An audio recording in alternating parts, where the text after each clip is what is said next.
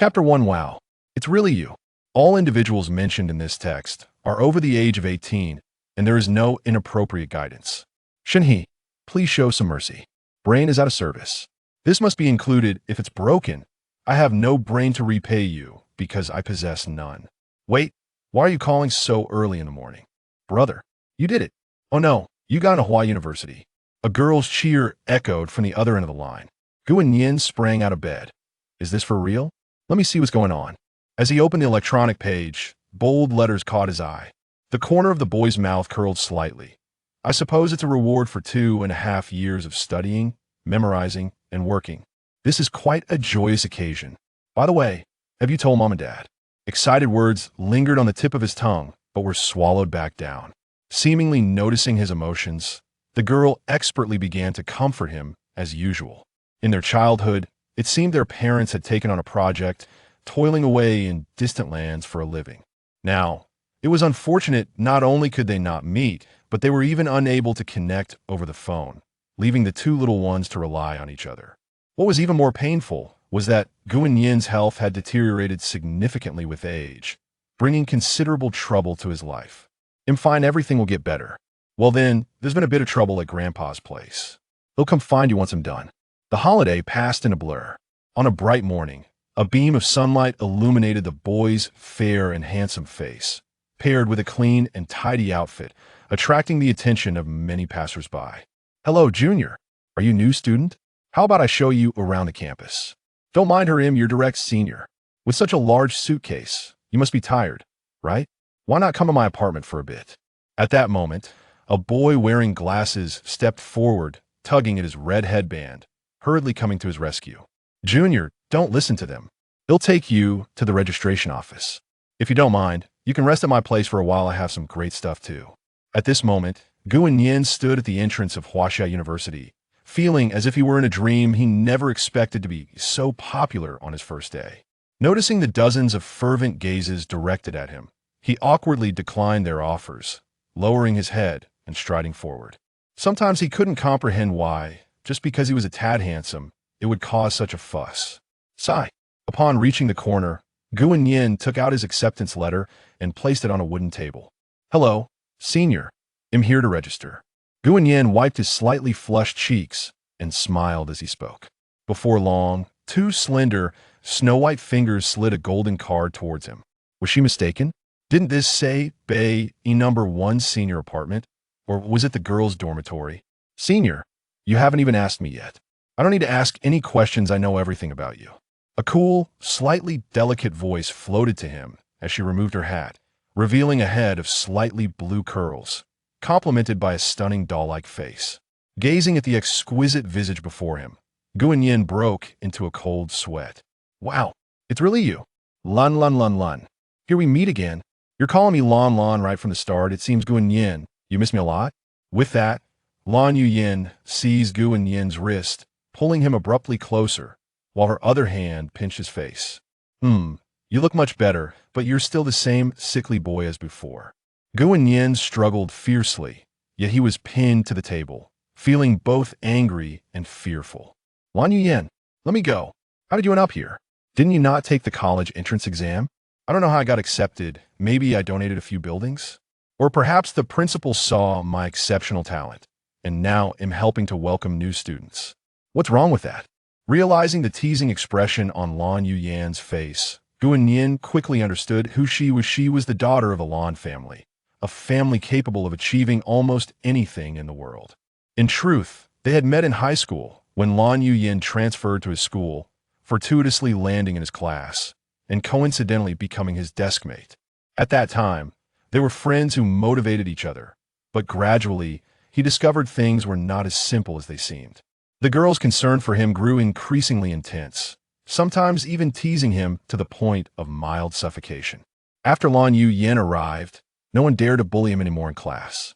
Gu Annian said nothing, including to his own sister, fearing it would implicate her, so he endured until high school graduation.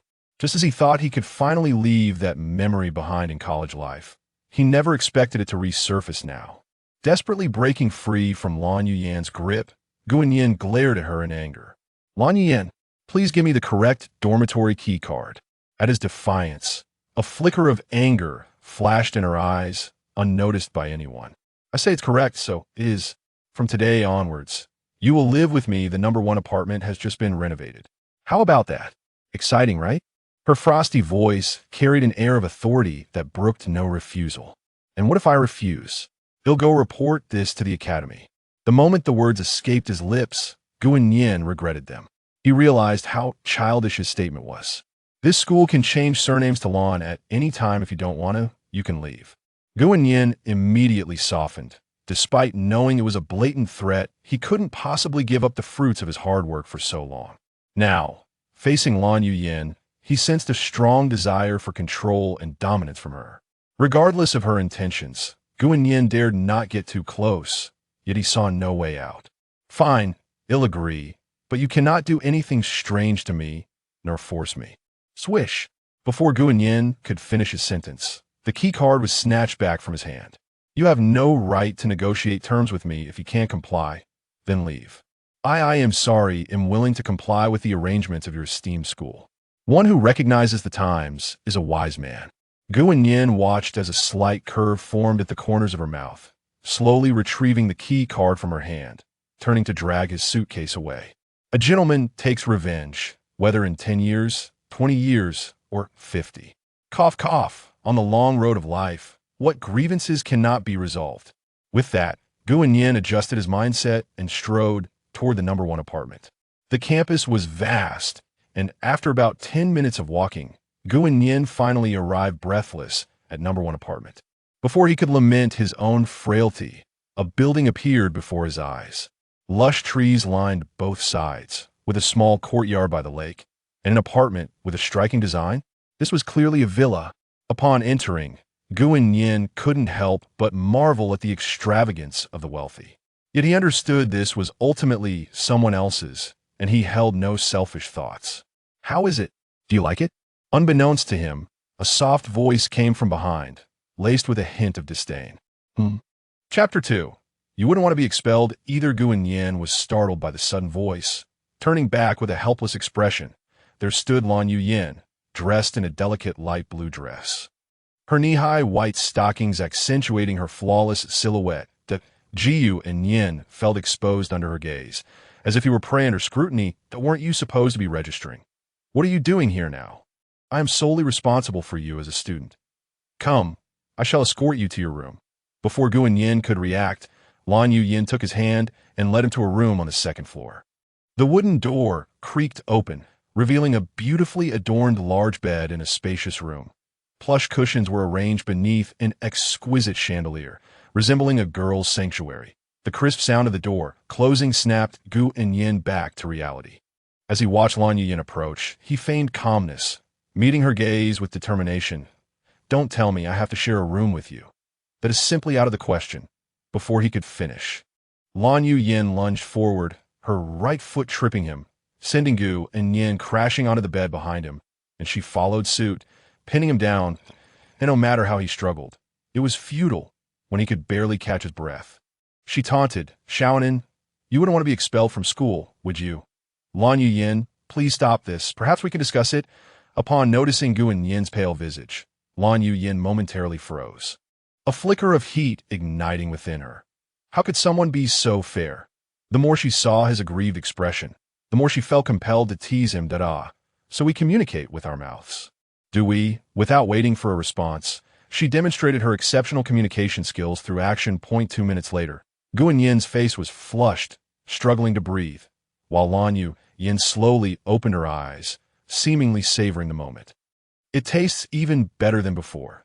Though such an encounter might be deemed an honor by others, Gu Annian despised this domineering sensation, but he fully understood that he and she belonged to different worlds and did not wish to be treated as a mere plaything.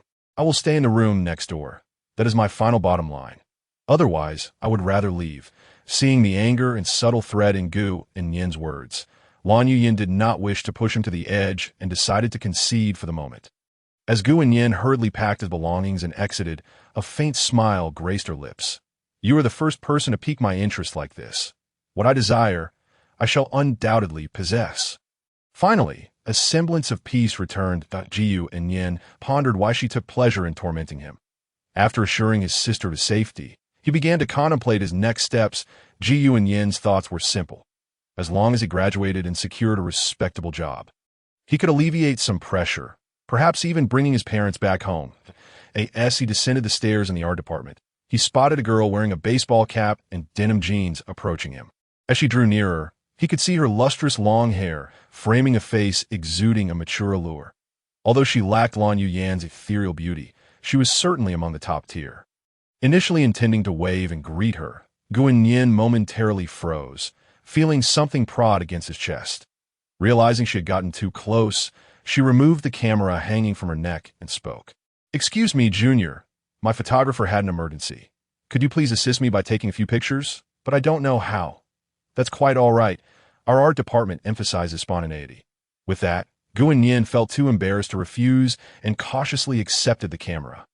As he watched the senior strike various graceful poses, beads of sweat began to form on his forehead, nerves overwhelming him. Just as he was about to press the shutter, he felt a sudden movement at his feet, tripping over something. Despite his efforts to maintain his balance, he lost his footing and fell to the ground. As he rose, his first concern was to check the camera clutched in his hands. Upon seeing the shards of glass scattered on the floor, his heart sank. The worst had indeed come to pass. The camera lens was shattered. Much like his heart, turning to look back, he found no one there.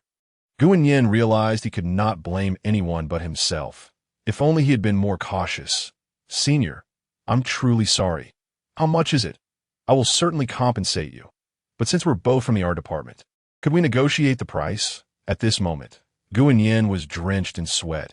Crouching like a frightened rabbit as he gathered the broken glass, a delicate hand grasped his. "Junior, this will only hurt your hands. Yours are so beautiful. I can't bear to see them bleed."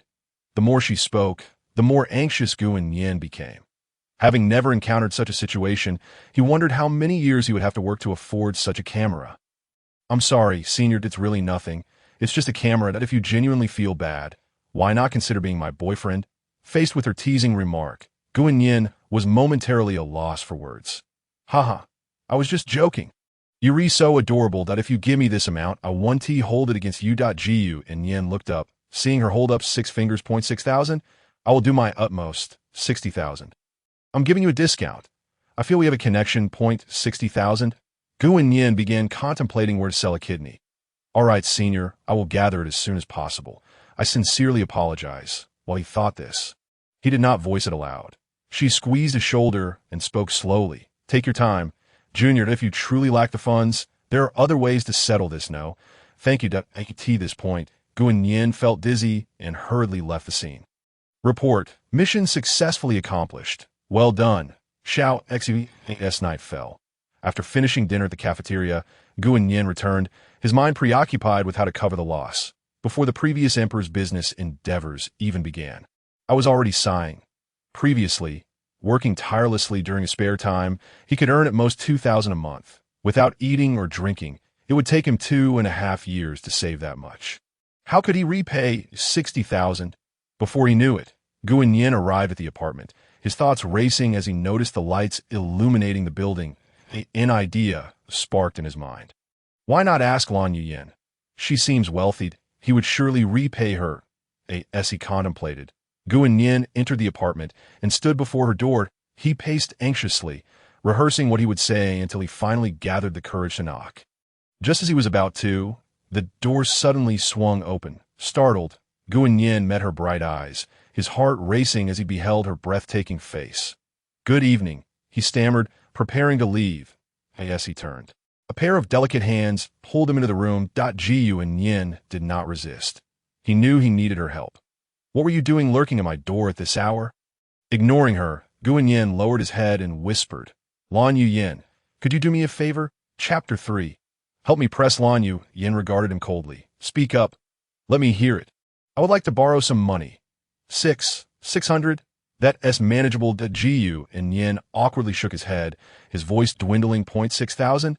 Gu Annian lowered his head, remaining silent, his expression growing increasingly anxious. Seeing him so submissive, Lan Yuyan maintained a stern facade, though inwardly she felt triumphant. Gu Annian, look at you now. I can't believe I hadn't thought of this sooner. Could it be 60,000? What do you need so much money for? She feigned difficulty, nearly suppressing her smirk. Gu Annian recounted the incident truthfully, promising to repay her as soon as possible. That I see. Helping you isn't out of the question, but I walked too much today. And my back is sore, that if someone could help me press it, that would be wonderful. The slight blush appeared on her cheeks as she made her request, her actions following suit. Gu Annian hastily pushed her away. Observing the smug expression on her face, his teeth clenched in frustration. How infuriating to be ambushed like this. I am both embarrassed and enraged, yet utterly powerless. After all, he had never encountered such situations before. However, he soon reconsidered. If merely pressing her back could settle his debt of 60,000, it would indeed be a wise trade. Let this be her peculiar whim, Gu Annian thought, gritting his teeth and extending his hands to comply. I must say, she truly is a lady of the Lan family. Her skin is exquisite. Seeing Gu Annian's reluctant expression, yet knowing he had to obey her, Lan Yuyan felt a great sense of satisfaction. One day, I shall make you obey my every command. After a considerable time, Lan Yuyan finally nodded in satisfaction. Once he left, Lan Yuyan narrowed her eyes, moistening her dry lips. Today, I won't let you slip away. Upon returning to his room, Gu Annian locked the door, ensuring all was quiet before exhaling a sigh of relief. I finally made it through. Gu Annian found himself utterly perplexed by her intentions. Confronted by such a wealthy young lady, he perpetually felt a sense of discomfort. Nevertheless, he firmly believed that a day would come when he would be able to free himself from her grasp. Setting these thoughts aside, Gu Annian proceeded to take a shower. After a long day, a hot bath offered him immense relaxation, and at times, he pondered how much better it would be if Lan Yuyan were a normal person. After changing into his pajamas, Gu Annian slipped beneath the covers that he stretched lazily, donned his headphones, selected a favorite song, and comfortably closed his eyes. Due to the exhausting day he had endured, he soon fell into a deep slumber. In that hazy state between sleep and wakefulness, he suddenly felt a chill, followed by an overwhelming pressure. Slowly opening his eyes, he found himself staring directly into Lan Yuyan's large, expressive eyes, which seemed to harbor something peculiar swirling within them. What the? Gu Annian gasped in shock, attempting to rise, only to be forcefully pushed back down by Lan Yuyan. What are you doing? Ouch! I feel completely numb. Given his frail health, the suddenness of her actions left him alarmed, prompting him to instinctively bite down. Taking advantage of her moment of pain, Gu Annian summoned all his strength to shove her aside. At that moment, he remained oblivious to the gravity of the situation. Lan Yuyan, don't think that just because you're the daughter of the Lan family, I would fear you, that if you push me too far, I will. At this point, Gu Annian was uncertain of what he might do. He was merely an ordinary person, devoid of any powerful background or influence, not even as strong as the average individual, often relying on his sister for care. He couldn't fathom how he could possibly confront her. And what will you do? Lan Yuyan suddenly rose and slapped him, catching him completely off guard. You really hit me. Gu Annian's initially furious gaze transformed into one of surprise, due to his fragile constitution. He had an aversion to pain and a lower tolerance than most. Before he could fully comprehend the situation, Lan Yuyan seized him, lifting him up, leaving red marks on his fair skin. Witnessing this, a mischievous thought crossed Lan Yuyan's mind, and she bit down on him. Regardless of his pleas, she persisted until a trickle of crimson appeared, at which point she released him, smacking her lips. Here you go. Do you like it? Ignoring her words, Gu Annian hastily grabbed a few napkins to cover himself, the searing pain rendering him speechless. As he noticed a few tears escaping his eyes, Lan Yuyan felt a twinge of sympathy and wiped them away, saying, Is this too much for you? How will you ever be my little dog in the future? After a brief pause, Gu Annian looked at the seemingly unhinged girl before him with a sense of grievance. How did you get in here? Do you always enjoy bullying others? Is it amusing to you? Yes, that is precisely the expression I want to see. Lan Yuyan had never found someone so amusing before, and a flicker of anger ignited within her. And no one has ever dared to refuse me, nor spoken to me in such a manner. Gu Annian, you are the first. I've already spoken to that senior about the camera issue. It is resolved. Hearing Lan Yuyan's icy words, Gu Annian was taken aback by the swiftness of her actions. Gritting his teeth, he murmured, "Thank you, but why do you treat me like this?" Lan Yuyin casually tossed her hair and replied with a hint of flippancy. "Gu Annian, I see that you truly understand nothing. I believe you were born to be my plaything. Consider an honor." "Absolutely not. The life Gu Annian longed for was one of family reunion and happiness, with the essential condition of being free. Without freedom, what meaning would life hold?" Observing Gu Annian's unwavering resolve, Lan Yuyin refrained from further pressuring him, aware that some things must be approached gradually. She was not a frivolous rich girl, and she understood this principle well. Not obedient, I have my ways. Lacking interest, Lan Yuyin allowed him to contemplate before leaving the room. Gu Annian sighed deeply. Anger would serve no purpose. He lay down slowly, contemplating how to deal with this madwoman, realizing that, given his circumstances, it was impossible to contend with her. If I can't confront her, I can at least avoid her.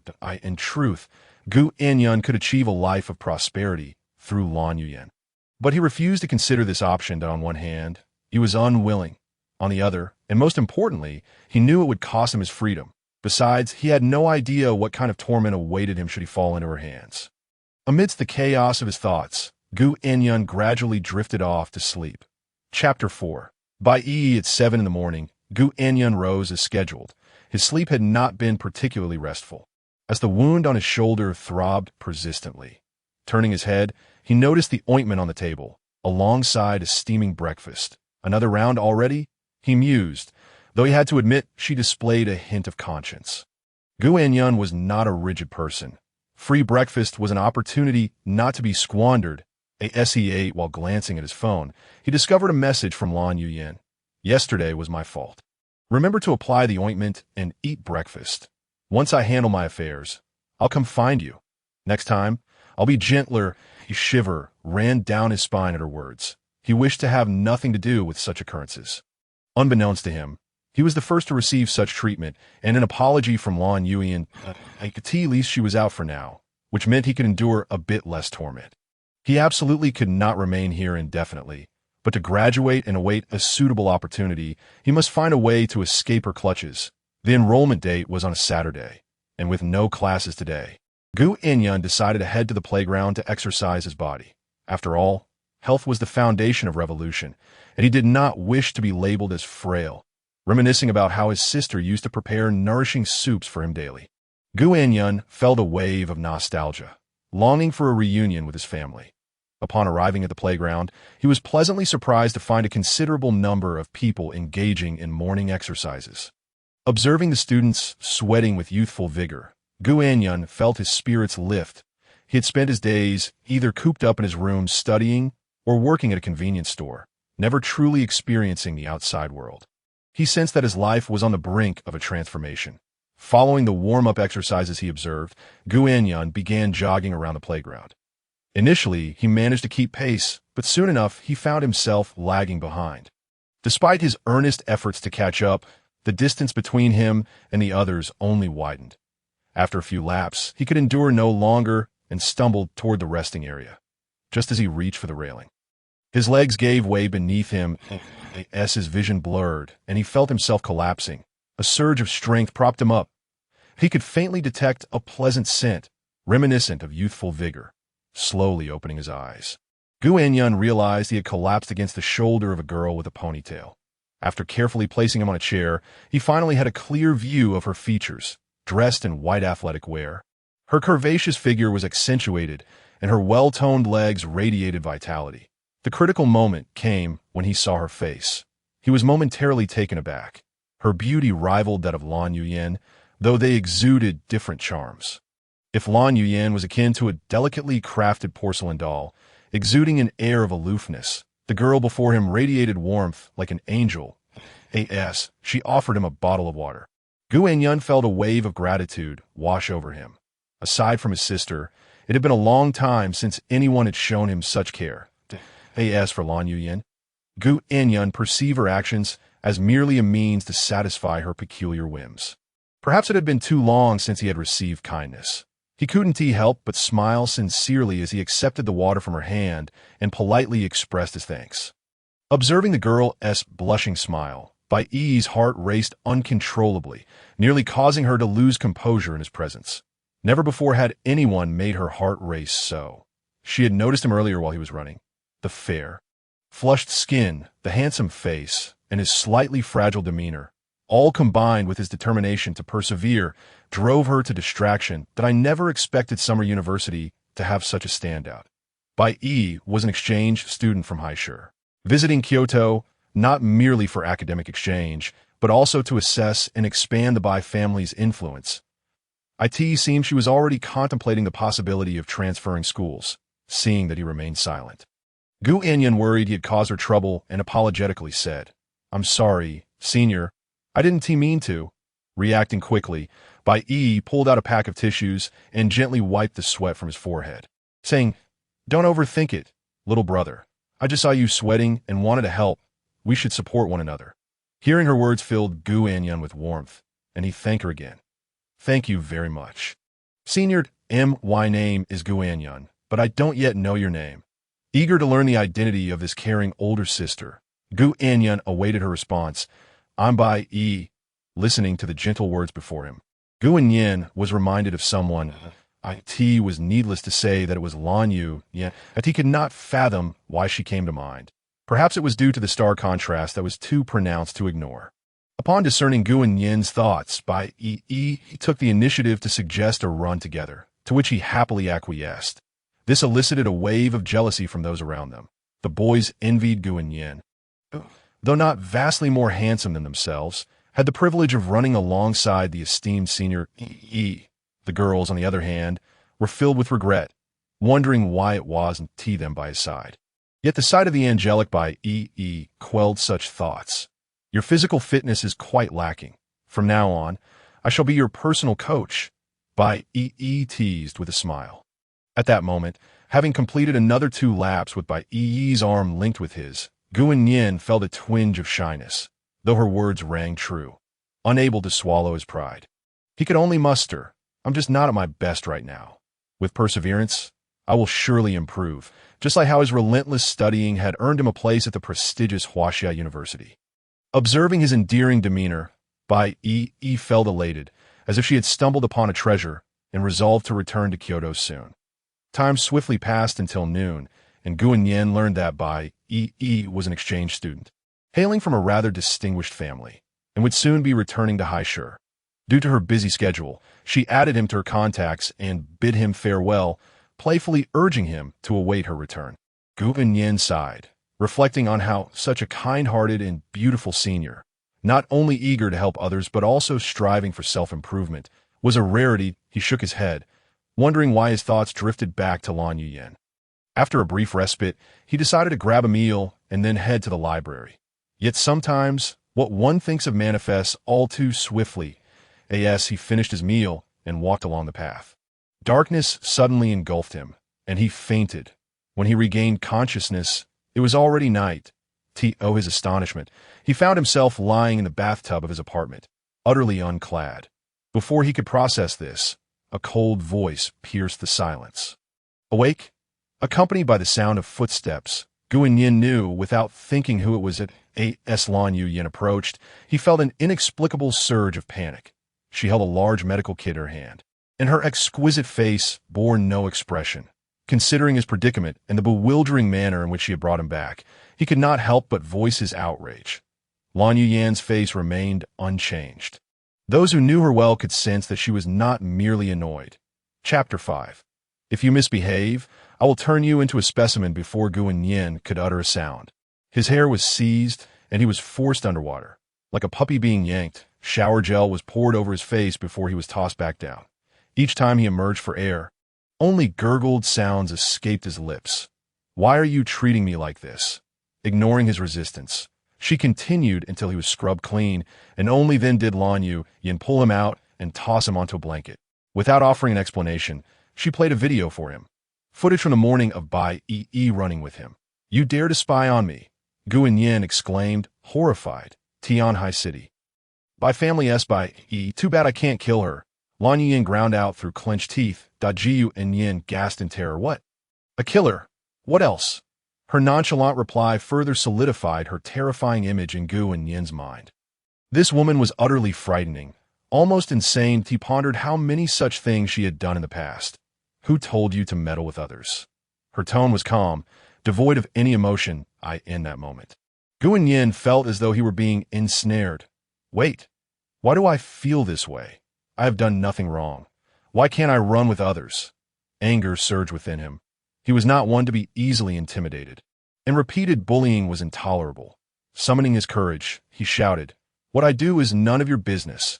No sooner had the words left his mouth than a sharp slap echoed in the air. Even with some forewarning, Gu Annian was caught off guard. Almost immediately, a high-heeled shoe pressed down, leaving a dark crimson mark. Ignoring the pain, he hastily rose, choosing to resist this time. Did I say something wrong? You're the real lunatic. By is 1,000 times better than you. Little did he know, this declaration only served to ignite Lan Yuyan's fury, striking a nerve deep within her. Her angelic visage twisted into something monstrous in Gu Annian's eyes as she seized his wrist, lifting him and slamming him to the ground. Gu Annian scrambled toward the door. But a searing pain shot through his back, nearly robbing him of consciousness. The girl delivered a merciless kick to his back. Please stop, he cried out in desperation, his wails piercing the air, prompting Lan Yuyan to halt her assault. She gazed at the boy, torn between tenderness and resentment. Slowly, she helped Gu Annian to his feet, gripping his chin with one hand, forcing him to meet her gaze. You dare. His eyes, once hollow, now focused, trembled as he stammered, I'm sorry. Why are you treating me this way? Slap. This time, Lan Yuyan struck with all her might. Point one last time. Do you dare? No more, he whispered. Remember this well. If you continue to misbehave, I will turn you into a specimen. The stark contrast of crimson against her fair skin made her appear almost otherworldly. At that moment, she seemed transformed, leaning in with a gentle demeanor. Be good, will you? Her voice, once icy, now dripped with sweetness, as if the tormentor from moments ago was an entirely different person.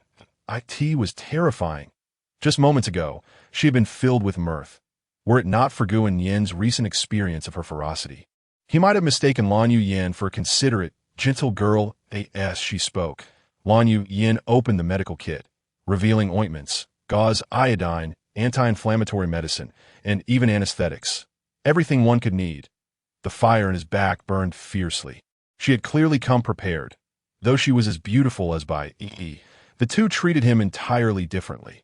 Remembering the care he had received earlier, Gu Annian felt tears welling in his eyes.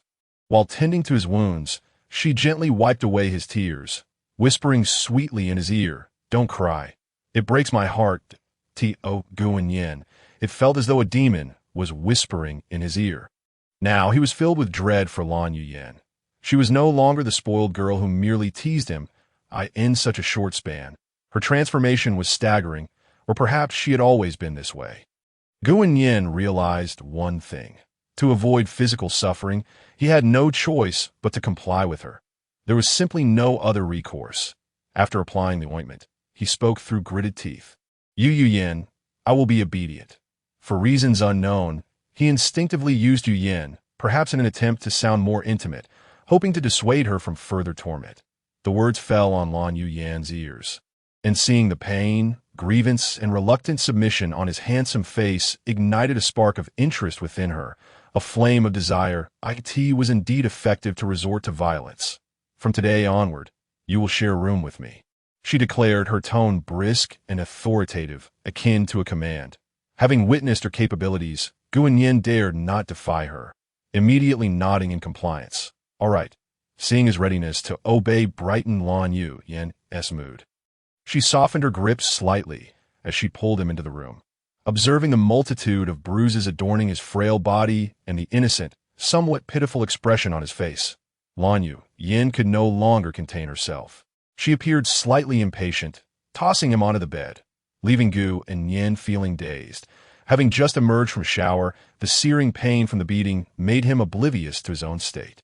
It finally dawned on him, and instinctively, he covered himself with the blanket, including his eyes. Peeking. He had been single for so long, and such a scene was unbearable, yet the blanket was easily yanked away. His hands forcibly pulled apart, What are you doing? Stop! Don't! Panic flooded his heart. His instincts screamed that he was in grave danger. This experience was torment for anyone. The combination of his aching wounds and the present situation left him on the brink of unconsciousness. Despite hearing his pleas, Lan Yuyan offered no response. Yet her relentless demeanor and the unwavering force behind her actions made her intentions clear. There was no turning back. Time seemed to stretch indefinitely until Gu Annian sensed the movement cease.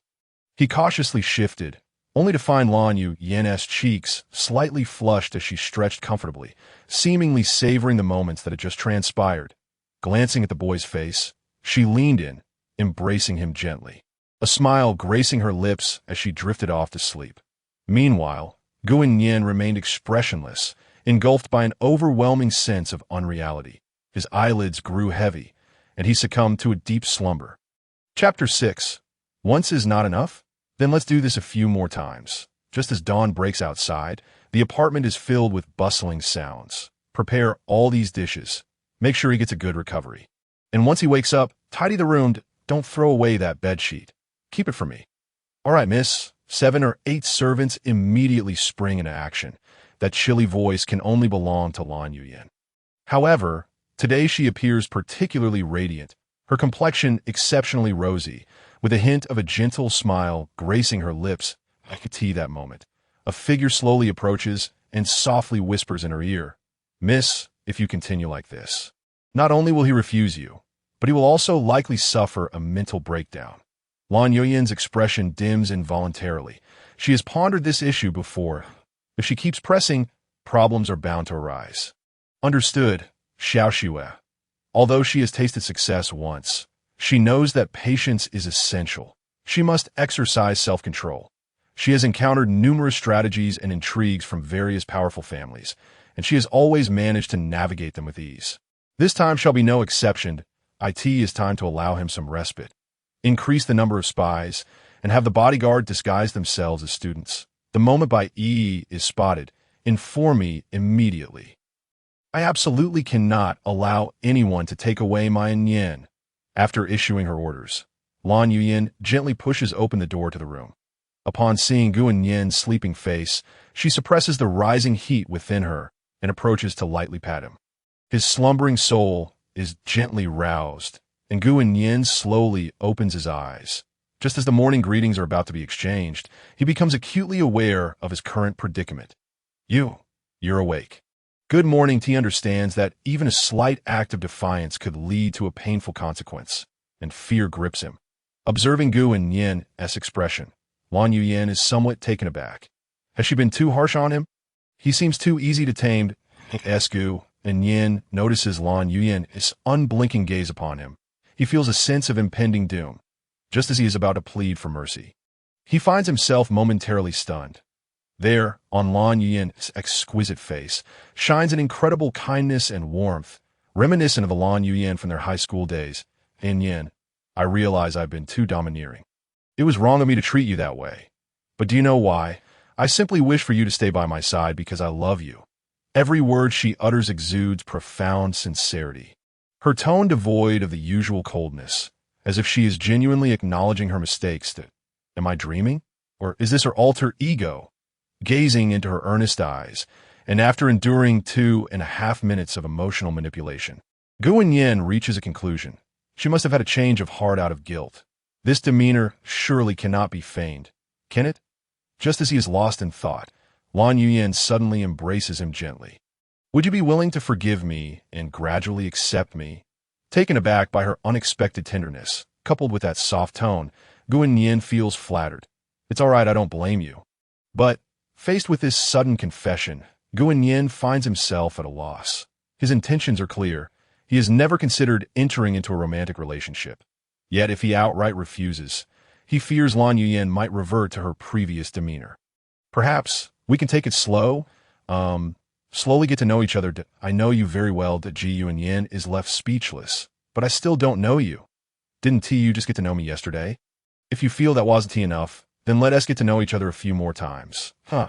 Seeing him in such a state, Lan Yuyan decides not to tease him further. She has achieved her goal. All right, I'll follow your lead and take it slow. although she remains uncertain of her true intentions for now. As long as she is not mistreating him, that will suffice. With her support, Gu Annian slowly rises, only to feel his body weak and unsteady. Sensing his discomfort, Lan Yuyan remarks, "Go wash up first, then come to the living room. I have prepared a meal for you." Yuri, quite the attentive one, personally preparing meals. Upon arriving in the living room, Gu Annian sees a group of people busy tidying up. They all appear to be associated with the young lady. Lan Yuyan is now beckoning him to sit down. As he approaches, he spots a familiar figure. "Hey, senior, what a surprise to see you here." Just as the words leave his mouth, he recalls that this is one of Lan Yuyan's friends. So it is quite normal for her to be here as a guest, to be honest. He feels a bit embarrassed, especially since he had broken her camera. Gu Annian smiles awkwardly. "I'm really sorry. I forgot you were a friend of Lan Yuyan's. I broke your camera last time, didn't I? Wait a minute. Why is she being so respectful towards Lan Yuyan? It's as if she is my friend, as well as my subordinate." I could see that moment. Lan Yuyan interjects with a smile that I can't believe it. With such a direct admission, Gu Annian would have to be a fool not to understand. He initially intended to question her, but upon seeing her sincere gaze and apologetic demeanor, he decides to let it go. After much commotion, he still hasn't had a proper meal. Gu Annian takes a seat. He is immediately taken aback by the array of dishes laid before him. The table is filled with oysters, sea cucumbers, beef tenderloin, eels, turtles, and a pot of stewed rectangular food. There isn't a single vegetable in sight. How am I supposed to eat this? Just then, Lan Yuyan leisurely retrieves a platter of green vegetables that have been obscured by the large pot. Cold mixed leeks, stir-fried leeks with clams, stir-fried leeks with eggs, stir-fried leeks with squid, and stir-fried leeks with leeks. Haha, how thoughtful. I just woke up and feel a bit parched. I do like something to drink. Here you go. This is specially brewed for you. Lan Yuyan hands him a large cup filled to the brim with goji berries. With just a few drops of water added, I really can't take this anymore. Do you think I'm a 3-year-old? Why are you giving me this? Don't think I don't know what you're up to. At this moment, Gu Annian begins to voice his complaints. Expecting Lan Yuyan to react angrily to his surprise, she adopts a look of grievance, as if tears are about to spill. That I prepared all this with your health in mind. If you want to eat it, that's fine, but why are you blaming me? Suddenly, Gu Annian finds himself unable to endure this. He simply cannot stand seeing a girl cry. Moreover, it seems he's wronged her, so he immediately softens. Yes, although I'm indeed not unwell. These were prepared with good intentions. It was wrong of me to refuse and blame her. I truly am. I will eat. I'll eat everything. That wasn't my intention. Watching Gu Annian devour the food, Lan Yuyan finally breaks into a smile. After finishing the meal with his head bowed, he lets out a contented burp, utterly stuffed.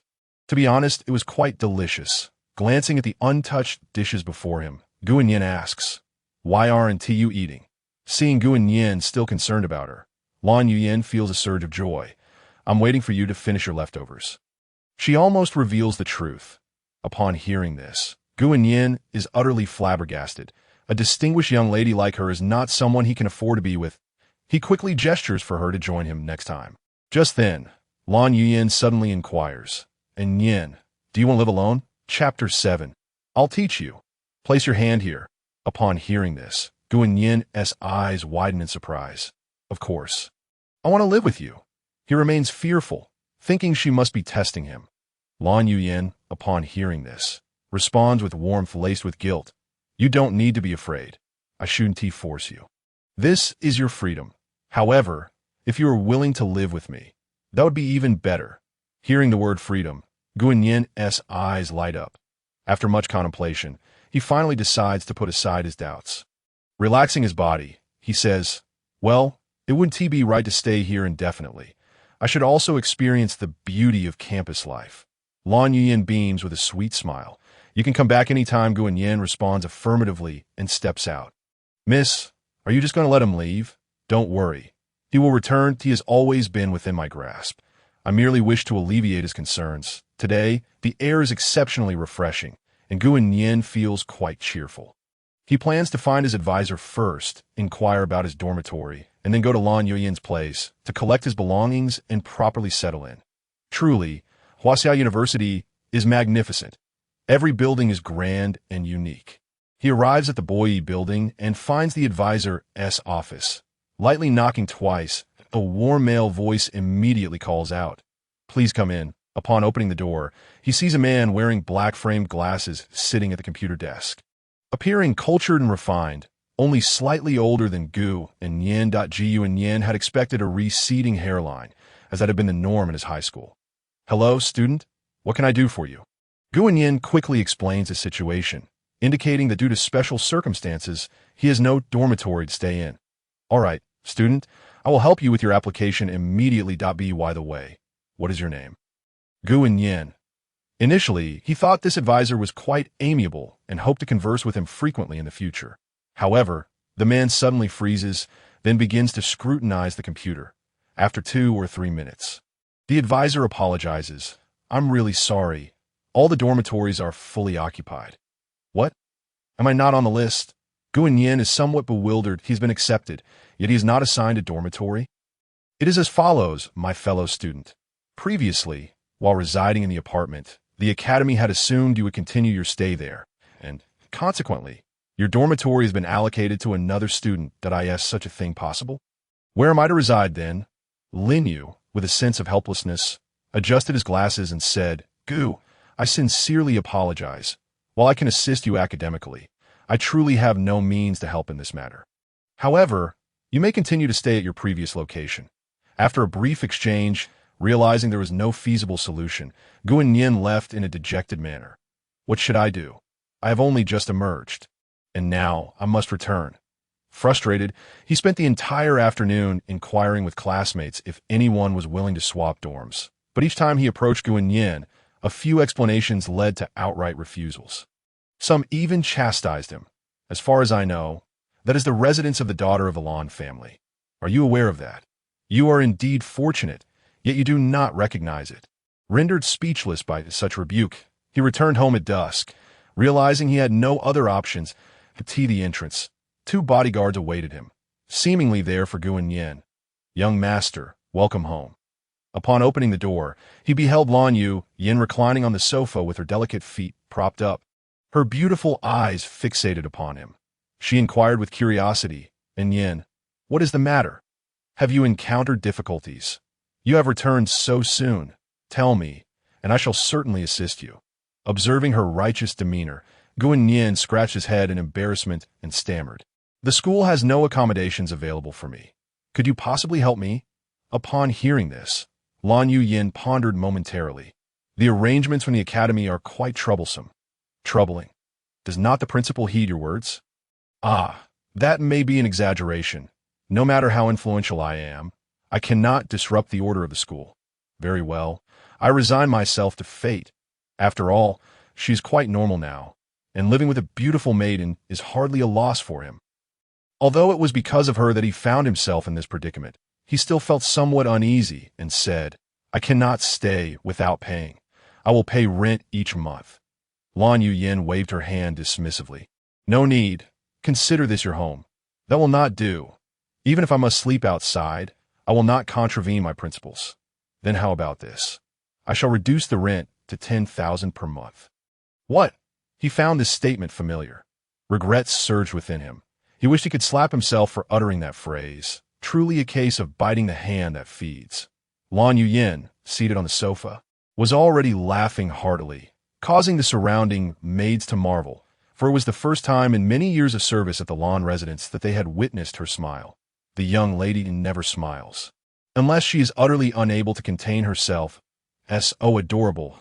I find myself increasingly eager to possess all of you. She intended to slowly make him unable to part from her, suppressing her mirth. Lan Yin declared, "How about this? Let us change the approach to, I have been practicing yoga recently. You shall be my partner, and I shall waive your payment." Gu Annian, feeling a tad embarrassed, agreed and promised to practice diligently with her. After all, he viewed it merely as a recreational activity that could also provide relaxation. What could be amiss? The two engaged in light conversation before heading to dinner.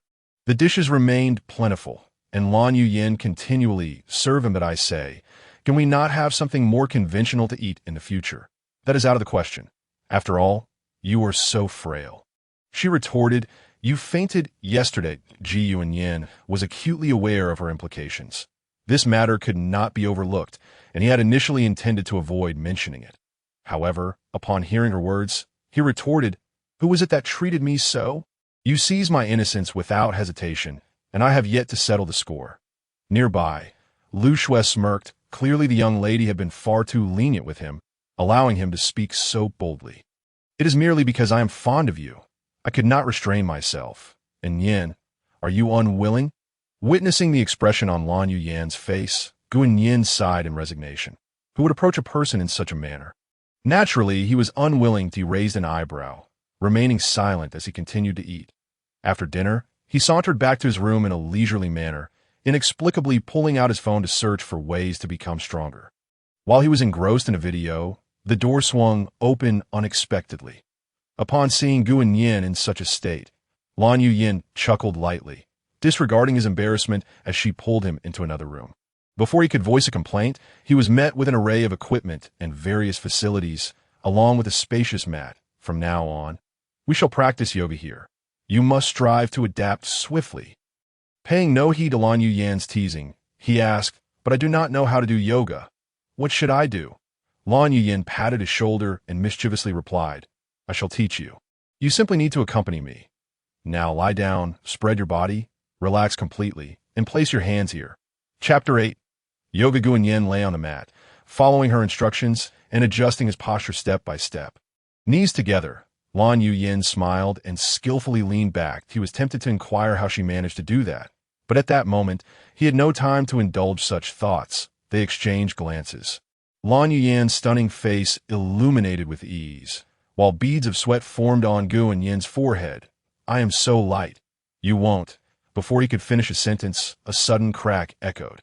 And without support, Lan Yuyan fell directly onto him. "Ah!" Hearing her scream, Lan Yuyan quickly sprang up to check on him. "Help me see if anything is broken. I feel numb and devoid of sensation." Lan Yuyan retorted, "How could you be numb again? Never mind. Come here. Let me take a look." After conducting a thorough examination, fortunately, no issues were detected. It was merely a strain. Lan Yuyan seized the opportunity to tease. "See, I told you that you couldn't handle it. Do not overexert yourself next time." Upon hearing this, Gu Annian gritted his teeth, yearning to retort, but finding himself at a loss for words. "How infuriating! Once again, I have been belittled." Lan Yuyan noticed his expression and felt increasingly triumphant. "Your pride is quite resilient, but I shall ensure it shatters piece by piece." "All right then, let us proceed with something simpler. I shall help you stretch your shoulders." Gu Annian was positioned like a doll, arranged into a wide stance. Subsequently, Lan Yuyan gently grasped his arms, feeling the warmth and sensation emanating from behind. Gu Annian began to feel anxious. What is she about to do? Is this even a feasible posture? In the midst of his contemplation, he felt a sudden yank at his wrist, causing his entire body to arch backward. "Is this stretching? You intend to break me." Intense pain surged through him, causing his body to involuntarily tremble that he longed to scream, but the thought of Lan Yuyan's mocking face compelled him to grit his teeth and endure. "Oh, your flexibility is quite impressive." Lan Yuyan wore a slight smirk as she gradually exerted more force. Sensing the boy's tightly clenched jaw, such endurance, still as stubborn as ever. However, this adds to the challenge. As she thought of this, a faint blush crept onto her cheeks. "All right, let go of me." Yet Lan Yuyan did not relent, instead saying, "What? Are you unable to endure?" "Unless you plead with me." Gu Annian struggled desperately. But he had not anticipated that a seemingly fragile girl would possess such strength. Any resistance only prompted her to apply more force. Feeling as though his waist might snap, he gasped, "Lan Yuyan, I beg you, release me." After a moment, she responded, "Are you speaking to me? I was lost in thought earlier and did not hear you. What did you say? Do you truly think of me as a pushover?" Gu Annian was nearly seething with rage, his face flushed, gritting his teeth as he implored, "I beg you, please let me go." At last, Lan Yuyan released him, and Gu Annian collapsed onto the floor. Taking a long time to recuperate before rising in indignation, his melancholic gaze fixed firmly on her. "Are you deliberately seeking trouble? One day, I shall make you feel."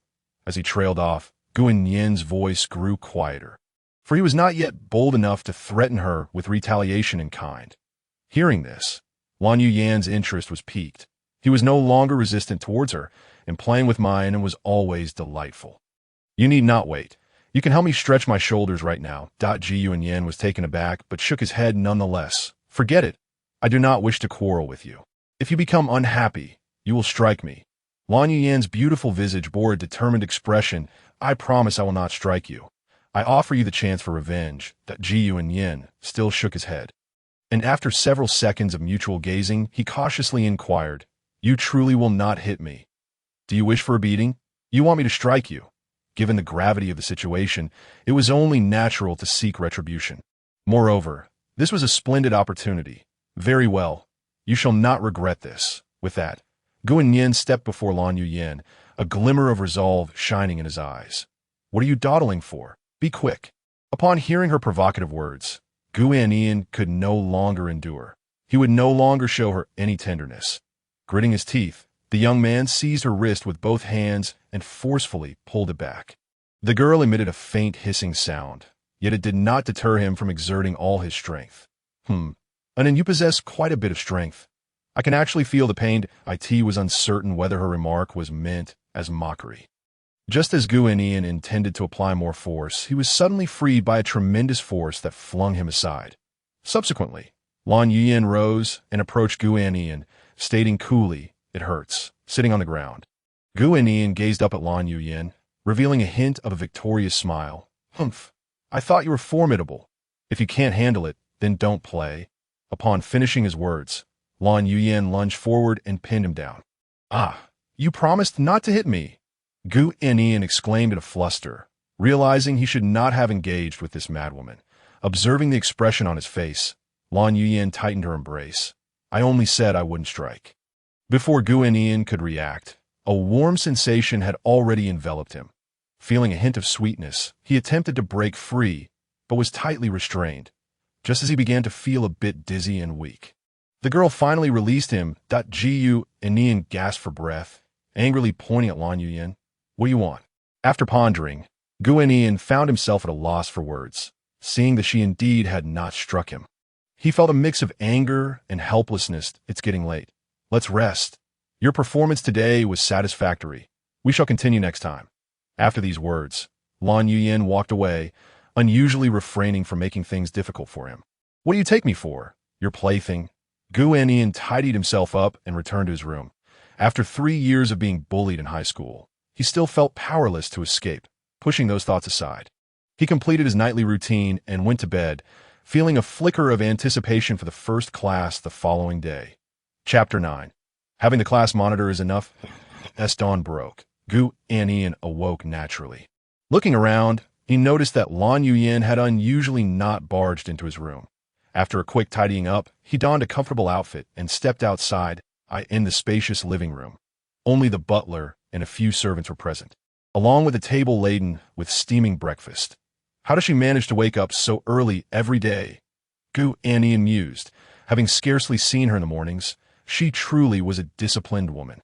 However, it was a blessing, as it allowed him a moment of tranquility, as if sensing his thoughts. The butler remarked, Sir, my young lady is attending to the daily affairs of the company. This breakfast has been prepared for you. Moreover, she hopes you can study and live here in peace. Gazing at the middle-aged butler, who smiled with narrowed eyes, Gu Annian felt somewhat inscrutable about him, but returned the smile nonetheless. After finishing breakfast, Gu Annian grabbed a canvas bag and made his way to the classroom at 8 that moment. A door within the apartment swung open, and a graceful figure emerged. It was Lu Shui. Uncle Lu, what do you think? She inquired softly as she approached. This child has a calm disposition, is uncompetitive, and is not swayed by personal gain that I cannot discern any particular feelings he harbors for the young lady. If he maintains this demeanor, the outcome may be... The butler sighed helplessly. I understand. Since being gentle isn't effective, we shall resort to iron will. They both understood that their mistress had never been so infatuated with anyone, especially a man.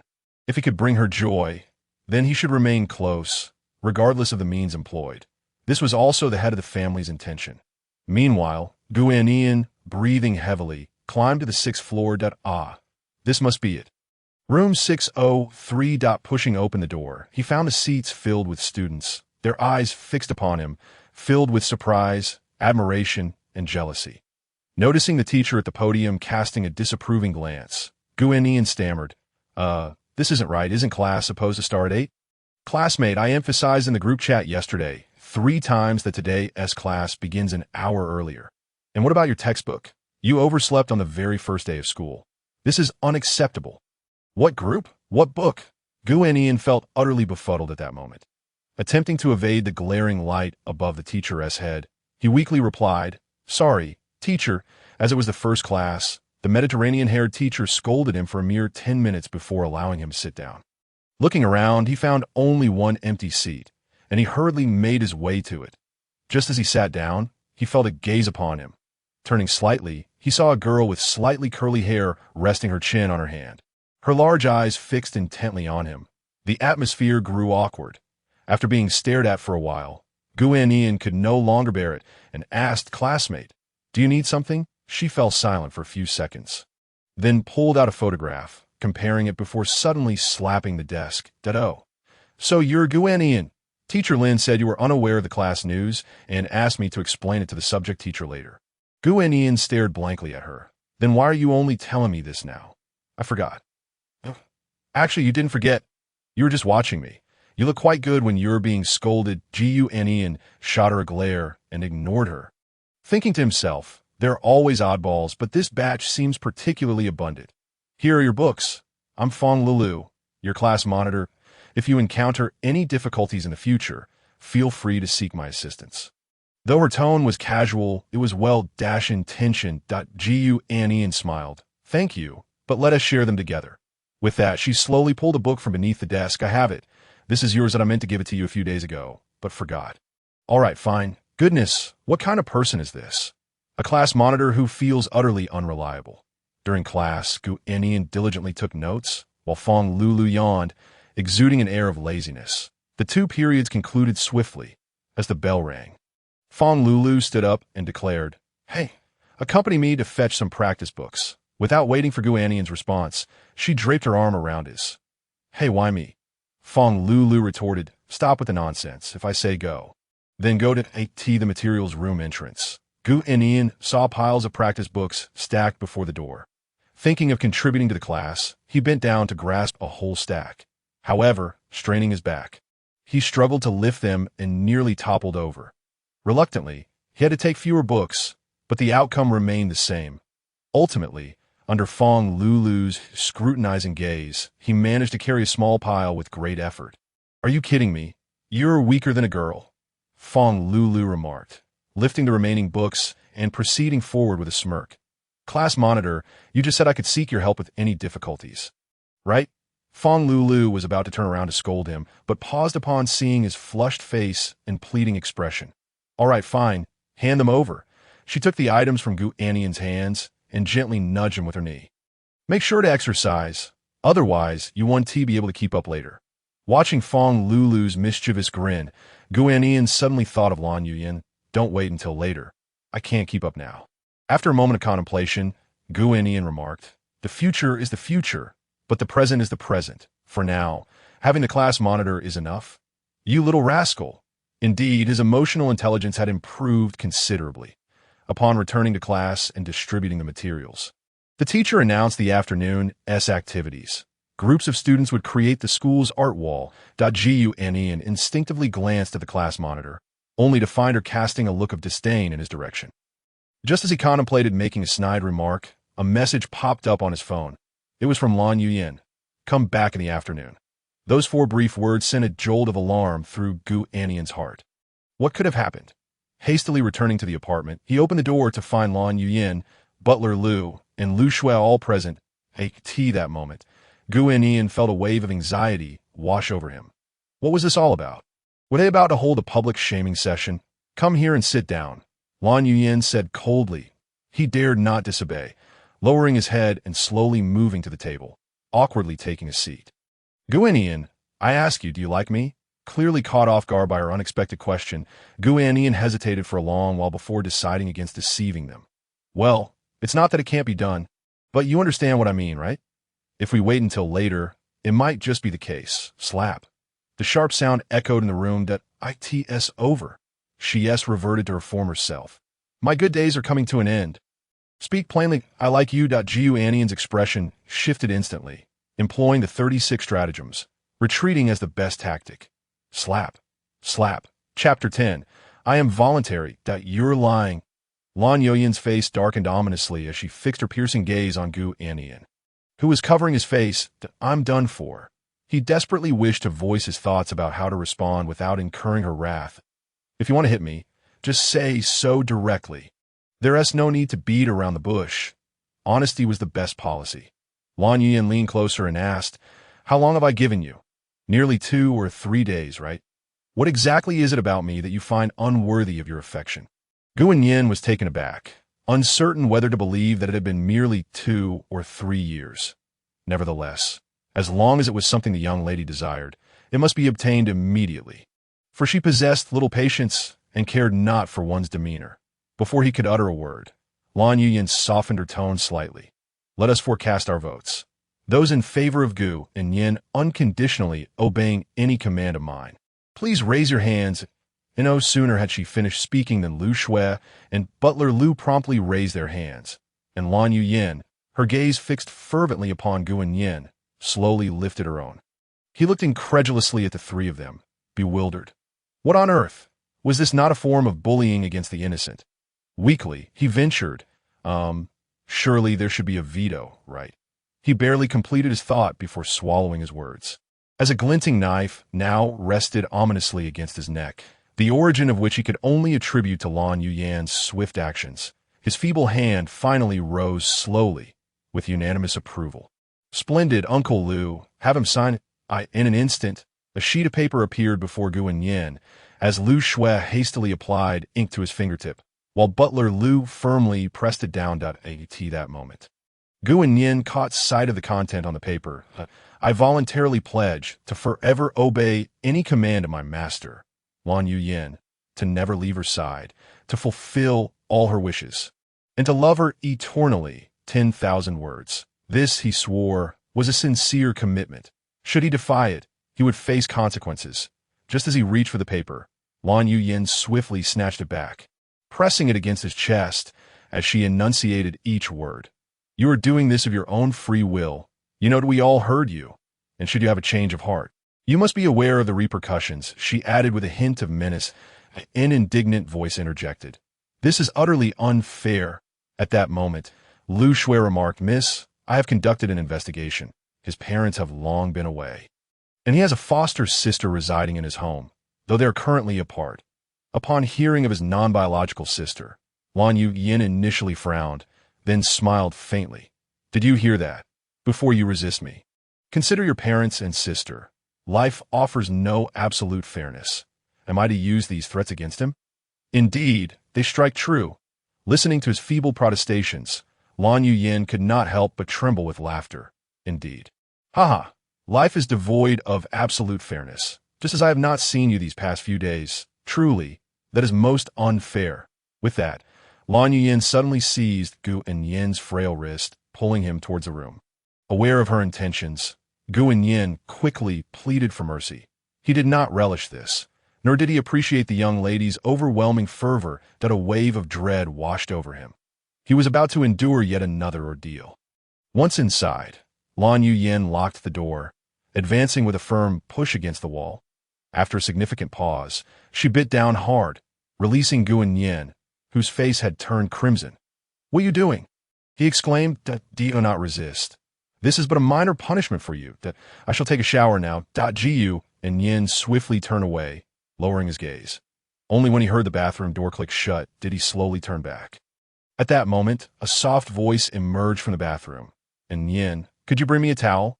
After much hesitation, Gu Annian retrieved a pink towel, gently prying open a crack in the door to pass it through. Thank you. As he prepared to turn away, his wrist was suddenly seized, and he was yanked inside. The bathroom floor was slick and wet. Coupled with the force, Gu Annian lost his balance and fell forward. Yet it did not hurt. I didn't mean to. Before he could finish, he caught a glimpse of the fervor blazing in the young lady's eyes. He truly had little clothing left. Gu Annian felt a mix of embarrassment and anger. Yet even exerting all his strength, he could not muster an ounce of resistance. Pain, shame, and suffocation enveloped him entirely. There was no escape, with a tinge of resentment intertwined with a desire for retaliation. Gu Annian glared back at her point 2 hours later. Gu Annian emerged. Supported by someone, he collapsed onto the bed, feeling somewhat drained. Lan Yu wore a smile, her exquisite features radiating satisfaction. This has truly caught me off guard. I never anticipated you had such a side, but I absolutely adore it. Observing her still fervent gaze, Gu Annian feebly raised a hand. Could I have a few days to rest? I beg you. Lan Yu, having tasted the sweetness of this power, would not let him off so easily, perfectly embodying the notion of the more, the better.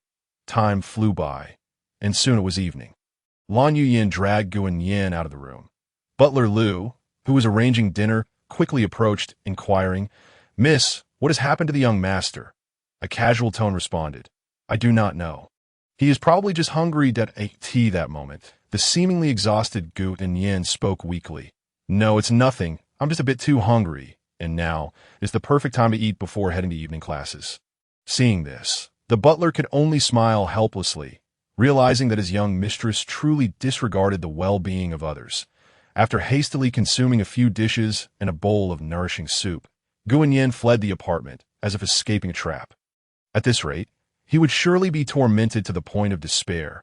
Any act of defiance would only lead to further suffering. He had to escape. Utilizing the immense power held by Lan Yu, he hoped to locate his parents. Thus, even if threatened, he could feign compliance and gradually lead his family to safety. He understood that imploring Lan Yu to find his family would be futile. She would inevitably delay any action, and even if they were found, he would remain under her control, with no leverage to negotiate. In any case, he ought to be able to see his parents soon. Gu Annian mused to himself, convinced of his own brilliance, that a wise man does not suffer losses at present. For now, he would bide his time, then slowly devise an escape. As for attending school, Lan Yu would undoubtedly prevent him from graduating smoothly. Moreover, his schooling was merely a means to alleviate his parents' burdens and reunite the family. Lost in thought, he arrived at the foot of the teaching building. Alas, he would need to ascend 6 flights of stairs once more. Chapter 11. The plan to escape. Upon reaching the 3rd floor, the bell for evening study rang out. Gasping for breath, Gu Annian arrived at the classroom door just as Fong Lu finished calling the names of the last student and returned to her seat. With one half of his face flushed, he took his seat and addressed her. "Class monitor, were you just taking attendance?" Fong Lu inadvertently revealed the list in her hand, where a large cross marked Gu Annian's name. A glance at this moment revealed him to be the only tardy student in the entire class. After vigorous exertion and witnessing this scene, Gu Annian's face turned a deeper shade of red. Just as he was about to argue, he heard Fong Lu's voice. The boy's blush surpasses all the sweet words of the world. "I accept your confession. Class monitor, I was merely 150 seconds late. Considering I helped you carry books, might I?" But at first glance, he appeared pale and unsteady. "What were you in such a hurry for this afternoon?" Noting her evasive and indifferent demeanor, Gu Annian felt a surge of irritation. "I just want to exercise. Could you not mark me?" Although he planned to leave school, he still needed to lay low and avoid drawing attention from both the school and Lan Yu. Teacher Lin was likely compromised, and his tardiness would certainly garner scrutiny. Escaping would become increasingly difficult. What kind of exercise? Gu Annian remained silent, instead fixating on the attendance list in Fong Lu's grasp. Reaching out to snatch it, just as his fingertips were a mere 25 millimeters away from the list, Fong Lu raised her left hand, preventing him from succeeding, while her right hand retrieved her already prepared phone. Instead of feeling the coarse texture of paper, he heard a click, snap, snap. With the sound of the camera shutter, Gu Annian quickly withdrew his hand, apologizing profusely. Fong Lu spun her phone, capturing a complete image of Gu Annian in a moment of panic. His handsome yet flustered face now appearing somewhat comical. Rather than anger, amusement danced in Fong Lu's eyes as she quipped, "Gu, you wouldn't want that photo to circulate, would you? If the school finds out." Or even your friend with the surname Lan. What kind of punishment do you think you would face? With her curly hair cascading over her beautiful face, Fong Lulu's large, captivating eyes remained fixed upon him. To Gu Annian, she seemed unpredictable, operating outside the realm of logic. If she were to descend into madness, he would surely be doomed. If Lan Yuyan learned of this, would his life be in jeopardy? Even if he survived, he would face severe repercussions. Wait, Lan Yuyan? Ahem, class monitor. While you may not care for my well-being, you ought to consider your own. Knowing Miss Lan, you should realize that if this photo leaks, you too shall bear the consequences. I am merely looking out for your safety. He exaggerated his tone, desperately searching her eyes for any sign of alarm. Yet, Fong Lulu maintained her nonchalant demeanor, seemingly unperturbed. You may fear her, but I do not. This photo shall remain for my enjoyment. With a casual flick, she tossed the list onto the floor to Gu Annian hurriedly picked it up, altering the cross to a check mark. That was merely a backup. I assure you, I've already submitted it, and you're not marked. Upon hearing those words, Gu Annian felt a peculiar fondness for this individual, only to soon experience a sensation akin to being toyed with. As for her claim of not fearing Lan Yuyan, he found it utterly implausible. What could possibly be more terrifying than the madcap beauty of the Lan family? Oh, by the way, I would advise you to steer clear of Lan Yuyan. She is not someone you can afford to handle. It would truly sadden me to see such an amusing person meet a tragic end. Fong Lulu's tone took on an uncommon seriousness. Steer clear? I wish I could, but could you perhaps provide me that opportunity? I genuinely appreciate your good intentions. The evening's self-study session soon passed, and once the teacher concluded the necessary announcements, class was dismissed. Gu Annian felt a tumult of emotions within, as he truly did not wish to return to that moment. Fong Lulu extended a hand from behind, resting it on Gu Annian's shoulder. Come on, classmate Gu. Would you like me to escort you back to apartment 1? The unexpected gesture startled him, and he replied with utmost seriousness, Don't joke around. You may not fear her, but I certainly do. Huh, just a jest, she said, turning to walk towards the school gate alone. Gu Annian refrained from inquiring further. He simply lacked the mood for it. Just then, an elderly gentleman in a suit approached with a smile. It was Butler Liu. Ah, it seems Lan Yuyan is growing impatient, he mused. Tonight is destined to be a rather disquieting evening. Noticing the troubled expression on Gu Annian's face, Butler Liu kindly inquired, Is there something troubling you? Son-in-law, you seem quite pensive. Gu Annian forced a smile that was more grotesque than tears. It's nothing. Uncle Lude, let's hurry back. We wouldn't want your young lady Lan to be kept waiting. Though he spoke with an air of formality. The lady of the house was not home today, as she was preoccupied with matters at the company. The words slipped from him in a burst of excitement. The news came as such a delightful surprise that he struggled to conceal his inner joy, adopting a facade of despondency. But do not fret too much, for the young lady mentioned she would return promptly once her tasks are complete. This revelation struck him like a bolt from the blue, and he exclaimed in shock, desperately masking his sorrow. That moment, the butler glanced at his phone and, with a regretful expression, said, I apologize, son-in-law. The young lady just messaged to say she may be delayed by 2 days. Leaving you with false hope. Oh no. I'm truly devastated, he lamented. You must ensure she returns as soon as possible. By the way, has she encountered some difficulty? In all of Kyoto, who could possibly trouble the capable and influential young lady of the Lan family? It was rumored to involve the Bai family in a struggle over corporate interests. How unfortunate. I hope your esteemed company reaches its pinnacle soon. You are very considerate, son-in-law. Just remain at home, for the young lady would not want any incidents to arise. As he spoke, Butler Liu's eyes narrowed slightly, and his aged yet firm hand gently patted Gu Annian's shoulder. Feeling the weight of that pressure, Gu Annian broke into a cold sweat. Of course, once Lan returns, I shall spend quality time with her, Gu Annian replied awkwardly, uttering insincere words behind a false mask. Before long, they returned to the apartment. Free from the torment of Lan Yuyan, Gu Annian finally experienced what true freedom felt like. At that moment, he lay on his bed, devising plans on how to escape. Such rare opportunities were few. Should he miss this chance, he would not know when it might come again. He busily scrolled through his phone. Selecting suitable rental properties with the funds provided by Lan Yuyan. Are you sure about this? I have 2 apartments in the city. Why would you choose this remote area? Gu Annian texted back. I have grown accustomed to the city's clamor, and now I long for solitude. Very well, I shall await your news. Night deepened. A modest scheme brewed in the shadows. Chapter 12. Ominous signs after confirming the housing options. It was already deep into the night. After careful reflection, Gu Annian selected an exceedingly secluded location, one that would not be found for weeks. Given Lan Yuyan's temperament, she would undoubtedly resort to threatening him with her family. But this was precisely the outcome he desired. Tomorrow, the young lady should also be absent, so he would seize that moment. Suddenly, a phone call broke the silence, and upon glancing at the caller ID, Gu Annian felt a rush of panic. The caller was none other than the one he frequently thought of, Lan Yuyan, as fate would have it. Just as he was plotting his escape, she called. Gu Annian feigned calmness, pressing the answer button with trembling fingers. To his surprise, instead of the cold tone he anticipated, he was met with a hint of apology. Annian, I can't return for the next few days. Once I resolve the troubles here, I will come back and make it up to you. Even through the phone, Gu Annian could envision her mischievous smile. He yearned to say, if it's too much trouble, let us not force it. It'd be best if you didn't return. Yet, out of fear, he replied, it's fine. Lan, you carry on. I will obediently wait for your return.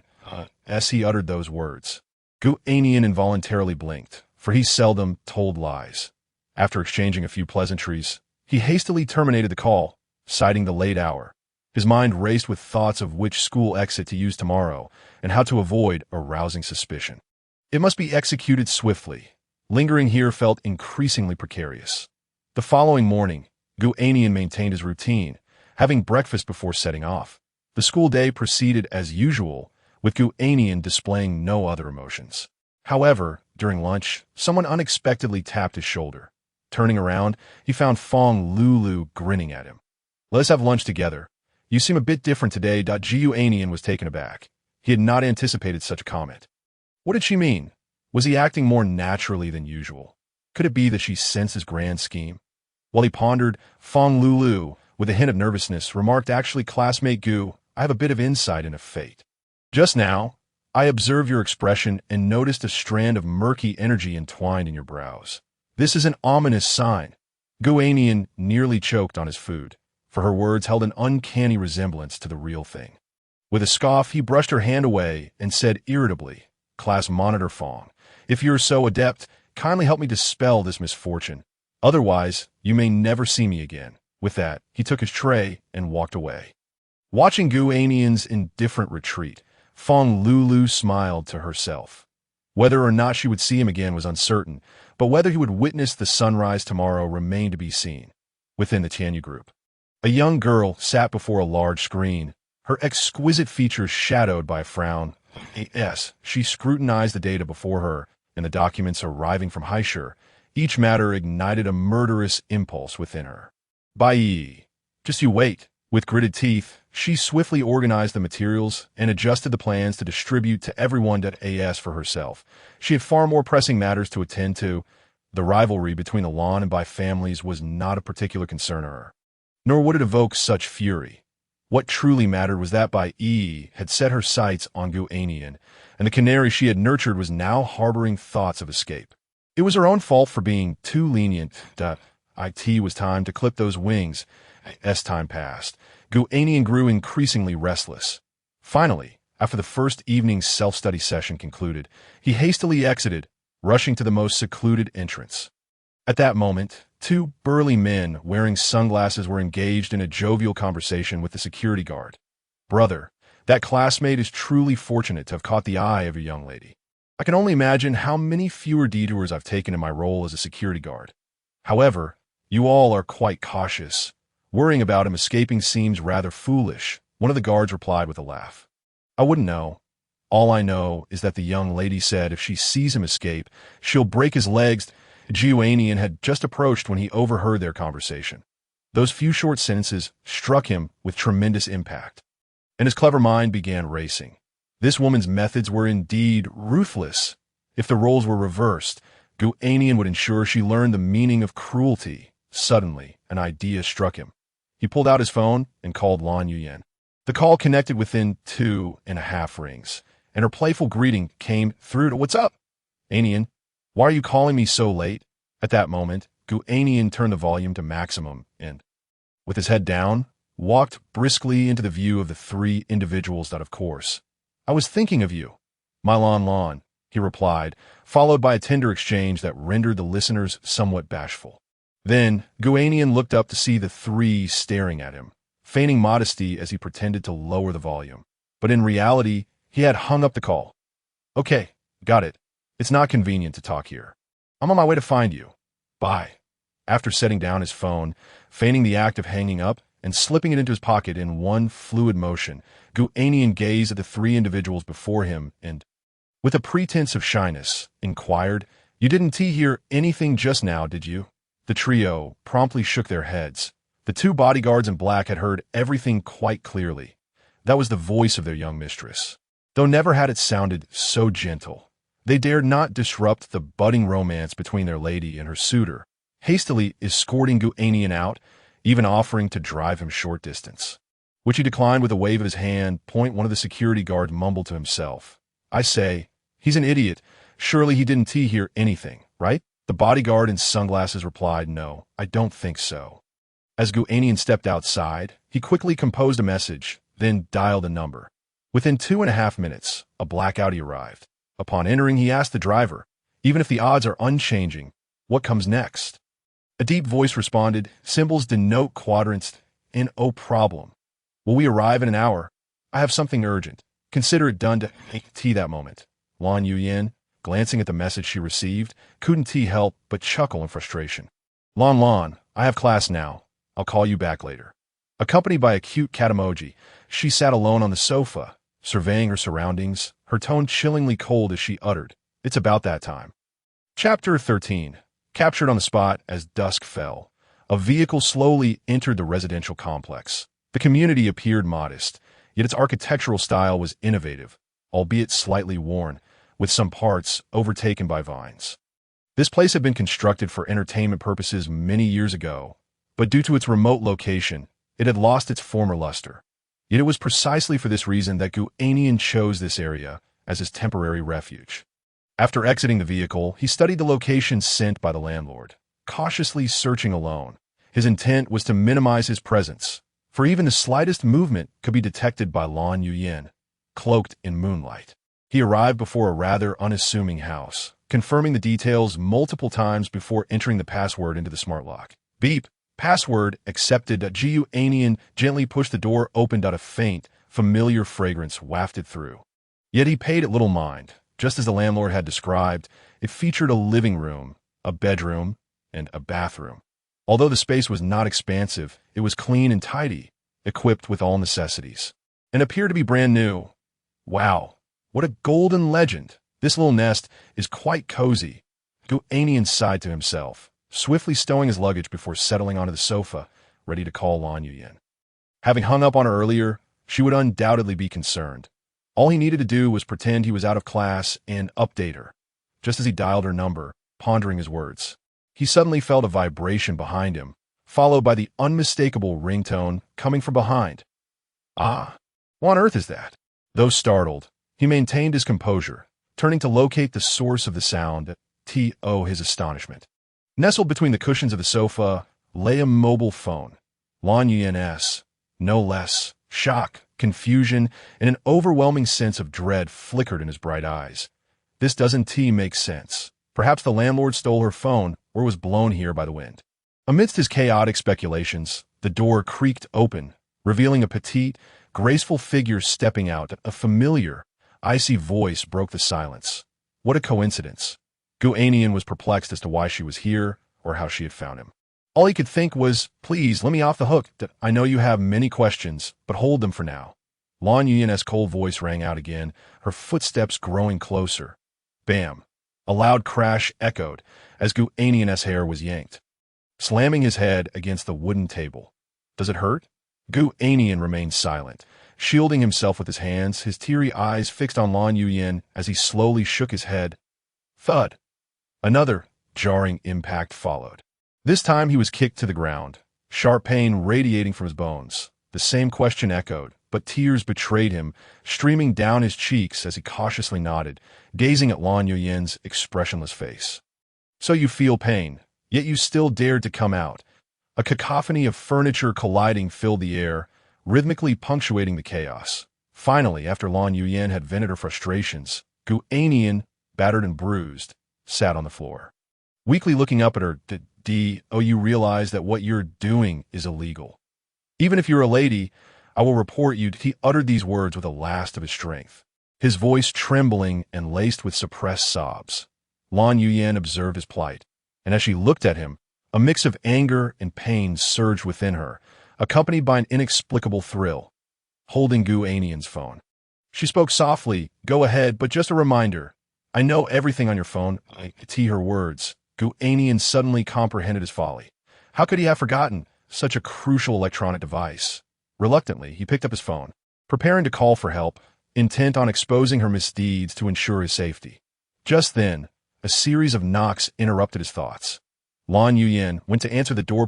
Two middle-aged men in security uniforms stood at the threshold. Upon seeing them, Gu Annian was momentarily stunned. How could they be so efficient? They hadn't even received a call, yet they were already here. The two men, upon spotting Lan Yuyan, instantly adopted serious expressions, but proceeded to inquire normally. "Hello, Ma. We are patrolling the area nearby. We received reports of violent altercation here, possibly a burglary, and we came to investigate. That is not an altercation. It's one-sided abuse that you've disturbed the neighbors." Lan Yuyan succinctly explained. The officers prepared to leave, but Gu Annian suddenly rushed forward, clutching the two men and spilling out all that had transpired, pointing to his various injuries. Upon hearing this, the two men gasped in shock, not because of the severity of the actions, but rather in awe of the young man's courage. They were well aware of the girl's identity, especially in the capital. Who didn't he know her? They were more inclined to believe that it was Gu Annian who had harmed Lan Yuyan. Without seeking opinions from either party, one of them said, "Young man, you must provide evidence when speaking. How could such a delicate girl possibly inflict such harm on you?" Before he could finish, Lan Yuyan interjected cheerfully, "Thank you, uncles, but he fell on his own. I'll ensure he is more careful in the future." Upon hearing this, the two men waved their hands dismissively and exited the house without further ado. Witnessing this scene, Gu Annian understood everything. He was utterly powerless that a wave of intense grievance washed over him as he recalled his past life.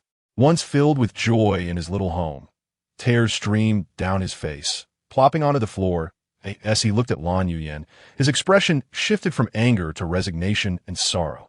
Lan Yuyan wrapped her arms around him, her delicate hands caressing the bruises on his back, her soft lips brushing away the blood seeping from his facial wounds. Gu Annian felt even more aggrieved, his body trembling uncontrollably. He felt like a mere toy, perpetually subjected to her whims. Sensing his distress, Lan Yuyan tightened her embrace, as if trying to envelop him entirely within her.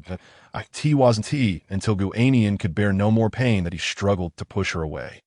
Lan Yuyan remained unfazed, clicking her tongue as she remarked, "I sense so much negativity from you. Yet one day, I will taste your heart." She smiled, adding, "By the way, it feels as if ages have passed since we last met. I must take good care of you now." That he realized then that she had long been aware of everything about him. His trivial cleverness had fallen before her overwhelming capabilities, which was hardly surprising. Chapter 14. Are you an orphan? A wave of dizziness swept over him. After washing away the grime, Gu Annian unsteadily made his way to the room. The bright, warm light cast upon his pallid face felt as though it were searing his wounds. He slowly approached Lan Yuyan, unable to meet her gaze. Lan Yuyan grasped his chin, forcing their eyes to meet. That moment, Gu Annian noticed that her complexion had improved slightly. Did his current state please her? As he pondered this, her hand, previously hidden behind her back, slowly rose, revealing a metallic object. Under Gu Annian's stunned gaze, the sound of a click echoed in his ears as the cold, heavy metal pressed against his already injured neck. "Ah!" Gu Annian winced at the pain, tugging at the connecting chain. "Did I want to resist or run away? Could you please take this off?" Lan Yuyan seized him with a sudden tug, the sheer force of inertia flinging him onto the bed. The impact sent a jolt of pain coursing through him, causing stars to dance before his eyes as he struggled to regain his composure. "I anticipate your performance today," she declared, her words punctuated only by the sound of metal clashing. Gu Annian attempted to wriggle free, but only the sound of his futile efforts echoed back to him. He found himself utterly immobilized. If she tightened her grip any further, he feared he might be torn asunder. "Fine, as long as you don't hit me again, she can do as she pleases," he thought, surveying her handiwork. Lan Yuyan nodded in satisfaction. "Are you ready?" she inquired. "What is there to prepare for? It's not as if I have a say in this." He contemplated. Just as he was about to voice a protest, he noticed Lan Yuyan slowly extracting a gleaming saw from beneath the bed. His initial instinct was to find her behavior peculiar. But as she donned a pair of gloves, an ominous realization dawned upon him. What are you doing? Is this part of your game?" Gu Annian stammered, his voice trembling. Lan Yuyan pondered for a long moment before responding. "Xiao Annian, once you run, there will be a second time that I don't want your legs to go to waste. They could be donated to someone in need that I will take care of you for the rest of your life." With that, she approached him slowly, the frigid touch of the saw grazing his leg, as if contemplating where to begin her incision. At that moment, Gu Annian was rendered speechless with fear. Had he known it would come to this, even 100 lifetimes wouldn't have been enough to coax him into fleeing. Regret washed over him as his mind raced. He shouted, Wait. You can't do this. If you cut me, how will I? Cough, cough. I promise I won't dare again." "Please," he continued, "I swear I will cooperate. Do whatever you wish." Upon hearing this, Lan Yuyan paused, her actions halting. Such a persuasive tongue, it would be a shame to waste it merely on sustenance, she remarked coldly. "Please believe me. I truly won't dare again. I am willing to do anything." Seeing his desperate demeanor ignited a flicker of unnameable ire within Lan Yuyan. Her chilling voice resonated. "I will trust you once more. Otherwise, it won't just be your legs that suffer." With a cacophony of clattering metal, Gu Annian was granted his freedom. After a brief moment of movement, he disregarded the pain and gradually approached her again. When he opened his eyes once more, Gu Annian beheld Lan Yuyan's exquisite visage. Her cheeks flushed. He hastily checked his body, and upon confirming he was unharmed, he breathed a sigh of relief. Cautiously, he spoke. Lan, can you trust me now? I truly won't dare again." He recalled the previous day's ordeal, his injuries notwithstanding. He had poured every ounce of knowledge he possessed into his efforts. Lan Yuyan was well aware of this. And throughout the days, this had been her happiest moment. Imagining the day he would genuinely acquiesce filled her with an inexplicable warmth. "If you continue to be this understanding, I might just manage to believe you," she conceded, her tones softening slightly. She examined her handiwork with a critical eye. Pain. It was excruciating. The wound throbbed under her scrutiny. He desperately wished to rise, but found himself devoid of strength, his resistance feeble and wavering. "Why aren't you behaving?" She frowned, as pressure mounted. Gu Annian felt the constriction of his circulation. I can't breathe." Suddenly, a ringtone blared in an opportune moment to Gu Annian. However, that sound was a beacon of hope. The phone's volume was low, yet he could vaguely discern it was regarding matters from her company. The young lady was about to leave. Minutes later, she addressed Gu Annian. "Continue. That's not right." "Is it?" He ventured tentatively. "Your company is busy. We could postpone this. I promise." Lan Yuyan waved her hand dismissively, interrupting him that it's a matter of 3 minutes. It won't affect anything. Her words carried a hint of mockery. Although to Gu Annian, they fell heavily, laden with irony. "What do you mean? You've already bullied me. Do you still find it unsatisfactory? And to utter such insincere words? I'm just teasing you. Someone will be here shortly to fetch you."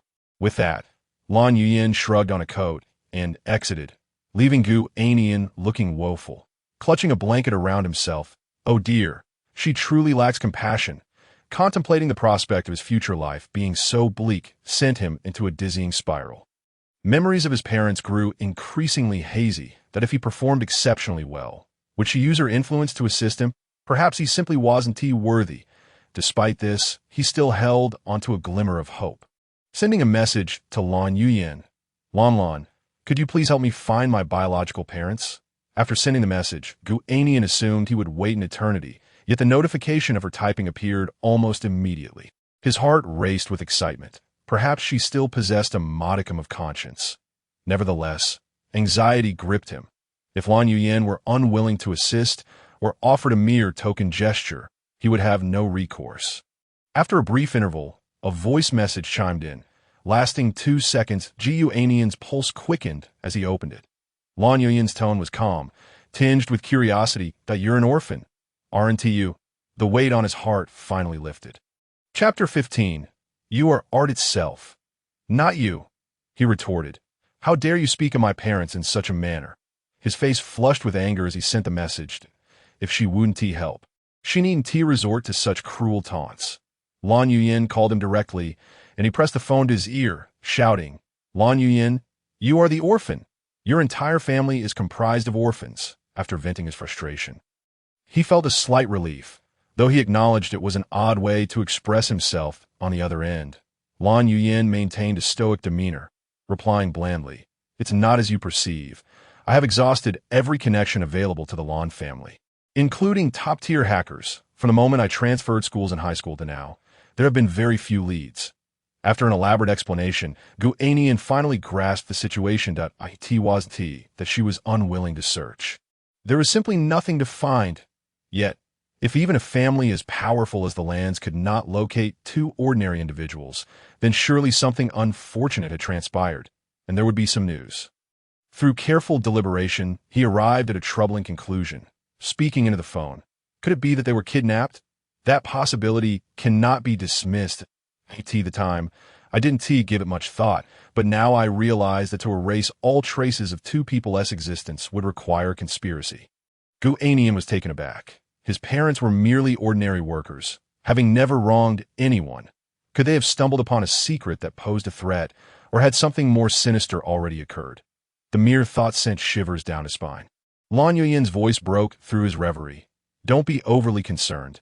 If there are any hidden circumstances, I will investigate thoroughly. Your parents are unlikely to be in any real danger. Moreover, your sister's situation is likely similar. All I know is that she has been with her grandfather, who served in the military, and your parents vanished from Kyoto when you were very young, after which they fell silent. I understand. Regardless, thank you. Gu Annian's gratitude was genuine. At the very least, Lan Yuyan had expended considerable effort to assist him, even if her treatment of him sometimes felt less than humane. After a few more exchanges, Lan Yuyan ended the call. Gu Annian took a moment to compose himself. He still had a sister. He could not afford to lose any more of his family. As he pondered his next steps, the sound of a horn echoed in the distance. Gu Annian recognized it as the vehicle that had come to collect him. After a quick tidy-up, he followed the sound outside. An Audi awaited him, one that seemed vaguely familiar. Upon entering, the driver greeted him with, "The odd changes remain unchanged." Gu Annian was momentarily taken aback before he sighed in resignation. "Life and death rest with you, Yin." The driver seemed surprised by his response, chuckling lightly as he drove away. Upon arriving at school, Gu Annian disembarked and returned to his apartment. As soon as he stepped through the door, Uncle Lu greeted him with a smile. "Son-in-law, you must be exhausted from last night. Come, have something good to eat." With that, he set a well-prepared breakfast on the table. After all the turmoil, returning to this familiar place after a night felt oddly comforting. Gu Annian couldn't help but reflect on it. His stomach grumbled in agreement. "Well, let us take it one step at a time," he resolved, thanking Uncle Lu before diving into the meal. The warmth of the delicious food reminded him that there were still many beautiful things in the world. At that moment, Uncle Lu approached, a smile on his face, clearly wanting to say something, but Gu Annian interrupted. "Uncle Lu, could you tell me why your young lady behaves this way?" He let out a bitter laugh, pondering whether he would ever attain genuine freedom again, or if he would remain under the dominion of Lan Yuyan. Uncle Lu patted him on the shoulder and remarked, "It is because she is kind. She sees you as vulnerable and resilient in the face of adversity, and you possess an enviable charm, which compels her to offer you a home and a promise of lifelong companionship." As he spoke, Lu's tone shifted abruptly. He pressed down slightly on the shoulder he had touched, adding, "Thus, you cannot forget the kindness of a young lady, nor should you entertain thoughts of escape." That moment. Gu Annian felt a flush of embarrassment as he gazed at the still benevolent Uncle Lu, a wave of pressure enveloping him. His complexion paled as he slowly nodded, satisfied with the response. Uncle Lu walked away. Gu Annian cautiously returned to his room, uncertain of what the future held. He thought to himself, one day at a time, I suppose. Just then, he received a message from Fong Lulu. Do you now believe what I said? Are you truly a harbinger of doom? Gu Annian immediately realized what his class monitor was referring to. He hastily inquired, how did you know? Someone doesn't believe me and refuses to tell you. Came the reply. Gu Annian coaxed and apologized, yet received no response. Fine, I'll just wait until class this afternoon to ask. Feeling utterly exhausted, he longed for another good sleep. Without even changing his clothes, he burrowed under the covers, relishing the comfort of the bed, enjoying a solitary deep slumber. Upon awakening, he experienced an unprecedented sense of relaxation. However, it was already evening. Gu Annian hurriedly glanced at the time and dashed out of the apartment. By the time he arrived at the teaching building, many students were already engaged in their evening study sessions. Just as he was about to message Fong Lulu, he felt a tap on his back. Turning around, he was met with the playful grin of Fong Lulu. Slightly annoyed, Gu Annian said, Class monitor, are you aware that leaving mid-sentence is utterly tantalizing? Fong Lulu, adjusting her curly hair, apologized with a sheepish expression. I am truly sorry, Gu classmate. My hand cramped at that moment. Gu Annian's lips quivered in irritation. Such a flimsy excuse was hardly convincing. Let us get to the point. How did you come to know about my connection with the young lady from the Lan family? Who exactly are you? Fong Lulu feigned mystery, replying, because that neighborhood, or rather, that house, belongs to me. Gu Annian found it hard to accept. Looking at her in confusion, don't believe me. Here, take a look. With that, Fong Lulu pulled out her phone, revealing their chat history, and explained that the subsequent messages were intercepted by Lan Yuyan. Stunned, Gu Annian stared at his landlord and affluent class monitor, realizing that the real fool was himself. Angrily, he exclaimed, Why didn't you give me a heads up? I considered you a friend, yet you treated me like a pawn. Do you have any idea how I spent that night? Fong Lulu, slightly embarrassed, replied, Actually, I did hint at it before. But who could blame you for not believing me? Besides, I found it quite amusing. Leaning closer, she noticed several injuries on his body, excitedly exclaiming, Ah, just as I guessed. Are these all her handiwork? This is simply art. No, you yourself are a work of art. Chapter 16. The basement? The secret room? Gu Annian's eyes widened as he gazed at Fong Lulu, aware of her peculiar nature, yet taken aback by her unsettling tendencies. At that moment, Fong Lulu's small hand grasped his wrist tightly, her entire demeanor shifting forward as her doe-like eyes morphed into crescent shapes. Gu Annian felt an inexplicable fear swell within him, causing him to struggle against her grip. In that instant, she bore an unsettling resemblance to Lan Yuyan. Unable to contain herself any longer, Fong Lulu burst into laughter. Okay, you're really scared. Gu Annian, feeling utterly perplexed, gazed at her in bewilderment. Why are you toying with me? Is it truly amusing? In response to his inquiry, Fong Lulu wiped the smile off her face, gesturing for him to lean closer. Just as Gu Annian curiously complied, she abruptly pushed him away, feigning panic. Oh, I'm so sorry, Gu classmate. We can't do that. It's far too soon for such things with exaggerated theatrics and volume. Her performance caught the attention of several onlookers. Oh my, such a beautiful and charming girl nearly fell victim. Murmured one. What a shame. Just because he is slightly better looking than me, he dares to openly torment this girl. A mix of emotions washed over Gu Annian's face, his cheeks flushed with embarrassment. He was sensitive, especially regarding such matters, and being falsely accused was unbearable. Clenching his teeth, he glared at the direction in which Fong Lulu had fled, internally lamenting his mischievous class monitor's twisted sense of humor. Just as he was about to leave amidst the crowd as jeers, his peripheral vision caught sight of something significant. Lan Yuyan's car, which had evidently been parked for a while, didn't that moment. As his gaze landed upon the vehicle, the door slowly swung, opened, and a pair of delicate legs emerged, followed by a doll-like, exquisite face. The sound of footsteps echoed closer, and Gu Annian felt as though he was staring into the abyss. This was it, The only thought racing through his mind was the dread of enduring another round of torment. He wished fervently for Lan Yuyan to be delayed by 10 minutes, perhaps a car accident, or even a sudden collapse at work. A sharp, resonant sound pierced the air. Only Gu Annian's handsome face could emit such a melodious tone when slapped. Caught off guard, tears of grievance streamed down his face. Enraged, Lan Yuyan seized his neck, her nails nearly embedding themselves into his flesh. In a chilling tone, she demanded, "Who is she? What is your relationship with her?" Her voice dripped with fury and an unmistakable insistence on answers. Gu Annian struggled to point at his neck, finding himself utterly speechless. Lan Yuyan's cold gaze bore down on him, her pale fingers pressing mercilessly against his bulging veins. The onlookers were abuzz with whispers. "Oh wow, a major scene of infidelity," exclaimed one. That girl is stunning. I can almost feel the murderous intent radiating from her." A few individuals, having seen Lan Yuyan before, recognized her status and mocked Gu Annian for his apparent ignorance. With a forceful shove, Gu Annian was thrown to the ground, gasping for air. Looking up at Lan Yuyan from his vulnerable position, he struggled to explain, She's my class monitor. She was just joking with me. Please don't." Ignoring the crowd, she meticulously absorbed every word of his defense.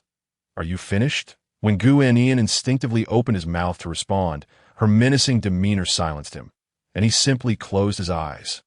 Moments later, he found himself being dragged into the car. Just a bit of wear and tear. The apartment door swung open, revealing a smiling Uncle Lu. Noticing Gu Annian's disheveled state, he inferred that the young master had once again displeased the young lady.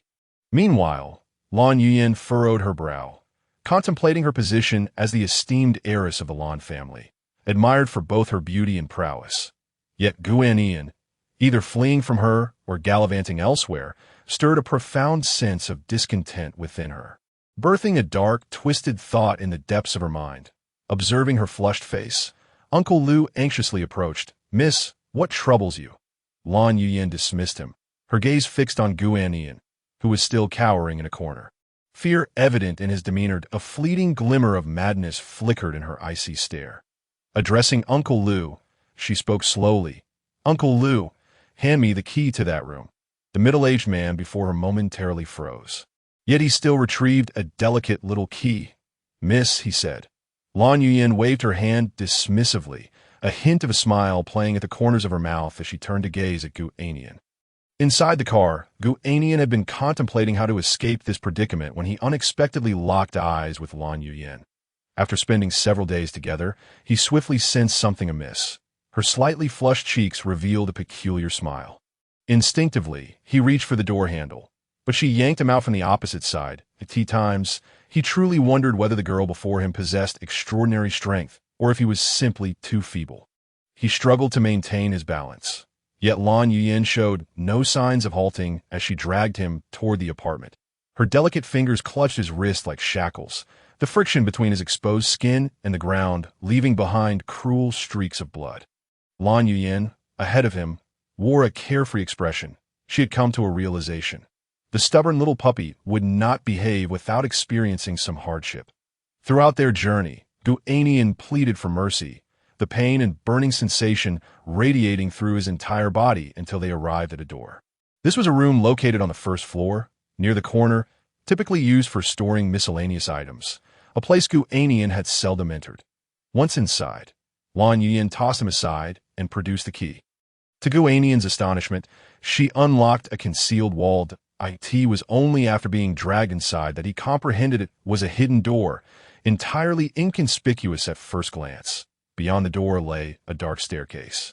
And as Lan Yuyan's footsteps continued unabated, Gu Annian anxiously shouted, "I can walk.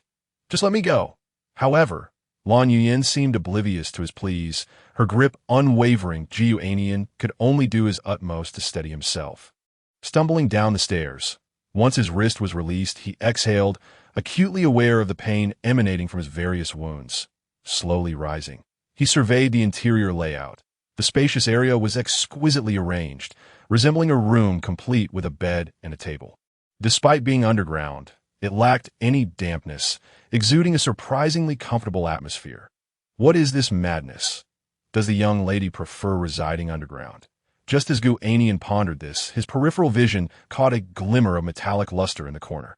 Upon closer inspection, he realized it was a prison cell, with an array of sinister-looking implements neatly arranged beside it. As he contemplated inquiring about Lan Yuyan, a familiar click echoed behind him, and a chilling sensation coursed through his wrist. Chapter 17. Tasting the crisp sound accompanied by the icy touch sent Gu Annian's mind reeling. The chains did not bind his hands, but merely dangled from his wrist, causing great discomfort with each movement. His fragile wrist could scarcely endure the weight of the metal handcuffs. Desperation mirrored in his eyes. He glanced at Lan Yuyan, his expression rife with a blend of confusion and pitiful pleading. Lan Yuyan, however, merely observed him in silence, savoring his expression as if relishing his suffering. Suddenly, a thought struck her. Previously, he had feigned helplessness to escape, repeatedly testing her limits. As this realization dawned, her anger intensified, extinguishing her calm demeanor entirely. A flicker of fury and ruthlessness flashed in her gaze as she yanked the chain and delivered a forceful kick, sending him crashing to the ground. Gu Annian felt immense pain. He understood that this young lady was on the verge of madness. He struggled to rise, but a hand pressed down on his head, rendering him unable to lift it. His blurred vision focused on a pair of black shoes. The more he resisted, the tighter the restraints became, a sensation that was utterly unbearable, and he felt himself sinking closer to the ground. Just as he attempted to lift his hand bound by the iron chain, a voice resonated. "Do you know what to do?" Gu Annian hesitated, ceasing his struggle as he glanced at Lan Yuyan's kicking legs. "If you help me, I'll help you." Though he felt a wave of distaste, he dared not betray any hint of it.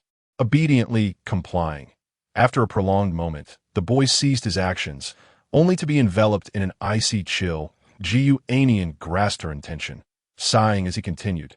Sigh, observing him kneeling with an expression of utter grievance. Yet still compliant, Lan Yuyan felt a surge of satisfaction. Perhaps overwhelmed with joy, she abandoned her previously frigid tone, exclaiming with excitement, "Be obedient, and nothing will happen. If you perform well, I shall forgive your past transgressions." Gradually, Lan Yuyan lifted her leg, bringing it close to his nose, allowing him to feel the warmth of his anxious breaths. After a moment of silence, when no movement occurred, her expression darkened. For reasons unknown, she became infuriated at the slightest hint of resistance from him. With a sharp slap, she struck his face, igniting a fiery pain in his wounds. His frail body could scarcely withstand such an assault, the searing agony prompting a cry of anguish. "Why are you avoiding me? Why have you ceased to resist?" Lan Yuyan's voice was laced with rage and a sense of triumph, her heart swelling with satisfaction. At that moment, Gu Annian attempted to resist, desperately striving to escape this abhorrent scene. Yet with his hands bound by chains, he lacked the strength to do so. In a fit of desperation, he bit down hard. Indeed, with a sharp hiss, the pressure on his face vanished. Struggling to regain his footing, he instinctively shielded himself, wary of any further actions from Lan Yuyan. The pain intensified her madness. She retrieved a black metallic object from her possession and swiftly jabbed it toward him. Gu Annian, initially puzzled as to whether she had mistaken it for something else, soon realized too late as he heard the crackling sound of electricity. Upon contact, he felt a wave of numbness wash over him. Collapsing to the ground, "Is that all?" came the cold, mocking voice as she had intended to experiment further. Gu Annian, dizzy from the fall, struggled to maintain his composure, pleading, "Please, let me go. I promise I won't run again." The word seemed to cost him great effort, his voice trembling with fear. Lan Yuyan sighed. Observing his deteriorating state, he was nearly at his breaking point. Why is he so fragile? She wondered as she hoisted him up and pushed him into the iron cage that gleamed with metallic luster.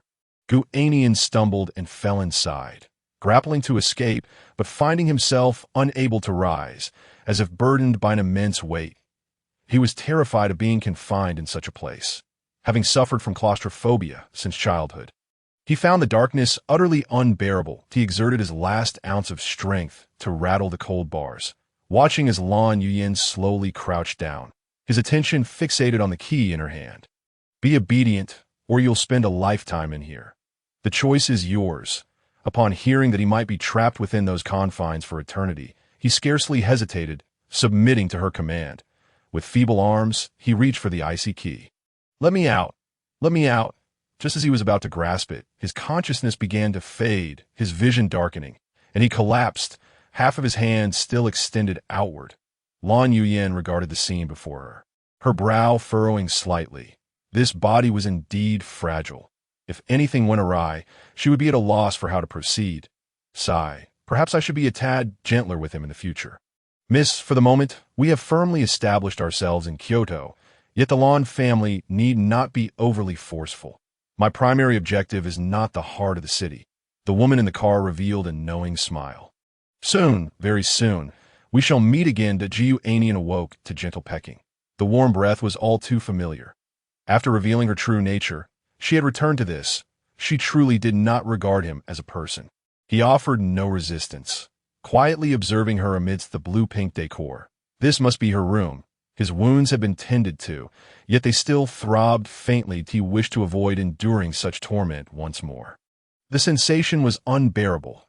Upon noticing that he had awakened without resistance, Lan Yuyan's mood gradually improved. She pressed her hand against Gu Annian's, aimlessly roaming. Did she intend to plunge straight into the matter upon his awakening? She was indeed impatient. Sensing a flicker of disdain from him, she briefly furrowed her brow but quickly returned to her previous demeanor. If you are unwilling, then so be it. Perhaps next time. For now, you should rest. Lan Yuyan blinked, feigning concern as she offered him a glass of water. Why this sudden change in demeanor? When did she become so agreeable? It's as if she's an entirely different person. Hesitantly, he accepted the glass, only to discover it filled with goji berries. She truly was consistent in her peculiarities. However, consuming them now was not without merit. His body was too weak, and his throat felt as if it might burst from thirst. He drank deeply, the warmth easing the pain in his throat. Rest well. You must not allow this to happen again. There remains an abundance of untried experiences within. That a devious smile curled at the corners of Lan Yuyan's lips. As if she eagerly anticipated the next escape room game, Gu Annian couldn't help but shudder. He had no desire for a repeat encounter. He would rather bask in the wealth and prosperity shared with his parents and sister for a lifetime than be confined and tormented by Lan Yuyan. She patted the quilt, beckoning him to rest alongside her. With a resigned demeanor, Gu Annian reclined backward, surrendering himself to the plush embrace of the bed. Meanwhile, Lan Yuyan swiftly tucked in the covers, leaning in closer. He found himself trapped, unable to attend classes or contact his family. Moreover, Feng Lu, that unfeeling creature, was indeed a dog, exhibiting such malicious amusement. He had truly landed himself in a dire predicament. When next he encountered her, she would certainly reap what she sowed. Fate had dealt him a challenging hand. Gazing at the young woman, he involuntarily thought of his sister. He recalled how, during their childhood, she would always come to him for comfort whenever she felt downcast. Now, it had nearly been a year since they last met. Lost in thought, Gu Annian suddenly felt a wave of heat wash over him. Without warning, his body began to radiate warmth, and his face flushed with a deep crimson. Sensing the shift in his temperature, Lan Yuyan revealed a triumphant smile. The effects of a drug were beginning to take hold. She transformed into a playful kitten. Seeking her master's affection, Gu Annian instinctively attempted to push her away. Yet for reasons unknown, his hands seemed unresponsive, and his mind was beyond his control. Lan Yuyan's joy soared. The concoction she had administered was not something an ordinary person could resist. She had experienced Gu Annian's advances before. But the fervent and proactive version of him was one she certainly did not wish to miss. Almost effortlessly, she noted his breathing becoming increasingly labored. Gu Annian, too, realized he might have ingested something harmful. That cup of water, what choice did he have but to drink it? To refuse would only invite further torment under the guise of a pretext. It was an open scheme, just as he was on the verge of despair. Lan Yuyan abruptly stood, turning her back to him. Annian, what are you doing? I've already promised you could rest. There's no need to force yourself. Just relax. Her voice was laced with the satisfaction of a plot come to fruition. Gu Annian's face burned with indignation, unsure whether it was the drug's influence or her words that stoked his embarrassment. The cool, delicate sensation had vanished, replaced by a surge of heat. He clutched the quilt tightly, mumbling incoherently. Those who have been drugged understand that in such circumstances, one must take action. Otherwise, the repercussions on the body can be dire, leading to severe damage, especially for someone like Gu Annian, whose constitution was frail and whose resistance to drugs was weak. Beyond his extraordinary appearance, he had little else to boast about. Lan Yuyan, you scoundrel. His words faltered mid-sentence. Upon approaching, Lan Yuyan realized just how feverish he truly was. That if this continued, it could pose a significant threat to his health. She had no intention of harming Gu Annian. A gentle voice emerged. Annian, you seem to be unwell. Would you like me to assist you in your recovery? The young man's face reddened as he gritted his teeth, glaring at her in anger. You shameless fiend, hypocritical scoundrel. All you do is bully me. As he struggled to contain himself, he erupted in a flurry of insults, attempting to divert his focus. The girl gazed at him with a smile, seemingly unperturbed. Ultimately, his voice dwindled, leaving him at her mercy. Knock, knock, knock. Miss, it is evening. Are you still not awake? Steward Lu called gently from the doorway. Lan Yuyan slowly opened her starry eyes. This was the most contented sleep she had ever experienced. And indeed, she felt quite comfortable from day to night. Due to the drug's effects, Gu Annian had become more assertive, a hint of reminiscence gracing her flushed cheeks. She wished for the moment to continue. As she observed Gu Annian gradually awaken, his drowsy expression made her realize she was still alive. Although she was the heir of Tianyu Group and among the world's elite, she rarely lived for herself. After nearly 2 decades, she felt she was finally experiencing true freedom. True freedom. Meanwhile, Gu Annian, just awakening, silently pondered, when will I ever attain genuine freedom? Although he had been drugged, he still remembered his own state. His conscious mind reminded him of the reckless abandon he had exhibited not long ago. Cursed. Ahem, miss, are you all right? Hearing a slight movement from within, Steward Lu inquired once more. Oh, I'm fine. I'll be out shortly. She then turned to Gu Annian, asking, how's your condition? Still feverish? Gu Annian, in a panic, waved his hands frantically. No, I'm fine. I feel... With that, he hastily dressed and fled the room. Upon exiting, he was met with several doctors clad in white coats, tools in hand, all staring at him with grave expressions. Some were familiar faces, those who had previously bandaged his wounds. Young man, you appear to be in poor health, spiritless. Have you been indulging excessively? A young doctor remarked. Cough, Xiao Wang. Do not speak carelessly. I see this young man possesses the bearing of a great emperor. Just then, the door swung open, revealing a radiant Lan Yuyan. The others fell silent, not daring to utter another word. Miss, you and your fiancé should take care of your health. This is the 8th time these doctors from the Lan family have visited. Steward Lu awkwardly interjected. Understanding dawned upon Lan Yuyan. Each time she engaged in playful, or perhaps torturous, antics with Gu Annian. She would summon the doctors. One would assess his health, while the other would replenish his energy. Steward Lu felt a twinge of embarrassment. The young lady had not always been this way. Once so lively and cheerful, she now resembled a shadowy hunter, ever poised to pounce on her prey. After the doctors assisted Gu Annian in redressing his wounds, they prescribed him several medicines. Lan Yuyan, conversely, appeared to be in perfect health. Her spirits even brighter, which left the doctors in awe. They had initially been dispatched by the Lan family head to monitor the young lady's health. Managing the company and various affairs had caused her to become somewhat anxious. Yet, every examination revealed that her mental state improved gradually. Since meeting Gu Annian, as they prepared to leave, they all gave Gu Annian a thumbs up. Sir, you are truly the reincarnation of Huaxia. Chapter 19. Imported foods. Gu Annian was caught off guard by their praise. Feeling somewhat flustered, it wasn't until Lan Yuyan patted his shoulder, gesturing toward a room, that she quipped, what a coincidence, it's evening again. Shall we confine you once more? Seeing the unhealthy gleam in her eyes and her chilling words, Gu Annian shivered uncontrollably. Such a fright almost brought him to tears. He had no desire to endure a similar experience again. Have you learned your lesson? Gu Annian nodded vigorously, like a chick pecking a grain. I promise I will not engage with any other females. If I fail, may I suffer a fate worse than death. Hearing his solemn vow, Lan Yuyin felt a slight sense of relief. As for attending school. Absolutely. With so many attractive girls around, what if one with ulterior motives, or worse, lacks discernment, were to whisk my Annian away? Then she would have no choice but to eliminate her. That a sinister expression crossed Lan Yuyin's face, causing Gu Annian to feel a chill run down his spine. Attending school was now out of the question, but he would have brief moments each day to breathe fresh air. This was the directive he had just received. It felt akin to being imprisoned, yet thankfully she had not completely barred him from the outside world. After frightening him, she summoned him to dine. After such a long time, Gu Annian's stomach had begun to growl audibly. Finally, food at last. As he sat down, just as he was about to eat, his chopsticks were knocked to the ground by Lan Yuyin with a loud clatter. The pigeon egg he had just picked up also fell, bouncing off the floor with a thud. Darling, what's wrong? Gu Annian instinctively felt guilty.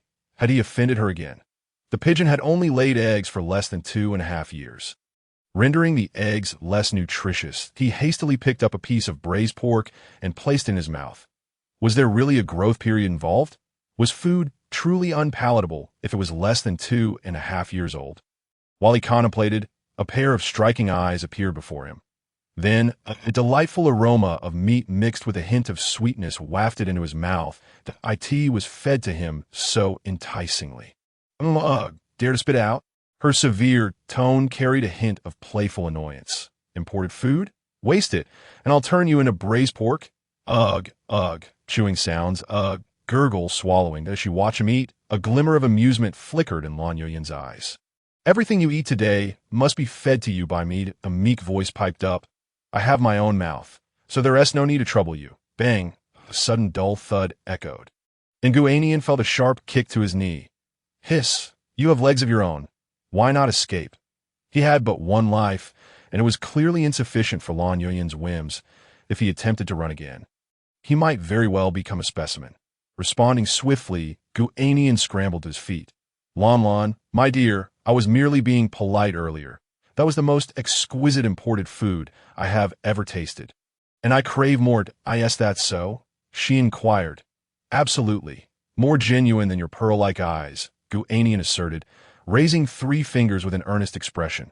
Seeing his sincerity, Lan Yuyin ceased her idle chatter and immediately began to serve him an array of dishes, vegetables, meats, soups, and desserts all at once. This relentless barrage of food left Gu Annian feeling like a chipmunk, his cheeks stuffed with the liquid meal. That today's porridge is quite rich in variety. Let me savor it. Goodness, this isn't local, salivary amylase. His stomach protested, while his jaw muscles rejoiced at the ease of the day. I can't eat anymore, Gu Annian lamented. After a while, Lan Yuyin paused, and both of their faces flushed a shade of pink. Once he managed to swallow the last of the food, Gu Annian finally caught his breath. The young lady personally feeding him was a cause for joy, and he resolved not to sulk. He had begun to deceive himself, striving to please Lan Yuyin and evade punishment. Initially, Gu Annian was not of such a disposition. He was merely a naive, friendly child. However, repeated bouts of physical and psychological torment had taught him to be expedient. He genuinely feared pain and could not endure such torment mentally. Kindness often invites cruelty. This wealthy young lady would surely discard him once her amusement waned. And from now on, you shall live with me. Be obedient. Lan Yuyin's tone softened, seemingly satisfied with his performance. After responding obediently, he excused himself to wash up. The familiar ringtone of his phone startled him, causing him to spit out the mouthwash. Upon checking, he saw it was a call from his sister. Ever since the last incident, Lan Yuyin had given him a new phone and SIM card. Aside from her, no one else was privy to his whereabouts.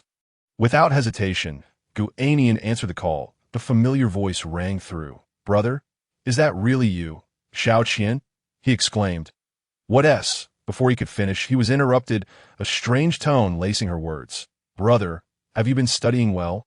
It's been a short while since we last spoke. Why are you so distant? To allay her worries, Gu Annian adopted a cheerful tone. Don't worry, little sister. The homeroom teacher praises me every day. My studies are going splendidly. He was unsure why he could lie so effortlessly now, his heart steady and face unflinching. After a brief silence, she replied softly, That's good, brother. Once my grandfather's affairs are settled, I will come to find you. Her last words were nearly ground out between clenched teeth. Why was her tone so flat? She had once adored her older brother, but it seemed she had grown distant. No, if she learned of his current situation, she would undoubtedly worry, possibly dragging her into his troubles. No, you see, I'm quite busy here. I'll visit you when I have the chance. Okay, then is all your time gone into studying? Of course, and I miss you too. The words slipped from his lips, leaving him feeling slightly embarrassed for expressing such sentiment. Really? I can't wait to see you again. My dear brother, Gu Annian offered perfunctory replies before the call was abruptly cut off. Hanging up on me. How strange, she used to cling to me so. Granddaughter, who has upset you? Is it that little rascal again? Should I bring him back? A venerable old man stood at the door. His gaze filled with affection and concern as he regarded the shattered phone on the floor. The girl pointed to the birdcage before her. Grandfather, raising birds must start young. Otherwise, they won't bond. When will the family matters conclude? I wish to go find my brother. Her slender fingers clutched a photo album filled with pictures of the two of them, while her eyes betrayed a darkness that starkly contrasted the sweet girl in the album. In her room, Lan Yuyan emerged from the bathroom clad in a nightgown, holding a pair of handcuffs. Chapter 20. Then be my fish.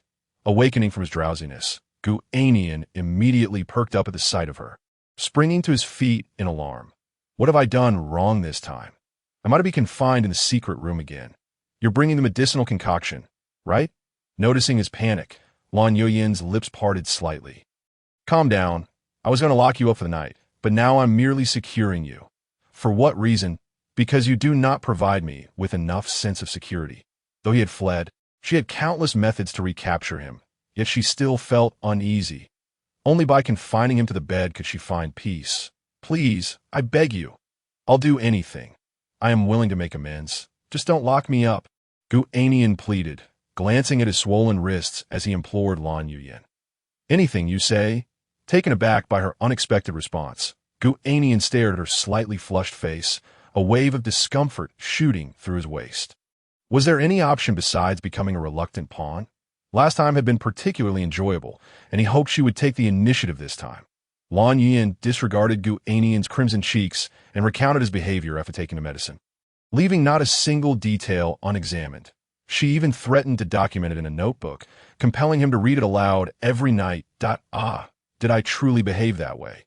If that's the case, it might be my only chance to gain some leverage with her. In every other regard, I am utterly outmatched. Well, as long as she's happy, I can endure some physical discomfort. What is happening? Moments later, Lan Yuyan opened her beautiful eyes, observing the flushed young man. After a moment of doubt, she quickly understood. What a waste. This is nothing, and you can't handle it. Clearly, I need to take better care of you. At least 2 emperor pills a day, and you must treat the waste treasure as a meal. Under her penetrating gaze, Gu Annian felt a pang of discomfort. Each encounter meant enduring considerable torment, and prolonged exposure left him weary. Lan Yuyan slapped his face, pinning him beneath her as she closed her eyes. Sleep now. I hope you won't disappoint me next time, or perhaps some things need not be preserved. He had hoped for a reprieve from suffering, only to find that future encounters would be even more inescapable. Repeated demands left him feeling uncontrollably exhausted. What should he do? She couldn't truly be that cruel.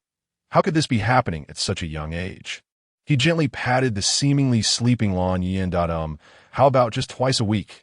Otherwise, I fear. Silence. Let us consider your agreement. Twice a week. Gu Annian was taken aback. That I knew you still cared for me. I promise I won't disappoint you next time. That it seemed Lan Yuyan was indeed looking out for herself. After all, health was the foundation of all endeavors. He felt a surge of gratitude. Twice a week, Gu Annian suspected his ears had malfunctioned. Just as he was about to inquire further, he heard a steady rhythm of breathing that moment. His expression resembled that of a kitten covering its ears in a fit of silent scream. The night was indeed arduous, as the first rays of morning sunlight streamed through the glass window, enveloping his numb body in a glimmer of hope. The young man slowly opened his eyes. Stretching his stiff limbs only to discover Lan Yuyan had already departed, he exhaled a long breath. Upon checking his phone, he realized it was nearly noon. Cautiously, he opened the door to find butler Lu tending to the ingredients. "Uncle Lu, are you cooking today? Where's Lan Yuyin?" Hearing the commotion, butler Lu produced a bottle. "For the time being, I will be the one cooking. The young lady has stepped out. She instructed me to take good care of your health. Here, take this." He poured a few dark pills from the bottle and handed him a cup of water. "What is this?" Gu Annian asked, puzzled at "Don't ask. Just know it's a miraculous remedy." With a mischievous grin, butler Lu pressed the items into his hand before returning to prepare the meal. What was this mysterious concoction? It couldn't possibly be something harmful, could it? He mused inwardly. I end their casual conversation. Gu Annian learned that Lan Yuyin had been at the company for the past few days and would not be returning, as she was waiting for something to fatten up before consuming it. Regardless of the specifics, he figured he could enjoy a well-deserved break during this time. With that thought, Gu Annian's mood brightened, and his appetite improved significantly. "Ah, chicken soup is here." As butler Lu spoke, he elegantly presented a variety of exquisite dishes onto the table, urging him to indulge while they were still warm. Gazing at the array of culinary delights before him, Gu Annian's stomach betrayed him with an embarrassing growl. Once the other party took a seat, he began to feast heartily. "Oh my, what is this? It's simply delectable," he exclaimed. It turned out that butler Lu's culinary skills were exceptional, showcasing a remarkable proficiency befitting someone from the Lan family. Halfway through the meal, Gu Annian noticed beads of sweat forming on his brow, accompanied by an indescribable sensation. A sudden sense of unease washed over him, reminiscent of the effects of being drugged the previous day. The mere thought of such a possibility sent chills racing down his spine. Was he sitting across from someone with peculiar proclivities? He cautiously lifted his gaze to butler Lu, only to find him watching intently. His amiable smile now appearing oddly unsettling. Seemingly aware of Gu Annian's discomfort, butler Lu offered an explanation. The medicinal dishes had been specifically selected for him, comprising complex ingredients with potent effects. Feeling flushed was entirely normal. Upon hearing this, Gu Annian released a sigh of relief. Momentarily believing he had once again fallen victim to foul play, he silently vowed to transform himself, beginning with his frail physique. After the meal, he ventured outside for a stroll, relishing the small freedom he possessed.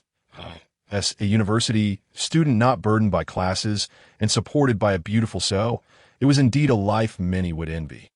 Passers-by cast envious glances his way, their expressions suggesting they wished to usurp his seemingly charmed existence. If only they knew the cost of such a life, loss of freedom, and the constant subjugation beneath the whims of a powerful woman, they would surely reconsider.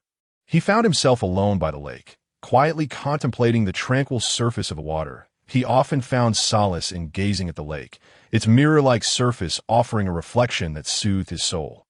Suddenly, with a splash, a large carp leapt from the water, flicking its crimson tail before vanishing beneath the surface. Witnessing this, he couldn't help but muse aloud. Sometimes, I truly wish to be a carefree fish. "Haha, then be my fish," a familiar voice chimed in from behind. Startled, Gu Annian turned to see Fong Lulu, a smile gracing her lips as she playfully quipped, half-steamed, half-braised. Chapter 21, an opportunity to escape upon recognizing her. Gu Annian's smile vanished in an instant. This audacious person, who had caused him so much trouble, dared to jest with him. "Fong Lulu, have I been too generous with my smiles towards you?"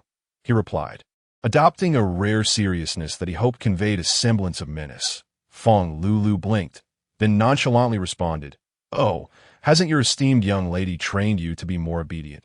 "None of your business. Part of my injuries were due to you," he retorted. "I suggest you leave quickly. Otherwise, Lan Yuyin will be here before you know it, and you'll find yourself in dire straits." Gu Annian's cold dismissal prompted a rare flicker of shadow to cross Fong Lulu's eyes. Yet she maintained her cheerful demeanor. "Gu classmate, you shouldn't speak to the class monitor like that." With that, she produced a photograph and handed it to him. Gu Annian glanced at it, realizing it was the picture she had taken of him last time. Now printed, panic surged through him as he snatched it away. "If she sees this, I'll be doomed, especially because of you. Don't be so dramatic. Besides, she's not even here, so what are you worried about?" she teased. Tilting his chin upward, her sparkling eyes locked onto his. Gu Annian instinctively flinched. How could she possibly know about this? Moreover, he sensed no fear of Lan Yuyin in her tone that he brushed aside her hand, exclaiming irritably, "What do you want? Surely you aren't here to gloat at my misfortune." "Of course not. I'm here to remind you that you have an early class. You haven't attended in quite some time," she said. Her playful tone, unwavering. Gu Annian stared at her, as if she were a fool, ultimately sighing and turning to leave, ignoring her completely. "Wait, are you planning to leave like this?" Fong Lulu called out. Halting him in his tracks, the Gu Annian turned slowly, not comprehending her meaning. "I mean, leave Lan Yuyin behind." His foot paused mid-step. "Oh." Gu Annian spun around, excitement bubbling within him as he grasped her shoulders. "Are you serious?" "Absolutely." With her affirmative response, Gu Annian felt as though he might soar with joy. However, a moment later, he fell into contemplation. How would she assist him? After all, this was Lan Yuyin he was dealing with. And why would she choose to help him? Noticing the skepticism in his gaze, Fong Lulu replied, "There's only one way, and I'm merely acting on behalf of someone else." "What method? Who is it that wishes to assist me?" Gu Annian pondered desperately, struggling to identify who might dare to oppose the formidable Lan family. "You seem to have forgotten about your friend with the surname Bai E, when considering a friend with the surname Bai who held power and influence." Only she came to Gu Annian's mind. Fong Lulu offered him an encouraging nod. "Not too dim-witted, are you?" The two then engaged in a detailed discussion about their plans. This time, Lan Yuyin was attending due to the competition for the development rights of Central City, a significant event that would attract various renowned factions from the capital. Typically, such opportunities ended with the Lan family reaping all the rewards. Other prestigious families merely sought to maintain familiarity and cultivate good relations with other powers. However, this time was different. The Bai family from Huaxia, for reasons unknown, intended to involve themselves as well. Naturally, this was merely a part of the plan. The true objective was to facilitate Gu Annian's departure. On the day when all the major factions gathered in Central City, Lan Yuyin would have little time to spare for this side of affairs. Gu Annian felt a thrill of alarm. He knew the Bai family wielded considerable influence, but had not anticipated their strength to be so formidable. To directly abduct him was a bold move, even if not taking place within the Lan family's estate. It was still a slap in their face. He sighed quietly, hoping for a smooth resolution. "Why would Sister Bai wish to help me?" After a moment of contemplation, Gu Annian inquired of Fong Lulu. "How should I know? Perhaps it's simply her nature to be kind." Clearly, this was a rather vague response. Gu Annian frowned, frustrated by the difficulty of conversing with her. After thanking her, he prepared to leave, cautioning her to act discreetly, for walls have ears. Yet, as he turned to depart, he felt his wrist caught firmly in her grasp. Instinctively, he attempted to retract his hand, but she held on tenaciously. "Before I found you, the dozen or so people monitoring you have all been dealt with. So you can rest easy," she assured him. Gu Annian was taken aback, astonished to learn of the multitude watching over him. In shock, he glanced at the hand that held his. "Thank you very much. Dear class monitor, but could you please let go of me?" At that moment, Fong Lulu smirked, gently pulling her arm back, causing Gu Annian to stumble closer to her. Before he could react, she embraced him tightly, pinning him against the wall. The young girl exuded a unique, subtle fragrance, which was so faint that one had to be near to catch a whiff. Gu Annian found himself momentarily speechless. Though his hands instinctively resisted, that a lock of her curled hair brushed against his face as she leaned closer, whispering in his ear, "So many people are vying for you, yet you're nothing particularly special." Playfully, she tapped his cheek, her touch unexpectedly delicate. However, in an instant, she felt a warmth rising from the depths of her being, radiating throughout her limbs. Taken aback by this newfound sensation, she inadvertently tightened her grip on his face. Ahem. Please let go of me." Gu Annian coughed, flustered. After what felt like an eternity, she finally released him, an unusual emotion flickering in her eyes before it vanished as swiftly as it had appeared. Regaining her composure, Gu Annian scolded, "What on earth was that? Just because you helped me doesn't give you the right to behave like this. What do you take me for? What about your manners?" Fong Lulu stared at him blankly, her demeanor slightly unsteady. "How strange," she murmured before promptly exiting Gu Annian's line of sight. How peculiar, he thought, bewildered by her behavior, as she left with an air of someone who had been wronged. Around the corner, Fong Lulu nearly sprinted, her hand pressed against her chest as she breathed heavily, feeling the changes within her body. What just happened? I find it rather peculiar that my heart rate quickened over such trivial matters. After a brief pause, she hurriedly departed, seemingly unfazed. A wicked smile reappeared at the corners of her lips. Perhaps Gu Annian would soon find himself desperately clinging to life in Bai Yi's hands. The situation appears to be becoming increasingly intriguing. Fong Lulu is eagerly anticipating the final outcome. Once a plan was established, Gu Annian was, of course, elated, yet he feared being discovered or facing failure. The consequences of such a failure would be dire, and the thought of being torn apart was not beyond the realm of possibility. However, the prospect of soon leaving Lan Yuyan behind, no longer treated as a mere plaything, made any risk seem worthwhile. As for Fong Lulu, her abilities remain a mystery. One can only hope she proves dependable this time. Chapter 22. The frigid Fong Lulu. By the time I returned to the apartment, evening had already fallen, and Butler Lu was busy preparing dinner. Upon seeing me, he greeted me warmly, noting that my complexion seemed much improved. Although I felt a twinge of guilt, I maintained my composure. Expressing gratitude for Lu Uncle's cooking, which had greatly aided my recovery, in the brief conversation that ensued, Butler Lu soon served the meal that I must say, the dishes have become increasingly extravagant. Is Lan Yuyan intent on competing with me? Yet, I politely remarked, "Thank you, Lu Uncle. Your culinary skills are truly remarkable." Butler Lu smiled faintly. The former head of the Lan family relied on my exquisite dishes to sustain himself. He endured far more suffering than you, which is why Miss is still quite gentle with you. What does that imply? His words startled me. Could it be that Lan Yuyan's mother shared a similar twisted personality? I realized I could not linger here much longer. This family is not to be trifled with. Should I inadvertently provoke their ire, my life would be in jeopardy. After taking a few bites, I retreated to my room. Fong Lulu had previously mentioned that in a few days, she would help me escape through the window, allowing me to rest easy in the meantime. This piqued my curiosity. She appeared to be a frail girl. How could she possibly climb to the second-floor window and take me with her? While pondering this, I noticed a hand emerging from below the thickened glass, slender fingers deftly manipulating a piece of wire.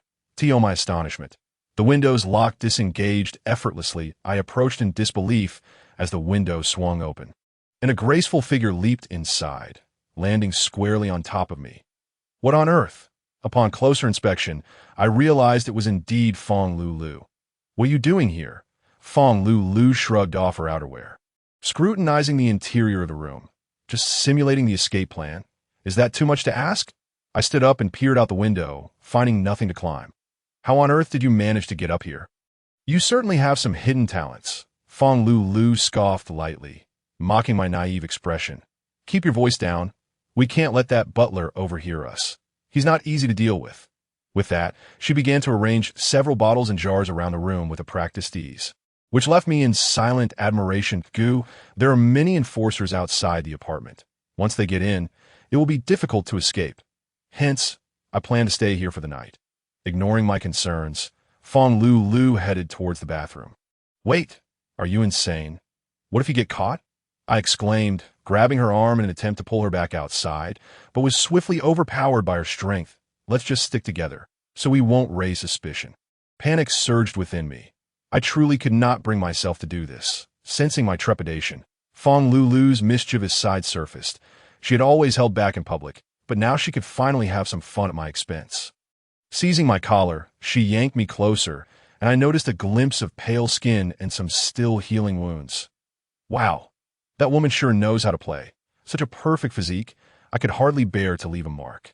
The sound of water cascading filled the air, and after a considerable time, Fong Lulu emerged from the bathroom. That I wore a frown, unsure of her reliability. She promptly lay down on my bed, declaring, "Sleep now. I need to find an opportunity to slip away tomorrow morning." "What? Together?" I stammered, "Of course. I wouldn't make you sleep on the floor." With that, she turned off the light and nestled under the covers. Inadvertently, she brushed against me, and I felt a sensation akin to warm water slowly melting a slab of ice. Why does it feel this way whenever I touch her? Fong Lulu pondered but decided not to delve deeper into the matter. Just then, a phone rang, causing Gu Annian to jolt awake beside her. He answered the phone in a flustered manner. "Hello, is this Lan Yuyin?" A cool, haughty voice echoed through the receiver. "Little darling, now that I've left, you aren't thinking of escaping again, are you?" A chilling dread coursed down Gu Annian's spine, leaving his mind blank. But he never expected Lan Yuyin to ask such a question. Could she possibly know? He feigned calmness, retorting, "Of course not. I wouldn't dream of it. Besides, with such delectable food and your stunning presence, why would I want to run away?" However, before he could finish, he felt pressure on his abdomen. Fong Lulu had nestled against him, a playful smile gracing her lips. Gu Annian felt a knot tighten in his gut, the pain overwhelming that what's wrong. Sensing his distress, Lan Yuyan's voice turned icy. "What's the matter?" With no room for resistance, Gu Annian hastily replied, "I just had a sumptuous meal prepared by Lu Uncle. My stomach suddenly feels warm." Fortunately, Lu Uncle reported his condition daily, so Lan Yuyin did not suspect anything. What she anticipated more was the surprise Gu Annian would have for her upon her return, eagerly awaiting to observe the changes he had undergone in her absence.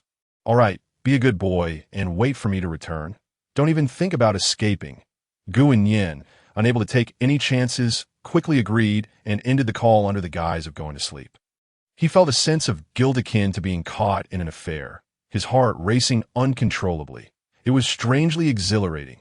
After hanging up, he pressed a hand against Fong Lulu's shoulder, pushing her down. "What are you doing? Are you trying to kill me? Are you really here to help me?"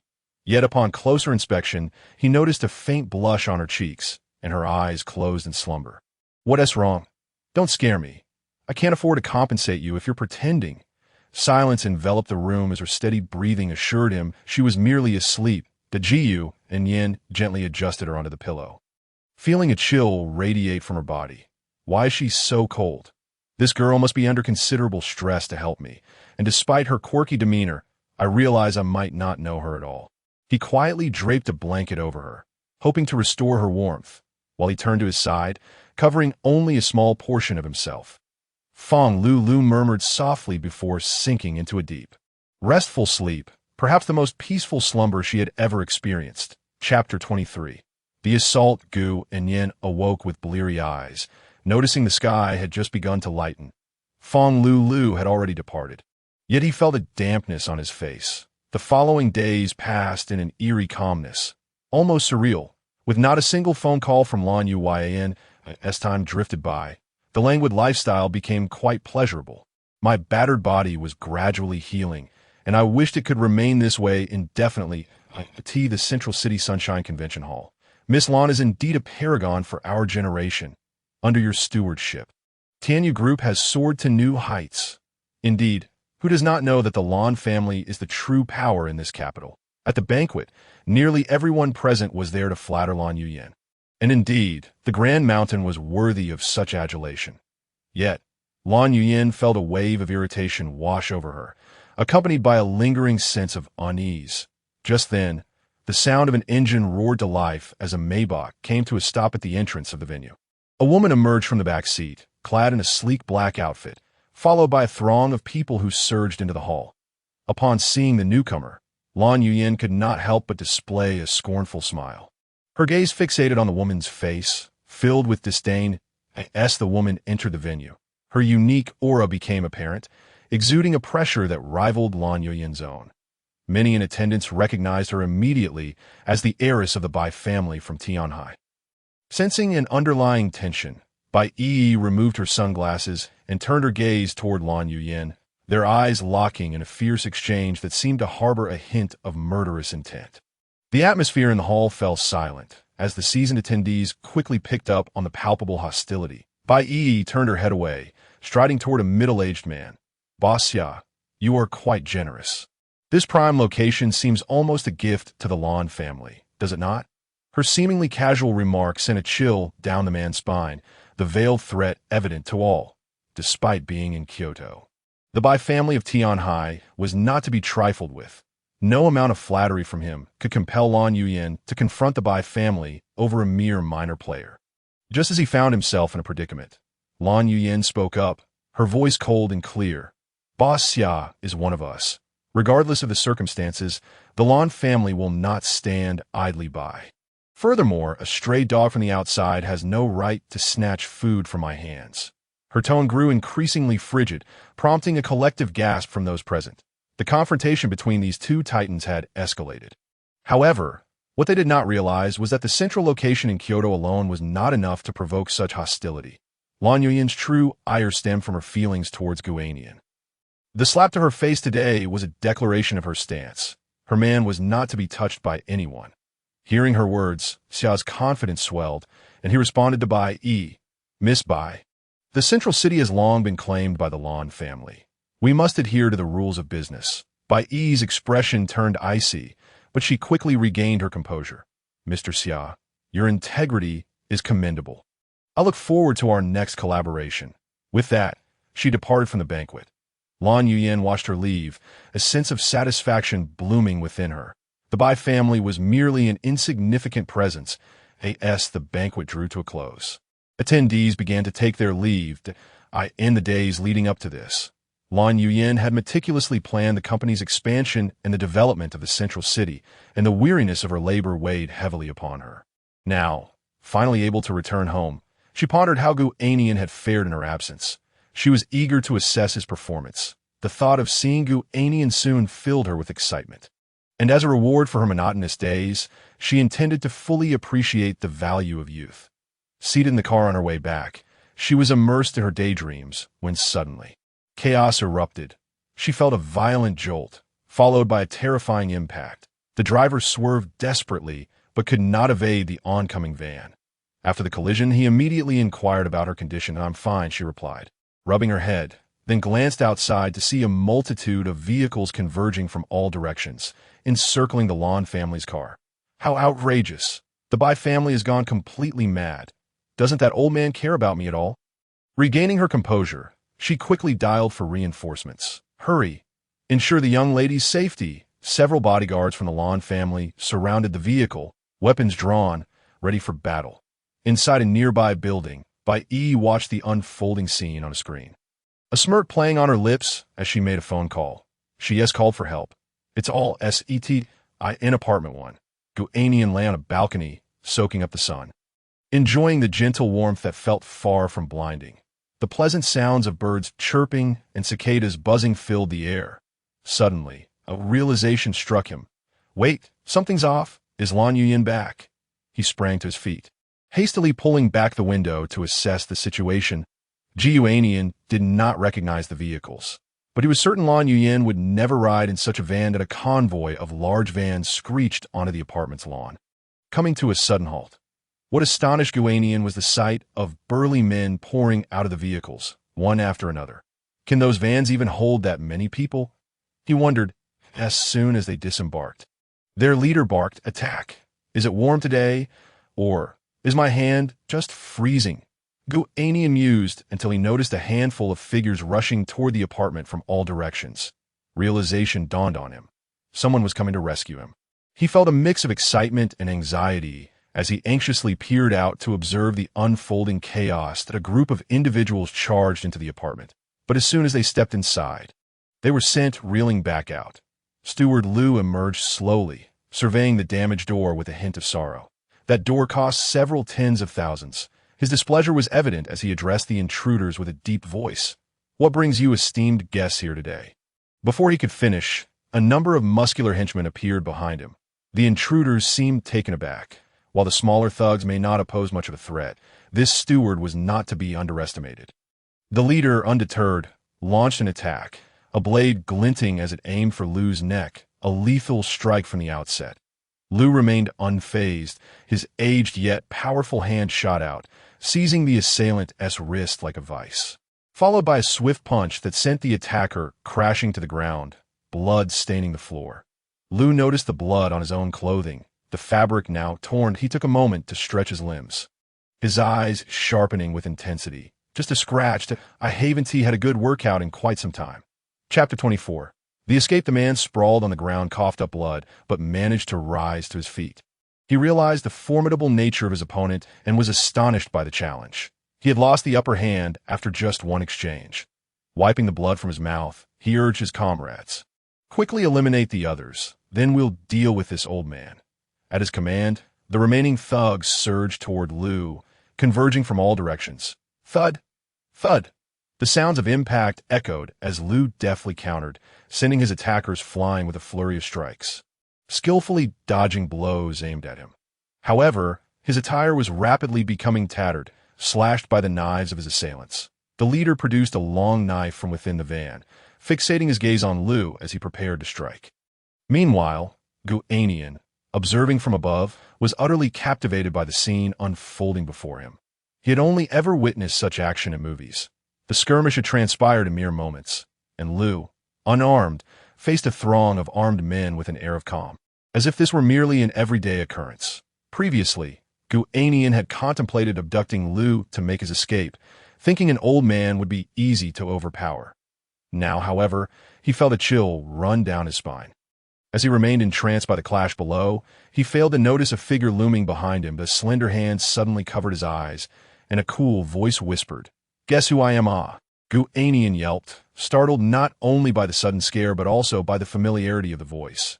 It belonged to the tormentor he knew all too well. Turning stiffly, he exclaimed, "Fong Lulu!" Fong Lulu burst into laughter, her voice returning to its usual tone. Initially shocked by her ability to mimic Lan Yuyen's voice, Gu Annian glared at her with irritation. "You clueless fool! Do you have any idea how traumatic a sudden scare like that can be for my tender psyche?" Seeing his reaction, Fong Lulu sobered and redirected the conversation. "The people from the Lan family have been delayed. We need to move quickly." Gu Annian's eyes lit up with hope. He recognized this as a rare opportunity. Failure was not an option, for unlike Fong Lulu, he could not simply leap from a window to escape. The second floor wasn't particularly high, but a bad fall could lead to serious injury. Hindering their escape as they prepared to leave, the door was abruptly flung open with a bang, revealing a dozen bodyguards clad in black, flooding into the room. Although Gu Annian's apartment was spacious, the sudden influx of so many individuals left the two with no avenue of escape. The lead guard commanded in a low voice, "Capture the young master. Apprehend the other one." That realizing his fate, Gu Annian was overwhelmed with fear, his clammy hands gripping Fong Lulu's sleeve tight as the guards advanced. A cloud of smoke erupted from beneath the bed, quickly filling the room. Fong Lulu had already retrieved a mask with calm efficiency. "Oh no! The gas is toxic." Seeing the situation unfold, the guards hastily donned masks of their own. "What about me?" Gu Annian exclaimed. The smoke instantly engulfed the entire room, obscuring everyone's vision. Gu Annian could only sense gusts of wind around him, followed by the sound of bodies collapsing one after another. As he gasped for air, he felt himself on the verge of succumbing. While he fumbled along the wall, his hand grazed a soft, yielding object that felt vaguely familiar. "What are you touching?" Gu Annian was startled again, only to have his wrist seized and pulled out. "Cough, cough. I feel like I'm about to faint. I think I'm a bit dizzy." The moment he emerged outside, he inhaled deeply, struggling against the thick smoke that had choked him moments before. Fong Lulu slapped him sharply across the face, exclaiming irritably, "What are you pretending for?" "This ISNT gas grenade." She removed the mask from her face, allowing Gu Annian to see clearly for the first time that she was wielding a device akin to night vision goggles, which she had used to incapacitate those around them amid the smoke. "Wow, you're incredible," Gu Annian said, scratching his head awkwardly, before promptly insisting they escape in the courtyard at the entrance upon receiving the signal. Everyone wasted no time in retreating, abandoning even the van. "Damn, this old man fights like a beast. One of the henchmen rubbed his eye socket, wincing as if his eyeballs might pop out. Regardless, they believed that the person the lady wanted had likely already been taken away, making it all worthwhile. They could never have anticipated that merely a butler from the Lan family could have nearly overwhelmed them. Meanwhile, Steward Lu was bloodied, his clothes torn and sticking to him, beads of sweat rolling down his face. Checking his phone, he noted the lack of reinforcements, signaling trouble for the lady as well. He gazed at the upper floor where white smoke billowed. Sighing resignedly, "Alas, I'm getting old." Nonetheless, "Thank you," he thought at AT that moment. Fong Lulu was driving a car when Gu Annian's voice came from behind. "Here, take this." She handed him a mobile phone. "What is this for?" Don't overthink it. It's a gift from Bai. Your phone undoubtedly has a tracker that Gu Annian had a faint inkling of this and, gritting his teeth, tossed his old phone out the window. After a long drive, Gu Annian lay sideways, watching the scenery retreat outside, gradually succumbing to slumber.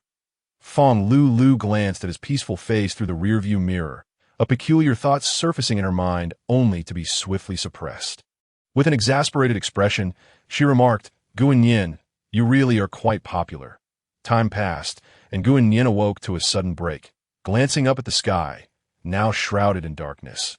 Fong Lu stretched her weary body, pointing to a villa ahead. "Bai, you should be inside. Go thank her properly." To Gu Annian rubbed his eyes and stepped out, feeling the warm breeze and inhaling its fragrant air. Everything felt surreal. The events unfolding around him too swift, yet he finally felt freed. As he departed, he turned to Fong Lu, sincerely expressing, "Fong Lu, I'm truly grateful to you that if we meet again, do not hesitate to call upon me should you need anything." She fixed her gaze on him, contemplating for a long moment. "Stop with the pleasantries. If you don't leave now, I'll drag you away myself." "Where will you take me? What will we do?" Gu Annian asked in confusion, having only just arrived. Fong Lu shot him an annoyed glance. "I'll take you to my home, torture you for 800 years, and then send you off to Bai Yuyan." Consider me indebted to you that I'm off," he exclaimed, dashing towards the villa, feeling quite helpless in the face of Fong Lu's unpredictable moods. When he glanced back, all he could see were the dim streetlights illuminating the swaying maple trees. A gentle breeze brushing against his flushed face. Is this the essence of freedom? Chapter 25. By Shiva's concern, hello, Mississippi. By the time we arrived, the young master had already been abducted.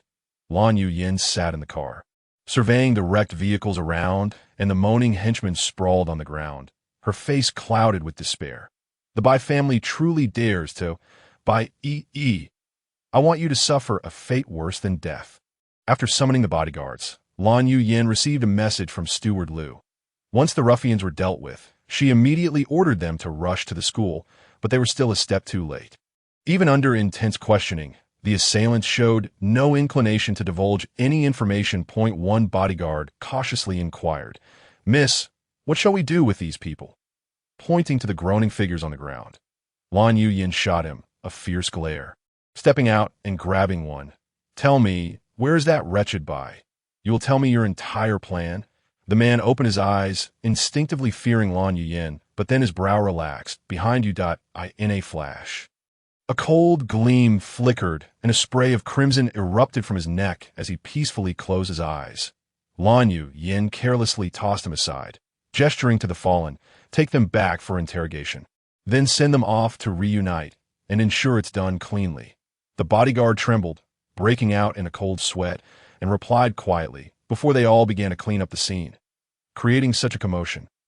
The police merely came to clear the area, declaring it a violent conflict to the public. Upon returning home, Lan Yuyin dialed the number, her voice laced with tears. "Hello, your precious daughter is suffering out here." A woman's voice responded, "Wait until I deal with your troublesome father. Then I'll see who has wronged you. Knock, knock, knock." Gu Annian stood at the entrance, rapping on the grand wooden door, a sense of déjà vu washing over him. The door swung open immediately, and though he didn't see anyone, he heard a voice, this Gu Tong Shui. "I've been waiting for you." Bai appeared, dressed in a tank top and loose shorts. Her well-proportioned figure subtly accentuated, exhaling as if she had just finished exercising. Gu Annian felt a bit timid. The senior before him resembled an angel, rescuing him from peril. "But we meet again," he stuttered. You. Hello." He's so bashful. You're making Bai unsure how to respond. In her eyes, this innocent little lamb only evokes her boundless affection. Bai displayed an expression of deep sympathy. "Come, let us go inside and talk that you've lost weight. Sister is genuinely worried about you." Saying this, she supported Gu Annian into the house and instructed the servants to prepare a feast. The mature and understanding aura often provides the greatest comfort to a man, especially someone as naive as Gu Annian. Feeling the warmth of this older sister's concern, an overwhelming sense of grievance surged within him. He knew he had no right to be there, yet tears flowed uncontrollably. Bai Yi gently patted his back, her touch soothing and reassuring. Whatever troubles you have, share them with sister. I'll look after you. Woo, Uncle Lu Wu, I'm so sorry. I in the apartment. Lan Yuyan gazed at the injured steward Lu, filled with remorse, while also feeling a deep sense of loss over Gu Annian's absence. Seeing her in such distress pained steward Lu immensely. Having watched this little princess grow up, witnessing her evolve into an exceptional heir, he had always treated her with utmost care, as if she were a precious jewel. Yet now, she cried so sorrowfully. Nothing had ever brought forth such emotion from her before. This loss was also a significant blow to someone who had no children. All right, let us not cry anymore. Uncle Lu promises to bring him back. Okay. After a round of coaxing, Lan Yuyan gradually calmed down. I'm the sole daughter of the Lan family. How unbecoming it is to weep. What I have lost today, I shall reclaim double tomorrow. As she pondered, her expression grew increasingly grim, and certain thoughts took root in her mind that Gu Annian surely wished to escape as well. Once I catch him, I will. In all my years, my parents have never made me feel this way. Why should you Gu Annian? Wu, in all my life, even my parents have never struck me. Why does she hit me every day? She did not understand that a mere slap from her could cast a long shadow over him. Under Bai Yi's attentive ear, Gu Annian recounted the hardships and trials he had faced over the past few days. Once he had released the burden from his heart, he felt considerably lighter, his eyes shimmering with renewed light. Thank you so much for listening to my rambling, that I truly appreciate your rescue. I don't know how to repay such kindness. The junior needn't feel indebted. It was merely a small effort on my part, that I won't allow my good friend to be bullied. Bai Yi reassured him, don't carry any psychological burden. Gu Annian was so moved that he nearly prostrated himself, wishing he could pledge his loyalty to her under normal circumstances. That I will forever remember this kindness. I may not possess much, but if you need anything, I shall not hesitate. Then I won't disturb you any longer. Gratitude is genuine, and so is the feeling of shame. Having received so much help from others, one finds oneself powerless to reciprocate.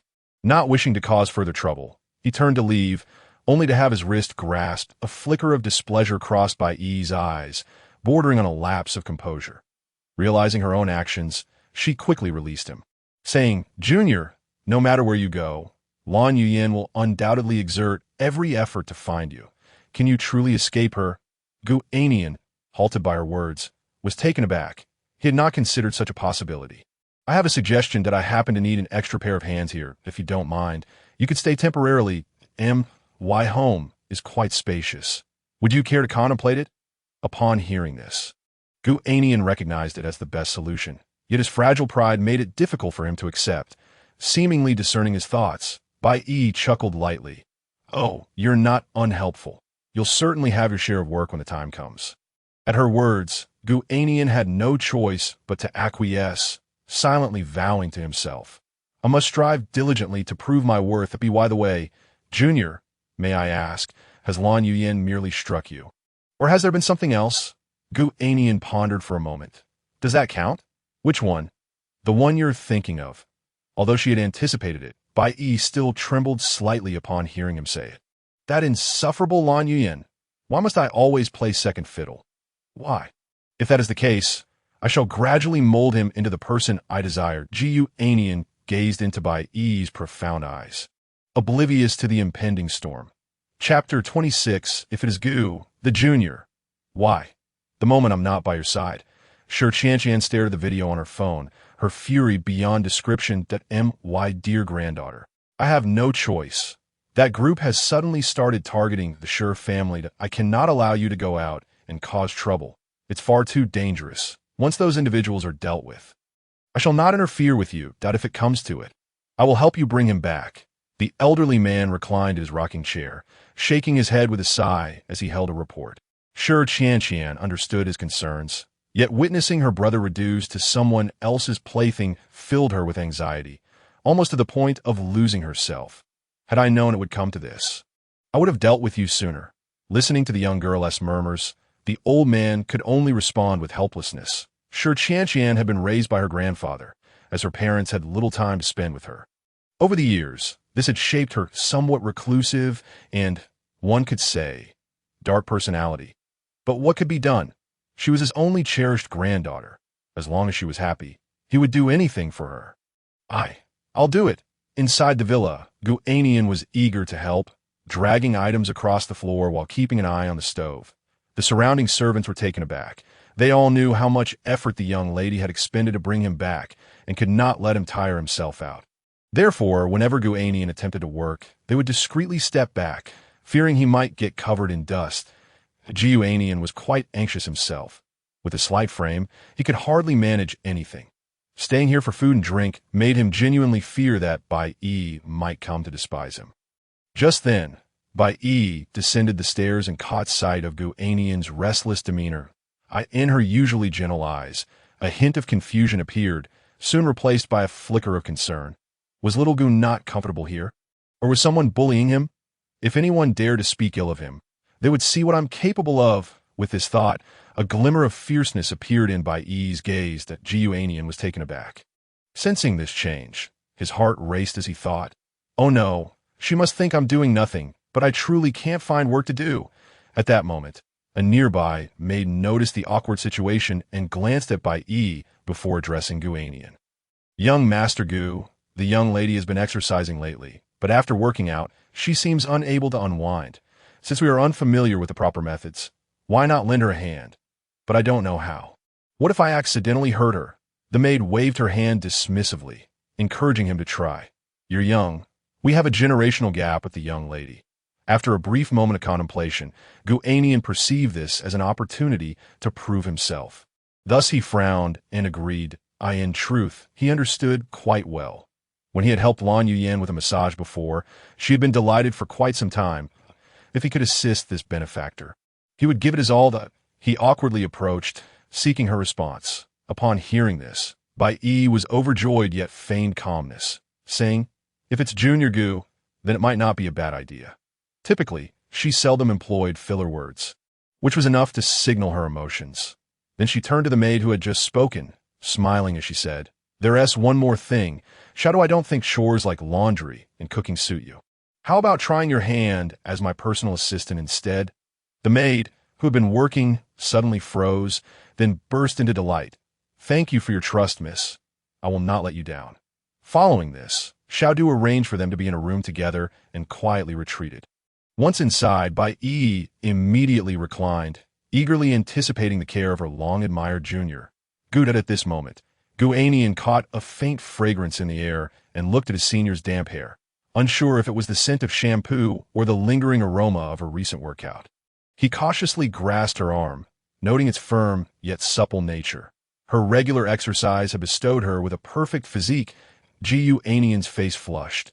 When he had previously massaged Lan Yuyan, he had been overly cautious, fearing he might hurt her delicate skin. Yet here, he diligently pressed for quite some time, and Bai Yi remained silent and still, showing no signs of discomfort. He mused, could she have fallen asleep? Thus, he leaned closer to her face, their gazes locking, revealing her cheeks flushed with color. "What's wrong, classmate Gu? Why haven't you started yet?" The earlier physical contact had stirred a tingling sensation within her, and she awaited his touch eagerly. Meanwhile, Gu Annian felt a wave of confusion. Hadn't she noticed anything? He increased the pressure of his hands, diligently attending to her. Bai Yi hadn't expected his technique to be so adept. But upon further reflection, she found it utterly perplexing, given that he had no formal training. Could it be that? As this thought crossed her mind, she furrowed her brow and suddenly sat up. "Classmate Gu, you've worked hard for so long. Let me help you." Seemingly recalling how he had done the same for Lan Yuyan, Bai Yi felt a surge of irritation, her hands instinctively tightening as she pushed him down onto the bed. However, she quickly reconsidered, realizing that it was Lan Yuyan's domineering and unreasonable nature that had driven Gu Annian to his limits. She must not act in a similar fashion. Thus, she explained as she mimicked his technique. In this unexpected turn of events, Gu Annian was utterly taken aback. What was his status that he was being so attended to? This made him feel somewhat uneasy. amidst the flurry of activity. Gu Annian stifled a cry, as the pain was overwhelming. He still bore injuries that had yet to heal, such pristine skin marred by wounds. What sort of woman could inflict such harm? The more she pondered, the more baffled she became. Could it be some peculiar play? How infuriating! She could only blame her own ignorance. Senior, I'm fine now. Let us stop. I feel a bit sleepy. Gu Annian gritted his teeth in pain, unable to endure it any longer, and hastily concocted an excuse. He was taken aback as she assisted him to his feet, simultaneously noticing the pained expression that marred his features. Had she caused him discomfort? Surely he wouldn't harbor disdain for her. Observing him hastily exit the room, as if fleeing, a surge of jealousy welled up within She had exerted herself to bring him out and care for him. Yet he remained oblivious. That wretched person tormented him, and all he desired was to escape, even imploring her to avoid confrontation with her. Contemplating this, a dark cloud of emotion enveloped her mind, as jealousy and possessiveness gradually drove her towards irrationality. Indeed, he was a despicable creature, enamored with the likes of Lan Yuyan. She would ensure he had his fill of it. Unbeknownst to her, Gu Annian was acutely aware of their differences. His plea for her to refrain from conflict with Lan Yuyan stemmed solely from a desire for peaceful coexistence between their families, for excessive mutual harm bore only detriment. The near-manic obsession consumed his thoughts.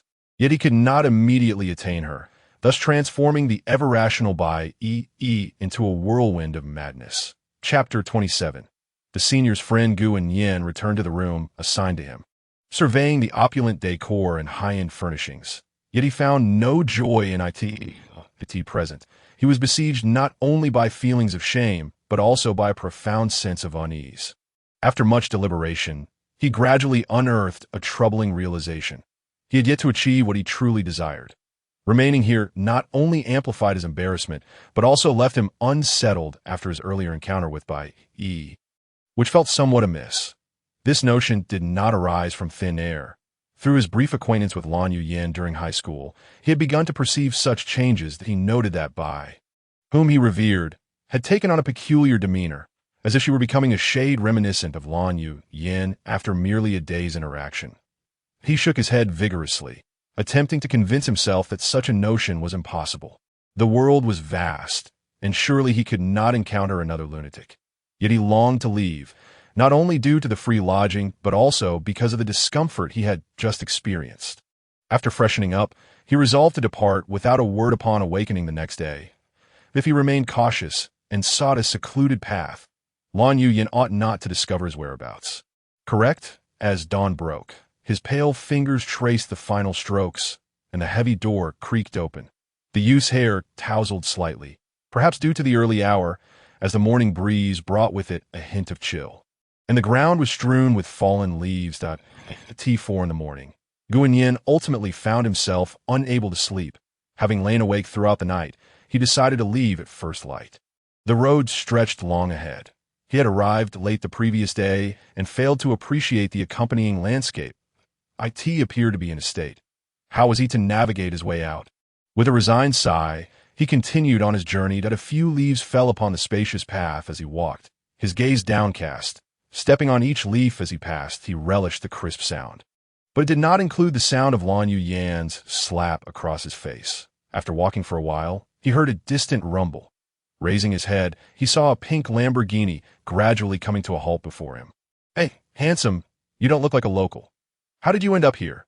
A girl inside the car, adorned in sunglasses, greeted him with a lively and melodious voice, breaking the eerie silence. Following the sound, Gu Annian beheld a strikingly beautiful young woman of similar age, who slowly removed her sunglasses to reveal a pair of sparkling, questioning eyes. "I may not be wealthy, but why do I always encounter such distinguished individuals?" was the first thought that crossed Gu Annian's mind. Despite having walked for quite some time, this path only led to the villa and beyond, and given his slow pace, it was evident to anyone that he had emerged from there. That Gu Annian stammered, pondering for a moment before nervously replying, "I came here to use the restroom." As soon as the words left his mouth, he chastised himself for being foolish. Who would believe such a ridiculous claim? As anticipated, The girl's eyes reflected a hint of incredulity, and she then inquired, "Oh, is that so? Why not just go to the bathroom?"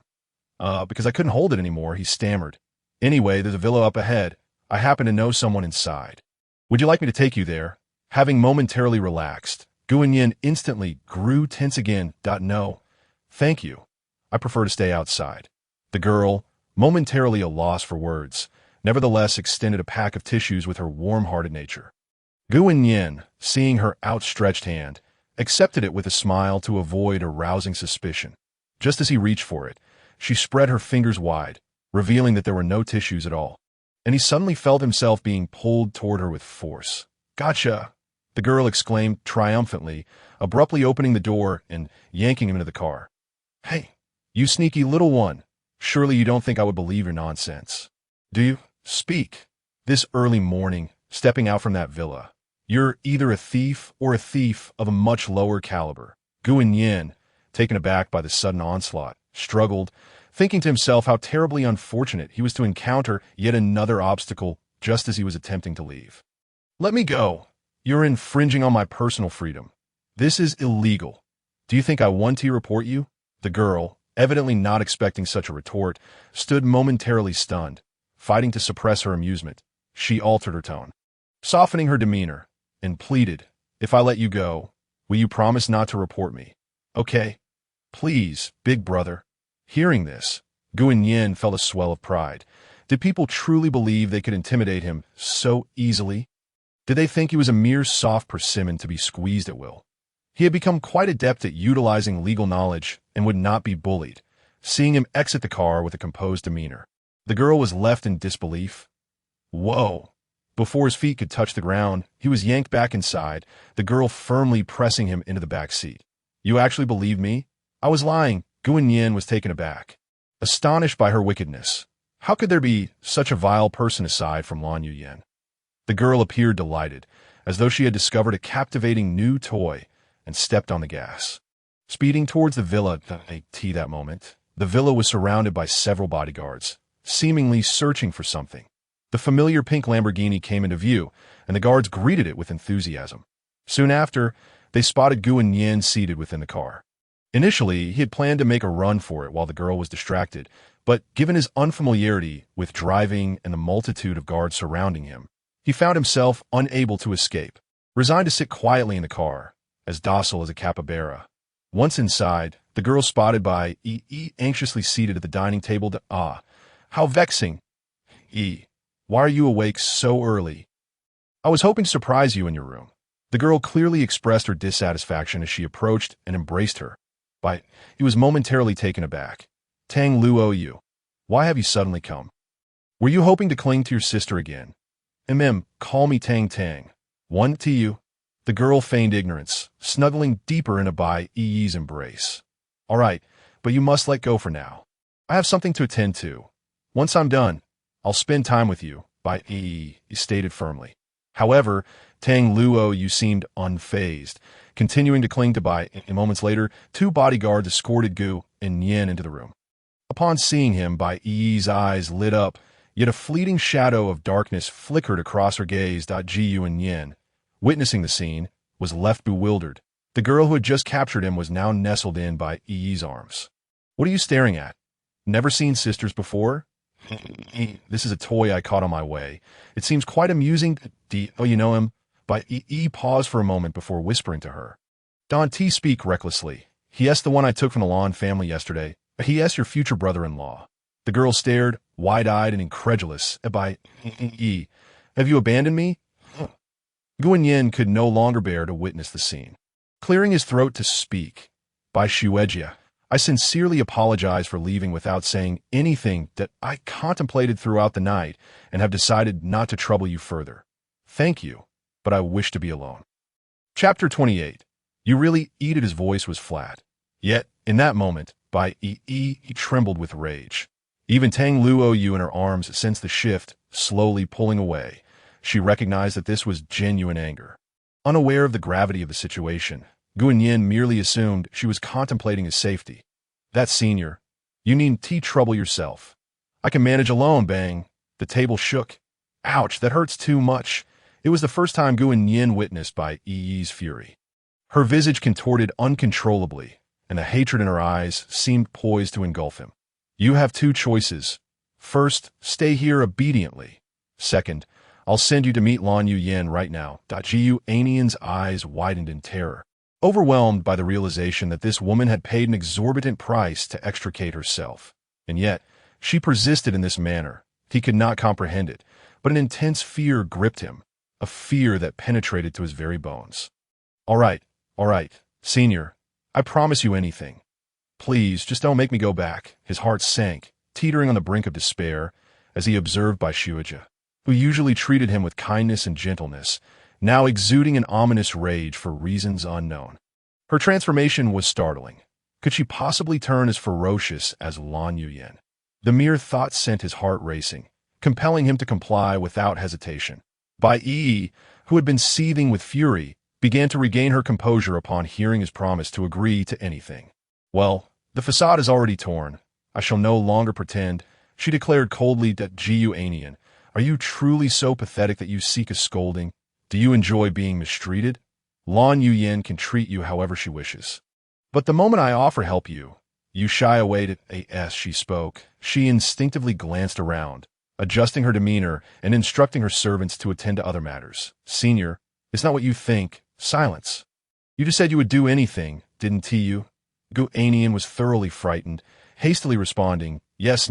Suddenly a melodious ringtone interrupted the tension. Bai Yi produced another phone and dialed a number, directing it towards Gu Annian. Just as he glimpsed the number, it was answered almost immediately, revealing a face that radiated madness and malice on the screen. This lunatic is actually calling Lan Yuyan. Gu Annian's legs weakened, causing him to collapse onto the ground. He attempted to crawl away, but a firm grip seized his chin, forcing him to face the camera. Upon seeing him, the individual on the other end erupted into a frenzy. Gu Annian, who had never encountered nefarious characters in his life, absorbed every venomous threat and malicious word hurled at him. Gu Annian, you bastard, you filthy dog, don't let me catch you. And you are nothing. 2 hours later, Gu Annian had grown numb to the tirade. Usually, he was the one pleading for mercy under her torment, but now the tables had turned. To be honest, he found this shift surprisingly pleasing. Summoning an unexpected courage, he raised a finger and defiantly challenged the screen. Through the screen, come at me. Even if you catch me, I will accept it. Before Lan Yuyan could respond, Bai Yi interjected, Gu Annian's address is. Before she could finish, Gu Annian's legs regained strength, and he leapt to cover her mouth. Bai Yi was taken aback. It was her first time truly feeling the warmth of his hands. His pale hands bore a faint fragrance that was comforting, yet they were icy cold. Lan Yuyan, your discipline is lacking. Allow me to teach him properly. And don't bother searching for me. This phone is untraceable. That if you truly feel distressed, plead with me, and I will send you a photo of him each month. Ha ha! With that, she hung up, menacingly threatening Gu Annian that should he disobey, she would indeed send him to Lan Yuyan. Suddenly, she turned to Tang Liu beside her and spoke gently. You are no longer a child. You cannot take advantage of our lifelong friendship to act so recklessly. If I have a man I admire, you should also seek one for yourself. Please, do not cling to me every day. Tang Liu, cowering in the corner, felt aggrieved and replied, but I just like being with you. Forget it. When the time comes, I will introduce you to someone, and you will understand the feeling. Bai Yi sighed in resignation and then turned her attention back to Gu Annian. My dear Junior, I apologize for being so harsh, but I must lay my cards on the table. If you behave, many troubles can be avoided. By the way, my good friend has arrived. Let us dine together. Gu Annian nodded, pondering what means of salvation he possessed. He was left with none. Tang Liu regarded the suddenly appearing fair-skinned youth with caution, thinking, so you are the one vying for my sister's affection. Had I known, I would have thrown you to the dogs long ago. But no, that would sadden her. How can I transform into him? Originally excited to visit, the girl now wore a troubled expression. Perceiving him as a rival to Gu Annian, however, remained indifferent, viewing Tang Liu merely as an oddity. What truly instilled fear in him was the realization that he had escaped from a wolf's den only to fall into a tiger's lair. At the dining table, Gu Annian abstained from all dishes, meticulously picking up grains of rice with his chopsticks and feeding them into his pouting mouth. Tang Liu, clutching a piece of steak, observed Gu Annian's face and took aggressive bites. Internally, she mused, what a shameless creature, taking advantage and yet acting coy, oblivious to the fortune bestowed upon him, and if only I could usurp him. Bai Yi nibbled delicately with her fork, glancing at the sullen Gu Annian. Gu Shuijia, while little Tang may seem a bit eccentric on the surface, she possesses a genuinely kind heart. Moreover, she is remarkably capable. One of my companies is under her meticulous management, which I have entrusted to her. Seeing him remain unmoved, she scoffed, "TSK, don't just eat rice. Eat some vegetables too." Gu Annian mechanically picked up a piece of spinach, having heard it purportedly grants great strength, hoping that one day he could deliver a punch that would render her speechless. "You actually eat?" Bai Yi, noticing his resentful expression, immediately felt displeased, deciding it was time to teach him a lesson. "You are quite stubborn. Just eat without all the fuss," he muttered, believing she wouldn't here. Yet, upon finishing, silence enveloped the table. A foreboding sensation washed over him. I truly am a fool. I should have kept my mouth shut. Say that again. No, I was saying one must always respect and cherish their senior, even at the dining table. Now that sounds better. The meal was uncomfortable for all three, that ultimately, under Bai Yi's coercion and persuasion, Gu Annian had become as obedient as a little kitten. I end dealing with the clingy Tang Lu. Bai Yi did not indulge her. A few casual remarks dispatched her to play elsewhere, before her gaze shifted back to Gu Annian. "Come here." Chewing his food, Gu Annian stared at her blankly, pointing at himself with a finger. "Me?" She had no patience for pleasantries, seizing him and dragging him into her room. The harshness of her demeanor clashed starkly with her earlier gentleness. Gu Annian thought, "This feels all too familiar. Why does everyone treat me this way? What have I done wrong?" He felt as though he was ensnared in a shadowy veil. Open the door and toss him onto the bed. Immediately, he felt a flurry of pinches. His Bai Yi appeared to take revenge. Relentlessly massaging him, relishing the pained expressions that crossed his face, as the playful atmosphere waned, she began to shift into a more serious tone. Observing his pitiful form, the heat within her surged. Often such vulnerability evokes a possessive instinct. "Gu Shuijia, I am truly sorry." Gu Annian was momentarily taken aback, directly informing her that someone was about to intrude. "Senior, what are you doing? How can you little do? What are you going to teach me?" "Hee. Today, I'm going to teach you how to prepare a dish. It is called blanching cabbage. First, we need to select a fresh head of cabbage, wash it simply, and then start peeling away the outer leaves layer by layer. Extract the tender core and wash it thoroughly. Then, chop it into pieces according to your preferred way of eating, adding your favorite seasonings, and place it in APOT this stage. You can add water and let it simmer a bit longer to enhance the crispness of the cabbage. Finally, serve it up and enjoy."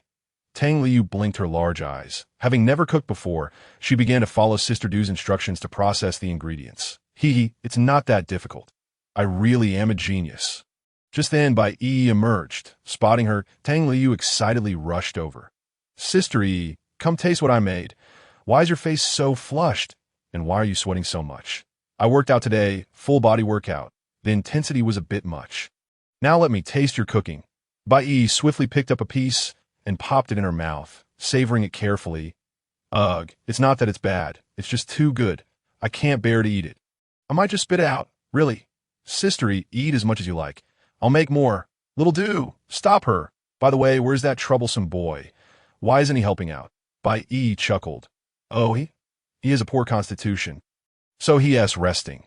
Today, her spirits were particularly high, and she turned to the kitchen to assist with the cooking. As evening was fast approaching, Tang Liu pouted, feeling somewhat perplexed. What does it mean to be unwell? It clearly seems like he just wants to be lazy. She couldn't fathom what exactly Sister Yi finds appealing about him. The more she thought about it, the angrier she became. Suddenly, she stood up and walked slowly to his room's doorway, where the sound of even breathing could be heard, faint yet discernible. Indeed, he was being lazy, still fast asleep, that a glimmer of metallic silver caught her eye as the door creaked open. Should I deal with him now? I really want to. Then there would be no one around. But sister would be heartbroken, and I don't want to see her cry. Gently pushing the door open, she stealthily entered, approaching the bedside. She became entranced by Gu Annian's sleeping face. The youth before her possessed such an adorable sleeping visage. Even if it bore a hint of weariness, it only enhanced his ethereal beauty, adding a touch of a melancholic heartthrob. So lovely, so charming, like a girl. Tang Liu drew ever closer, unconsciously pinching his cheek. Is this truly a boy's face? Just as she was lost in thought, her keen nose caught a whiff of something, and she leaned in closer. It smells like sister-y. Could it be that he's wearing her clothes? This lazy bum doesn't he even have his own clothes? What good is he besides being good-looking? Just as she was about to rise and leave, Tang noticed the youth's eyes slowly opening, quietly gazing at her. Their eyes locking. Gu Annian's gaze was still a bit hazy, but it was clear enough to recognize a knife clutched tightly in her right hand. You big sister, you wouldn't be intending to... Gu Annian shifted his almost shattered body and struggled to speak. The apple had somehow appeared at her hand, and in the blink of an eye, the skin was peeled away. Oh, I just wanted to help you peel an apple. Open wide. Gu Annian reluctantly took a few bites, and to his surprise, it was quite delicious. If you can't eat, then don't. Dinner will be ready soon, so hurry up and come out. Just as Gu Annian bit into the apple, a sudden force yanked him forward, almost knocking his teeth out. After exiting, Tang Liu observed the half-eaten apple, gnawing it down to the last morsel. Oh, delicious. Dinner time. Bai had frightened Gu Annian out of his room, and laughter mixed with tears filled the dining table. Time flew by in the blink of an eye. Just before leaving, Tang Liu hugged her senior reluctantly, and then turned her gaze towards Gu Annian, who sat solemnly at the table. Her eyes conveyed a myriad of emotions. Sister make sure to play with me often. I'll head back to the company now. Waving goodbye, Bai exhaled a sigh of relief, finally managing to send off this clingy person. Having lived for 20 years, she had received countless suitors, many of whom were quite exceptional, but she had turned them all down, feeling a sense of aversion towards them. However, Gu Annian was different. In their interactions, she had felt joy for the first time. How to describe this wonderful feeling? It was akin to a little girl savoring chocolate. Gu Annian understood that he couldn't escape. If he could eat, he might as well eat more for the sake of his health. The only consolation was that at least Bai wouldn't hit him, which was quite reassuring. Every time he avoided a beating, Lan Yuyan would be cursed internally by Gu Annian. All right, my little Annian. After you've eaten well, we should get some rest and nurture your spirit. Am I going back to my room? I can return to mine as well. Then I want to stir my senior's rest. I occasionally enjoy a bit of solitude. Chapter 30.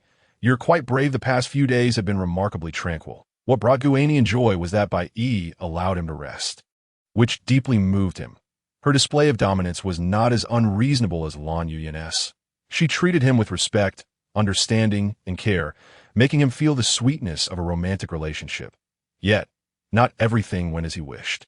Bai who was fond of sports, had a naturally athletic physique, far superior to Lan Yuyan's. Annian, come here. Gu Annian, who had been watching an animated series with a silly grin, paused and turned to look. There stood Bai, her long hair wet, evidently just having showered after exercising. Wait a moment, let me finish this episode. Gu Annian replied nonchalantly. Bai stared at him, her gaze dimming momentarily. Have I been too gentle with you? Do you enjoy seeking a beating? Seeing this, he forced a smile. Senior, you want to hit me anyway. Just wait until I finish this episode. With a sharp crack, Gu Annian found himself yanked to the floor. I've been far too lenient with you. Are you satisfied now? Bai's anger flared, yet a hint of pity flickered in her eyes as she spoke. I really don't want to hit you. But Lan Yuyan will. The clarity in his eyes turned to tears upon hearing those words. No, I'll come over right now. I'll listen to you. Bai relished his change in attitude. This sense of conquest was immensely satisfying. Gu Annian exerted all his strength to massage her back, shoulders, and legs. That's enough. Stop. She flipped over, pulling him close. Now it's my turn.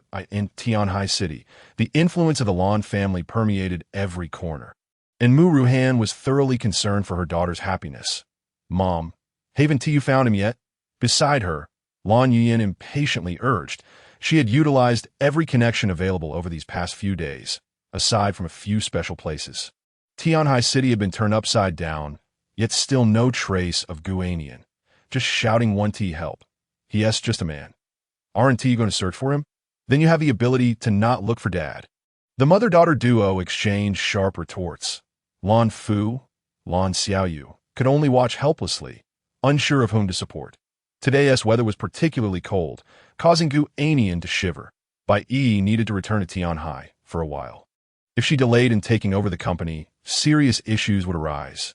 She planned to have Gu Annian work at Tang Liyu's place, hoping to discipline him properly. Bai Yi had complete faith in her friend, who she had known since childhood. Moreover, she didn't particularly like boys. As long as he didn't end up dead, that would suffice. She was well aware of her dear sister's methods. And though her temperament was somewhat difficult to describe, she was very obedient to Bai Yi. Bai Yi repeatedly instructed her not to turn Gu Annian into a target. This was also the reason for his gloomy demeanor today. Bai Yi was fine, but that peculiar girl was an entirely different matter. Regardless of his chaotic thoughts, Bai Yi bid her final farewell. Be good and wait for me to return. Behave well at Xiao Tang's. Gu Annian's expression was blank, unsure if it was fatigue or fear of the days to come. Having been informed earlier, Tinglu's eyes sparkled with triumphant delight upon hearing the news. As soon as Bai Yi departed, she sped over. Sister Yi only told me not to make him into a target. She didn't say anything about not tossing him aside. If he comes to my company and gets lost, falling into the sea to feed the fish shouldn't be surprising, right? While lost in her thoughts, a pink Lamborghini had already parked at the entrance. Bang! Finally! Hee, you're mine now. Come here to meet your fate. Gu Annian, pulling a suitcase, stared dumbfounded at the girl who burst through the door. Can I not go? I just wanted. Before he could finish his sentence, he was dragged out the door along with his suitcase. Come on. Once inside the car, she contemplated how to handle him, while Gu Annian huddled in the back seat, warily eyeing her. The scent of Sister E. Hasn't she left yet? Tang Liu lifted her head and scanned surroundings, her gaze eventually landing on Gu Annian. Observing this delicate yet fearful youth, she slowly furrowed her brow. Am I that terrifying? She wondered. Give me your jacket. Huh. Gu Annian, his mind in a fog, complied, slowly removing his jacket and handing it to her. After receiving it, Ting Liu held it to her nose, narrowing her eyes slightly as she caught a faint woody fragrance. How wonderfully refreshing. Donning the jacket, she quickly headed to the company as they drove along. Gu Annian slowly began to see the fork in the road ahead. Before long, they arrived at their destination. Walking side by side into the company, he soon realized that nearly all the employees inside were women. Apart from security, there were no other males. This made him the center of attention, with curious glances following him wherever he went. Whispers drifted into his ears. Is this handsome guy new? How did he end up walking with General Tang? No way you're not unaware of the fact that our General Tang has a preference for. Hush. Tang Liu ultimately decided to let him stay here. After leading him to an office on the first floor, she departed. Gu Annian gazed at his cluttered workspace, furrowing his brow. Even the pigsty at his grandfather's house during his childhood was cleaner than this. Fortunately, with the assistance of others, he gradually commenced the process of tidying up. Gu Annian exhibited remarkable efficiency, managing to organize everything by the end of the afternoon. That a slight smile graced his lips as he began to feel a sense of mastery over his tasks. After all, gold will inevitably shine. Being busy here and showcasing his value was far preferable to succumbing to their endless demands. Knock, knock, knock. Just as he basked in his pride, the table behind him was rapped upon. Tang Liu looked at him in surprise, both admiring his work ethic and urging him to step outside. The company building was quite spacious, with independent rooms available. Gu Annian was assigned a room adjacent to Tang Liu's. That evening, he was invited to dine alone.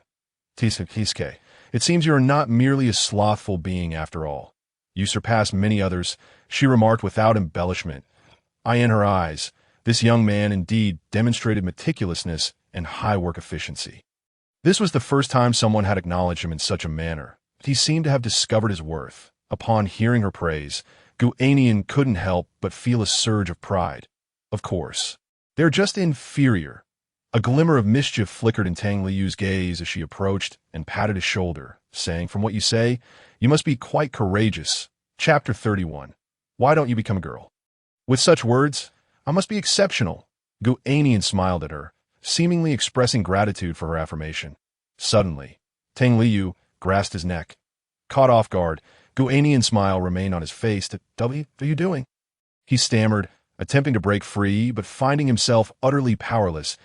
As her grip tightened, a knife appeared in her hand, slowly pressing toward him. "Speak, you despicable man. Why did you have to steal my sister? It is so unfair, and I am furious. I have been with her since childhood." Gu Annian struggled to breathe, stammering, "And no, it wasn't me." Tang Liyu toyed with him casually, like a cat playing with a freshly caught mouse. Deep down, she was well aware that this taboo was insurmountable. The senior she had loved for nearly 20 years was ultimately unattainable. Sighing, she released Gu Annian and began to pour herself a bottle of strong liquor. Silent tears streamed down her face. The fierce girl from moments ago was now sobbing uncontrollably. Whether out of compassion or inherent kindness, Gu Annian took a few tissues and gently wiped away her tears. The girl looked up, a faint blush tinting her cheeks. She observed the boy before her earnestly. His handsome features and fair, delicate face bore an expression of concern. "Oh, beautiful. Almost like a young girl. How can such a handsome boy exist?" Each time Tang Liu looked at his worried face filled with care, she marveled anew. "I treated him so harshly, yet he still helped me wipe my tears. Could he possibly be a fool?" Upon this thought, she casually wiped her tears, as if having made a resolution. "Forget it. As long as you can make his sister happy, I shall be content." With that, she rose to leave. As she departed, Tang Liu cast a glance at the weary boy who was tidying up the desk, her eyes gradually reflecting a different hue. Observing Yi's sister's reaction, could it be that men are truly that admirable? If there were boys like him, I could also consider. The next day, Gu Annian emerged from his room early, bearing a mountain of documents he had somehow gathered. These were discarded proposals he had requested from the department management, and he found them immensely intriguing. The ability to meticulously plan every detail and manage everything with precision filled him with a profound sense of accomplishment. Yet, unbeknownst to him, he was also being managed. Tang Liu had returned home the previous day. As she reflected on his face, a singular thought occupied her mind. Today, she brought a large box. "Phew, I'm exhausted. Once he dons these, he will look splendid." The girl busily organized the contents of the box, which contained an array of feminine attire. There were cute styles, mature looks, and even lowly fashion, all included. After a brief organization, she eagerly set out to find Gu Annian. Upon entering the office, she found him deeply engrossed in his work. "Come here, I have something delightful for you." Without regard for his consent, Tang Liu seized his arm and dragged him to her room. "What are you doing? I need to work." Gu Annian shot her a resentful look, displeased by the interruption. Tang Liu thought to herself, "Humph, that little expression of yours is quite charming. Soon, you shall wear these clothes and pose to your heart as content." Cough, cough. "Today, I'm assigning you a new task. Consider yourself my personal model. Here, this is what you will wear." Following her finger, Gu Annian spotted a plethora of women's clothing. Being quite traditional, he found it challenging to accept at first. "You want me to wear this?" "Absolutely not. I cannot possibly do that." He looked at the girl before him, her eyes glistening with an innocent charm as she clung to his arm. Well, it's not entirely impossible." But her patience visibly waned as she pressed him against the wall, the blade in her hand poised against his neck. "My dear, it is entirely possible." "Humph, Yi's sister was right.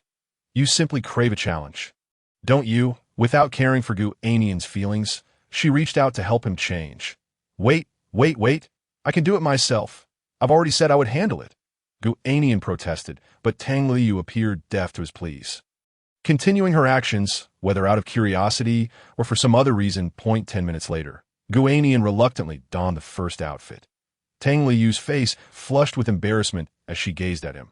A thrill of excitement blossomed within her.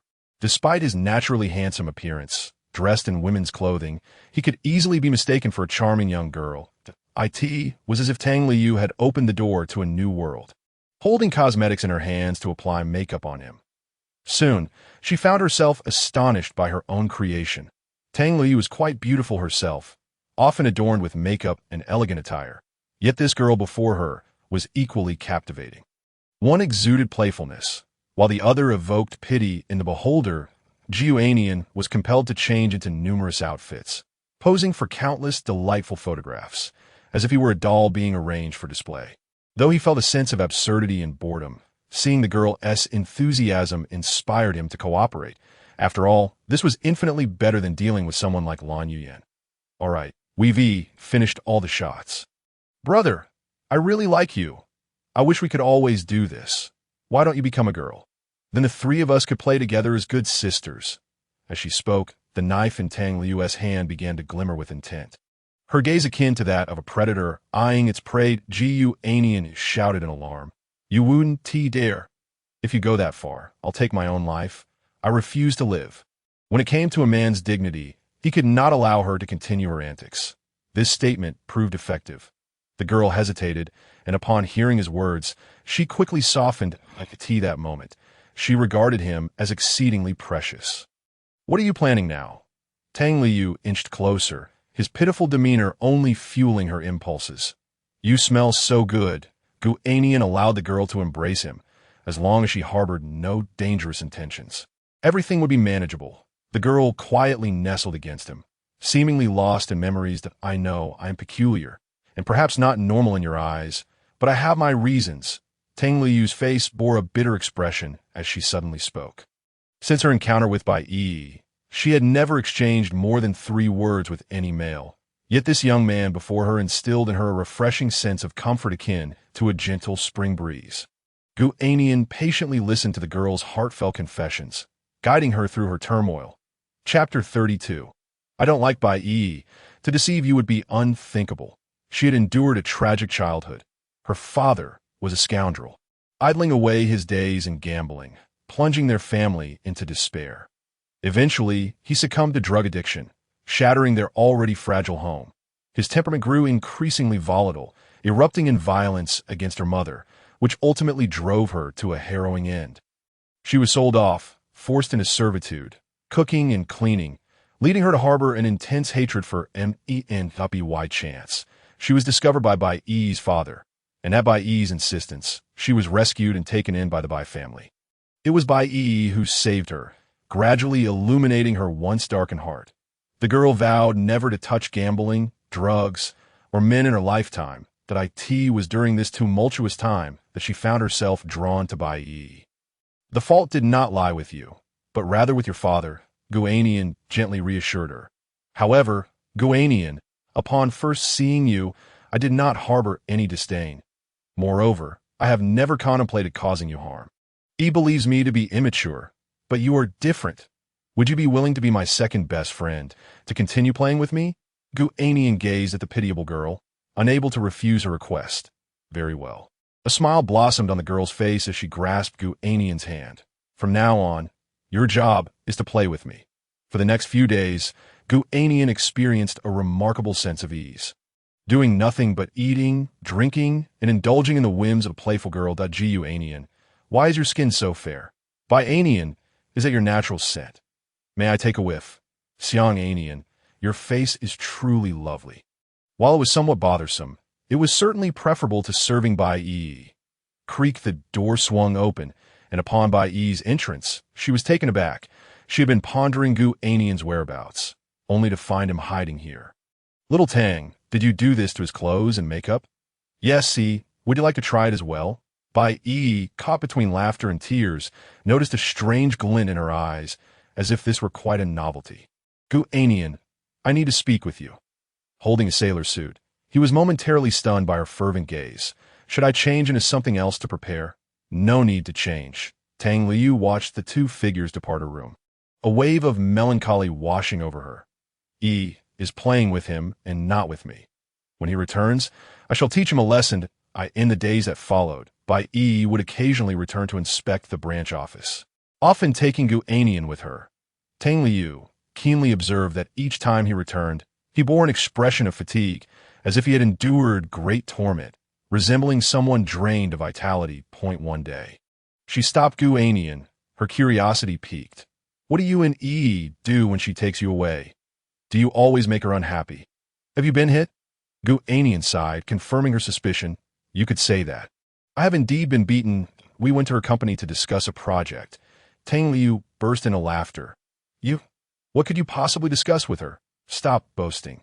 Seeing her disbelief, Gu Annian refrained from further explanation. However, what struck her as odd was that each time he returned, he carried the scent of Bai Yi with him, and she found herself inexplicably drawn to him. How strange, he must be hiding something from me. I consider you a friend, yet you see me as a child? True feelings cannot be exchanged for mere words. Driven by curiosity, she inquired among all the company's staff. Tang Liu, with her innocent nature, was oblivious to the implications, yet the others were not. The answers she received were nearly unanimous. Upon learning the truth, her anger flared, her eyes ablaze with indignation and curiosity. When Gu Annian returned that day, he, as usual, was summoned for questioning. Arriving in Tang Liu's room, he sensed something was amiss. Unlike before, she did not dress him in women's clothing, but instead approached him slowly. Gu Annian, what exactly did you and E do together? Caught off guard by her sudden question, Gu Annian realized he could no longer conceal the truth. He replied candidly. It was all E's doing. I had no desire for it. Gu Annian felt a strange discomfort, knowing she harbored feelings for Bai Yi, and assumed she wouldn't be jealous. She would simply act as herself. But as expected, the girl's eyes dimmed. She stood frozen, as if pondering something. That little Tang, you seem unwell today. If there's nothing else, I shall take my leave. Gu Annian, feeling an uncharacteristic anxiety, feared the girl might act impulsively. He rose decisively, leaning against the wall as he slowly made his way to the door. Just as he reached it, the girl had already approached from behind, incapacitating him with a swift blow. Tang Liu had perfectly controlled her strength, rendering him temporarily immobile. Gu Annian, dazed, struggled to rise and flee, but found his hands bound before he knew it. The girl dragged him and tossed him into a pile of clothes. Realizing the dire situation, he desperately pleaded. Little Tang, it was E who forced me. I truly do not have feelings for her. Call me Little Tang. Do you think you deserve that? Before Gu Annian could finish his sentence, he was interrupted by her chilling voice. That it was the first time he had heard such a frigid tone from her. Don't call me Little Tang. Just call me Liu, all right? Huh. Gu Annian was taken aback, dismissing his confusion as he hastily agreed. You just said you don't like E. Is that true? Without a moment's hesitation, he replied. It's true. To deceive you would be unthinkable, I assure you. I harbor no ulterior motives. Upon hearing this, he noticed a slight softening in the girl's expression. It seemed effective. If you release me, I can persuade Bai Yi to reconsider her feelings for you. He was bewildered by his own words, yet fear gripped him. After saying this, the girl's previously softened demeanor clouded over again. That if you don't like Yi, then do you like me? Huh. He was momentarily stunned. Oh, you like me? Speak. If you do, could you perhaps put down the scissors first? Gu Annian broke into a cold sweat as he focused on the scissors pressed against his neck. A chilling sensation spreading throughout his body. Really, truly? Yes, truly. You like me? I knew it all along. You should have said so sooner. Indeed, you are quite shameless. The girl set the scissors aside with a silly grin but suddenly inquired, You're not lying to me, are you? Gu Annian nodded vigorously. Of course not. You wouldn't dare deceive me. Those who lie to me never end well. Especially you. Her ominous words echoed. Gu Annian quickly interjected. Ew, I'm feeling a bit unwell today. May I take my leave? Am I your good friend? The girl queried unexpectedly. Yes, of course. We're the best of friends if so. By your logic, you and I share a closer bond than you do with E. Correct? Correct. A sense of foreboding washed over him. Upon hearing this, the girl revealed a triumphant smile, her gaze growing increasingly peculiar. Then if you and E are playing games together, and her better friend, shouldn't I also? Chapter 33. Tang Liu's transformation. What do you mean? What are you planning to do? Please don't. Sensing the girl's unsettling demeanor, Gu Annian instinctively pushed against the floor as he retreated. Don't move. Why can Bai Yi do it, but I cannot? She yanked him back, jealousy surging within her, her grip tightening. Because you and I are true friends, and true friends should not behave this way. They should understand one another. The girl pondered, gazing at the pitiable boy before her, before slowly reaching for the scissors. Then I no longer wish to be your friend. Snip, snip. Gu Annian's clothes were completely shredded. Tang Liu blushed, saying, "Well, I see I am completely clueless about this. So please do guide me. If I continue to act this way, I will come to despise you and never be your friend again. You will be the person I loathe the most." The latter was taken aback, clearly not expecting such a response. She grew frantic. In her flustered state, the scissors slipped from her grip, slicing into his skin. Blood began to seep forth slowly. She grabbed a nearby piece of clothing and stuffed it into his mouth. "Don't speak. Who told you to say such things? I am your best friend. I won't allow it." Gu Annian mumbled incoherently, clenching his fists and summoning all his strength to strike the girl's shoulder. "Da-da! You little wretch! How dare you strike me?" The young girl winced in pain, yet her hands continued their relentless task. Breathing heavily, she paused for a moment before gradually lifting the hand that covered his mouth. She beheld him with his eyes closed, appearing remarkably serene. "You detest me, yet refuse to be my friend." "I cannot bear to hear such words again." After a brief silence, the boy's voice did not emerge. Tang Liu sensed an unsettling change and extended her fingers to check for breath beneath his nose. No warmth escaped. "No, no, no. This cannot be." "Ah!" The girl screamed in a fit of hysteria, bolting from the room, her emotions on the brink of collapse. Shortly thereafter, she returned, hastily accompanied by two others. "Doctor, please save him." Upon uttering those words, she herself was taken aback. The room lay in disarray, filled only with a heap of scattered clothing. There was no sign of him. How could this be? He was alive. In those fleeting 5 minutes, he could not have vanished so completely. Tang Liu commanded all security personnel in the company to monitor the exits, forbidding anyone from leaving. Meanwhile, the others set aside their task to search for Gu Annian. Whoever found him first would claim a reward of 1 million. And no matter how vast the company, with so many searching, success was inevitable. It was akin to catching a turtle in a jar. She gritted her teeth, resolute to mete out severe punishment once he was captured. After a frantic half-hour of searching, thoroughly scouring the restroom, hallways, and nearly every corner of the office, no trace of him was found. Tang Liu pondered in confusion. How could a living person simply disappear? Unless he had slipped outside. Suddenly, she recalled a large box in her room, still half filled with clothes. With this thought, she retraced her steps to her room, cautiously approached the box, and discovered a faint trace of blood in the corner.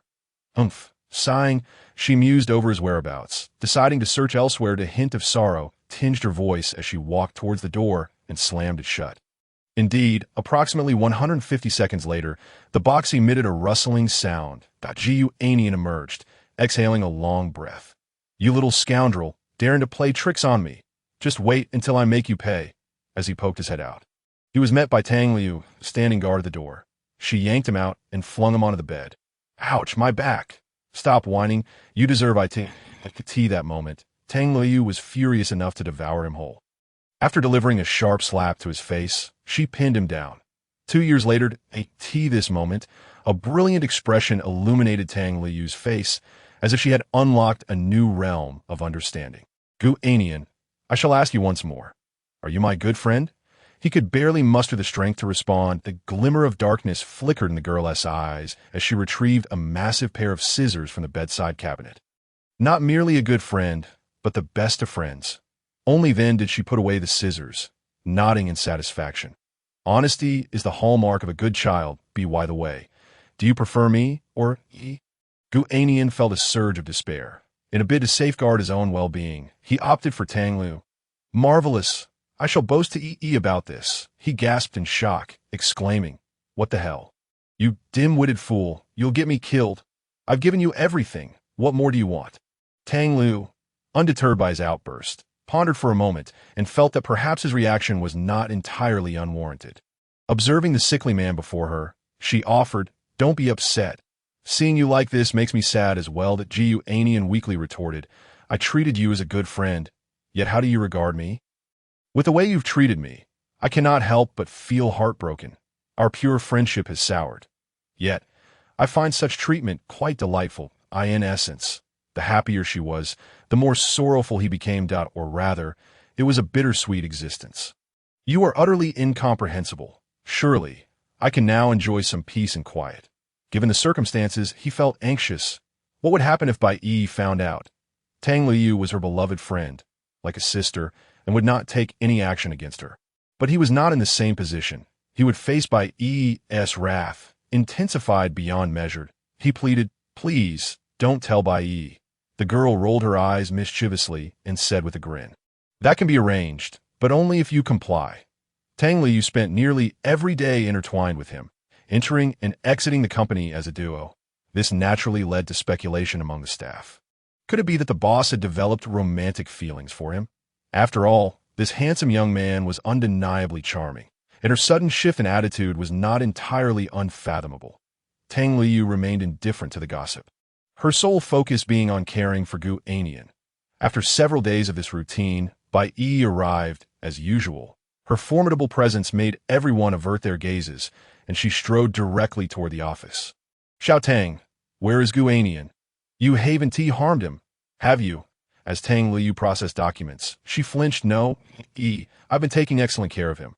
But you, why did you come without a word?" "I had no time to prepare for your arrival." This little girl has changed quite a bit. If she had come alone before, she would have pouted and insisted on going out to play. Now, she seemed more focused on her work. Xiao Tang has matured. Bai Yi felt a sense of pride. After Tang Liu spoke, she quickly sent Gu Annian a message. "Clean up and come out of my room." "He is here." Chapter 34. "I am quite upset now. Why is your face so flushed?" Gu Annian, what are those scratches on your body?" I accidentally scratched myself. What about the redness on your neck?" Allergic reaction. Bai Yi, her face increasingly somber, examined his body with concern. Suddenly, an overwhelming sensation of suffocation, akin to being ensnared underwater, enveloped her sensitive nerves. Bai Yi touched her forehead, beads of sweat glistening on her palm. How can I be sweating? I feel no pressure at all." She abruptly turned to Tang Liu, a chill running down her spine. "Xiao Tang, I warned you repeatedly. What have you done?" Gu Annian exclaimed. "What? How could you hit him? Look at what he has become." Tang Liu, for a moment, was at a loss whether to identify herself as Tang or Bai. Yes, I did hit him, but I did nothing else." "Are you proud of that? Have you disregarded your sister's words?" "I told you." Before she could finish, she was enveloped in a playful embrace by Tang Liu, who nestled against her. "Did I do it again?" It was merely a small reprimand, because he tried to run away. "What?" Upon hearing this, Bai Yi was enraged, grabbing Gu Annian and pulling him out. "That we will discuss this when we get home. He is truly innocent. I only tried to escape because you had ulterior motives." Gu Annian shot a fierce glare at Tang Liu, only to find her following closely behind. The three of them returned to the villa together. "Have I ever hit you?" Gu Annian silently recalled and confidently replied, "Yes, you have." Bai Yi, upon hearing this, was displeased. She suddenly tore away his shirt, revealing nearly invisible whip marks on his fair skin. "I shall ask you again. Have I ever abused you like Lan Yuyan?" He shook his head. It seemed he had not. Aside from a few slaps, he had been treated quite gently by her. He even sensed a touch of tenderness. Bai Yi occasionally cooked for him, and her tone was almost always gentle. "Then why were you still thinking about running away?" Truly, he found it difficult to articulate his feelings. He had no intention of fleeing, yet he could not reveal the reasons behind his actions. Tang Liu sat quietly beside them, seemingly unconcerned. "I simply wanted to get some fresh air. It wasn't an escape." "Really? You are not deceiving me, are you?" "I could never bring myself to deceive you." Hearing his heartfelt response, Bai Yi gradually relaxed, placing her trust in him. "Though I have forgiven you, my anger remains quite formidable. Do you understand what I mean?" With no other option, he reluctantly agreed. "Sister Du, I will not be learning to cook today. I wish to spend time with Yi." Upon hearing this, the housekeeper instinctively glanced at a room on the second floor. The young lady had instructed her to keep a close eye on Tang Liu. If their secret rendezvous were to be interrupted, she would surely face dire consequences. "You still wish to play? How can three of you enjoy yourselves?" Her gaze was easily captured. Tang Liu excused herself, claiming a stomachache, and slipped out of sight. Stealthily, she ascended to the room on the second floor, exercising utmost caution. only to find the door ajar. An exhilarating sensation washed over her as she peered through the narrow crack, observing this new world with a seriousness that surpassed even her academic endeavors. Over an hour later, she clandestinely descended from the second floor, clutching her abdomen, and made her way from the restroom to the living room. At that moment, the two of them also descended, with Bai Yi supporting him. Tang Liu bounded over, a mischievous smile playing on her lips. Yi Jia, why have I not seen you both for so long? And what happened to him? The girl pointed toward the pale-faced Gu Annian. Feigning curiosity, though, he was exercising with me and accidentally injured his back. Bai Yi replied nonchalantly, her heart steady and her face unflushed. Just wait a while longer. Once things stabilize over at Tianhai, I'll take this fellow away. Upon hearing that he was to be taken away, a flicker of sorrow crossed Tang Liu's face, though she concealed it well. What should I do? I don't want him to leave. After a hurried meal, Bai Yi departed once more, leaving the two of them to exchange glances. The girl shook her head vigorously. I want to think about it now. We'll address it when the time comes. For now, let us focus on what's in front of us. She looked at Gu Annian, the intensity of her gaze growing ever more fervent. Today, she had learned a plethora of new knowledge, some of which she had never dared to imagine. It's all thanks to Yi Jia's playful nature. Gu Annian felt a chill run down his spine under her unwavering stare. You cannot possibly be thinking. Before he could finish a sentence, the girl seized his hand and led him upstairs, directly to Bai Yi's room. Hey, are you serious? Seeing her reckless enthusiasm sent shivers down his spine. He had no desire for an untimely demise. Panic surged within him as he cried out desperately, "Please, let me rest for a moment. I will agree to any condition." The mention of any made the girl halt her actions. After regaining her composure and observing his pitiful state, she conceded that he indeed deserved a moment of respite. After a long contemplation, she stated, "I want you to escape when Yi Jia comes to take you away." "What? Such a fortunate opportunity. I will do my utmost to assist you, but you must promise to accompany me afterward, all right?" He agreed without a second thought, disregarding the potential consequences, as his body could no longer endure the situation. Delighted by his acquiescence, the girl released him, preparing to return to the company. Throughout the journey, Gu Annian contemplated her earlier words. Regardless of Bai Yi's intentions towards him, he could not withstand the claustrophobic nature of his existence. Moreover, Gu Annian was genuinely deteriorating, both physically and mentally. If he could successfully escape, he would only have to contend with Tang Liu. Confronting one person was far less daunting than two, and sometimes this girl was not the sharpest, which might just provide him with the chance to flee. This was the sole source of joy he had experienced recently, but success was imperative. Why did this feel so familiar? "What did you give me to drink?" "It's so bitter. It's worse than my life." Tang Liu pouted in annoyance, gazing at the oblivious Gu Annian. "This is a special medicine I procured for you. It will restore your health. Similar to a potion that reduces cooldowns." Ultimately, she thought, good medicine is often bitter, and she meant well. He gulped it down in one go. "But once I recover, she will want more?" Sure enough, he caught a glimpse of the girl's triumphant grin. "Allow me a few days of rest, and if possible, I'll take the initiative next time. All right." The girl's eyes sparkled with excitement. She was eager to discover the nature of that experience, and she readily agreed to "It's a deal. I'll look forward to it, if I am not satisfied." Chapter 35. What do you believe is the meaning of life? "How could it be? I will never disappoint you," Gu Annian replied, a sheepish smile adorning his face. "You better not. During the day, you may call me Liu, and at night, refer to me as her master. What Yi Jia has, I want as well." That Gu Annian hastily acquiesced, for he would need this girl's assistance to escape.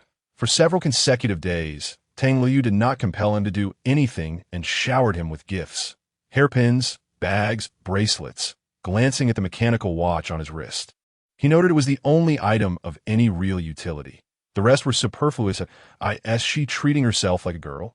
As the weather grew cooler, Gu Annian donned a sweater and, as usual, accompanied Tang Liu. "Today is significant.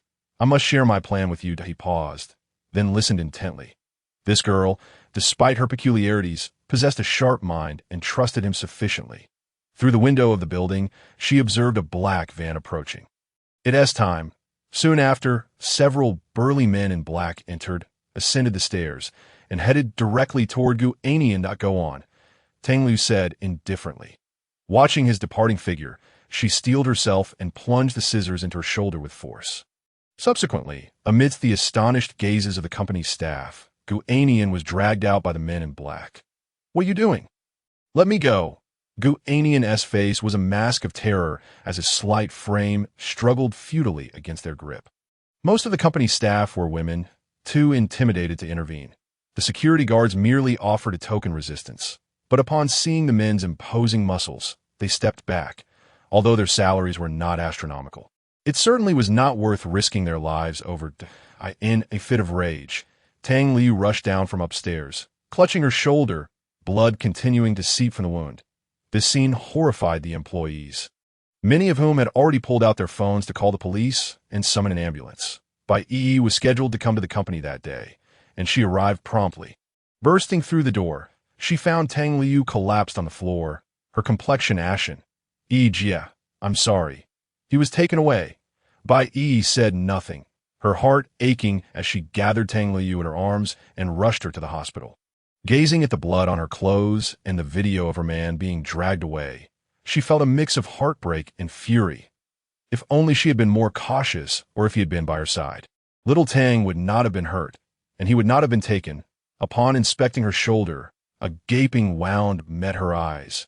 Gritting her teeth, she vowed, "Just wait. Once I catch you, I will have little Tang deal with you personally."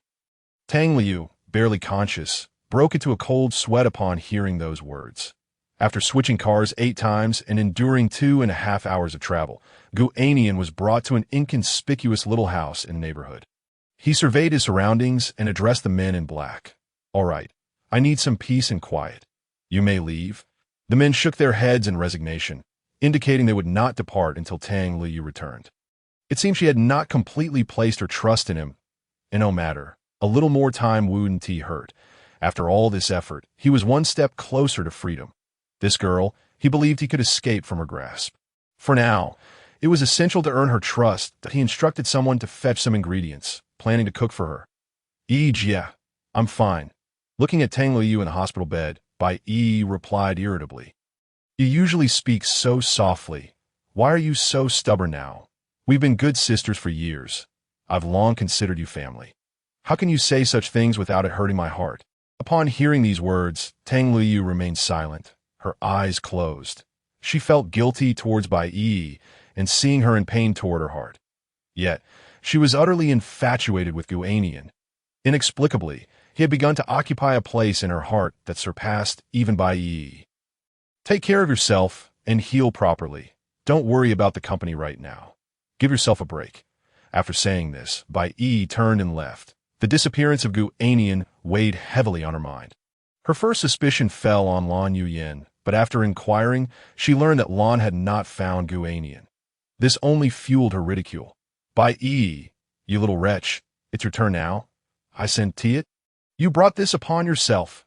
You can't even protect your own man." However, a moment later, embarrassment washed over her. Bai Yi ignored her taunts. Finding Gu Annian was her priority.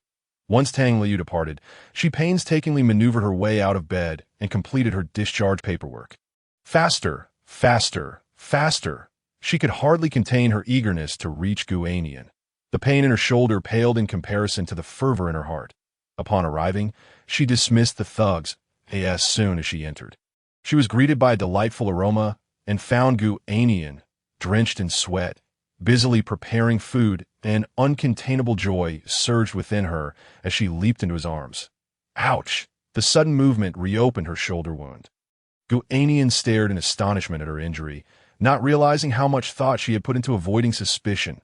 "Oh, let us eat first. What should I call you?" "Master." She took a bite of the scrambled eggs with tomatoes. And to her surprise, it was quite delicious. After chewing a few more bites, she cast a jealous glance at Gu Annian. While it was indeed tasty, "Do you make it often for Bai Yi?" He found himself at a loss. "Having not cooked in a long time. No, I've only made it for my sister." "What? Are you not her biological brother?" "Just a step-brother." After a round of explanations, Tang Luo Yu's sulky expression had significantly lightened. So, you're quite unfortunate, but you needn't worry. From now on, as long as you're with me, I will ensure you're not bullied. The girl seemed indifferent, casually setting down her chopsticks after a few more bites. I want to eat something else. She slowly turned her head towards Gu Annian, unable to suppress the fiery emotions within her. She hadn't made any moves on him for the past few days that, oh, you remember what you said before? I do. Can't you finish your meal first? Before he could finish his sentence, he felt a sudden pressure and was subsequently taken to the room. By the way, don't you have an injury on your shoulder? You should rest well these days. I'll take care of you. And once you're better, we can talk, all right? No way. What trick are you trying to pull? Be honest with me. She pushed him down onto the bed. Although she was injured, the boy before her was still not enough to resist her. As she gazed at his slightly emaciated figure and his flushed cheeks from anger, her heart momentarily fluttered to Gu Annian. What do you think is the meaning of life? Chapter 36. The electrifying little gadget when he opened his eyes again. It was already dawn. Gu Annian struggled to rise from the bed. His entire body aching, he glanced at Tang Luo Yu beside him, her cheeks tinged with a hint of red as she slept peacefully. Suddenly, he noticed something. A large dark red mark above her wound. She must have accidentally hurt herself again. He tiptoed out of bed and left the room. The streets in the morning were bustling with activity. With many vendors selling their goods, a sudden thought crossed his mind. Perhaps he could take advantage of this moment. He cautiously surveyed his surroundings, feeling a wave of nostalgia as he observed the ordinary sights. Yet he found himself unsure of where to go. Time was of the essence. He needed to distance himself quickly, lest she capture him without difficulty. There were no taxis available, and he couldn't find a ride online. After walking for over 10 minutes, he finally located a bus stop. Why hasn't it arrived yet? He anxiously prayed for the bus to come soon. Suddenly, his phone rang. Tang Luo Yu was calling. Oh no, why now of all times? He nervously answered the call, and a cold voice, completely unlike the sweet girl he knew, came through. Where are you going? Come back. In an instant, Gu Annian's mind raced from her tone. It seemed she was worried about him running away, and she appeared to know exactly where he was. I'm buying groceries. I'll be back soon. After hanging up, he calmly assessed the situation, glancing around for her, but finding no sign of her. Finally, his gaze fell upon the watch she had given, and no wonder, Gu Annian found the nearest pharmacy, purchasing some anti-inflammatory medication, bandages, and a box of sleeping pills, along with some fresh vegetables to take home. Upon returning, he was met with the sight of Tang Luo Yu, her eyes bloodshot and filled with anxiety as she looked at him. However, upon seeing the items in his hands, her expression visibly relaxed. What were you out doing? Gu Annian feigned concern. Look at your shoulder. You've injured it again. He fetched a towel, soaked it in hot water, and gently wiped her down, applying the anti-inflammatory ointment with care. Afterward, he headed to the kitchen to prepare breakfast. Tang Luo Yu, feeling the warmth of his hands just moments ago, slowly approached him from behind, her hands lifting towards him. Sensing the warmth behind him, Gu Annian gently spoke, Be good and sit down. Breakfast will be ready shortly. His tender demeanor resembled that of a kind older brother from a novel. Did you buy the vegetables at the bus stop? The girl's icy voice interrupted that moment. He was certain the watch on his wrist was a tracking device. I didn't if sensing his panic, her expression darkened, and her right hand slowly reached forward, snatching the knife he had been using to chop vegetables. Why is this knife so sharp? If it drops and something gets cut, that wouldn't be good, would it? Gu Annian began to tremble slightly. What knife could do that? She had indeed discovered his secret. Beads of sweat trickled down his forehead, landing on Tang Luo Yu's hand. Sensing his fear, a smirk crept on her lips. With a swift motion, she discarded the knife. There's only one opportunity. Whether I choose to forgive you depends on your actions. Life and death hinge upon your thoughts. He was truly terrified. How could he have been so careless? All right, I want to do it again. Let us go to the room. Right here, a light drizzle began to fall from the sky. Rainy days are the most comforting for sleep. Gu Annian, fatigued, sank onto the sofa, wearily observing the red marks on his skin. He felt that she was driven by a desire for revenge. Meanwhile, Tang Luo Yu hummed a tune as she prepared lunch for him. The vegetables had wilted after sitting out all morning, and the carrots were limp. My dear Gu, you can only eat the freshest and healthiest. After a while, Gu Annian watched as she emerged from the kitchen, carrying 2 bowls of instant noodles. Here you go, try my newly made noodles, she smiled at him, slumped on the sofa. All right. Observing the lifeless boy before her, Tang Luo, you felt a twinge of guilt. Fine, I'll give you a necklace. Stop looking so glum. Saying this, she produced a chain from who knows where and snapped it around his neck. This iron ring was exquisitely crafted. Once locked, it couldn't be removed. What is this? Take it off me. Ah, Gu Annian's scream echoed, then abruptly ceased. Be obedient. Tang Luo, you shouted at him, who was on the verge of fainting from the pain. The boy removed his watch and threw it at her with all his might. But it merely landed on the table without touching her. I truly don't want to hurt you. I'm just afraid you'll escape. I've realized I cannot live without you. I love you. Yes, oh please, don't challenge my limits, all right? The boy numbly nodded. He never expected he had underestimated the girl before him. Initially, he had thought about fleeing from her grasp, but now that seemed utterly impossible. Had he known it would come to this, he might as well have stayed with Bai Yi, who was at least kind to him. Reflecting on it all, Gu Annian felt a wave of self-deprecation. He had been far too presumptuous. Wait, didn't I have sleeping pills? He almost forgot about that if he played his cards right, things would become much simpler. His eyes gradually sparkled with hope. Once he got out this time, he would have to be cautious that, should I prepare dinner? Tang Luo, you remained silent, slowly placing a flower on his head while coaxing a smile from him with her hand. Oh, adorable. Then she began to apply makeup on him. After a lengthy session of beautification, Gu Annian could no longer hold back. Aren't you hungry? I'll go make you something to eat. And no need. Let us just order takeout from now on. It is not worth the trouble for you to cook. The girl flashed a very considerate smile. This consideration was terribly misplaced. Reluctantly, he could only wait in resignation. Oh, beautiful. You're almost as good-looking as I am. Why are you like this? Who let you be so good-looking? The girl muttered to herself, her eyes betraying a hint of madness. Chapter 37. Drugging myself, then our baby will surely be as beautiful as well. Oh my, Gu Annian dared not even imagine. This madwoman only bullied him. He truly wondered what sins he had committed. Whose good friend behaves this way? Always plotting. The weather outside grew increasingly cold. Today, I'll return for a bit. You stay here and behave. Do not attempt to remove what is around your neck. I cannot guarantee it won't shock you. I'm opening that bottle of red wine. I'd like to have a candlelit dinner with my baby. Tang Luo, you pointed towards one of the bottles on the shelf that Gu Annian felt a surge of joy. Was this not the opportunity he had been waiting for? He quickly agreed, assuring her that he would prepare a wonderfully romantic candlelit dinner. After some affectionate banter, Tang Luo, you reluctantly left the house. Finally, he had managed to send this psycho away. He exhaled deeply, stretching his heavy body. The innocent girl simply needed to enjoy the moment in tranquility, while Gu Annian had far more to consider. He scrutinized the object adorning his neck in the mirror, utterly perplexed as to how to dismantle it, without a single clue. Surely, he couldn't force it off. He feared it might disintegrate into nothingness. Who knows, perhaps this contraption had a self-destruct feature or required a certain distance for separation. Yet he couldn't dwell on such concerns any longer. Escaping was paramount. After a flurry of activity, Gu Annian cooked several steaks and gingerly retrieved a bottle of red wine from the cabinet. It was from 1982. He poured a modest amount into 2 elegant goblets, adding a pinch of sleeping pills to one that his concoction wasn't overly potent, just enough to ensure a restful slumber. Once he completed these preparations, he anxiously seated himself, waiting in silence. It was his first time orchestrating such a scheme, and he felt a twinge of nervousness. Would he be discovered? After indulging in his worries for a while, he shook his disordered thoughts away, chuckling at himself.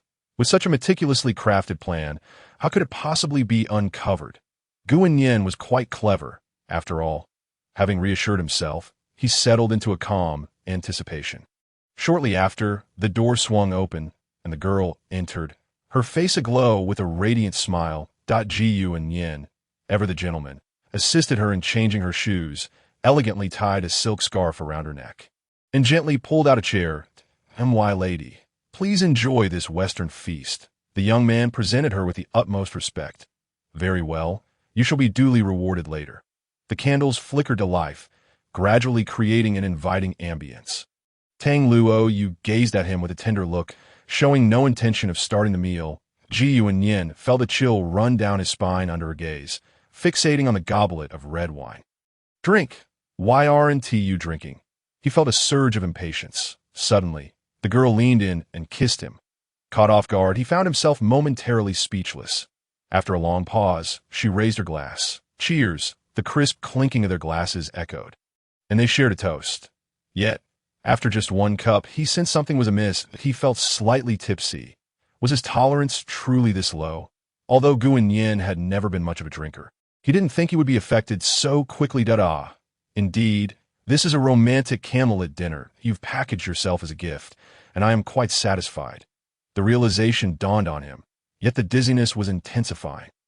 Had she switched the wine? When had he become so oblivious to her actions? Thud! Ultimately, he succumbed to the effects of the drug, collapsing onto the table. When he regained consciousness, he found himself enveloped in darkness. Unable to move, a cold sensation coursed through his wrist, accompanied by a crisp sound that allowed him to piece together the situation. In the dimness, he discerned the outline of cold iron bars and the frigid walls surrounding him. Once again, he was trapped in a dark room. The sound of shuffling footsteps approached, carrying with it a distinct fragrance that belonged to the girl. You truly complicate things for me, she said, her voice laced with coldness and resentment. Entirely devoid of the sweetness she once embodied. You think I would dare again? Do you still believe that? Tang Luo Yu dashed forward and seized his arm, sinking her teeth into it. Sister, I beg you, that hurts. Are you a dog? Her fair arm bore the marks of her bite, the intense pain jolting his frail nerves. For some inexplicable reason, seeing him in such a state ignited a fervor and excitement within her. Why do I feel such an urge to torment him when I see him like this? Tang Luo Yu's eyes glimmered with a hint of mischief as she grasped his face and bit down on his delicate neck once more. Ouch! Please, I can do anything. Just don't bite me. The response she offered was only more fervor. Seizing the opportunity, he retaliated, biting her wounded shoulder. It was effective. She shoved him hard, causing him to crash against the wall, a small piece of stone embedding itself in the ground beside him. Is this loose? Before he could ponder further, he was met with her bloodshot gaze. She held a chain in her hand, forcefully shoving it toward his mouth. Are you a dog? Do you enjoy biting? Then bite to your heart's content. Tears streamed down his face uncontrollably as Gu Annian whimpered. I learned from dogs. He found himself unable to restrain his tears, which flowed freely.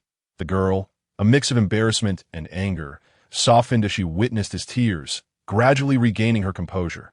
Stop crying a girl. Do not weep. What do you have to cry about? Indeed, when you misbehave, it makes me want to cry. Once I cry, I feel wronged, and then I want to bully you, which ultimately brings me joy. All right, Luo Yu, what must I do for you to let me go? Tang Luo Yu furrowed her brow in thought for a long while before finally responding. You can leave when you no longer wish to. If I say I no longer wish to leave. Will you release me? If you don't want to leave, then stay put. It's quite strange. After uttering this, she departed, leaving Gu Annian alone in the suffocating darkness, drowning in despair. Suddenly, he recalled the loose spot he had noticed earlier. He hurriedly crouched down to inspect, uncovering a stone fragment that had become dislodged, revealing dirt behind it. Perhaps what are you doing? The sudden voice startled Gu Annian, and he quickly feigned ignorance. Oh, I'm just playing tic-tac-toe. While jesting, he applied ointment to his bite marks. Gu Annian offered no resistance, silently accepting his fate. This was not the time to oppose her. Sometimes, patience was Gu Annian vowed that if given the chance, he would make her kneel and beg for mercy.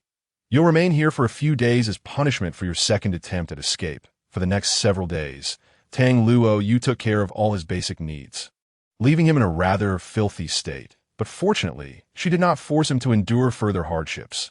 Luo Yu, I feel I might not survive much longer. My hand has become infected. In the pitch-black surroundings. The girl drew closer, noticing the swelling on his wrist and the inflamed wound on his neck, finding him utterly listless. How did it come to this? Seeing his condition pained her deeply, and she hastily loosened the restraints on his hands and freed the chain from his neck.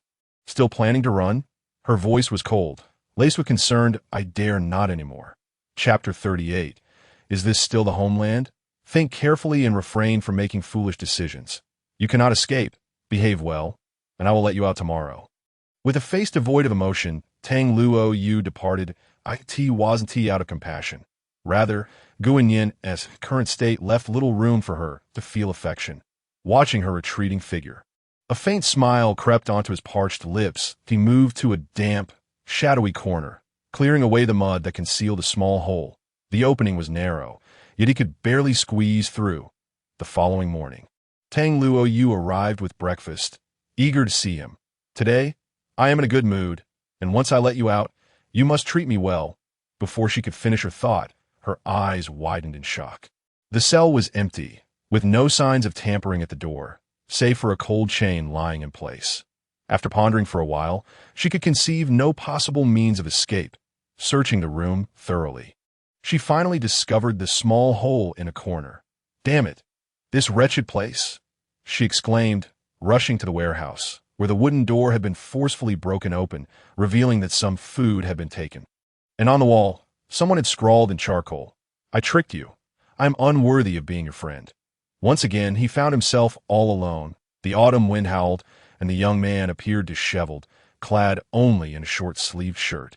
He had spent the night journeying, devoid of a phone or money, but fortunately, he had left with a full stomach that he stumbled into a small village, intending to hide there for a while before sneaking back home.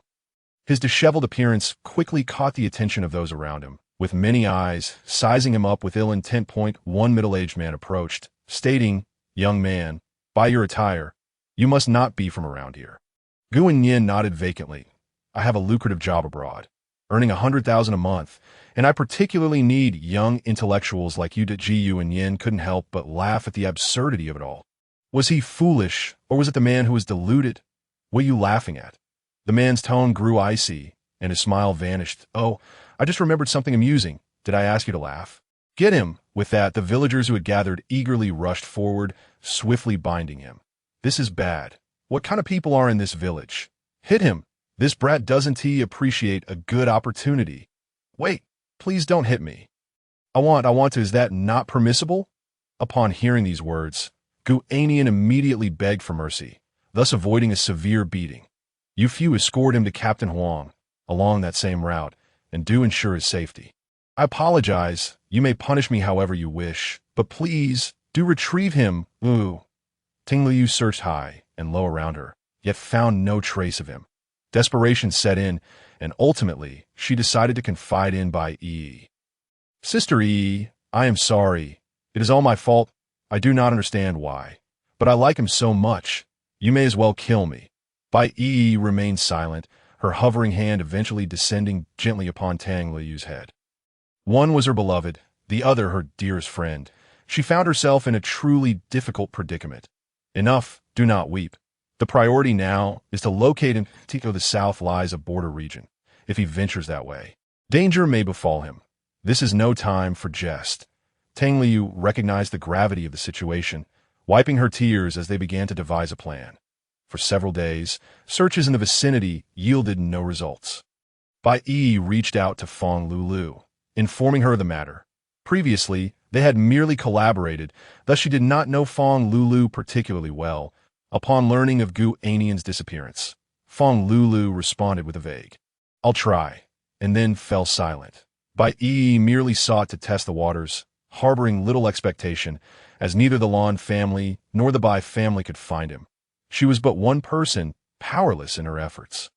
The young man opened his eyes once more, unsure how many times he had awakened. "I am dying of thirst.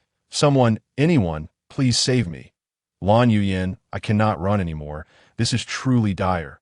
The boy's lips foamed.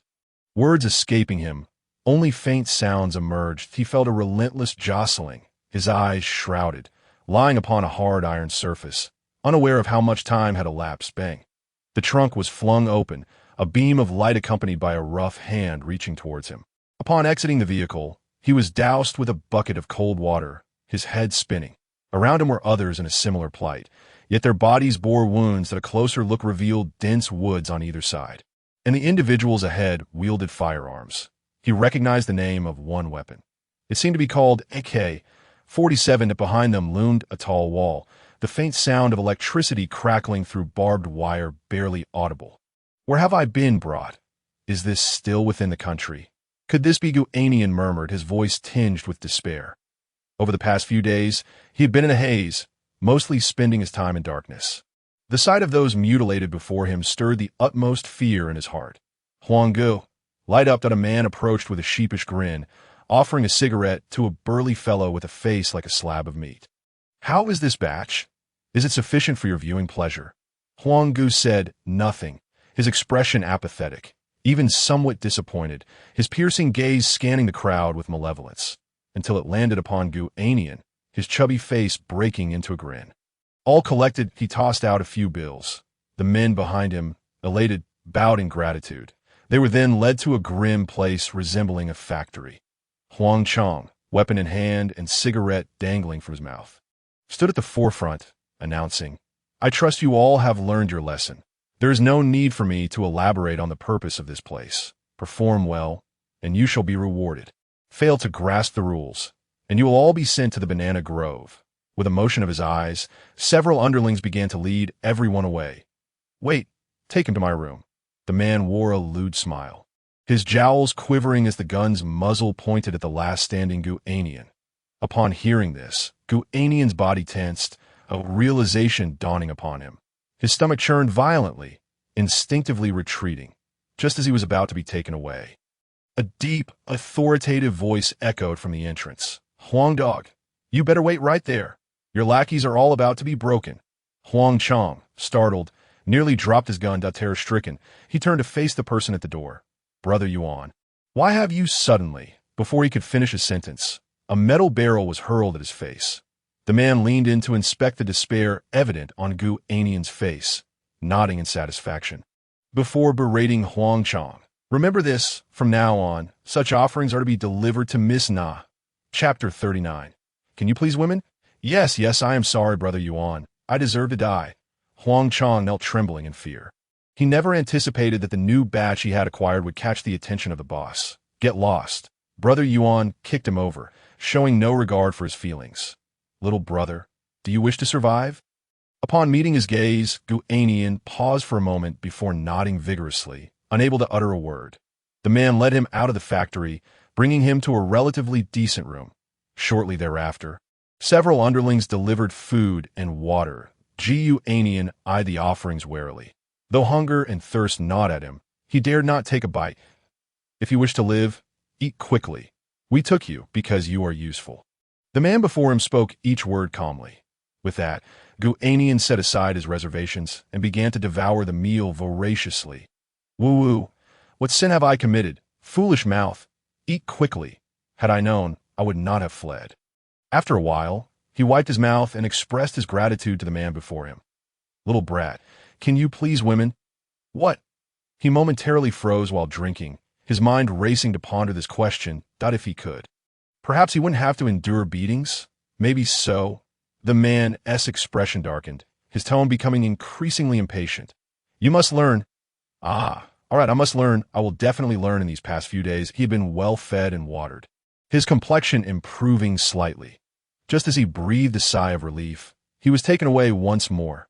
This time, he was accompanied by several men, some handsome, some burly, and even a flamboyantly dressed one. On this journey, Brother Yuan sat in the passenger seat of a large truck, his face clouded with apprehension and gravity, as if he held deep concern for the events about to unfold. I in the back of the vehicle. Gu Annian listened to the whispers of the others. "Brother, Miss Not is not fancy, simple-minded fellows like you." The burly man shot him a glance, saying, "With that weak physique of yours, don't let yourself be tortured to death. I've heard Miss Na is not a typical kind of pervert. Alas, it is all for survival. If only I could win her favor." The murmurs in the back persisted, with some specifically aiming to please the mysterious Miss Na. Gu Annian huddled in the corner, listening intently. His presence nearly non-existent, he began to grasp that he and these men were likely being delivered as playthings stripped of dignity like slaves, that he loathed this notion. Yet he feared death even more. After passing through several checkpoints, they finally arrived in a city area. Here, armed guards were abundant, many showing utmost respect, even to Brother Yuan. Brother Yuan, are you here to present a gift again? Upon recognizing the visitors, Brother Yuan handed over a card that why brother is jesting. What a pitiful place. I merely came to deliver cannon fodder. Hearing this, the others in the vehicle felt discomfort, yet none dared to speak out. Laughing, this is not a good child. Let me remind you, Miss Ina is in a foul mood today. This, Brother Yuan's heart sank, and he forced a smile, replying, You speak as if her temper is ever good. As they entered the innermost part of the city, they were ushered one by one into a low fortress by a throng of mercenaries. Outside lay dust-colored earth, while the interior was decently furnished. However, Gu Annian could constantly hear faint cries of anguish. Approaching a more spacious room, Brother Yuan pondered deeply for a moment, his trembling hand rising slightly to knock on the door. The strange sounds within ceased, and after a pause, a cold female voice called out, Come in. Brother Yuan led the others inside, and upon witnessing the scene before them, they collectively gasped in shock that a woman with long, light golden hair reclined casually in a high chair. Her exquisite visage radiating an air of menace and displeasure. She seemed born to exude such an aura, her icy, restless gaze appearing to despise the entire world. Two men knelt on the ground like dogs, their faces contorted in desperation, striving to appease the woman before them. The surroundings were filled with various torture devices, a faint scent of blood permeating the air, and on the pale ground, traces of being dragged could still be discerned. Brother Yuan lowered his posture, a smile ready on his lips, yet the woman offered a slight smirk. New toys have arrived.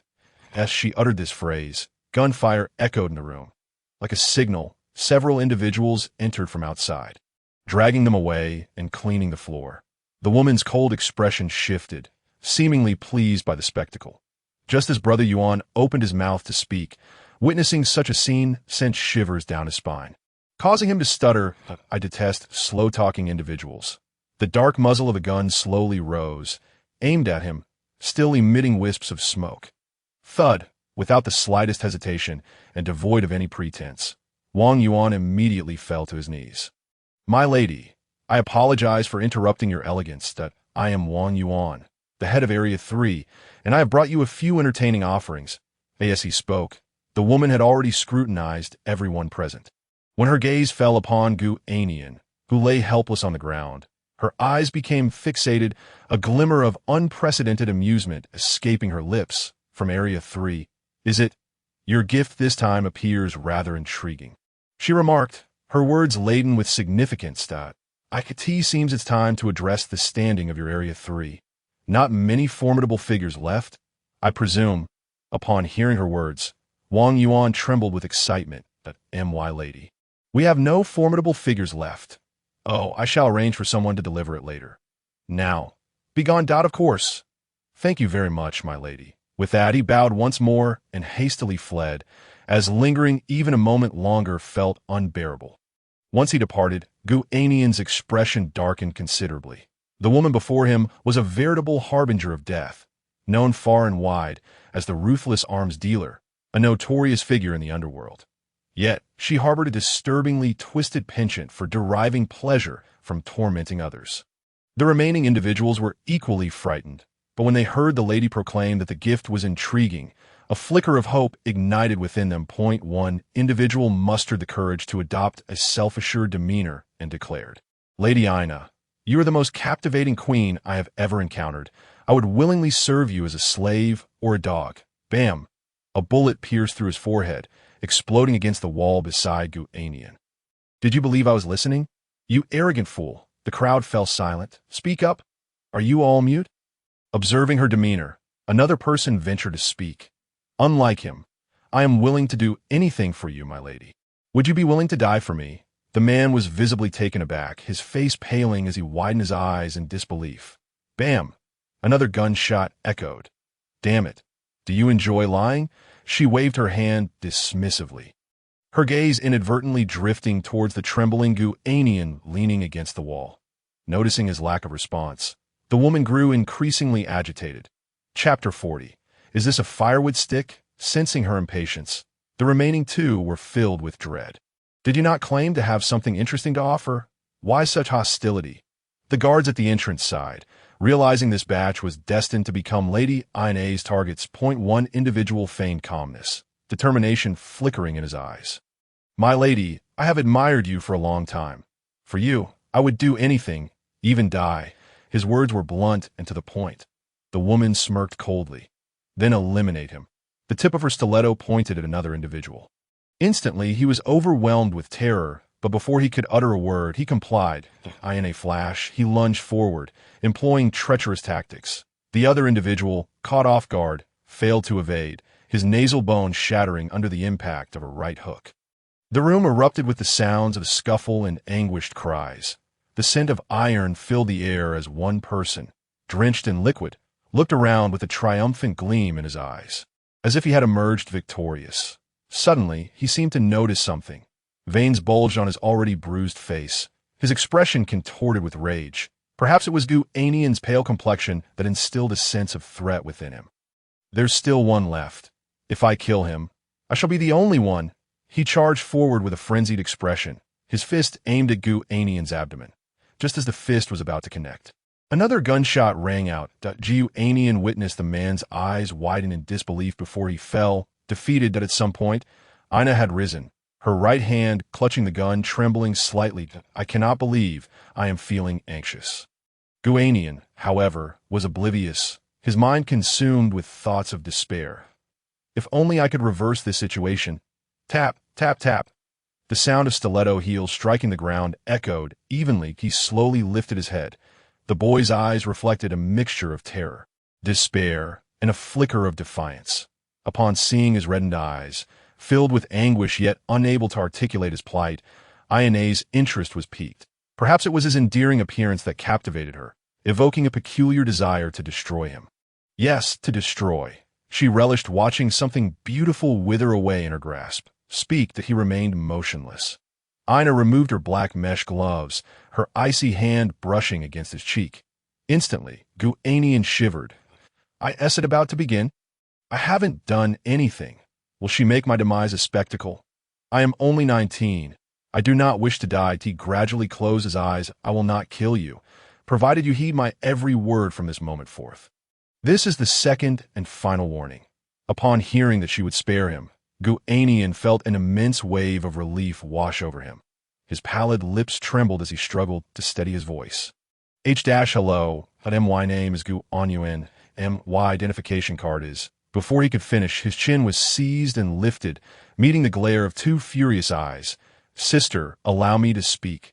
Feeling the woman's murderous intent and the pain on his face, his worthless tears began to flow anew. How utterly fascinating! Ina's heart raced with excitement.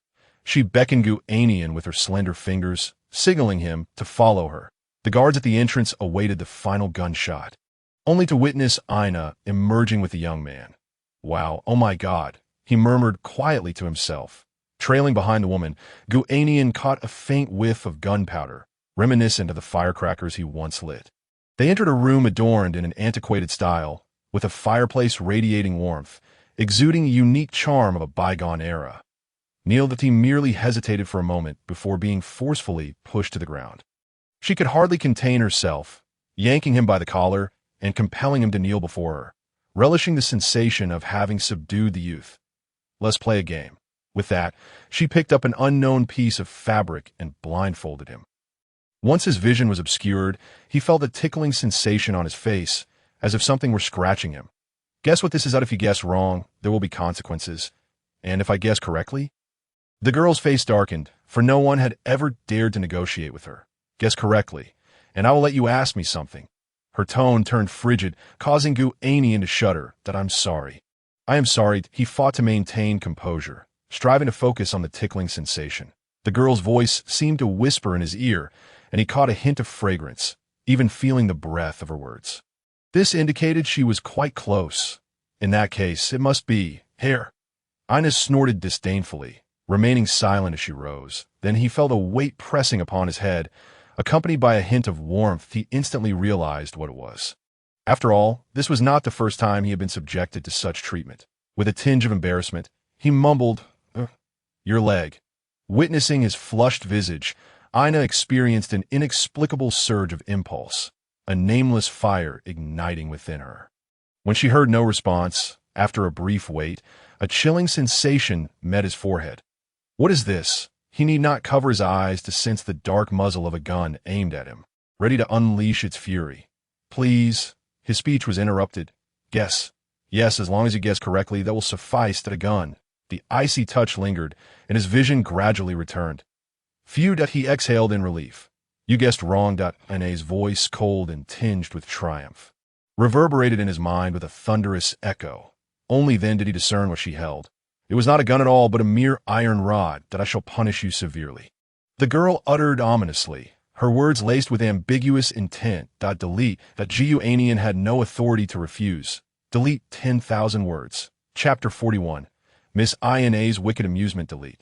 Delete. You understand how to proceed, do you not? She cast a glance at the metal in the fireplace, seated on the bed, her feet swaying as she gestured for him to approach. He had always been a man of dignity, but when faced with life and death, he knew what choice to make. Delete. His eyes were already swollen from crying, the redness around them still glistening. Very well, I relish obedient subjects. Ina observed the docile youth before her, relishing the pleasure derived from tormenting him. Her slender fingers grasped his chin, forcing him to meet her gaze. You may make one request. Upon hearing this, a glimmer of hope ignited in his eyes. Could you take me home? Slap. In an explosive burst of fury, Gu Annian covered his flushed face, paralyzed by fear and uncertainty, utterly bewildered by his own missteps. For reasons unknown, the moment he expressed a desire to leave, Ina emanated an unsettling aura of hostility. Those who sought to curry favor with me stretched from the South Pole to the North Pole. I truly have shown you grace. You believe I am easily manageable. Should such thoughts persist, I shall make you regret it. Furthermore, I shall state this once. You are to refer to me as your master from now on. That moment, he felt as insignificant as an ant, trembling before a formidable flood. I am sorry, master. Please punish me, he pleaded, his submission evident. Having learned from past experiences, observing Gu Annian's quaking form, she shifted her tone. There is an ancient saying in our great nation. Those who understand the times are the true talents. Obey, and you shall suffer less. A slap followed by a token gesture of comfort. Truly a clever tactic. Lift your head. One such as you is meant to be seen. Gu Annian weakly raised his gaze to meet hers. Ina had weathered many storms. Yet the sight of his woeful expression stirred something within her. It was as if he were tempting her. How audacious! He is merely my plaything. Who is he trying to impress with such theatrics? Gu Annian, you must look up and obey, or you shall face my wrath. Ina's brows furrowed. She relished the act of pretense. Did she? Then I shall indulge her. After a brief moment of eye contact, she grasped his delicate wrist and flung him aside. As if to vent her frustrations, she then advanced, seizing his throat. How dare you present yourself in such a manner before me? Gu Annian was utterly bewildered. At times, he truly could not decipher her thoughts. Feeling as powerless as a player without a mouse, he remained silent, his quietude speaking volumes. After a prolonged ordeal, Ina finally relented, leaving him alone as she stepped out. For the moment, it seemed he was safe, allowing his anxious heart to find some solace, for escape. He now found himself hoping someone would come looking for him. What is it? Xiao Shuejia. Ina casually crossed her legs, answering a phone call. Xiao Na Zi. Why do you seem particularly cheerful? Has your mania subsided? Not at all. I merely acquired a new plaything that is quite entertaining to— enough chit-chat. I have a friend who went missing at the border. Since you're over there, could you help me find him? Just that trivial matter? Xiao Shuejia. Don't worry. Send me the photo, and I'll have it sorted in no time. Shortly after, a familiar photograph arrived. Ina nearly spat out the pure water from 1982 she had just consumed. The world truly is a small place. Sister, may I ask what relation this person has to you? Currently, a mere acquaintance. Currently? Never mind that. It's urgent. Bring him over tomorrow afternoon. By the way, I just recall that I might be short-staffed here, so it could take a few days longer. Returning to her room with a peculiar feeling, she found Gu Annian sitting anxiously on the bed. Upon her entrance, he immediately averted his gaze and stood up nervously. I need to ask you something. Oh, you know anyone with the surname, sure? Gu Annian was taken aback by the sudden inquiry, his mind racing. The only person he knew with that surname was perhaps her sister. Could it be? Oh heavens! Could Xiao Qian be an undercover agent hiding in plain sight? Just as he entertained that notion, he dismissed it. He had spent considerable time with her. How could she possibly be connected to such individuals? However, there was no time for contemplation as he faced Anne's impatient glare. If they were not strangers, then she should know her. What is your relationship like? Her face darkened, her eyes betraying a hint of anxiety that sent shivers down his spine. That we are very close. Extremely close indeed. Having said that, would she let him off the hook? Visible disappointment washed over her features, soon followed by a reluctant question. How many years have you known each other? This question took Gu Annian by surprise. He had not really considered it. He had known Shi Qian since he was about 7 or 8, so it must have been nearly a decade, now 15 years. The sound of his answer echoed in Ayane's mind. As if a bomb had gone off, the emotions playing across her face were unmistakable to Gu Annian. Indeed, regardless of the circumstances, he had managed to rattle her. This person sharing the same surname as a sister must not be ordinary. Should he ever get to know such an individual, it would truly be a stroke of fortune. He added embellishments. We grew up together. Upon hearing this, Ayane's cold laughter cut through the air. Xiao Shui Jie grew up with me. You dare deceive me. It's nothing at all. Our relationship is not of that nature, which means he can remain my toy for life.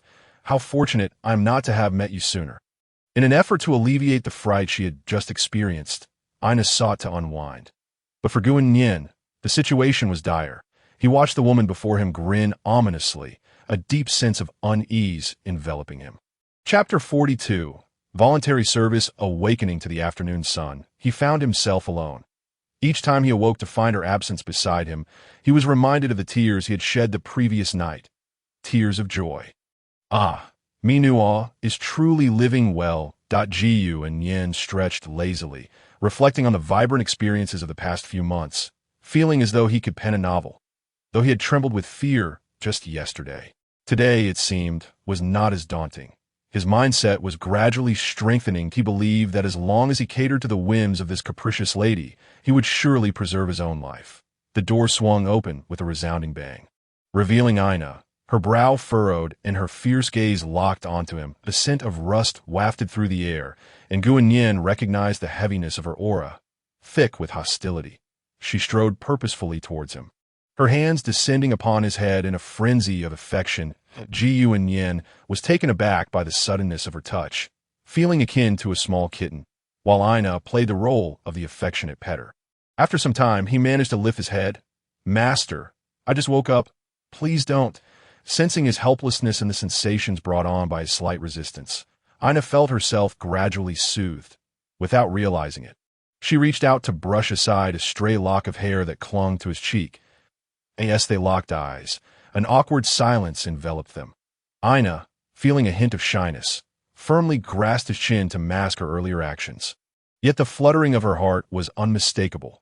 How could an insignificant creature, a mere slave, a being so easily extinguished, serve as my anchor? Her expression was a tapestry of emotions, shifting from tenderness to agitation. Gu Annian longed to inquire if she had always been this way. Though he could not fathom why Miss Aina bore such a tempestuous temperament, he certainly did not wish to witness her in such a state. If her mood were to improve, perhaps he would suffer less. With this thought in mind, Gu Annian timidly spoke up. Master, if you do not mind, I could assist you in relieving your tension. Ayane's interest was piqued. When had he become so proactive? There's no man I cannot control. That a surge of joy coursed through her. Yet she retorted, you are being a bit presumptuous. Such things are only for me to do to you. You cannot demand it from me. Her tone softened considerably, laced with an undercurrent of expectation. What is this nonsense? I dare not entertain such thoughts. I merely wish to help you relax. Consider it a massage. Having grown accustomed to assisting others, he had become quite the skilled practitioner. Seeing that he did not mean anything inappropriate, Ayane's expression dimmed slightly, yet she acquiesced, lying down on the bed. The young man rolled up his sleeves, eager to showcase his talents. Warm compresses, kneading, and acupressure. Every technique was executed with precision, every touch measured perfectly. As she reveled in the sensations he provided, the aches and anxieties began to dissipate. She relished his closeness. No one had ever treated her this way, and she had never allowed anyone to draw near. Except for him, Gu Annian had amassed a wealth of techniques and experiences through numerous encounters. Whoever receives the massage knows the skill. One press, and they remain silent. After a significant interval, Gu Annian paused, gently wiping the sweat from his brow, and cheekily remarked, "Dear guest, would you like to extend the session?" The young girl was truly taken aback. After stretching languidly and exhaling a deep sigh, she felt an unprecedented sense of relaxation wash over her like a tea that moment. She felt as though she had stumbled upon a hidden treasure. Within her heart, an inexplicable affection began to brood. He could only ever belong to her in this lifetime. That a powerful possessiveness seized her mind, dispelling any remnants of restlessness or anger. All that remained was an overwhelming affection, reflected in her gaze, which sparkled with a rosy warmth as she watched him intently. With a swift turn, Gu Annian found himself unexpectedly subdued. He sensed the excitement radiating from the person before him, feeling as though he were being tightly embraced to the point of melting away. Accompanied by the sound of fabric tearing, Gu Annian realized what she intended to do. "Please, for the sake of my earlier plea, do not engage in anything I am unwilling to endure," he begged fervently, imploring her to spare him. Yet all he received in return was an escalation of her fervor. She had rarely faced rejection and loathed the feeling.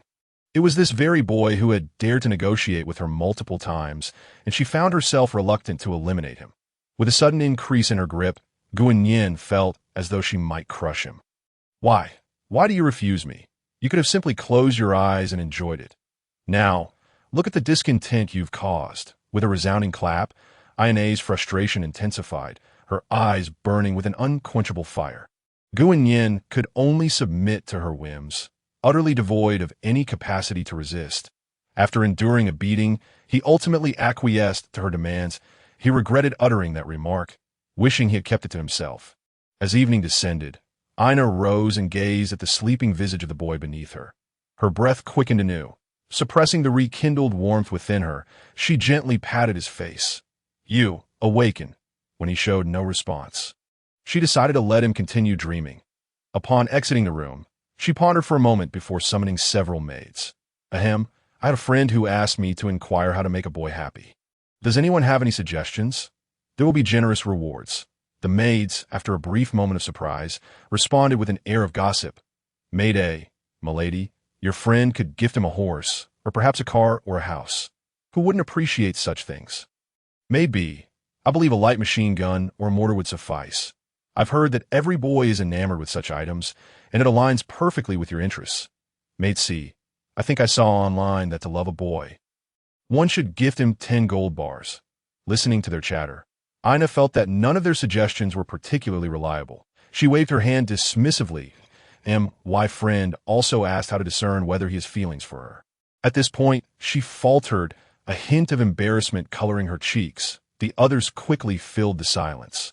"If he does not reject you, it indicates he may harbor some affection, and if he often smiles at you and listens to your words, it is highly likely he likes you. If he is willing to share your burdens and comfort you during difficult times, that is also a sign." Their words held truth, but all of it rested on one fundamental principle. Coercion was not an option. Ina contemplated slowly. Years steeped in metal and the chaos of war left her utterly clueless in this regard. After researching some information online and combining it with their suggestions, a smile graced her face. "What storms have I not weathered? I shall ensure he willingly submits to me." Chapter 43. Homeward bound after a flurry of activity both inside and outside, Ina wiped the sweat from her brow. "Humph. Once you taste my culinary skills, you shall be utterly captivated." It was her first time cooking, and she felt immensely satisfied with her efforts. After carrying the food into the room, she spotted Gu Annian, who was cradling his waist. I accidentally made too much food. You need to come and help me clean it up. She was unaware and too embarrassed to admit that her pride over the years made it difficult for her to ask otherwise. So she resorted to commanding him Gu Annian, feeling quite hungry, was pleased to see her preparing food for him, and smiled in gratitude. Ina froze momentarily, her heart racing at the sight of his sunlit smile. He smiled at me. Does he love me? It can't be mere affection.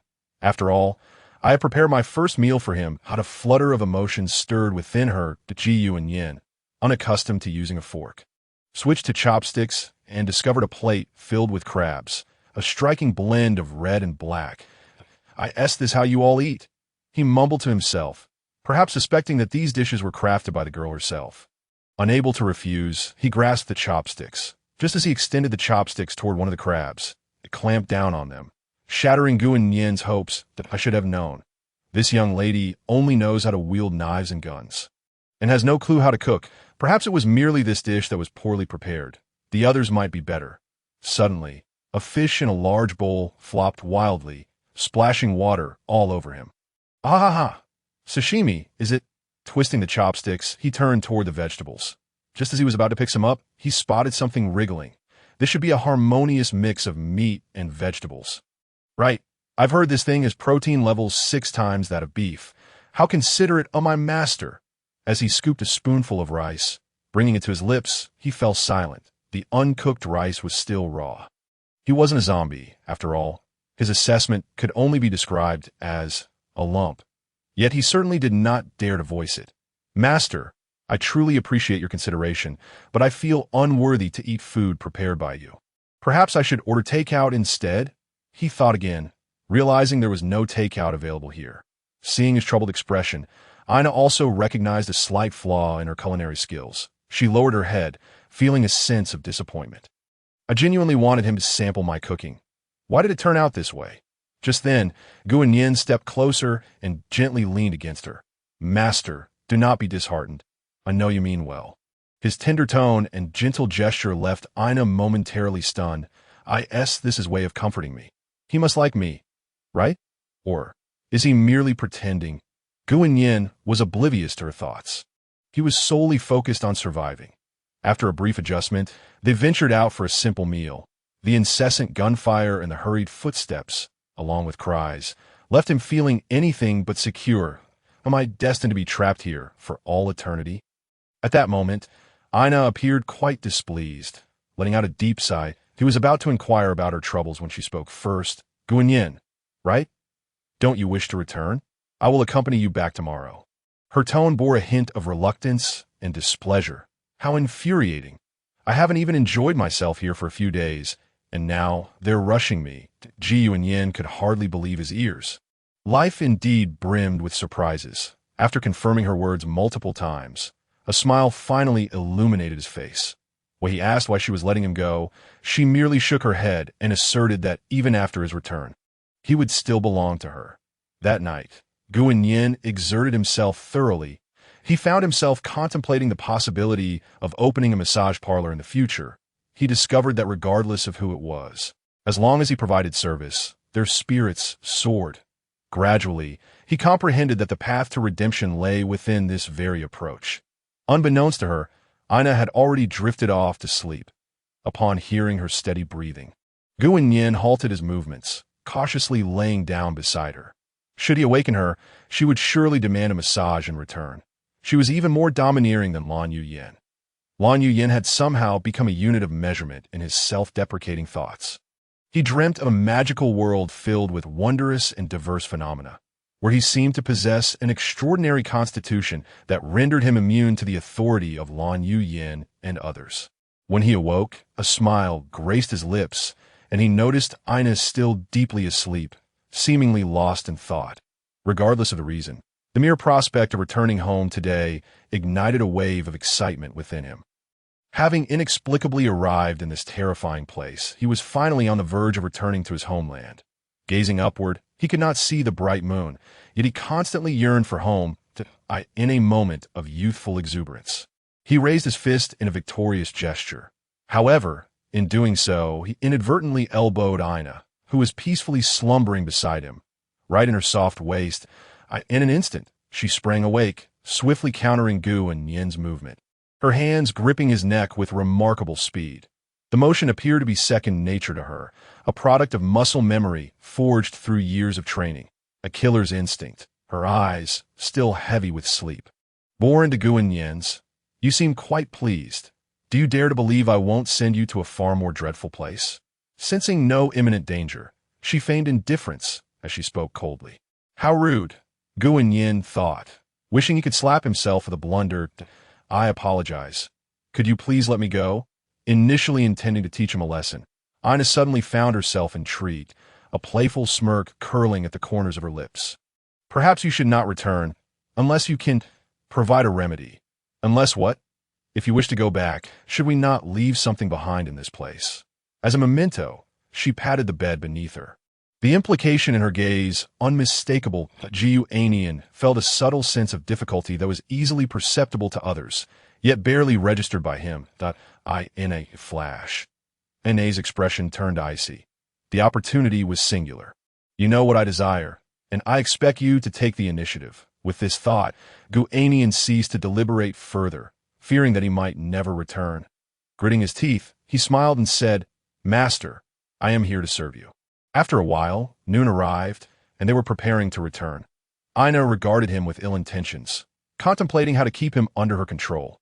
Meanwhile, Gu Annian, slightly out of breath, lay on the bed with vacant eyes. When the time came, a modified off-road vehicle came to take them away. Throughout the journey, Gu Annian gazed out at the scenery, reflecting on the fleeting flowers and grasses rushing past, feeling a deep sense of insignificance. He was but a mere flower, a blade of grass, a stone dropped into water, creating fleeting ripples.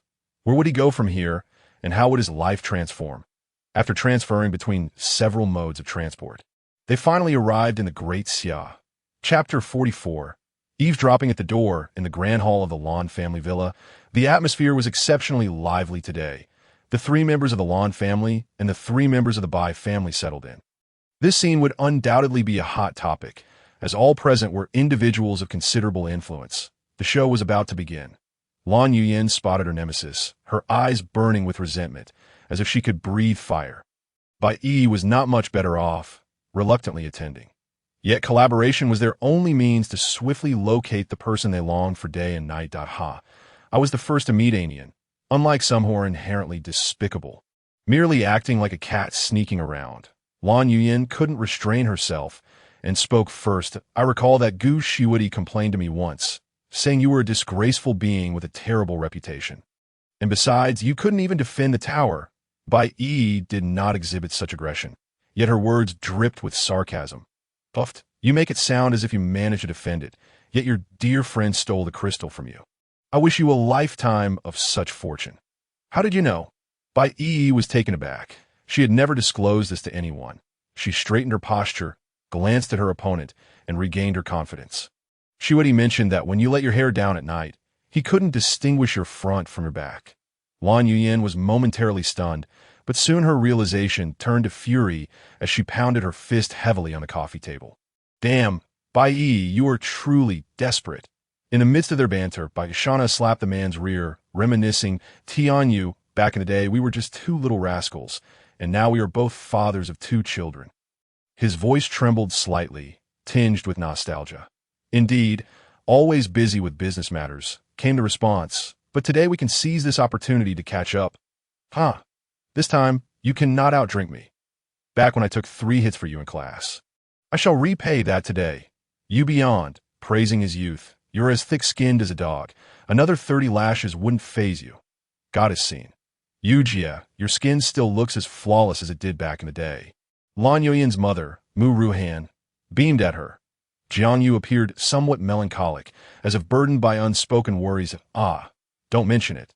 The men at home are so disobedient, it drives me crazy." She cast a glance at Bai Shanha, who was currently engrossed in idle chatter.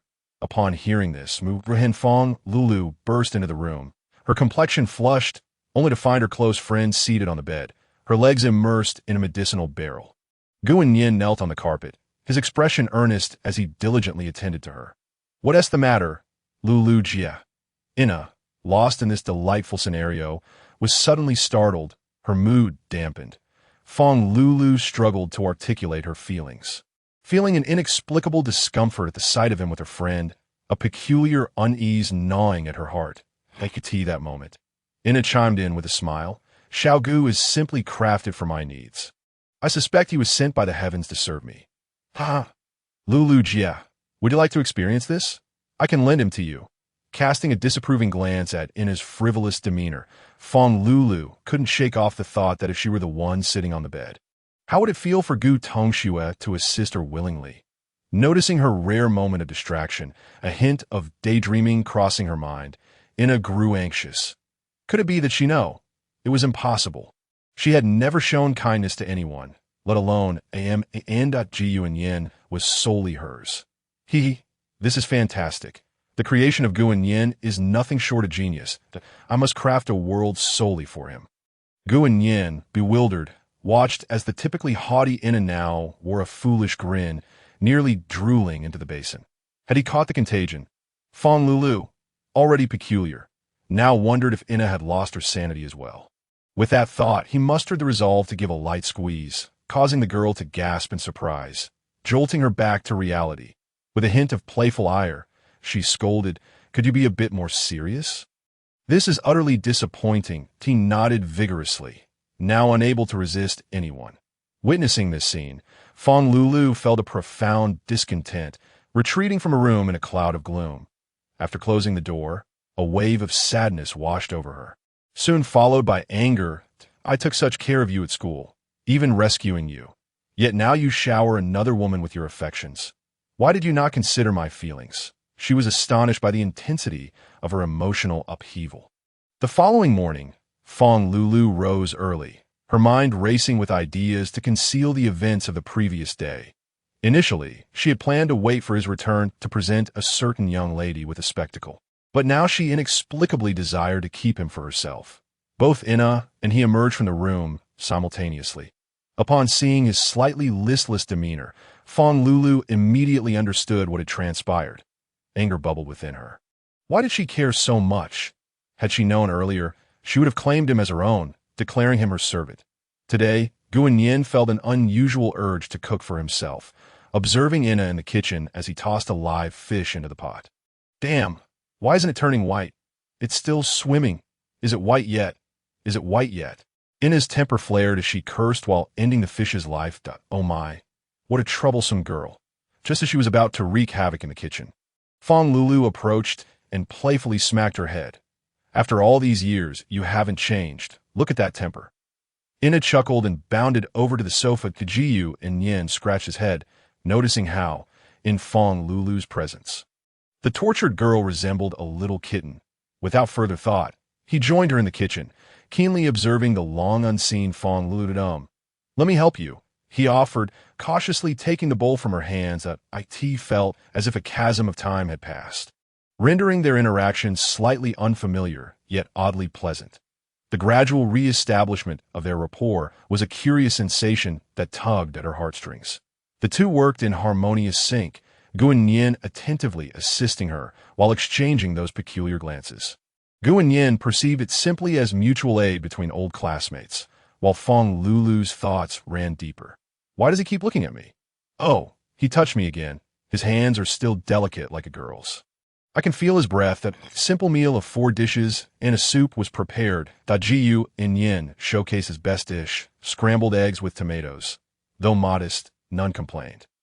Ina scrutinized the meal before declaring, "Xiao Gu, your culinary skills are merely average. Compared to me, you fall short." Gu Annian smiled and nodded in agreement, internally thinking, "I wish I could throw that live crab in your face."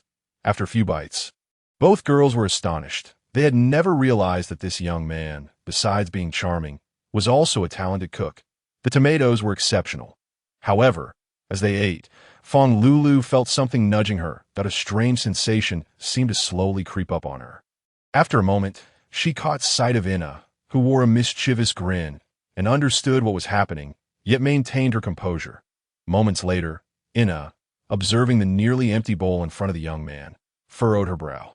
"Ah, so you enjoy pretending, do you?" She exerted force, but he remained unfazed. Gu Annian, perplexed, first noted her sly smile, then her bewilderment, There's no poison in my dish. Don't even think about playing tricks. He hastened to finish his meal. Ina summoned all her strength, watching as the young man devoured his food, secretly amused. You can't hold out much longer. You want to make a swift exit, don't you? Yet as he grabbed his bowl and chopsticks to leave, her mind went blank. He was leaving, and she was opposing him. She stiffly turned to Fong Lulu. Hello. After the meal, a gentle rain began to fall, the ambience characterized by 3 keywords. Afternoon, tranquility reigned out. It was a rare, soothing moment. Fong Lulu received call after call, her tone agitated, her expression sour.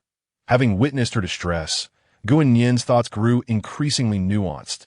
Perhaps it was the sight of an old classmate in turmoil, or the fact that she had saved him twice. He approached quietly, wishing to lighten her burden. Lulu Jia, did something happen after you returned that day? You seem troubled. Can I help in any way? Gu Annian spoke softly, his expression warm and inviting. Fong Lulu looked up, momentarily taken aback that a smile crept across her lips, as if her mood had brightened considerably. Since you've offered, would you mind giving my shoulders a massage to help me relax? Chapter 46. A lifetime of service. Just use your signature technique. Fong Lulu stretched her slightly sore shoulders, playfully jesting. While my reputation is growing, of course, no problem. Overall, he held a high regard for this occasionally unreliable girl. Feeling that she was the most grounded of them all, his hands gently clasped her shoulders, skillfully alleviating the tension in her neck. Her skin was delicate, yet so slender, just bones. Simultaneously, a sense of inexplicable familiarity washed over him. Though he didn't dwell on it was hard to imagine how she had once ascended the second floor and confronted several burly men to rescue him. This girl before him was truly remarkable. As he applied pressure, Fong Lulu's body tensed slightly. She had never had physical contact with any male, except for this young man, who brought her a feeling of warmth and comfort. I truly like him. If I had taken him from Huaxia at the start, what might have happened? What kind of relationship would we share? With this thought, her cheeks flushed and her breath quickened. The Gu Annian remained silent, merely remarking to himself, her skin is lovely, reminiscent of a dear friend. Just then, a sharp voice rang out from the room. Where are you? Come serve your master. You have 10 seconds. The tone shifted from impatience to coldness. Gradually morphing into a command, the Gu Annian reluctantly ceased his actions and approached slowly, oblivious to Fong Lulu's pleading gaze, wishing he would remain by her side. Yet he walked away without a backward glance. Saying nothing, It felt as though he didn't regard her as significant at all. The light in her eyes began to Gu Annian spoke so softly that even he could barely hear himself. Little did Gu Annian know the depth of the situation. He simply believed that, regardless of circumstances, Fong Lulu would never harm him. However, Ina was a different story. Though she had improved, she still sought to discipline him, tormenting him from dawn till dusk. Gently pushing open the door, he found her looking displeased. What were you doing in the living room just now? Sensing her icy demeanor, he sheepishly replied, Did I receive permission? Remember, you are now my possession. How dare you assist others? As she spoke, her frustration mounted, and the urge to exert her authority resurfaced. It had been a while since she had lashed out. Her hands itched for action. Sometimes it was necessary to withhold kindness from him. Bang! The young girl grasped his neck, forcefully pinning him onto the bed. Fortunately, the bed was soft. Otherwise, his back would have surely suffered. I command you, she declared, straddling Gu Annian, her hands tightly gripping his face. My master, must you treat me thus? You are being disobedient, are you not? Have I permitted you to act this way? He lay there, resembling a floundering fish, as he was flipped over. His arms restrained behind him, and his grip was not to be trifled with. Gu Annian, his face contorted in a plea for mercy, was painfully aware of his slender limbs, which could scarcely withstand such treatment. Now, are you obedient? Came the taunt that I truly dare not misbehave. The boy's feeble voice replied, You must swear it. I swear.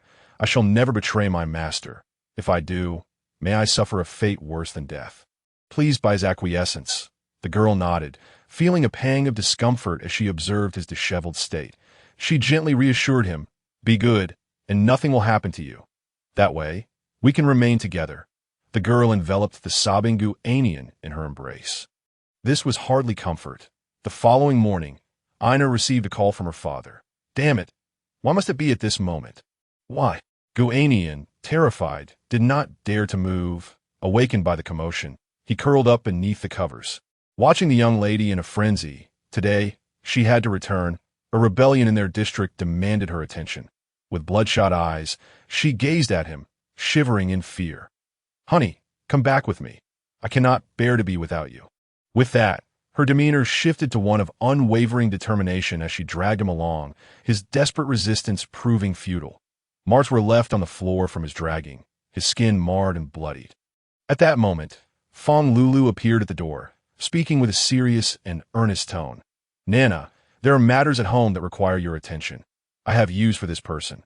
With that, she forcefully separated them, lifting Gu Annian and placing him in a chair.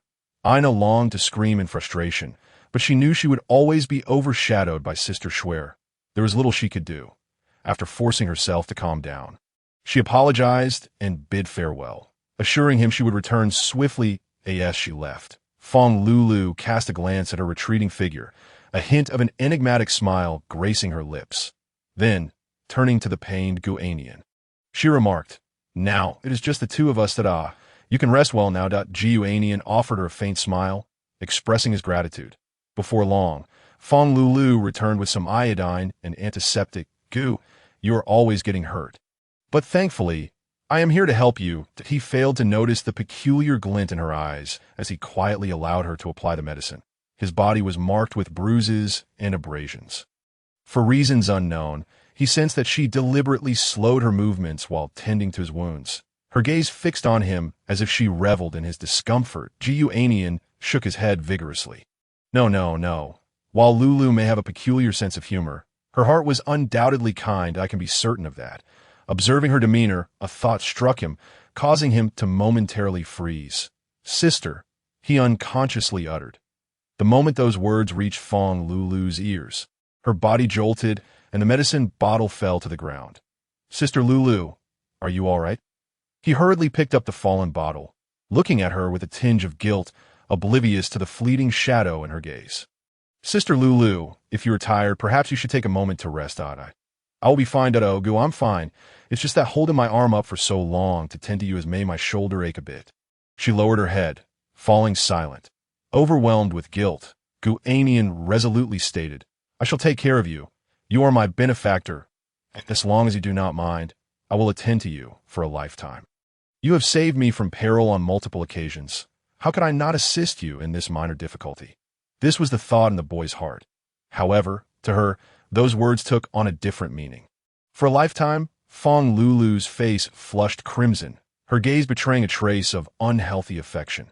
Chapter 47. Lovers, be gentle now.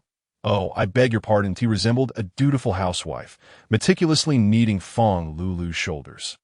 As he gazed at her swan-like neck, Gu Annian felt his cheeks flush. Fong Lulu, feeling the warmth radiating from her neck, wore a blissful smile. Waves of warmth coursed through her, rekindling a familiar sensation that enveloped her entire being. "How comforting! The last time I felt like this was," she unconsciously murmured, leaning back against him, her body pressing against the young man. "Gu, if you find this dull, we could take a stroll." Upon hearing this, he froze. "Go out? Is it truly possible to go out?" He almost forgot what freedom felt like. "Sister Lulu, thank you so much." That a hint of moisture welled in his eyes, two warm tears trailing down his cheeks and landing on her shoulder. He gently embraced her shoulders. Fong Lulu was taken aback, a look of surprise crossing her face. What is he up to? This is a bit fast. However, if it were Gu, it would not be entirely unwelcome.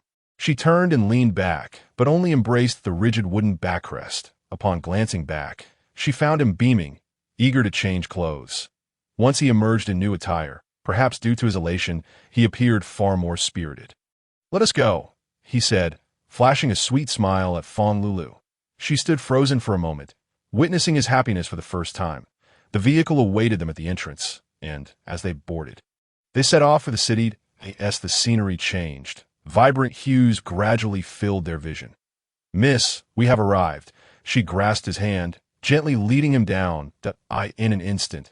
The bustling sounds of pedestrians, the calls of street vendors, and the familiar sense of the wind enveloped them. How long has it been since I've ventured out like this? Lou, I'm no longer a child. You needn't hold my hand. He glanced down to find her delicate fingers intertwined with his.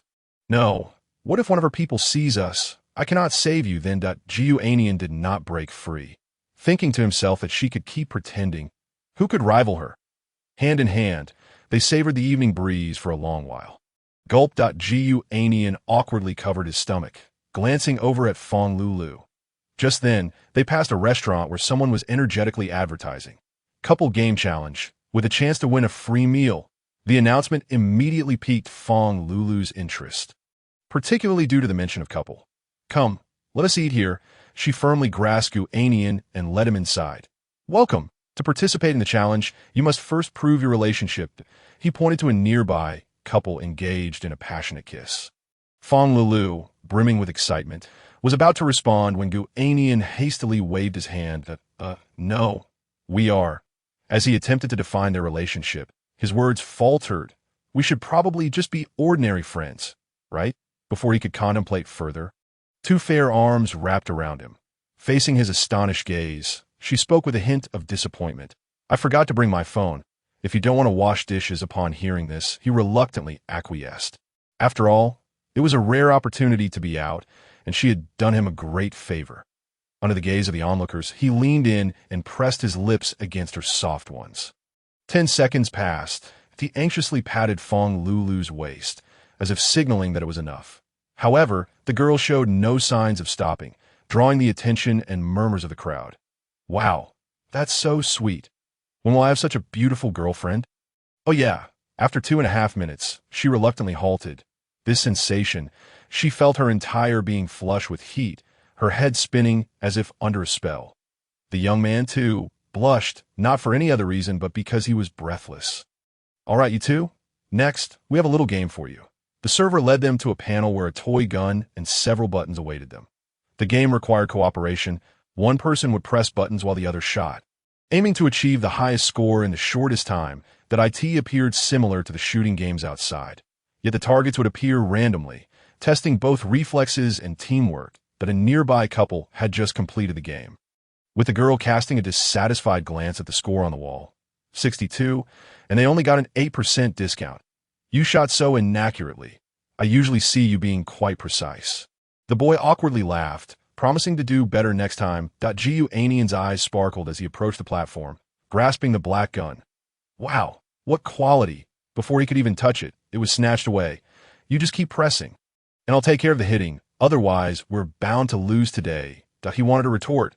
Who do you think you are? But instead, he sulkily pressed the button beside him. A balloon was swiftly pulled out by a string, and he was taken aback by the sudden speed. With a snap, the hand rose and fell, and the balloon burst into fragments. Press it quickly, with all your might. Upon hearing this, Gu Annian hastily complied, his small hands nearly smoking from the rapid tapping. A series of balloons in various colors shot out, but within less than a second, they all exploded into pieces.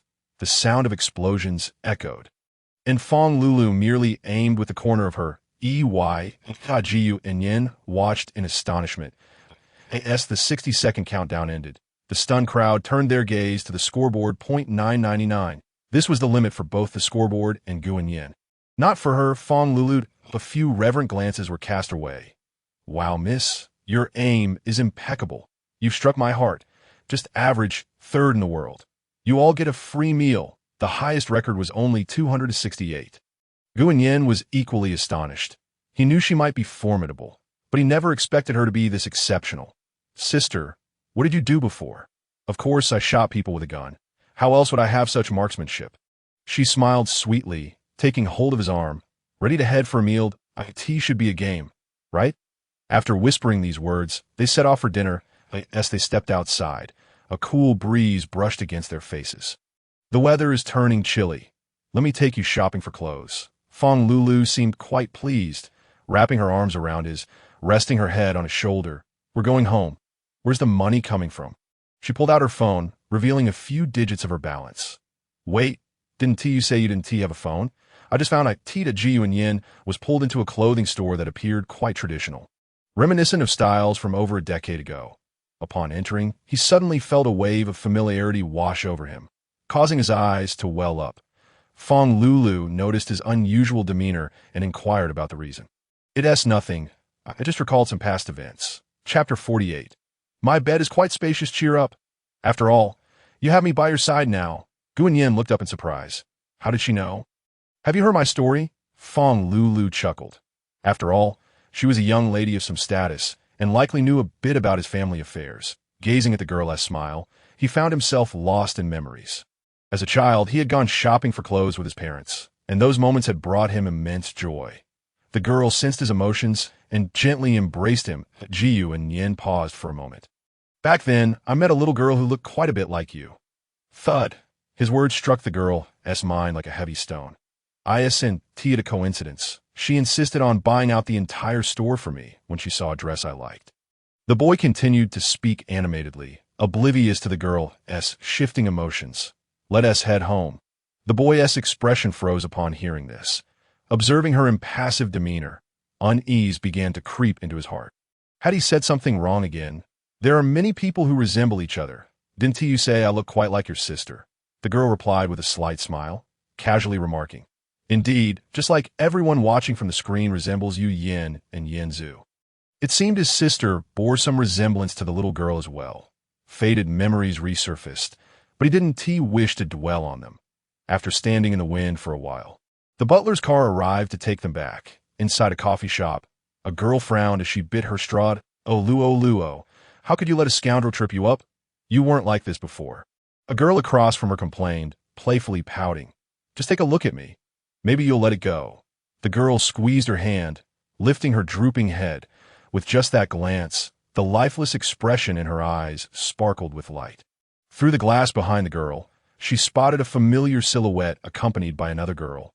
Though as Ting Liu slowly regained her spirits, the girl across from her, noticing the light in the girl's eyes, couldn't he help but smile.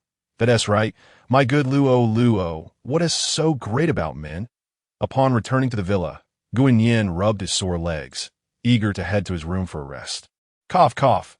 That room is occupied. Fong Lulu quickly gestured with her eyes that a maid hurried to the door, awkwardly indicating that it was a room. Then I shall find another one. Gu Annian ascended to the second floor, only to discover that all the rooms were occupied, with not a single empty one in sight.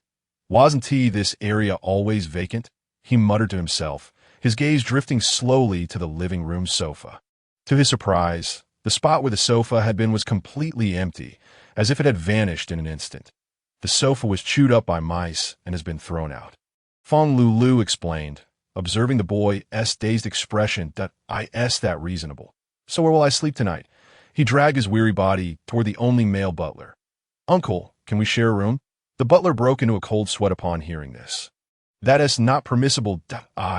He gritted his teeth, finally muttering, I have that peculiar habit. Are you sure you wanna? Gu Annian couldn't help but feel embarrassed and immediately wave his hands.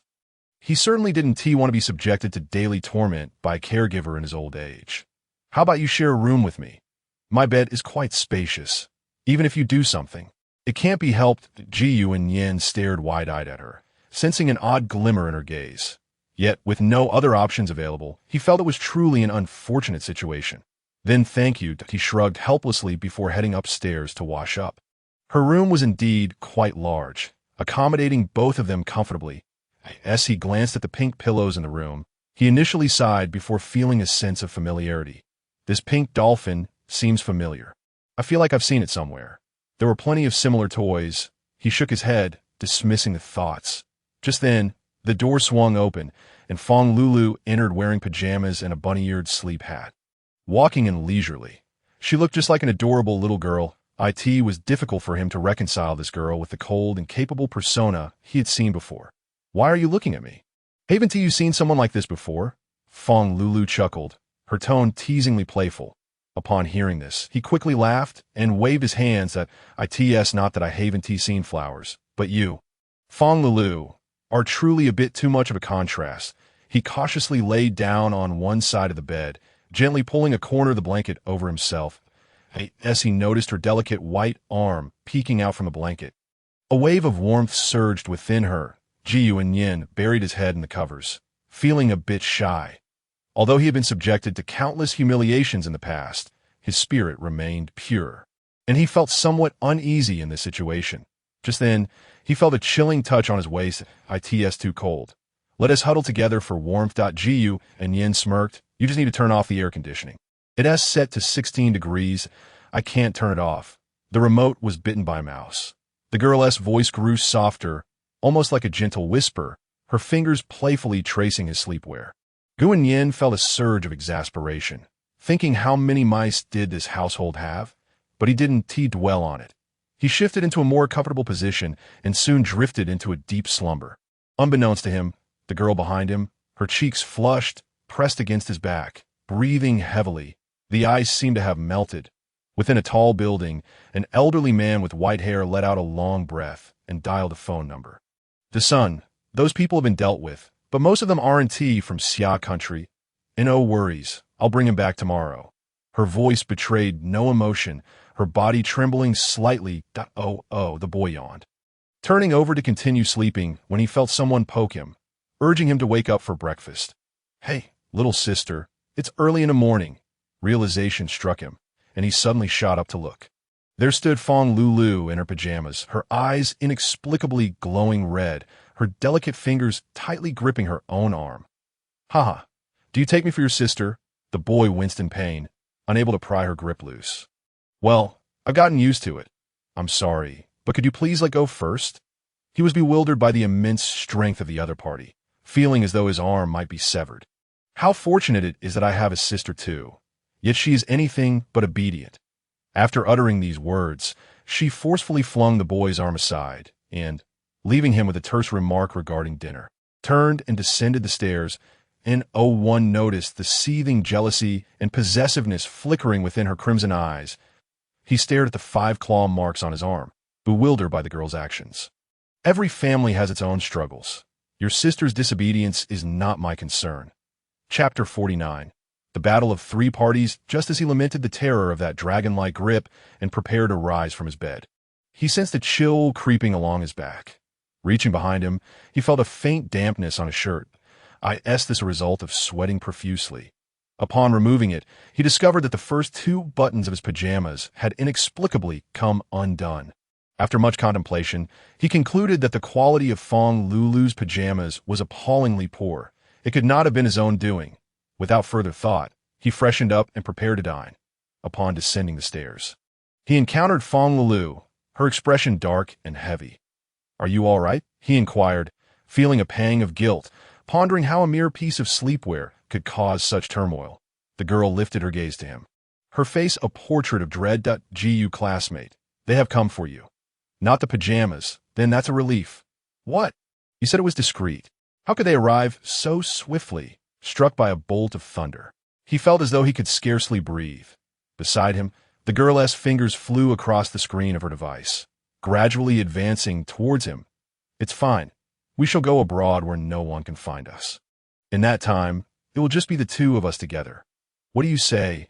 Fong Lulu appeared somewhat anxious, gently shaking his shoulders. All right. As long as we can escape, I will follow your lead. There are 20 cars outside. We'll each choose 2 and head to different airports.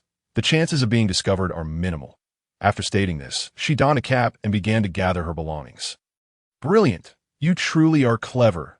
Gu Annian, forsaking breakfast, swiftly donned a pair of shoes and pulled Fong Lulu out the door. They hopped into a random vehicle, his heart racing with trepidation. How could this turn of events be so sudden? Akin to a cold start with 0 frames? Just yesterday, they were out shopping and dining, and now they were fleeing. Driver, do you think this will work? I'm feeling quite scared. He gripped the cushion of the driver's seat, his voice trembling. Unexpectedly, the driver wore an expression more tragic than sorrow, his voice choked with emotion. Brother, why did you have to pick me? If you get caught, it's merely a matter of losing face. I stand to lose my life. As he spoke, tears began to roll down his cheeks, and seemingly resolute, he slammed the accelerator to the floor. The car surged forth at breakneck speed, careening down the streets. Calm down. Gu Annian was thrust back into the rear seat by the sudden inertia, the wind outside whipping with such ferocity that he could barely keep his eyes open. "Please, brother, I beg you." "There's roadwork ahead." Gu Annian gazed at the obstructed concrete ahead, despair gripping him. But the driver remained unfazed, as if he had made a final resolution. Suddenly, a thought from a book he had read came to mind. And with unwavering confidence, he declared, "Ha ha ha, little brother, do you not know? Heaven does not forsake any man. If I wish for a myriad of paths, they shall be beneath my feet," with the accelerator pushed to its limit. He prepared to employ every ounce of driving skill he possessed to grasp at the faintest glimmer of hope. Gu Annian was rendered speechless. Virum! The car shot forth like a bolt of black lightning, smashing through orange roadblocks, skidding on the still damp concrete to carve out S-shaped trails. The nearby workers stood aghast, wiping cement off their faces, wondering if they had stumbled into a live-action cartoon. The ride was fraught with peril, yet they successfully navigated through the obstacles. Cold sweat trickled down the driver's face, but his heart burned with fervor. Basic skills, he exhaled deeply, tilting his head slightly. Sweat cascaded down his resolute visage, glimmering in the light of the rising sun as if adorned with a divine hue. "Young man, perhaps you have not heard my story, but now—" Bang, bang, bang. Before he could finish, two vehicles collided with them from the left and right. The tremendous friction sparked countless flames, and the car doors began to crumple. Gu Annian, propelled by the force, collided intimately with the front cushion, his body collapsing onto the seat. Screeching sounds filled the air as the vehicle was slowly forced to a halt point. Two men clad in black emerged from the car, one on each side, and kicked the doors open. "At last, we have found the young master." One reached out to embrace him, but the other intercepted. "This is my lady's property. Step aside." Neither was willing to yield. And ultimately, they both hoisted Gu Annian into one of the vehicles. Inside, a man, gravely injured, swiftly dispatched a message via his phone. "It is settled. He belongs to my lawn family. After all, first come, first served. Well, that's the gist of it." The driver asserted firmly, but the other man countered, "I got in after you. Had it not been for my lady providing the information, you would never have known." Puffed. Several empty cars were cleared thanks to my lady's efforts. The two argued vehemently, completely disregarding the trembling Gu Annian in the back seat. At that moment, the unexpected occurred. From the right side of the road, a truck barreled towards them at an alarming speed. They felt a wrenching pain as their vehicle flipped over. The mantis stalks the cicada, unaware of the oriole behind. Lawnby has surprisingly allied with them. I must report this to the lady. As the man prepared to send a photo from his phone, a girl appeared in the distance, walking towards them. His eyes widened in disbelief. "Miss? Why have you come personally? Aren't you supposed to be?" A cold glint flashed, and he collapsed in shock. The girl stepped on the phone and slowly approached the vehicle. Just as she neared, a large hand swung towards her face. Swish! A blade severed his wrist before he was swiftly dispatched. She gazed at the nearly lifeless boy before her, overwhelmed by a torrent of emotions. Anger, heartache, possessiveness, conflict, and hatred flooded her mind. Watching the vehicles approaching from a distance, she felt a profound irritation. "Why can't you just love me? They all deserve to die." The girl gradually walked toward him. Hearing the commotion, Gu Annian summoned the last remnants of his strength to slowly open his bloodshot eyes. "Is your sister you?" A familiar yet blurry figure entered his vision. And after asking this question, he felt a wave of dizziness wash over him, and then darkness enveloped him. Cars continued to arrive, occasionally accompanied by the wail of sirens. He found himself in a long dream, one where everyone was reunited, except for himself. When he finally opened his eyes again, he beheld precision instruments suspended in midair and a white ceiling above. The patient awakens. "Hey, don't move around," as he hit a low hum. A mere 4 words struck the young man's mind like a thunderclap. He remained dazed for a considerable time, gazing incredulously at his sister. Then he hastily attempted to control his legs. Initially feeling numb, he assumed he had been administered anesthesia. But now, regardless of the force he exerted, he could not lift his left leg. In fact, he could hardly feel at all. This must be curable. The good news is that it can be treated, right? The youth's eyes were filled with urgency, even tinged with a hint of supplication as he looked at her. "The good news is that both legs are broken." "What did you say?" Please repeat that. His eyes widened in disbelief, each word trembling on his lips. Brother, accept reality. Both are broken, which might create a balance. I senti that a silver lining. The girl shook his shoulders gently, a flicker of guilt and sorrow dancing in her eyes. Fearing he might take a drastic step that I have even skipped being a cripple and have gone straight to being no. Had I known it would come to this, I should not have run away. I would have accepted capture from anyone.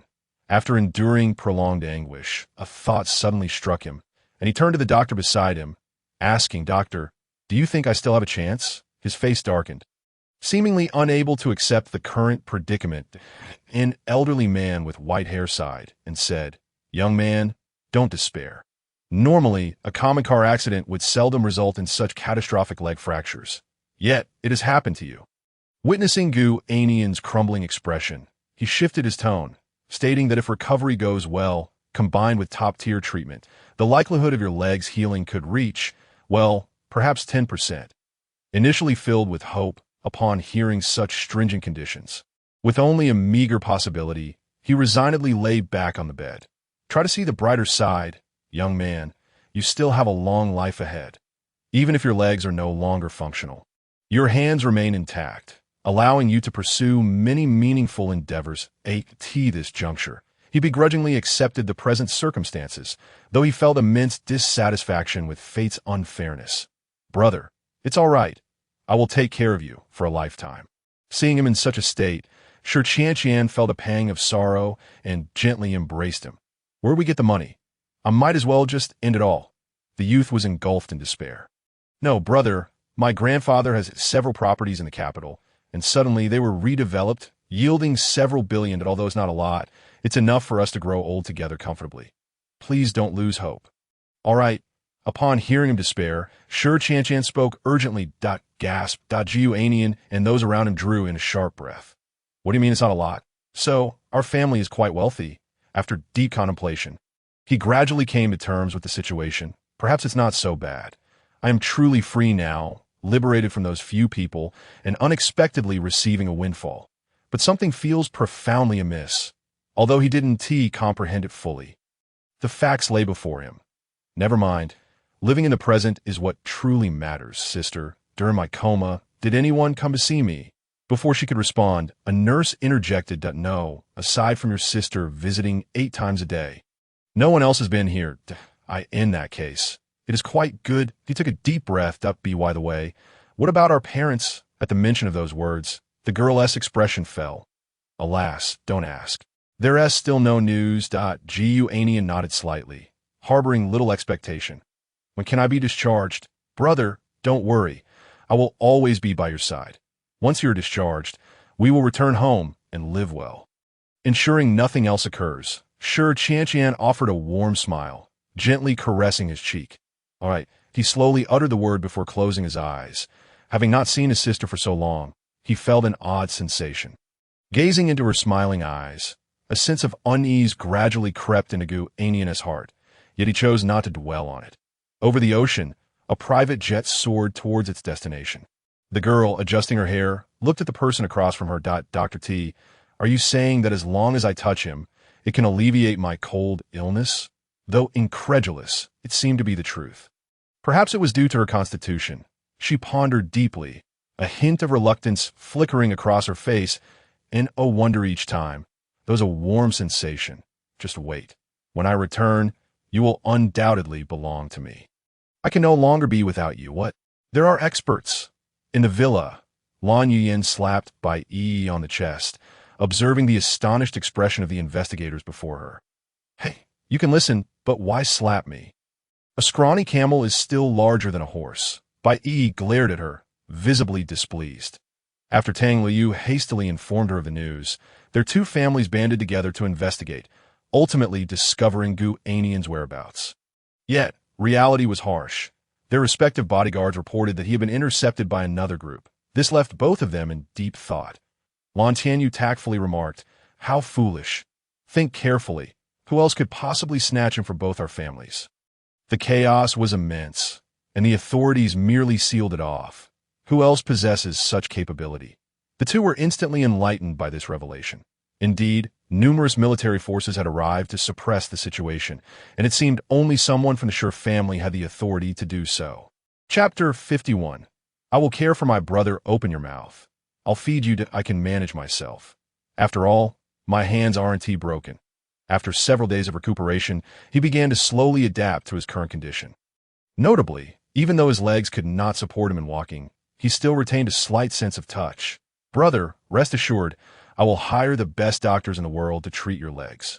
The girl spoke confidently, seemingly undeterred by the gravity of the situation. At that moment, Gu Annian sat in a wheelchair, his vacant gaze scanning the surroundings, his hands weakly pushing the wheelchair, until a beam of sunlight from outside the ward illuminated his face. A sharp pain surged, yet he stubbornly kept his eyes open, fixating on what he perceived as hope. Though his body was broken, his spirit could not be shattered. Little sister, take me home. Very well. I will take good care of you. In the afternoon, Sher Qianqian completed his discharge paperwork and purchased a mobile phone along with a new set of clothes. Sitting in the wheelchair, he noticed the peculiar glances from those around him, but paid them little mind. Brother, have you been bullied outside recently? Her sudden question caught Gu Annian off guard. No, not at all. Why do you ask? Because I see many wounds on you that do not belong to the accident. Brother, when did you learn to lie? The last sentence was delivered slowly, each word pronounced distinctly, her tone growing colder. The wheelchair he was pushing gradually came to a halt, seemingly displeased with his deception. This is from a fight. I got into a scuffle with someone and I didn't want to worry you. So I didn't tell you. He was unsure why he felt so flustered, desperately trying to cover up and justify himself. Evading the hint of coldness in his sister's demeanor, his surprise, Sher Qianqian did not press further and resumed, pushing him homeward. All right. No one will bully you anymore. Only I can. As he traveled through familiar scenery, he felt a wave of emotions. In a brief span of time, everything remained unchanged, filling him with a sense of comfort. Familiar security guards, the familiar apartment building. The issue arose. His floor was the 6th, and there was no elevator. Just as he opened his mouth to speak, he saw his sister lifting him up, her hand resting on her shoulder. I will carry you. Climbing onto her frail shoulder, he felt a lump in his throat. This was the familial bond he had long been deprived of. Yet, why did this feeling seem somewhat familiar? Women are made of water. He did not dwell on it further. It must be said that although Sher Qianqian appeared petite, she carried him to the 6th floor without breaking a sweat. We are home, back in the old village. He gazed at his humble abode, the items arranged within, and felt a sense of contentment. After the wheelchair was brought up, he began to reminisce about every corner of the house. Hey, sister, have you been back here? Noticing the absence of his clothes in the cupboard, he inquired. I just returned a few days ago. I took all your old clothes to wash. I see. After that, she busied herself in the kitchen for a while and brought over a bowl of soup. Brother, it's been a long time since I cooked for you. This time, I added some herbs to help with your recovery. He carefully accepted the warm bowl of soup, tasting it. It was just as it had always been. His sister truly understood him well. After finishing, he took the porcelain bowl to the kitchen and inadvertently caught sight of the anime playing in his sister's room. She was still following the series. The characters felt so familiar. Xiao Qian, what are you watching? Hearing her brother's question, she smiled slightly, pushing him toward her room. I don't know. It's just something good. Come watch it with me. Brother to Gu Annian felt a tinge of peculiarity as he entered her room, the images on the screen vividly capturing his attention. This, indeed, was fate. Xiao Qian, this isn't appealing at all. Shall we change it?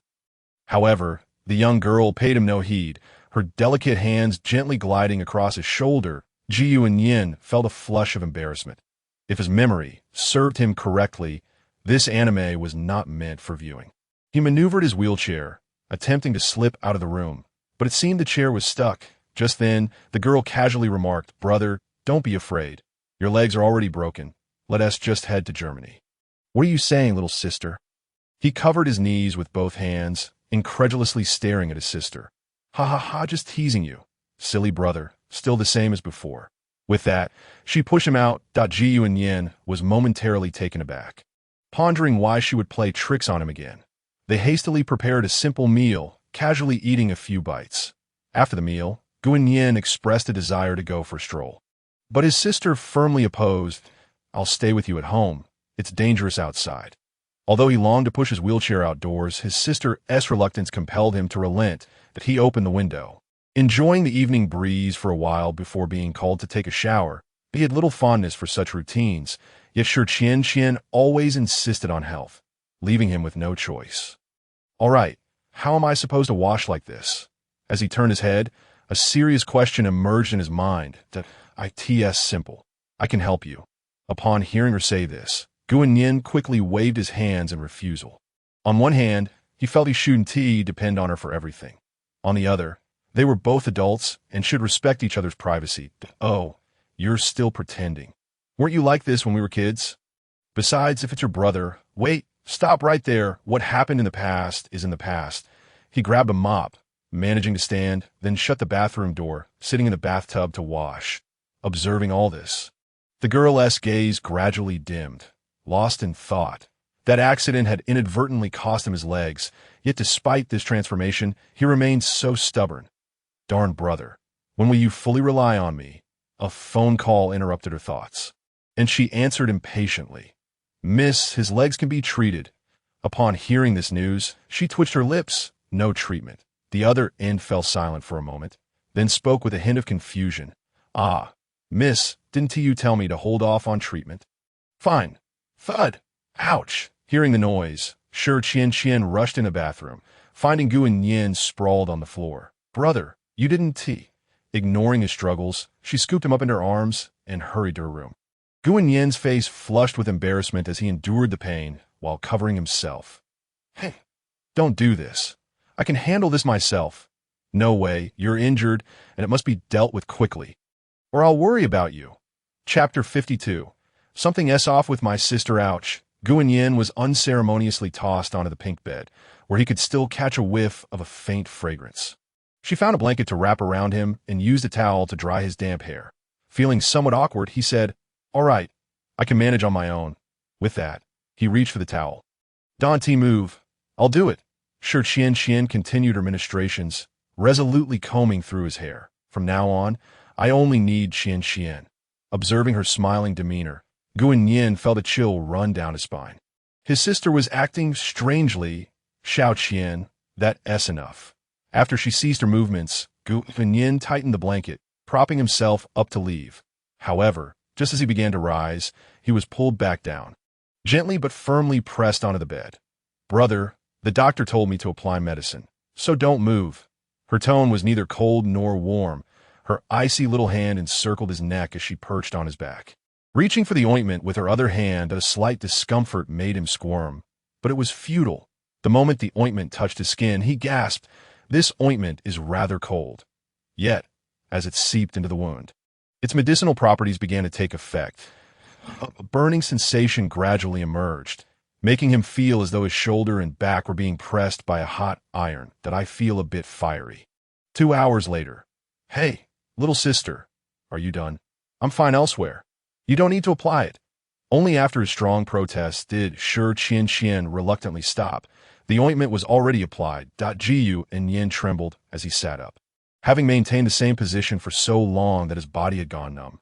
Gazing at his fair skin, still steaming from the shower, Shi Qian took a deep breath, struggling to suppress a certain emotion.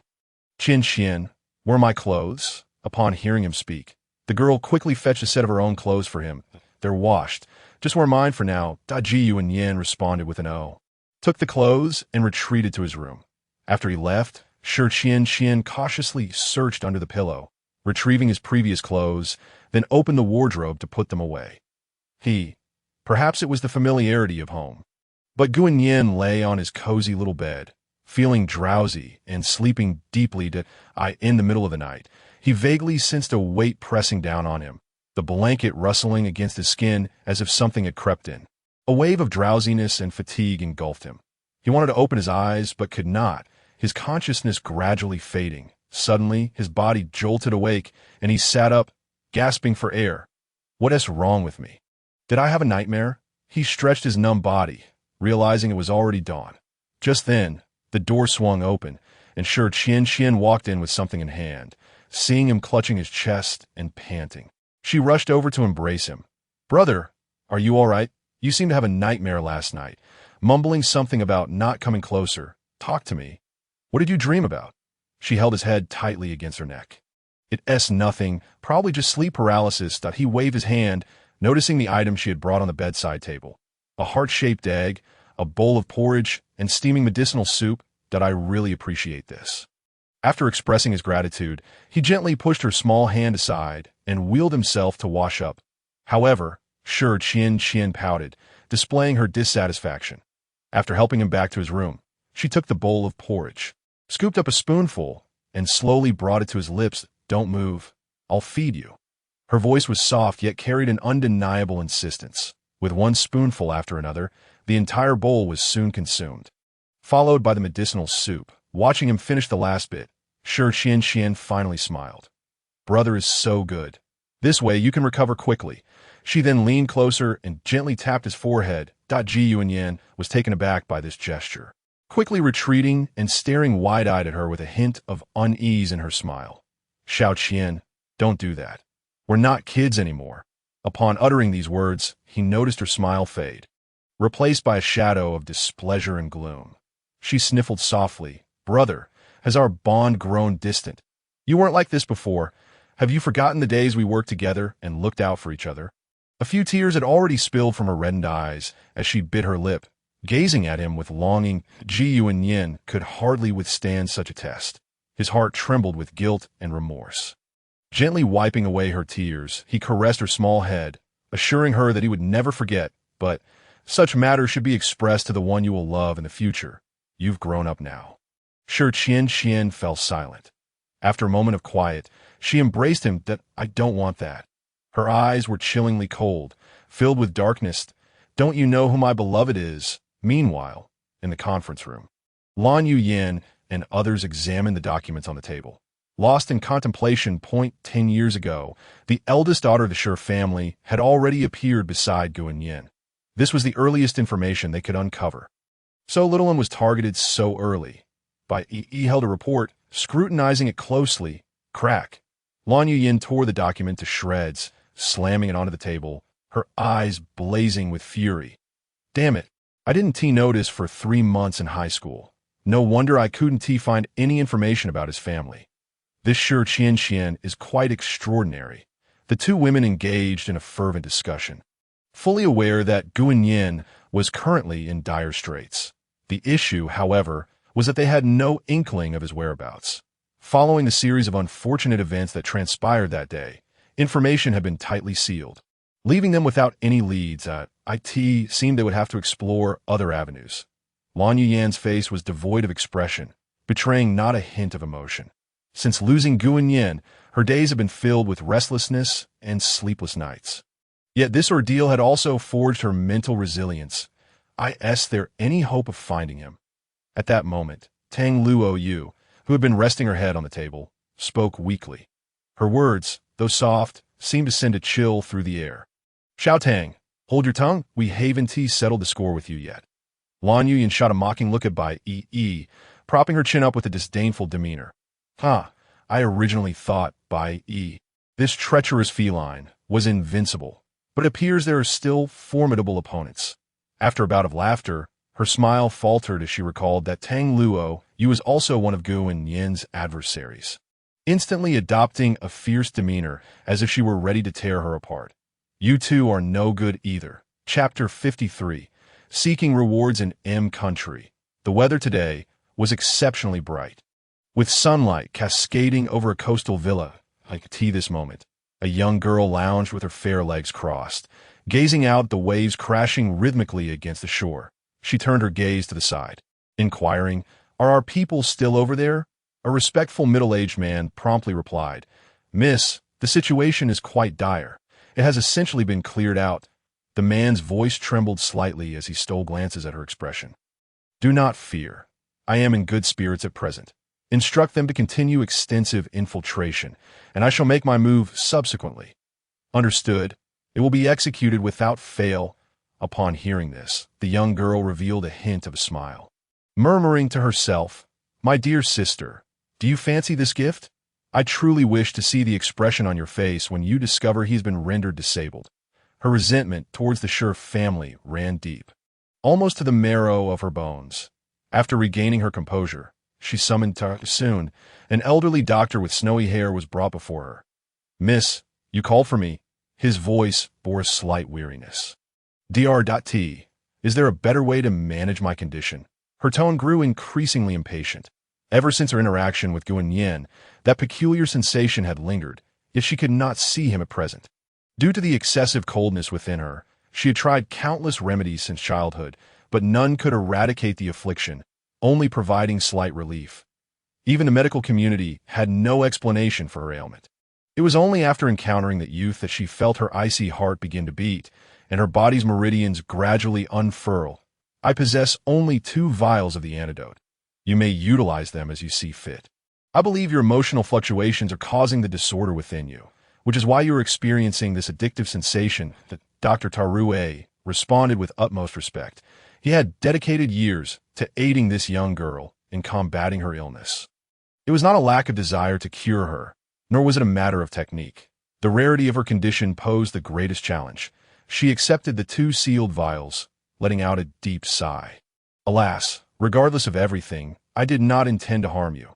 With a decisive click, the last metallic slot secured, Gu Annian's face lit up with exhilaration as he rose eagerly to his feet. Shi Qianxian gently embraced him from behind. "Brother, take it slow. Don't injure your hand again." Leaning on a cane, the young man familiarized himself with the framework of his left leg. 1 step, 2 steps. He trembled, but managed to walk. "I did it." He joyfully enveloped Shi Qianxian in a grateful embrace, his words overflowing with appreciation. "What are you saying, Annian? Who are we to each other? Even if you lost all your limbs, I would remain by your side, caring for you for a lifetime." Shi Qianxian held him tightly, her face radiating joy. This initiative brought her immense happiness. Gu Annian felt somewhat at a loss. "Please, don't curse me with such misfortune, losing hands and feet. By the way, what did you just call me?" "Annian, what's wrong?" "Nothing at all." His response was somewhat halting. Hearing his sister address him in such a manner felt peculiar.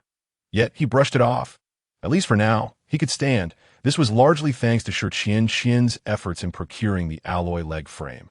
Its strength far exceeded that of ordinary metals, and it was lightweight, significantly easing the burden for those with mobility challenges. Fortunately, Gu Annian's left leg was in slightly better condition, allowing him to stand, albeit with great effort. Standing elevated his perspective, and as he leaned on his cane, he picked up an old toy gun. His playful spirit ignited. "Sister, who do I resemble?" Upon hearing this, Shi Qianxian began to scrutinize him closely, circling around him but finding nothing particularly distinctive. "Like my future," she whispered this, her eyes brimming with uncontainable affection. Gu Annian paid no mind to her murmurs, gradually making his way to the mirror. He struck various poses, laughing and conversing with himself. Artists are all madmen. "What are you talking about? Look at how delighted you are." Shi Qianxian approached with laughter, her small hand playfully tugging at his clothing. "Oh, nothing, just imitating an artist." She did not comprehend and did not press further, pouting her lips to reveal a mischievous smile. "All right then, Annian, as long as you're happy. But this equipment required a great deal of effort on my part. So I expect a reward." Gu Annian, momentarily taken aback, then chuckled. "My dear sister, what reward could I possibly offer you? You are now a wealthy lady." His words carried a hint of sourness. A waft of jasmine filled the air as the girl embraced him from behind. "I do not care for those. What is mine is yours from now on. Do not call me sister. Call me Qianxian, all right?" "What do you mean?" He paused, slightly bewildered. Surely she didn't mean to sever their sibling bond. No. After all, they were never truly siblings. Dismissing the thought, he felt indifferent and casually acquiesced. However, Shi Qianxian continued, "Then, could you give Qianxian a kiss? Consider it a reward." Hearing her request, he froze. She had always clung to him. Yet he never anticipated it would reach such a level now. Noticing his hesitation, Shi Qianxian immediately donned a profoundly disappointed expression, her little face etched with melancholy. Gu Annian panicked, regardless of what happened in the past. This look always softened his heart. Now was no different. All right, how old are we?" There won't be next time, but he sighed helplessly, then gently leaned closer to press his forehead against the young girl's. Yay! She leaped joyfully, exuding an adorable aura. Witnessing her lively and charming demeanor, he gradually fell to ease. After all, she had lived alongside him since a young age, rarely seeing their parents afterward.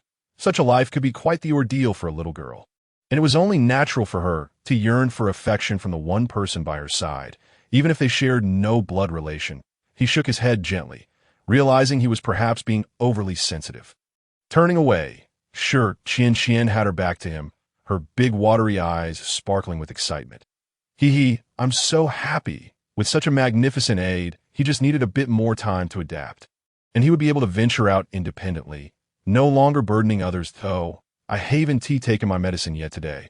Sure, Qian smacked her forehead, as if recollecting an important task, and hurriedly opened a packet to heed its contents.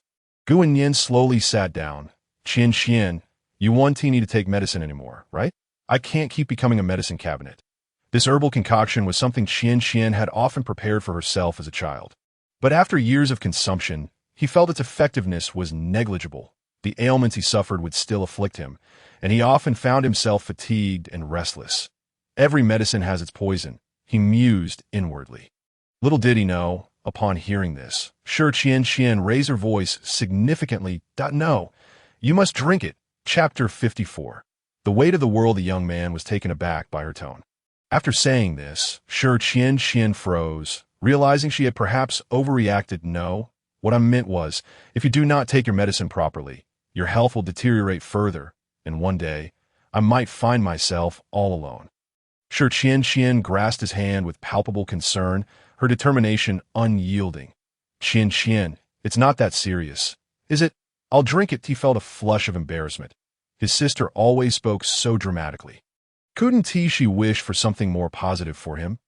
Upon hearing his agreement, the young girl burst into a giggle, her charming demeanor restored. A steaming bowl of medicinal soup was placed before him, and this time he took a moment to observe it closely. The liquid was dark, with an initial bitterness followed by a lingering aftertaste he had never experienced before. This time, he was cautious. After a few sips, sure Qian smiled as she took the bowl from him and departed.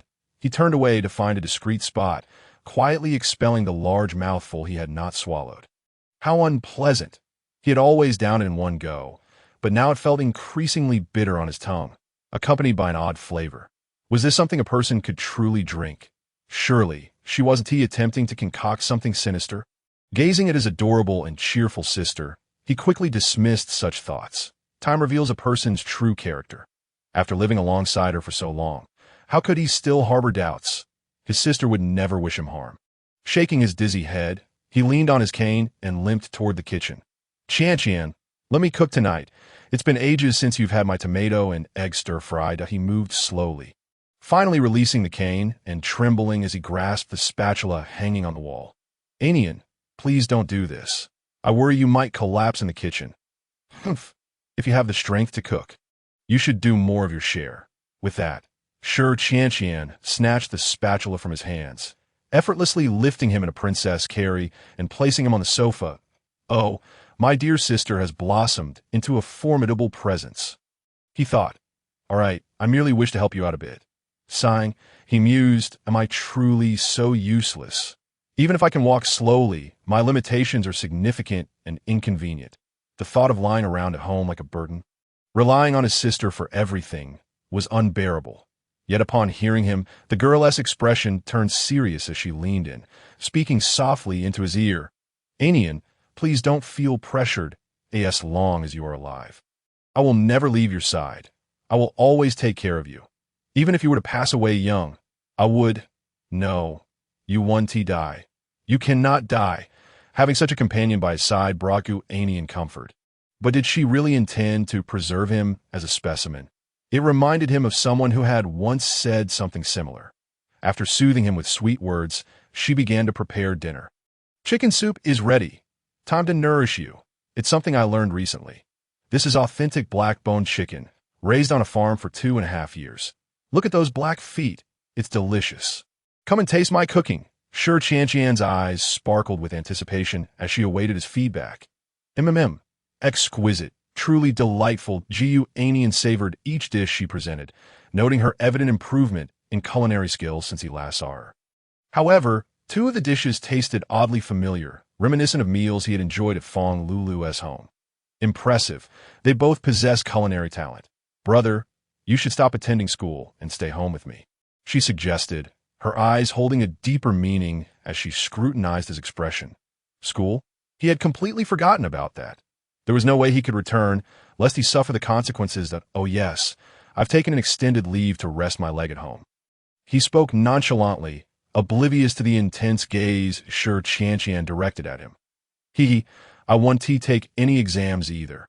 I'll stay home to keep you company. For some reason, her laughter felt unsettling. After a brief tidy-up, Gu Annian retired to wash up and prepare for bed. As night fell, he found himself feeling dizzy once more, a recurring state of late. He needed to rest early. No need to elaborate on his fatigue. At 10 o'clock, he closed his eyes heavily in that hazy realm between sleep and wakefulness. He sensed a faint disturbance, that a soft click echoed as the door opened, though he could barely perceive it. His mind clouded. Perhaps it was due to having missed a sip of the medicinal soup. Today, he felt slightly better than the previous day. He could vaguely hear quiet footsteps, steady and rhythmic, approaching from the door to his bedside, gradually becoming clearer. Suddenly, a weight pressed down upon him, the noise growing louder. This sensation was markedly more intense than before. He began to suspect that he was experiencing a phenomenon akin to sleep paralysis. How unfortunate that it would happen to someone as frail and disabled as himself. Damn it! Why me? He thought. Despite his internal panic, he understood this was merely a human experience. Yet, the sensation felt so real. It felt as though a mountain was pressing down on him. As the discomfort escalated, he struggled to breathe, his blood flowing sluggishly. In the midst of it all, he felt a sharp pain in his shoulder. Had he been bitten? No way. Could it truly be a ghost? Am I to be devoured? The thought sent a wave of tension through his body. The sensation intensified until he regained his awareness and pushed forward with a sudden force. He felt a rush of energy surge through him. A familiar voice rang in his ears, and upon slapping his own face to clear his mind, he looked ahead to find Shi Qianqian. Qianqian, what are you doing here? It's late at night. At that moment, a feeling of unease washed over him as he recalled all the strange occurrences surrounding Shi Qianqian. A chill ran down his spine. His anxious gaze met hers, only to find her equally startled and fearful. Trembling, she began to speak. There was a huge rat in my room just now. I was really scared. She was clad in a delicate nightgown, her body shaking slightly, her hands fidgeting. Is that so? Don't worry. I'll help you chase away. Gu Annian scratched his head and rose from the bed. It seemed he had overthought the situation. Equipped with a metal frame, the two made their way to Shi Qianqian's room. Upon entering, however, the room was shrouded in darkness. She reached out to switch on the light, then pointed to a corner. Annian, it's over there. I'm really scared. Gu Annian, despite his bravado, realized that he too harbored a fear of rats. Just moments ago, he had spoken with such conviction, yet he hadn't even realized that he shared the same fear. Now he found himself in a predicament. Clearing his throat, he feigned calmness as he approached the corner step by step. Cough, cough. Come out, you filthy rat. I can see you. Chapter 55. The laced drink what? How does he know I'm playing with a rat? At that moment, a voice from the adjacent room exclaimed in surprise that on the other side, beads of sweat began to form on Gu Annian's forehead. He cautiously drew closer to the clutter, fixating his gaze on any signs of a rat. I see its eyes, green and enormous. Shi Qianqian's sudden shout nearly paralyzed him with fear. The phrase scaring someone to death rang true, gathering his courage. He focused intently, one hand gripping the cane and the other holding a metal basin. Qianqian, where is it? He could feel her trembling nervously behind him, yet he saw no trace of the creature. As a delicate hand reached out from behind, trembling, she pointed toward the center of the mess. Look carefully. It's right there. Before she could finish her sentence, her outstretched hand suddenly covered his mouth and nose. Presenting him with a damp handkerchief, he barely registered her movement before he was rendered breathless. The entire encounter transpired in less than a quarter of a second. The wave of dizziness crashed over him, and he felt his consciousness slipping away. Shi Qianqian quickly hooked her arm around his left arm and gently laid him down on the bed. Her face was filled with confusion, but darker emotions lurked beneath the surface. Logically, the dosage should have been sufficient. He shouldn't have woken up. Could it be? She turned abruptly to gaze at the unconscious Gu Annian, her expression darkening ominously. How could he not trust her? He had to place her above all else. There was no room for even a hint of resentment. After a moment of contemplation, Shi Qianqian closed the door and gently removed the metal frame from Gu Annian's left leg. He will deal with the future later. Let us enjoy the present. Those in the know understood that the handkerchief she used was laced with a powerful sedative. Upon awakening, one would forget everything. Time passed, though how long, she could not tell. My head feels heavy. Shi Qianqian stretched languidly and slowly sat up. To her surprise, she too had succumbed to unconsciousness, yet retained some memories of the events. Why she had fainted, however, was a mystery. Damn it, I was careless, she lamented, wishing she had washed up properly beforehand. Annian, don't sleep. Wake up! She shook him impatiently, her hands pressing lightly against his face, insisting it was time to awaken. Early in the morning. Who are you? The young man opened his eyes sleepily, his words slurred, as if he were still not fully conscious. Oh no, please don't tell me he has become a fool. What have I done? Qianqian, why are you in my room?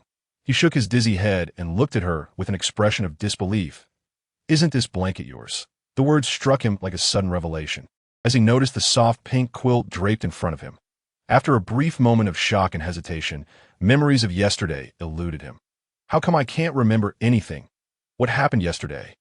His head spun, and he felt a peculiar sensation creeping in. Meanwhile, Shi Qianqian stood before him, her eyes brimming with tears, embracing herself in helplessness as she regarded him with an expression akin to that of a disturbed onlooker. Noticing her demeanor, Gu Annian immediately sensed something was amiss. Annian, how could you? I was sleeping soundly when you barged in, saying you heard something like a mouse squeaking, and then his voice faltered, terror gripping him. Even he, despite his naivety, began to piece together the unsettling reality. What did I do to you? His tone trembled as he struggled to comprehend the situation unfolding before him. Yet, upon hearing the girl's explanation, he felt a measure of relief. It's all right. You merely fell asleep holding on to me. You scare me half to death that in truth, if it were Annian, there were certain things she desired to be done willingly. Wiping away the tears from her eyes, she gazed at him with a bashful expression, only to be interrupted immediately. No. I promise, such an incident will never happen again. He hastily grabbed a nearby metal frame and limped out of the room. Having grown up, he felt embarrassed to linger there any longer. As he departed, the girl's countenance was marked by profound disappointment, her gaze reflecting an unsettling frailty. Upon returning to his own room, Gu Annian rubbed his face vigorously. He strained to recall the events of the previous day, remembering only the discomfort of sleep and struggling to recollect anything else. I feel terrible. What is wrong with me? He gazed at his haggard reflection in the mirror, sensing an unsettling strangeness that had been mounting lately. Just as he began to ponder further, a knock echoed at his door. Lunch is ready. Come out and join us. His thoughts were abruptly disrupted, and with a sigh, he stepped outside. Upon exiting, he was met with the sight of Shi Qianqian, donned in an apron, wielding a spatula, her face adorned with a bright smile. The small table was laden with an array of dishes, including a large bowl of the medicinal soup from yesterday. It was indeed a substantial serving. Merely the sight of it stirred an uncomfortable sensation in his stomach, a feeling he had never experienced before, yet it had begun to dawn on him recently. Wow, you prepared everything so quickly. Qianqian, you're amazing, but I really don't want to drink the medicine today. I want to be able to eat if I do, he said, his voice tinged with anxiety as he lowered his head, casting a furtive glance at her. Little did he know, that glance revealed Shi Qianqian's cute face slowly contorting into a mask of anger. He was taken aback. You must drink the medicine first. It's good for your health. Not being able to eat is of no consequence. Her tone was icy, devoid of any warmth, as if she were merely issuing a command. For your own well-being, you must obediently comply. Gu Annian stared at the large bowl of dark medicinal soup, coupled with his sister's frigid expression, and his heart trembled in uncertainty. He was utterly confused. Was this truly for his benefit? Or was it something else entirely? Regardless, he was resolute in not wanting to endure that bitter concoction any longer. He concocted a plan. Gritting his teeth, he approached, his hands trembling slightly as they gripped the cane. Suddenly, his left foot slipped, and the metal frame sent his body tumbling forward, his hands instinctively reaching out. With a splat, the bowl of soup cascaded down upon him. The fall was indeed quite disastrous. But at least it spared him from the dreadful medicine. As he was gradually assisted to his feet, he looked at her with a face full of regret. "Dada, I'm sorry for wasting your kindness." He apologized while bending down to retrieve the bowl from the floor. However, Qian held him steady, a smile gracing her features as she picked up the large bowl. "It's perfectly fine, Annian, for your health. Even if I have to brew it 100 times after a spill, I will do it for you." Chapter 56. The 60-year-old comrade, how much of this do you have? He found the taste utterly repulsive. Yet he felt it was inappropriate to refuse further. All right then. Upon seeing his acquiescence, the principal, produced a sealed bag containing black powder. This was what he had been consuming. It didn't seem promising. "All right, I'll feed you." She hurried toward him, the bowl already poised at his lips. Gulp, gulp, gulp. As he reached the final mouthful, Gu Annian waved his hand, pouting slightly as he pointed toward the bathroom. However, just as he turned, Qian blocked his path, her beautiful eyes narrowing with suspicion as she scrutinized him. With no other choice, he reluctantly swallowed the bitter concoction, gasping for breath. Good boy. After managing a few bites of rice, he felt his stomach churn, unsure if it was merely psychological. "I want to go for a walk." After uttering this, he leaned back in his chair, observing the shifts in Qian's expression. "Hey, why do I feel like I'm seeking her approval? This is my home." With that thought, he firmly gripped his cane and made his way to the door. He had been cooped up in the house for days, feeling increasingly stifled. It was time to breathe in some fresh air. "Did I permit you to leave?" A voice tinged with impatience came from behind him, causing him to freeze in place. Turning around, he gazed at his sister in astonishment. Perhaps it was her frigid tone that startled him. Or perhaps he could not fathom why she would act this way. "I just wanted to get some fresh air. Why are you being so harsh?" His eyes reflected vulnerability, and a hint of timidity crept onto his face. It felt as if the person he had once trusted the most, who had been so kind to him, had suddenly turned into an adversary, leaving him bewildered. Following her words, Qian regretted her outburst. She hadn't anticipated he would want to leave, nor would she allow it, prompting her to raise her voice in desperation. Seeing his pitiful expression softened her heart. "I'm sorry. That wasn't my intention. It's just that you're not in a position to go out. So whatever you wish to do, please inform me first, all right?" After saying this, the girl rushed over, gently embracing him as if to offer comfort. Gu Annian felt a shift in her attitude, beads of cold sweat forming on his back. She had indeed changed from the way she used to be. "I'll accompany you outside." "No, it's all right. I want to walk alone." Upon hearing this, Qian ceased her insistence, guiding him downstairs and allowing him to proceed on his own. Watching his unsteady figure, she clenched her teeth, her fists tightly balled. Then, she pulled out her phone and dialed a number. With the aid of his cane, he took slow, deliberate steps to a nearby park. Autumn had already set in, yet the sun still shone warmly upon him. Breathing in the fresh air, his furrowed brow began to relax. "Oh, sunshine, how bright you are! Young man, my heavens, why do you look so haggard?" The park was filled with elderly men, one of whom, while hanging from a pull-up bar, remarked. Upon seeing the young man, he flexed his biceps, his expression filled with incredulity. Noticing someone speaking about him, Gu Annian turned his gaze at a robust elderly gentleman approached, his hair speckled with gray, yet his limbs were strong and full of vitality. Contrasting sharply with himself, who at such a young age leaned on a cane and bore an air of despondency, he could not help but give a bitter smile, remaining silent. "Young man, this isn't right." The old man scrutinized his gait, then examined his face. "Well, lad, you're quite handsome, reminiscent of my youth. Did you perhaps break a girl's heart and end up with a broken leg?" "Huh, why would you think that?" "Sir, old age doesn't dull the spirit. Please, don't tease me. I was in a car accident," he briefly explained, not taking it to heart. The elderly man chuckled heartily, engaging in a lively conversation with the intriguing young man. He learned that the old gentleman was over 60 and placed great importance on his health, enjoying Thai ch as the autumn breeze swept over them. The amiable demeanor of the elderly man gradually coaxed Gu Annian out of his shell, lifting his spirits, until the old man shared a piece of news. "Young man, let me tell you, there have been patrols around lately, searching for someone to bring back some lady that I suspect someone must have angered that young lady." His tone dripped with gossip, yet the nonchalant manner made Gu Annian's heart race with alarm. His mind raced as he scanned the surroundings, his body trembling slightly. Who? Who is looking for me? Is it Lan Yuyin? By E or Ina? The torment he had endured in the past was something he never wished to relive. The youth sprang to his feet, clutching his cane as he prepared to leave. "Hey, young man, are you leaving already? Stay a while longer and chat with me." With a hint of apology, he forced a smile at the old man and devised an excuse to retreat. However, before the words could escape his lips, he froze in place. In the distance along the street, he clearly discerned two burly figures, their attire and physique unmistakable.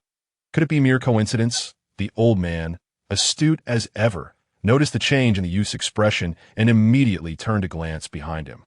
Upon doing so, he spotted the two men approaching, and piecing together the boy's demeanor, he began to comprehend the situation.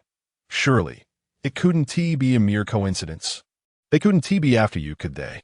Despite Gu Annian's reluctance to accept the grim reality, he had to concede that the two figures were indeed charging towards them. Oh no! Discovered before he had a chance to enjoy a few peaceful days. He stood frozen, fully aware that, as a cripple, escape was futile. Just as despair threatened to engulf him, a force lifted him off the ground. Enough is enough. Given our serendipitous conversation, I shall lend you a hand. Saying this, he embraced Gu Annian and dashed away with remarkable speed. Onlookers were left dumbfounded, witnessing a scene that seemed to defy the laws of nature. A few elderly ladies expressed envy, one of whom patted her bald companion, exclaiming, "Look at you, old man," and then at them. The park was filled with numerous structures, and, as the old man ran, he glanced back. "Young lad, you should be grateful for my assistance." The boy, cradled in his arms, nodded vigorously, tears of gratitude welling in his eyes, that he never anticipated such a glimmer of hope. Oh dear, from now on, he vowed to remain homebound, resolutely refusing to venture out. After a considerable time of running, they finally managed to shake off their pursuers. Gu Annian promptly disembarked, steadying the old man while assessing his condition. "Thank you so much. Are you all right?" he inquired, gently patting the old man's back as he caught his breath. That he glanced back, relieved to find no one in pursuit. If that is all they've got, they might as well head home early. "The paths I traversed in my youth are beyond your imagination." Observing the old man's smug yet benevolent expression, Gu Annian stammered his gratitude, genuinely perplexed about how to repay such kindness. He felt indebted, glancing down at his own legs, and resolutely said to the old man, "How about I give you the metal brace on my leg?" Chapter 57. My chess skills are unmatched. The old man was momentarily taken aback, surveying his own sturdy legs, and began to ponder the youth's intention. Gu Annian quickly realized his blunder. No, that is not what I meant." The old man snorted. "I see you're envious of my legs." He then sighed. "Young man, aiding you is merely a matter of convenience. Do not take it to heart. After all, I have a dear one of similar age. I cannot simply stand by and watch you be captured." He stroked his non-existent beard, casting a righteous gaze upon him. The youth expressed his gratitude once more and prepared to leave, aware that lingering could spell danger. He turned and retrieved his phone, intending to note down the old man's contact information. "Excuse me, sir, may I ask your surname for the record?" "I am surnamed Sure." The old man then produced a phone that Gu Annian had never seen before, an evidently high-end device, suggesting that the old man was indeed a person of means. "I shall take my leave now. You have been of immense help today, and I promise to repay you in the future." With that, he leaned on his cane and made his way step by step, each movement laced with tension, pressing against walls when available and bending low when they were not. The old man paused, watching him depart with a tinge of guilt. "Poor child, I've put you through much distress. It is you who have shown kindness to me." Initially worried about being caught, Gu Annian was astonished to find that the streets appeared devoid of the earlier pursuers. After a smooth passage of about 10 minutes, he finally returned home. With a click, the door swung open, and he found himself unsure how he had managed to ascend 6 flights of stairs. Hearing the noise, Shi Qian sprang up from the living room, as if she had anticipated his return. "Why didn't you let me know you were downstairs? You must be exhausted. Come here. Let me hug you." Upon seeing him panting for breath, the girl took his cane and opened her arms wide. Gu Annian, in a daze, embraced her, and in an instant he found himself sprawled on the sofa. Shi Qian spoke softly. "I apologize for earlier. I was too harsh with you. From now on, I'll accompany you every day for some fresh air, all right?" "Ah, Qian, after today's events, I feel particularly unwell. I believe staying home to recuperate is the best course of action." Terrified, he feared that his sister would insist on dragging him out due to guilt. It would be disastrous if those men learned where he lived. Qian would be implicated. Upon hearing his response, Shi Qian obediently agreed without a hint of hesitation. "All right then, I'll listen to you." He failed to notice the gleam of triumph in the girlish eyes. "Heh, now you can stay at home." Obediently, Gu Annian sat idly on the sofa, feeling an overwhelming sense of ennui. He had no inclination to play games and was not particularly fond of socializing, leaving him with a sense of purposelessness. "Qian, let us play chess together." In his boredom, he unearthed a dusty box of chess pieces. They used to play frequently, and at that time because Gu Annian was too skilled. Shi Qian had even taken the effort to study the game. Upon hearing the boy's suggestion, she paused, her hidden hand clutching a pill. With a hint of dissatisfaction, she assented, flicking her wrist to discard the pill. "Why the sudden interest in this?" "Because I'm terribly bored." "Aren't you bored as well?" After his inquiry, she too began to ponder. It seemed she had nothing to occupy her time either. Why didn't she find it dull? "Oh dear, actually I have something more entertaining. Would you like to take a look?" The girl flashed a mischievous smile, her large eyes glinting with mischief. She wished to share fine wine and indulge in playful games. "Not interested. Let us play chess. I want to see if your skills have improved." Gu Annian, oblivious to the implications behind her words, was solely focused on having a good game. "If you win, there's a reward." "Humph, my chess skills are unrivaled. I have yet to encounter a worthy opponent." Upon uttering this, the girl's eyes lit up as she swiftly seated herself opposite him. "Hee. What's the reward?" Gu Annian chuckled. "Foolish girl, still the same. How could he possibly lose?" "Checkmate, checkmate, checkmate." He stared in disbelief at the girl before him, who exuded an air of calmness entirely different from before. "How could this be? I will never lose. Apologies, but the game has ended." With that declaration, she firmly placed a piece on the board, sending shockwaves through the surrounding pieces and striking deep into Gu Annian's heart. How had she suddenly become so formidable? Surely, she hadn't been playing the fool all along. It was impossible. Her previous moves had been so clumsy that they couldn't possibly be feigned, leaving but one conclusion. Someone was guiding her from behind. Gu Annian gazed at her, his expression resolute and sincere, as if to say he would not concede defeat. "Let us go again." He gritted his teeth, resetting the board. "Sure," Qian giggled, "but you mentioned a reward." You won. Before they began, he meticulously inspected her hands to ensure she wasn't playing chess on her phone, and only then did he sit back down. In truth, he would have preferred Qian cheat. At least that would prove he still had some skill. The two continued their match. As time passed, beads of sweat began to form on his forehead. A suffocating pressure wrapped around him like a constrictor, suppressing every move he made. With the final piece placed, he lost once more. Despite his opponent's board being nearly empty, she somehow managed to win each time. I concede. After enduring countless matches, he finally reached his limit, both physically and mentally. That moment, he gazed at his sister with admiration. "From now on, you need not call me brother. I shall call you sister, and I simply request that you teach me." After 88 games, he had lost every single one. Qian could hardly believe how simple it was to conquer him. She patted his drooping face, laughing. "It's all right. Losing 88 games now and then is perfectly normal. What are those 88 rewards?" She approached, leaning in close, her eyes sparkling with anticipation. Gu Annian was taken aback. Before they began, he had felt invincible. Thus there were no rewards in his mind that he stammered. The reward is, I'll play with you again tomorrow. As he spoke, his voice trailed off, and he cast a sheepish glance at Shi Qianqian. How about I suggest something? Her voice grew colder, her small hands slowly wrapping around him from behind. This could not end well. What if she made some bizarre demands? Initially, no conditions had been set regarding the rewards, so anything could count. Suddenly, an idea struck him. Right, I have this. Coughing lightly, he proposed, how about this, Qianqian? I've noticed you've been working hard for me lately. You must be exhausted. Allow me to give you a massage. Chapter 58. Identity exposed in an instant. Confidence flooded his gaze. He still possessed a modicum of skill. You? What do you mean by massage? When did you learn that? Upon seeing Shi Qianqian's wide-eyed astonishment directed at him, he resolved to showcase his abilities. Just something I picked up by chance. He refrained from elaborating further and instead stood up, guiding her to take a seat in the chair, rubbing his palms together until they radiated warmth. He gently pressed them against Shi Qianqian's smooth, fair neck. Her swan-like neck was soft and delicate, requiring minimal effort to manipulate.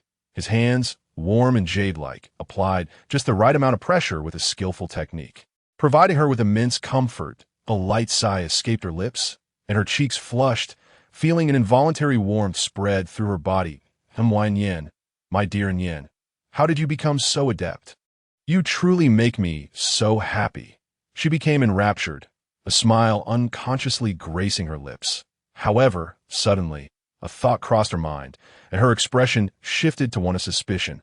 Where did you learn all this? Who have you practiced on? The tone of her inquiry was accusatory, her small hands trembling slightly. He was momentarily taken aback, unsure of how to respond. I learned it in a dream. No, I haven't practiced on anyone else. His words were laden with guilt. But he felt he had no other recourse. It seems I'm quite fortunate to be your first. Her voice lacked warmth, each word trembling, as if she were stifling her anger. Haha, happy to serve you. Qianqian. He chuckled awkwardly and continued his ministrations in silence. All right, Qianqian, how does that feel? After 10 minutes, he paused, exhaling a sigh of relief as he shook out his sore hands. That it feels a bit intense. The girl replied nonchalantly. What about the remaining 87? Gu Annian was bewildered. Did she consider this only one session? His expression, innocent and somewhat naive, ignited a surge of heat within her. She licked her dry lips. Smiling brightly at him, let's save the rest for next time. Today will suffice. Indeed, Gu Annian's stubbornness had persisted from day into night. Considering his poor health, it was remarkable he felt no fatigue. He yawned, rubbed his swollen eyes, and got up to wash up. I love bathing. My skin feels wonderful. Shi Qianqian pressed her ear against the bathroom door, desperately resisting the urge to enter. After a considerable time, he emerged from the shower, refreshed, and sank slowly onto the sofa, just in time to see his phone light up. He intended to scroll through some videos. Yet, the moment he glanced at the screen, he was jolted. Several messages had arrived. This my Annian? I finally found you. Don't be afraid. I'm here to tell you that your situation is dire. Your sister is in great danger. I can't explain everything right now, but you must keep your distance from her. He scoffed, dismissing it as a prank by someone impersonating Lan Yuyan. How utterly tedious. But then, Gu Annian hesitated, a sense of foreboding creeping in as he continued reading. I am by your sister. She is anything but ordinary. She has been lurking beside you since childhood. Your parents, everything you hold dear, may be part of her scheme. After absorbing these messages, it felt as though a thunderbolt struck him, leaving him dumbfounded. If the previous messages truly came from Lan Yuyan, then what she said in conjunction with Shi Qianqian's recent odd behavior sent cold sweat racing down his spine. No wonder I always felt something was off about her. He muttered to himself, unable to discern her true intentions. What troubled him most was whether his parents' disappearance had anything to do with her. Contemplating this, he began to methodically piece together the events. The more he pondered, the more terrifying the implications became, a chill coursing through him as perspiration soaked his back. Fortunately, she and T discovered anything. I need to find a way to leave quickly. Listening to the sound of water flowing from the bathroom, he continued to contemplate. But why did it feel so wrong? What exactly was amiss? Suddenly, he glanced at the message notification bar, recalling the messages he had just read, and was shocked to find that there were no notification dots for the messages received. In a panic, he looked around, only to be astonished to discover that the bathroom door stood ajar. He limped over, only to find the sound of rushing water. There was no sign of the girl, but a chill enveloped him, leaving only fear in its wake. Suddenly, a cold hand gripped his neck. "Brother, were you looking for me?" Startled, he whipped around to confront her. The girl's eyes were mere inches away, no longer the endearing sight he once knew. Instead, her gaze resembled that of a venomous serpent, fixated on its prey. "The atmosphere was foreign and menacing that you've caught me," she said, her tone trembling, devoid of warmth. Almost instantaneously, he recoiled, but his legs faltered, causing him to topple to the ground. The girl swiftly seated herself upon him, her hands constricting around his neck. "Why were you looking at your phone? Can't you just stay with me forever?" With a mask of pretense discarded. The girl before him bore no resemblance to the sister he once knew. "I don't care who you are. Get off my Chanchian immediately." The boy was incredulous, as everything unfolded far beyond his expectations. "Delete. You dare strike me?" Gu Annian stared at her, astonished, but upon further reflection, it seemed almost logical he never could have anticipated that it would come to this. With a grim determination, he pushed her away with all his might. Successfully dislodging her from atop him, he cared not for contemplation, crawling toward the door with a contorted body. Halfway there, a sharp pain shot through his knee. The girl stomped down upon his leg, her weight pressing down mercilessly. "Ah!" He let out a heart-wrenching scream, echoing hauntingly through the night. "Chanchian, I beg you, don't treat me this way." Yet no matter how he pleaded, the girl seemed impervious to his cries. Her eyes ablaze with jealousy. "Gu Annian, my dear brother, how many times have you deceived me? Huh? Did you think I was unaware?" The girl clenched her teeth. Had it not been for the inexplicable attack on her family during that time, she would never have been separated from him, nor would he have had the opportunity to be with another woman. The thought of this enraged her further, igniting an overwhelming desire for possession. She had nurtured her beloved pet for over a decade, and yet it seemed he had become someone else's gift. How utterly infuriating. Chapter 59.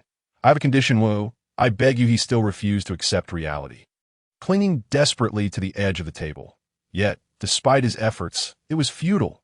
He was no match for Shi Qianqian. She seized him, dragging him into her room. The sensation of skin sliding against the floor sent sharp jolts through his nerves. The sound of his knees scraping was drowned out by his growing numbness. His bones felt misaligned. The girl laid him upon the bed, tenderly brushing aside the hair clinging to his forehead. Gazing intently at him, "Gu Annian, I'm giving you a chance that if you agree to stay by Chanchin's side, I'll act as if nothing ever happened and we'll return to how things used to be." Her reddened eyes bore into his, eager for a response. "Huh, you've deceived me for over a decade. What right do you have to make such demands?" He retorted with a cold laugh, feeling utterly uncomfortable with her behavior. Slap. The girl, consumed by fury, seemed to reject his resistance. "Say that again. You only realized it because you're foolish and mindless." As she spoke, she grasped his chin, asserting, "Someone like you should remain in my grasp, never to escape me for the rest of your life." Her agitation escalated, and she lunged toward him, eyes fixated on his pale lips. "Ugh." Cough, cough. After a prolonged moment, he felt a sharp pain, followed by a metallic taste in his throat. He gazed at Shi Qianqian's triumphant expression, a mix of shock and resignation washing over him. How could the once adorable girl before him have transformed into this? He could not fathom it. The girl altered her tone, adopting a soothing demeanor. "Brother, let go of the past. Let us pretend nothing happened. Just endure a little longer, all right? I've been by your side since childhood." "Are you still haven't come to your senses?" That he interrupted her. "That I consulted with myself. If you're willing to let me go 9 times and manage to catch me, then I'll willingly comply." Upon hearing this, Shi Qianqian's beautiful eyes sparkled, and she burst into laughter. "Are you serious?" Gu Annian nodded earnestly, a glimmer of hope igniting within him. This arrogant woman still believed she could catch him 9 times. What gave her such confidence? Even if she possessed great abilities, surely it wouldn't come to that. He felt assured he could distance himself from her before those 9 encounters, if all else failed. He could seek out lawn pay or buy E. All right, then you may leave. She flung the words at him before striding out. Was it really this easy to let him go? Amidst the shock, he felt a surge of relief and slowly began to rise. Bang! 10 seconds after the door was shut, it was forcefully kicked open, and a girl with a playful smile slowly walked in. She eagerly stepped forward, then raised a single finger, signaling once. What? This isn't how you play. Are you not bullying an honest person? Subsequently, Gu Annian found himself unable to escape this room. Sure, Qianqian had captured Gu Annian 9 times. I refuse to accept this. Delete. Gu Annian was thrown violently to the ground, clutching his stinging cheek, filled with resentment. Brother, have I been too kind to you in the past? She pressed her knee against his waist, her hands sliding from his cheeks to slowly tighten around his neck. You heartless, emotionless woman.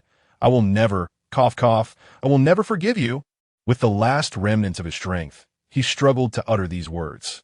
A trickle of crimson flowing from the corner of his mouth. Upon seeing this, the girl released her grip, gently wiped her hand, and then brought it to her lips. An inexplicable impulse surged within her, her head spinning, and a rosy hue blossomed in her eyes. Annian. Qianqian loves you so much. Qianqian wants you to stay by my side forever. She lightly curled her finger, and in an instant, her large eyes sparkled with golden light. My dear Annian. The girl swallowed hard, and just as she was about to take the next step, she realized he had already fainted. She stood up and kicked the chair, exclaiming, "Why now of all times?" When he opened his eyes again, he found himself in a dimly lit room. Where is this? He struggled to speak, the pain in his legs and the dizziness in his head overwhelming him. Leaving him in a daze, trembling, he approached the door, only to discover that he could not see anything outside. He lightly knocked on the door, his voice hoarse as he called out, "Is anyone there?" There was not a single response. After 5 minutes of this, he grew tired and returned to the bed. The dim light illuminated his pale face, but could not penetrate his fragile heart. As he pondered, the sound of the doorknob turning reached his ears, and the door slowly creaked open. Who else could it be but sure Qianqian? The girl before him was no longer dressed as she had been before. Her long black hair flowed like a waterfall, and she wore a dress paired with a pair of small leather shoes. You're finally awake, a calm voice floated to him. Qianqian, he looked at the exquisite girl before him, momentarily at a loss for words, only able to shake his head and sigh. They remained silent for quite some time, and Gu Annian eventually lifted his gaze to her again. There was a glimmer of hope in his eyes. His lips slightly parted. "Qianqian, given our years of friendship, could you please let me go?" He spoke in a tone bordering on pleading, his gaze turning increasingly pitiful. However, upon hearing this, the girl's expression dimmed, her emotions surging. "From now on, do not call me sister again. We share no blood relation. Remember that." She stepped closer, tilting his chin, her gaze filled with the intent to pierce him through. "Do you understand what I mean? We have no blood ties." Gu Annian understood that she did not wish to be treated as a sister. Yet, after all these years of affection, you would simply... His voice grew weaker, becoming more helpless. "Shut up. Of course there are feelings, but they cannot be sibling-like love." The girl grew increasingly agitated, gripping his arms tightly. "Not sibling love. Good heavens, wouldn't that be perverse?" Yet no matter what, Gu Annian could not accept having a relative who had been by his side for over a decade, never revealing the truth. Wait, what exactly happened back then? He must uncover the entire story. A flicker of excitement crossed his dim eyes as he patted the girl's shoulder. "Qianqian, tell me what happened when we were young. And what about my parents? What happened to them? Please, I beg you." He was both anxious and expectant, desperately wanting to know the answer. Seemingly having anticipated his question, the girl smiled faintly. "It's fine to tell you. But I have a condition." Chapter 60. Sure, Qianqian's past, you must agree to one condition and do something that must be done. He pressed eagerly. "What is it?" The girl chuckled softly, entwining her hand around him, her breath fragrant as she spoke. "You must do what you did with them before." Her smile was laced with danger, like a serpent watching him. Observing the boy's incredulous expression, her face darkened instantly. "You filthy person, I don't mind your past, so why do you pretend?" She entangled him like an octopus, holding him tight. Promise me, Annian. A myriad of memories flooded the boy's mind, recalling their shared struggles and the days they had walked hand in hand. At least those times had been genuine. Gu Annian certainly had feelings for her, but they were definitely not romantic.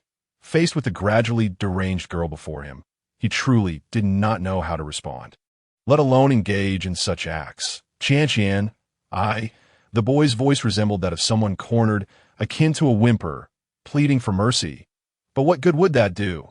Upon hearing those words, sure Qian bit down hard. Her small face filled with hatred. He was left speechless from the pain. A trickle of crimson flowed, and she licked her lips, appearing particularly eerie in the dim light. I will say this one last time. Do not treat me as your sister. After venting her emotions, she gradually regained her composure. Tears and sweat mingled on the boy's twisted face. It hurts. It hurts so much. Promise me, and I will let you see your parents. The girl sighed, presenting another condition. Gu Annian, as despairing eyes instantly brightened. So it really is her. For the first time in 20 years, he recognized the terrifying nature of this girl. He clenched his teeth. Fine, but you must let me go so we can reunite. Let you go? Even in your dreams, don't think I'll let you go. Slap. The sound echoed crisp and clear like celestial music. You have no right to negotiate with me. At most, I'll let you see them once, no more than that. The girl's patience began to wane. Left with no choice, he ultimately had to concede. Fine, all right, delete. Delete. After a long while, the girl got up and shouted towards the door. Soon, a maid placed something at the entrance. Bowing her head and hastily retreating, Gu Annian trembled as he got up, covering his wounds. Before today, he had never imagined such events would transpire. It felt surreal.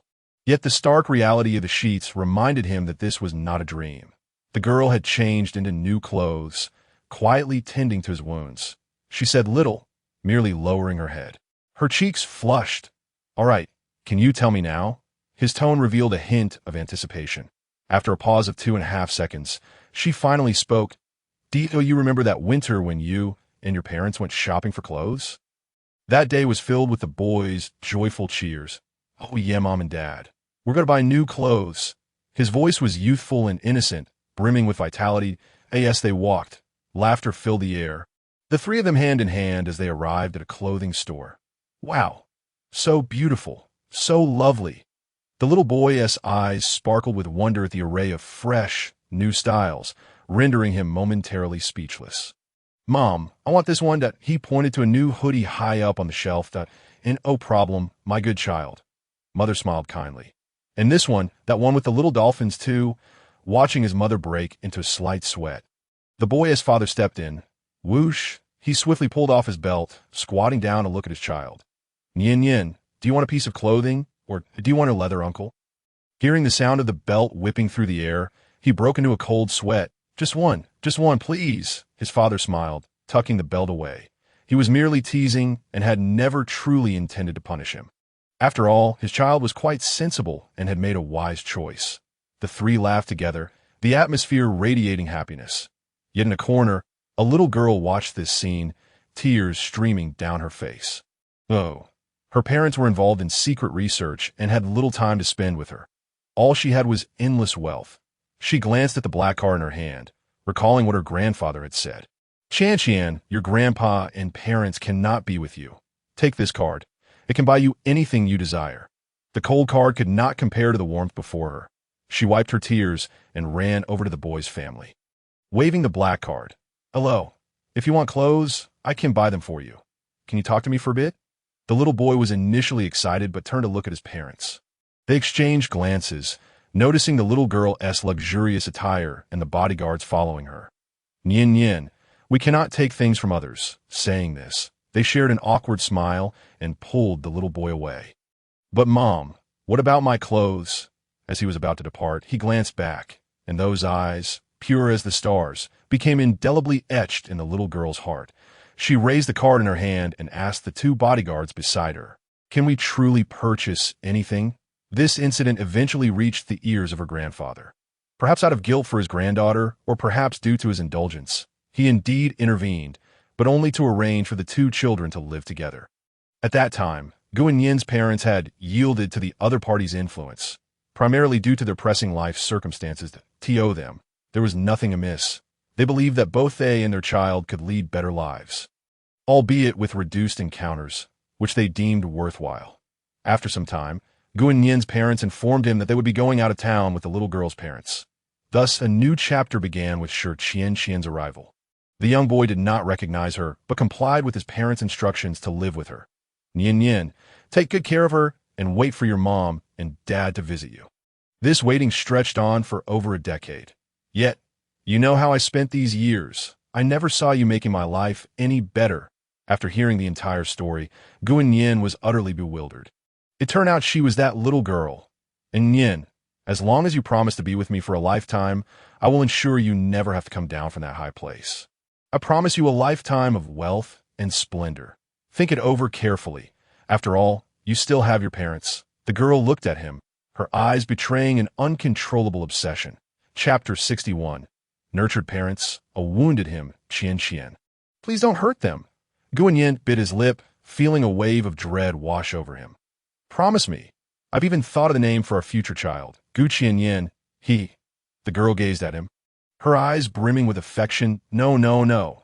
He widened his eyes in terror, adamant that he did not want this. In a daze, he hastily changed the subject. By the way, Qian, where are my parents? He asked, breathless and anxious.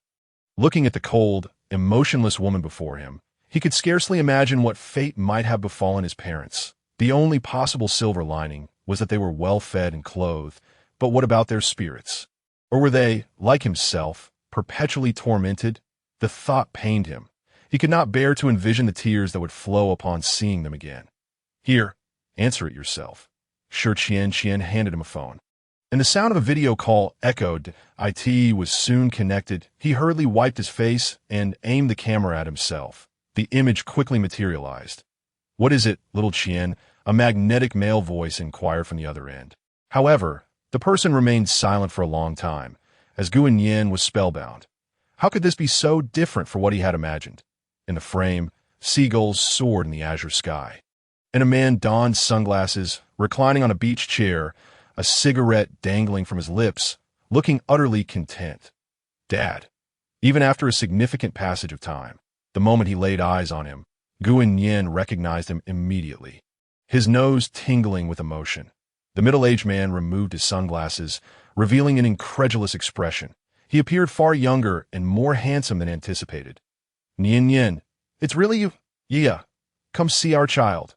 No sooner had he spoken than a woman in swimwear approached. Much to Gu Annian's surprise, she looked considerably better than he had imagined.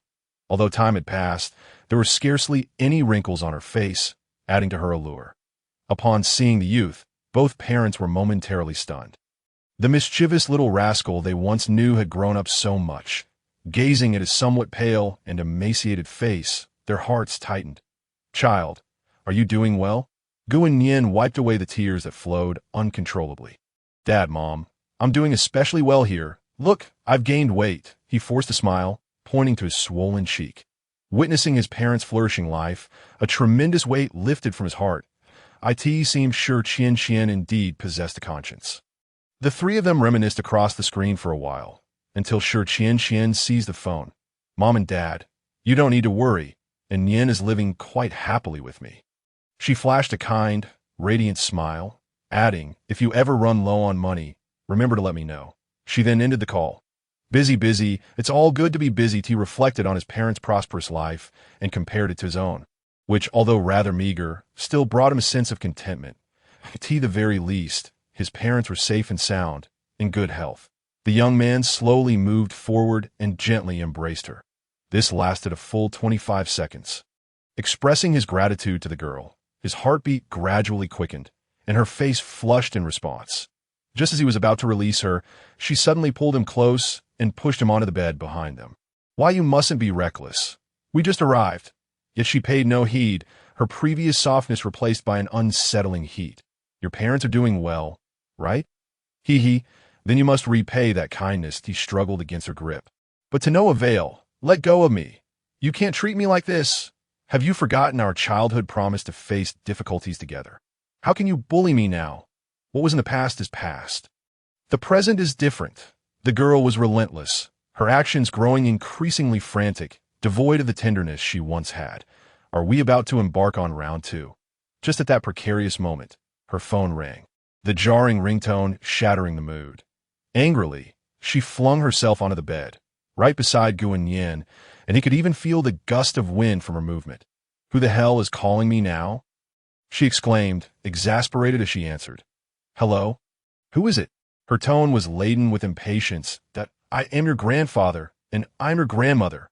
After this, the girl intended to hang up, but suddenly froze, scrutinizing the number. "Ditto. So you really are my grandfather." "Grandpa, I thought it was a scam call. Why are you calling me?" She appeared somewhat flustered, nervously fidgeting her fingers on Gu Annian's LEG. An elderly yet authoritative voice came through the line. "If I don't call you, you might run rampant. I've received complaint from the butler upstairs." The girl seemed quite flustered, muttering a few words before hanging up. She shot a glance at the boy. "Brother, consider yourself lucky. We'll continue this another time." With that, she adjusted her attire and left. Gu Annian sighed in relief, feeling as if he had escaped a calamity. Sitting on the bed, he felt a sense of loneliness wash over him, unsure of what to do next. The door swung open once more, and Qian pushed in a cart laden with sumptuous food and that familiar medicinal soup. Upon catching sight of the dark, bitter liquid, he gagged slightly. "What exactly are you making me drink?" At this point, he no longer believed it was medicine. He had been consuming it almost daily, yet it had proven useless, and his health had only deteriorated. "Wait, could it be? I'll tell you, but please don't get angry, okay?" Back when Qian first visited his home, she had uncontrollably developed feelings for him and had clung to him. However, upon transferring to his school, she noticed numerous girls encircling him. "Gu classmate, I'm struggling with this problem. Could you please help me? Annian, can I call you that? We're having a small gathering tonight. Will you join us?" "Senior Annian, I have something to ask you. Please accompany me home after school." All signs indicated that he was quite popular at school, and being kind-hearted yet inarticulate, he would never refuse, making him adored by many girls. Upon realizing this, Qian became distraught. She devised countless schemes to keep him by her side, but if he were to be expelled, it would surely sadden him. Thus, if he became ill, he would naturally remain at home, and then she could care for him endlessly. The girl effortlessly obtained this medication, which would gradually weaken him, but it was not overly toxic. Henceforth, Qian would prepare a nourishing soup for him daily. Chapter 62. "Stop! Don't hit each other again. What do you mean? What exactly are you making me drink?" Upon hearing the girl's cheerful explanation, his world crumbled. The words spoken by the girl before him were increasingly shocking. "So, the reason for his poor health was all because of this?" He roared in anger. "Do you have no conscience? Do you think of me as livestock? Livestock doesn't drink this kind of stuff?" The boy's tone grew more agitated. "I ask you, am I human? You are my treasure. Am I human?" He pounded the bed, the fury and anguish within him causing him to lose all rationality. You have no conscience. Who would drink this? You're insane. A pervert." Gu Annian pointed at her, unleashing a torrent of invective, his patience exhausted and no longer able to bear it. Qian remained silent, quietly observing the boy's unrestrained demeanor, acknowledging that her actions had indeed crossed a line. After a fervent outburst, he collapsed onto the bed. Having shouted for so long, he must be parched. It was the perfect opportunity to offer him something to quench his thirst. With that thought, she picked up the bowl of soup and, with a playful grin, presented it before him. "Drink it while it's warm. It won't taste as good when it's cold." With a sudden motion, Gu Annian sent the porcelain bowl flying, shattering it into several pieces upon hitting the floor, the warm medicinal broth splattering onto her shoes. "To hell with you. If you want to drink, do it yourself." As soon as he uttered those words, he realized his mistake. The atmosphere shifted to an eerie silence. Qian's gaze turned icy, her brows furrowed with Lan Yuyan could never have imagined that within a single day she would be provoked not once but twice, standing rooted to the spot, her nails dug in her flesh as she glared at her, advancing step by step. "Jia, save me," by was at a loss. She knew Ting Li was somewhat childish and a bit foolish, but how could Lan Yuyan behave like a mere child? In an instant, Lan Yuyan had circled behind, gripping Tang Liyu's shoulders with both hands. Witnessing this scene, she broke into a cold sweat, not even daring to draw her scissors. With a fierce expression and a face flushed with anger, Lan Yuyan implored, "I beg you, give it to me." Huh. Tang Liyu was taken aback, as she had originally intended to hand it over. Yet with such a tone, was this truly the demeanor of someone pleading for assistance? Noticing her silence, Lan Yuyan pressed on. "Once it's done, Gu Annian will be mine, and Shi Qianqian will be yours." Upon hearing this, Tang Liyu's eyes instantly sparkled, and she raised her fingers, forming tight fists. "I want them all." She chuckled foolishly, then, mimicking Lan Yuyan's stance, grasped her shoulders, their large, captivating eyes locking in a gaze. "You see, Yinjie, it's not that I can't give it to you, but rather," she flashed a mischievous smile while sizing her up, "you wouldn't want Gu Annian to continue being bullied. Would you? You wouldn't want to—" Thud. Before she could finish her thought, a fist the size of a sandbag landed on her small head. "Ouch! What was that for, Yijie?" She looked at her with a pitiful expression, rubbing her head incessantly. Bai Yi was utterly speechless. She had no desire to continue watching this unfold. "Stop messing around, Liu. Hurry and bring it out. If she discovers it, you'll be in hot water." Consequently, Tang Liu could only pout, her expression one of grievance, as she pulled out a device. An electronic map was displayed, showcasing a highly precise location with a small red dot moving incessantly. "Follow quietly, and do not alert the enemy." In a dimly lit room, the young man's hands were bound. He crawled on the floor like a worm, desperate for a sip of water from the bowl. It had been 2.5 days. 2.5 days without a drop to drink. Fortunately, Shi Qianqian had been absent during this time, sparing him the bitter medicinal concoction. Heaven, why am I so unfortunate? Just as he sipped from the bowl, the lock on the door turned, and a crack appeared. He weakly lifted his head, knowing without a doubt who it was. Yet this time he was mistaken. A tall, upright figure stood at the entrance, clad in a Zhongshan suit, exuding an air of authority. Gu Annian was somewhat taken aback. This person seemed familiar, as if he had seen him on the news during his childhood. Moreover, there was an uncanny resemblance. "Jiu Xiaoyu, I truly apologize to you." Yes, he spoke. He crouched down to untie him. "On behalf of my granddaughter, I extend my sincerest apologies. However, please forgive my selfishness. I am ashamed before the people." He murmured these words as he slowly helped him to his feet, subsequently carrying him away. The moment he opened his mouth, Gu Annian recalled this person. Wasn't he the 60-year-old comrade? He was, in fact, the grandfather Shi Qianqian spoke of. It turned out that the encounter in the park was a grand conspiracy. The clown is none other than myself. I alone was deceived. Gu Annian chuckled bitterly at his own foolishness. Realizing that such reflections were now futile, it appeared that this elderly gentleman had no intention of letting him off easily. As the aroma of food wafted through the air, he beheld an array of dishes on the table. Shi Qianqian had ordered that he be denied food, allowed only water to drink, and provided with no means of entertainment. Thus, the mental and physical torment rendered him in agony. "While I am here, I will do my utmost to prevent my granddaughter from bullying you." The old man gently patted his head, sighing deeply. "Eat whatever you can, as soon as you can." Chapter 64. The softened Shi Qianqian Gu Annian remained silent, casting a silent glance at him before nodding slightly and beginning to eat. "Slow down, child." Shizhuo observed the battered form of Gu Annian, his heart aching that he had once been a valiant servant of the nation and its people, not only a leader of a covert organization, but also a significant supporter of the scientific community in Xia country.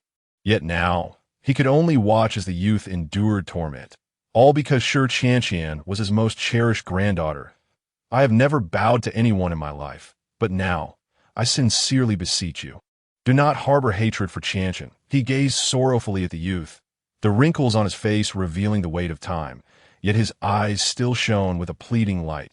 Gu Annian's throat tightened as he struggled to find words, ultimately managing to utter a single word. "All right." Upon hearing this, Shizhuo felt a heavy weight lift from his heart, simultaneously releasing a long sigh of resignation.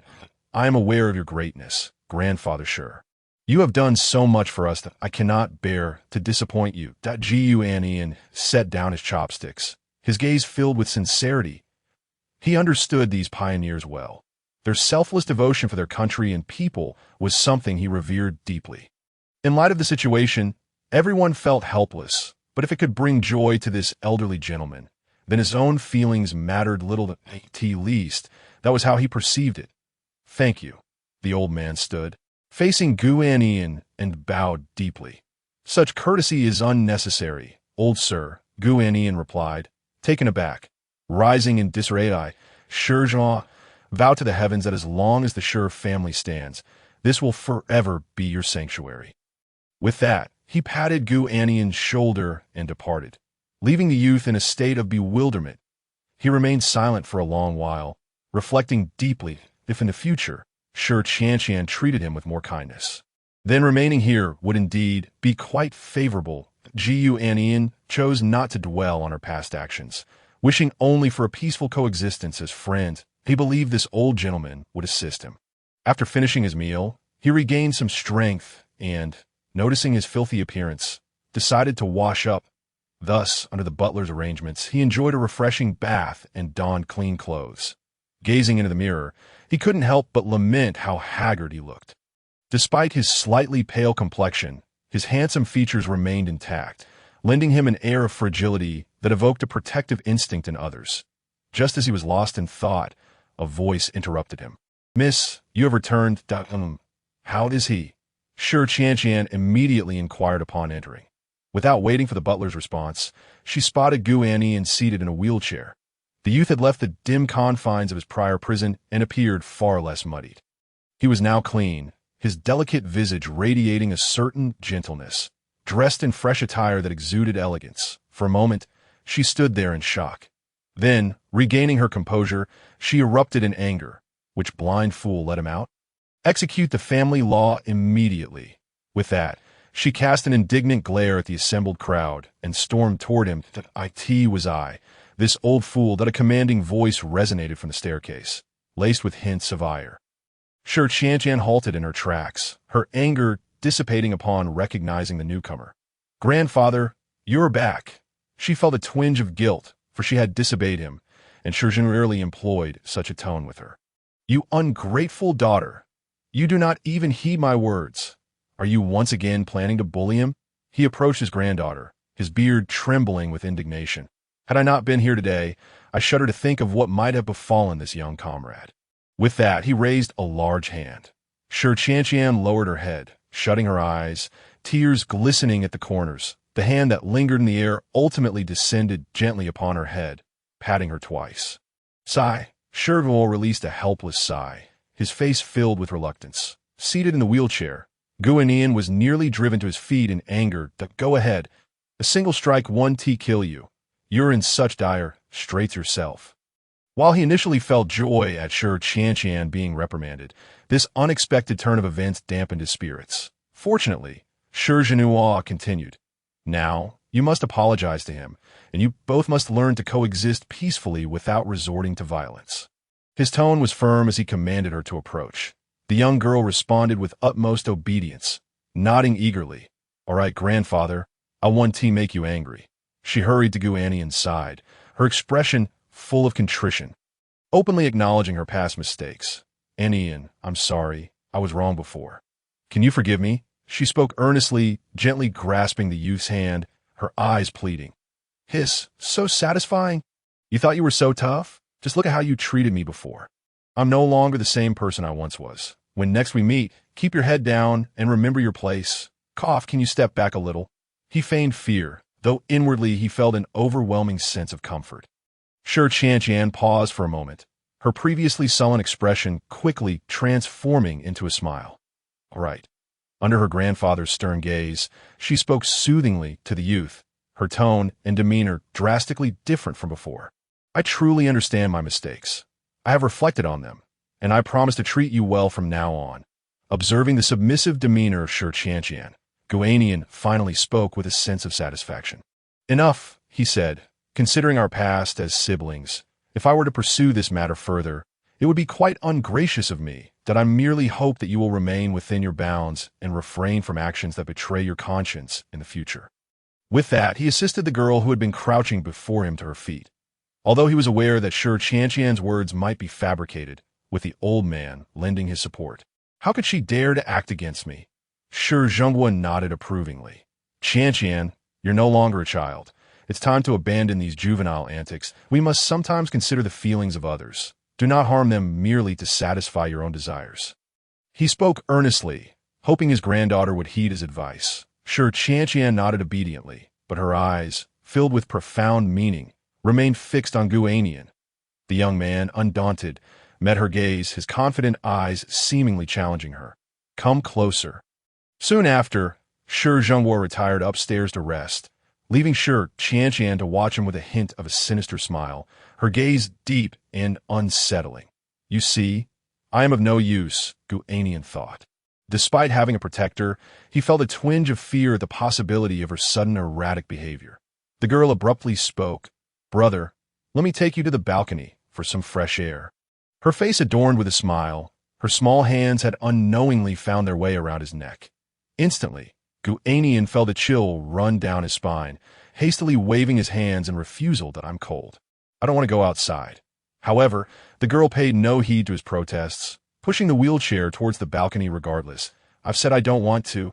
This is quite rude. He felt a twinge of anxiety, though he maintained a facade of calmness. The wind that day was particularly frigid, and a slight chill brushed against him, causing him to shiver.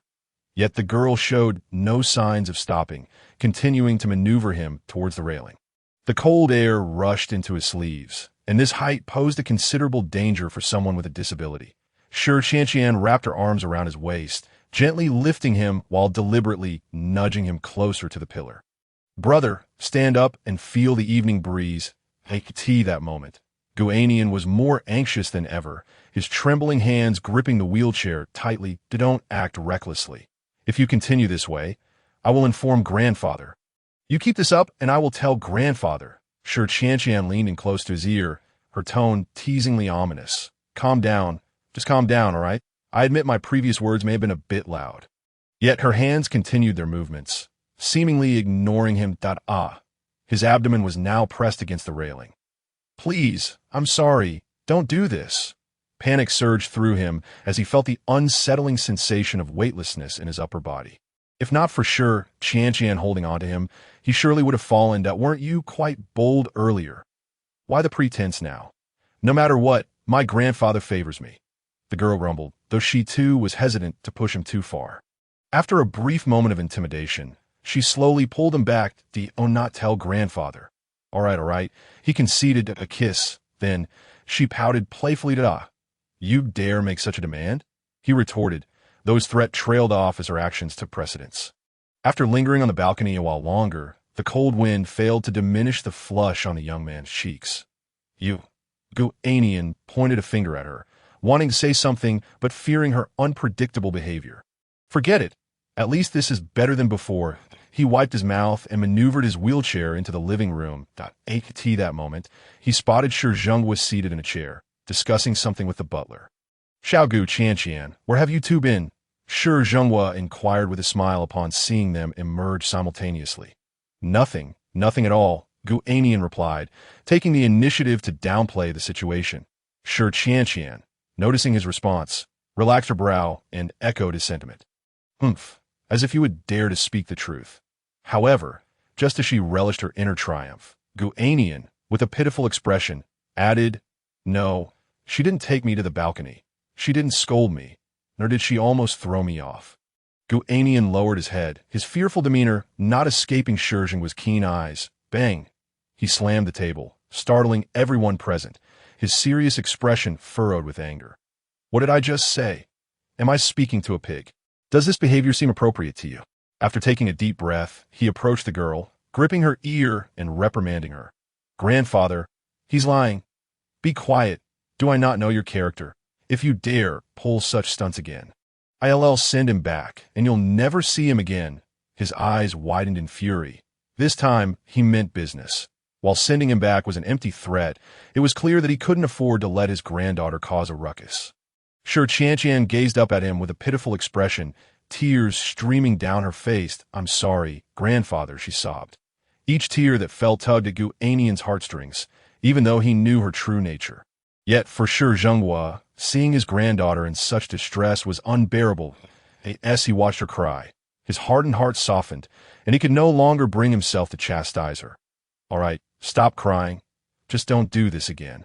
Perhaps I was too harsh. He gently stroked her head with one large hand, wiping away her tears. "Okay, I won't do it again," she promised, and seeing her acknowledgement of wrongdoing brought a smile of relief to the old man's face. "By the way, make sure to treat his legs. This injury is not beyond healing."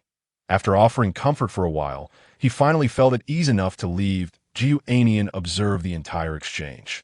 Well aware that her tears were merely an act, "I didn't do anything," he mimicked her lying tone, disdain evident in his voice. The girl kept her head lowered, silent, as her cheeks reddened visibly. Gu Annian.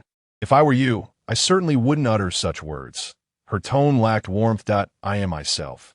And you are you." Gu Annian remained unfazed, confident that from this point onward, the girl before him would no longer easily bully him. Indeed, at the very least, sure Qianqian would not be tormenting him for now. However, she mused, there would be plenty of time in the future. "You should head to my room now, and be sure not to tell grandfather." Upon hearing this, the young man couldn't help but laugh in exasperation. It was indeed nightfall, the time for dreams to take flight. He chuckled softly. Following his response, the girl did not linger, swiftly making her way upstairs. "Hey, remember to heal my legs," he called after her, watching her retreating figure with renewed fervor. Surely, she wouldn't ignore what grandfather had said, would she? Suddenly, recollection struck him. Before the accident, he vaguely remembered a shadowy figure, which seemed to be sure Qianqian. The realization hit him like a thunderbolt. He had not anticipated her malice. As he recalled her feigned concern during his hospital stay, a cold sweat broke out on his back. She was truly skilled at deception, and those doctors were utterly terrifying. Yet, all of this felt inconsequential now. Hope still shimmered in the distance that I must escape this place. If this continues, I shall surely become her plaything. That which does not kill me will only make me stronger, he resolutely vowed, his gaze turning steely with determination. Nevertheless, today had been relatively favorable. For him, it was a stroke of luck. With the assistance of the servants in the villa, he successfully made his way to the second floor and entered his own room. This room is quite spacious. It's rather nice, he mused. The room he had previously been confined to was, at best, a small storage space, dark and dreary. In such a comfortable environment, he stretched languidly before quickly drifting off to sleep. His slumber was deep and undisturbed, so much so that he remained oblivious when the doorknob was gently turned. Click! The faint sound of the door creaking open broke the silence. A beam of light streaming in to illuminate the young man's face, a light-footed figure stealthily entered, the quiet of the night punctuated only by Gu Annian's gentle breathing. Suddenly, a pair of delicate hands appeared, holding a handkerchief, which was softly placed at the tip of his nose. In mere seconds, he fell into a deep sleep, unresponsive to any disturbances around him, that he began to dream. In this dream, he found himself lying in a bustling marketplace, a massive stone slab resting upon his chest, surrounded by a throng of people. "Dear guests, behold! The stone shatters the living." With that, a colossal hammer materialized, slowly obscuring the sky above point 80. The slumber had left him feeling utterly drained as he groggily opened his eyes. "What has happened to me?" He glanced at his body, marked with crimson scratches, and felt a wave of soreness wash over him. Moreover, his lips had already begun to swell. The youth unsteadily rose, using the wall for support, and settled into a wheelchair. It was already noon. As he stepped outside, he was summoned below for a meal.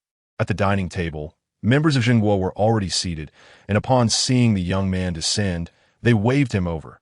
However, their expressions turned to confusion as they beheld his current state. "Little comrade, what has transpired? Why do you look so fatigued?" Sure Qianqian also leaned on her hand, asking softly, "Annian Gidge, what is wrong? Did you have a nightmare?" Her casual tone belied the faint smile that lingered on her face. Gu Annian cast a glance at her direction, acutely aware of a hint of hostility. That it was inconceivable that he could feel this miserable for no reason. Could it be her? Yet, lacking evidence, he had not seen anyone else. Infuriating. Observing the girl's triumphant smile, he was almost certain it was her. The youth let out a soft huff and spoke gently to Shi Zhenghua.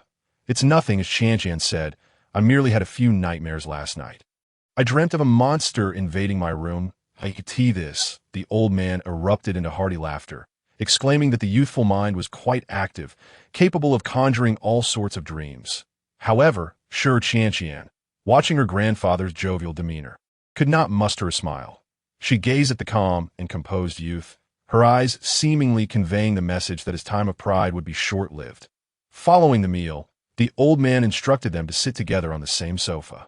Claiming it would help alleviate their relationship, that Gu Annian felt as if he were sitting on pins and needles. He glanced at the girl beside him and instinctively shifted away. "Hey, the sofa is so long. Can't you sit over there?" Unable to contain himself any longer, he noted how the two of them had cramped themselves to one side of the lengthy sofa. Qian, undeterred, draped her arm around his neck. "Grandpa wants us to enhance our bond." She emphasized the word enhance. She did so with particular force, as if laden with meaning. "That I don't want to. Keep your distance from me. Would you let go?" As she drew nearer, the warmth of her breath brushed against his neck, causing Gu Annian's heart to race. He struggled to break free, yet her grip was unyielding. "Don't move. I haven't done anything." "Grandpa won't mind." The girl teased playfully. He felt as though his entire body was being overwhelmed. Just as he was at a loss, Qian leaned in close, her face lit with a mischievous smile. "Kiss me, and I'll leave." She pointed at her pouting lips, nearly touching his. "You better mean what you say." With no other option, he shut his eyes, bracing for the sweet fragrance of jasmine. "All right, just move a bit away." After a prolonged moment, the youth realized he was still firmly embraced. Qian's hands and mouth had not ceased their actions, but had intensified instead. "You deceived me." He glared at her in anger. I've always deceived you since childhood. Didn't you know?" Qian shamelessly replied, and just as she was about to continue her mischief, a voice called out, "Qian, what are you doing? Come here." The sudden shout startled both of them. Reluctantly, Qian walked over to Gu Annian, her expression one of unwillingness, as he watched her with a smirk. "That I was wrong. There won't be a next time." She had grown accustomed to such excuses. "Last time, you said the same to me. Is this how you're supposed to mend relationships?" He sighed, shaking his head at the indifferent girl. "That you've grown up. I can't control you any longer. No more next times." The girl obediently nodded and immediately sat beside Gu Annian, maintaining a respectful distance. She placed her hands on her knees, sitting upright as she gazed at Shi Zhenghua. As if to convey her innocence, while Shi Zhenghua felt reassured, Gu Annian felt otherwise. He could hardly believe that this was how it ended. She showed no fear whatsoever. Turning slightly, he noticed the girl had indeed moved away, but was still casting him a sinister glance. "I warn you, don't come any closer. If you do, I'll scream." The afternoon swiftly passed. That evening, Shi Zhenghua suddenly descended the stairs in formal attire, suggesting he was heading out. Being an important figure, his busy schedule was entirely normal. "I have some matters to attend to. Qian, you two behave, and don't bully him while I'm gone." "And what about his leg injury? Why hasn't he been treated?" The old man reminded them before leaving. "But what good would that do?" "All right, I've already scheduled a doctor to come home. I promise I won't bully him," Qian declared with a sense of righteousness, as if she truly intended to turn over a new leaf. Finally no one to keep an eye on me." Gu Annian sat frozen in place, feeling as though the sky were falling. "Can you take me with you?" The moment he uttered this, Qian vehemently opposed him. "Grandpa is attending to important matters. Bringing you along would only cause trouble, and besides, it's confidential." Shi Zhenghua concurred. Offering comfort, "Little comrade, don't worry. I know my granddaughter well. That if she says you'll be fine, you will be. If anything happens, just call me." After checking the time, he departed, leaving Gu Annian feeling utterly helpless. "It's over. It's over. It's truly over." He gazed at the girl, gradually revealing a smile that bordered on madness, his shoulders trembling. "Now, who truly holds the power?" Gu Annian grasped his phone, just as he was about to dial a number when it was snatched away. A loud slap echoed as the phone shattered against the ground, leaving the nearby servants in shock. "Why aren't you going to report it? Go on. I dare you." The girl stomped on the broken phone twice before shoving it into the boy's hands. Gu Annian trembled as he spoke. You can't do this. Your grandpa said we should slap. The blow struck his ear, rendering him temporarily deaf and nearly causing him to topple from his wheelchair. I told you to hit. At that moment, the girl's presence was chilling. Her eyes darkened with fury. Gu Annian shuddered, then picked up the ruined phone, his fingers fumbling over the shattered screen. Slap? Sure, Qian gritted her teeth. Shaking her stinging hand, I said hit. So hit. Is it effective? She nearly screamed, her tone laced with hatred and exhilaration. Her delicate hand swiftly found its way to his shoulder, yanking him down to the floor. He knelt, tears of fear and regret streaming down his pale face, falling onto the polished tiles as he sat there. Meanwhile, the surrounding people had retreated, sensing the terrifying aura emanating from the young lady. The old butler stepped forward, concern etched on his kind face. Miss, this is truly inappropriate. The head of the family said, Shut up. The words were met with a pair of blood-red, menacing eyes filled with immense dissatisfaction. Last time, it was you who reported me and ruined my plans. Now, get out of my sight immediately. This was her first display of such rage. Seeing her in such a ferocious state, the old butler could only shake his head in resignation, sighing as he walked away. Huh? The girl laughed maniacally, reveling in the release of her emotions, which greatly satisfied her inner self. Her gaze sharpened as she spotted the boy attempting to crawl away. You think you can escape? Taking 2 or 3 strides, she stomped down on his spine. Ugh. The frail youth could not withstand her full-force kick. With a cry, he collapsed, unable to rise again. Brother, you must listen. It's all right. I will make you obey slowly. I will savor this delightful process, the girl declared, hoisting him up and forcing him to kneel before her. You enjoy reporting? A strange smile crept across her lips. And no. Before he could finish a sentence, she slapped him across the face once more. If you love reporting so much, I'll just sew that mouth of yours shut. Swiftly, she produced a needle, kicking him to the ground. No matter how he struggled, it was futile, his face pressed against the floor, held down by her knee. Ugh. Observing the anguish on his face, she gradually halted her actions. Forget it. Sewing it shut would make it difficult to kiss. She had played enough, brushing the young man's lips, slowly bringing her own closer. Gu Annian could only feel a wave of metallic rust spreading across his lips, a deep, bone-aching pain. In just 2 days. He had transitioned from arrogance to regret to utter despair. He was genuinely frightened, unable to withstand such torment from the girl. Had he known it would end up in the hands of Lan Yuyan, he would have acted differently. As he sensed the pressure on him lessen, he attempted to rise. However, the moment he sat up, he saw Shi Qian pulling out a fruit knife, gesturing with it. Brother, I know you're regretting it, but it's too late. When you've made a mistake, you must accept the consequences. This is merely the beginning. Her gaze was filled with a pathological madness and a twisted delight.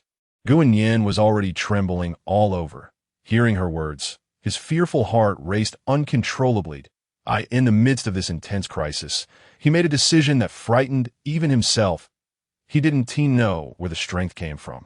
But suddenly he leapt up, snatching the fruit knife from the girl's hand. With a clang, he threw the knife to the ground.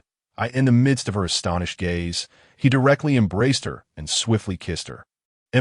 For a moment, Shi Qian was left stunned, yet her heart was brimming with joy. A surge of warmth flooded her mind, causing her heart to pound fiercely. Gu Annian held her tightly, seemingly expending the last remnants of his strength. The girl was resisting, but her movements were pitifully weak, appearing more like cooperation. After a long while, exhausted, he collapsed onto the ground. You think this resolves everything? That is absolutely impossible. We must continue. Her voice was filled with coyness, her face flushed, completely contrasting with the terror from before. This was the first time the boy had been so proactive, and she was genuinely delighted. Indeed, those who recognize the situation are wise. This tactic was quite effective on her. It seemed she could never show him mercy again. The Gu Annian gritted his teeth against the fiery pain coursing through him and managed to plead. Please let me rest for a moment, that I can still endure. The words of supplication left his lips. He looked at her with a face full of pitiful compliance. Butler, treat him now. You have 1 minute to restore him to perfect condition. Then bring him to my room. The old butler hesitated. Miss, please don't put me in a difficult position. I am not Hua. A forced smile appeared on his aged face as he spoke. Struggling with his words, Qian gently lifted Gu Annian and carried him to the medical room. She pressed her lips together, glancing at the young man on the bed. Tomorrow, bring the orthopedic doctor to begin treatment on his legs. Understood, miss, the old butler replied respectfully. Lying on the bed, Gu Annian, upon hearing this news, let out a reluctant sigh of relief. Tea could be considered a good thing. At least he would be able to walk again. He had deeply experienced everything that had just transpired. The methods used had indeed been excruciating. Now, not a single part of the boy's body was unscathed. His fair skin was marked with faint red welts, giving him a pitiable appearance. The sight of Qian in a rage genuinely terrified him. Gu Annian had never imagined that a person could hide such depths and harbor such malice. His body, his legs, even his childhood memories were all under the girl's control. Reflecting on it now felt truly pitiful that he inexplicably thought of Lan Yuyin, recalling the moments when she gently applied ointment for him and when they practiced yoga together. Although Lan Yuyin could also torment him, her methods were nowhere near as vicious as those of his dear sister. He suddenly found himself missing Lan Yuyin. No, why would he think like this? He shook his head furiously, then pondered whether anyone would come to rescue him. He thought of his senior, that terrifying little girl, and Fong Lulu. Was there anyone who could save him? TT. Chapter 68. A familiar slap. Two lovely ladies. Are you guests of the young miss? A gentleman in black, a bodyguard, inquired at the entrance beyond the villa. Bang! Tang Luo Yu kicked him hard, placing her hands on her hips. Fuming him. I'm not human. I ask you, am I not human? The man who had been kicked down, enduring the pain, struggled to reach for his walkie-talkie. Intruders! There are intruders! His mouth was bound with tape, eyes filled with despair as he looked at them. Soon, the sound of footsteps approached. The majority were from the Shi family, accompanied by armed personnel. The three of them were no pushovers either. Upon locating the Shi family's estate, they did not act rashly, but rather carefully mobilized their forces.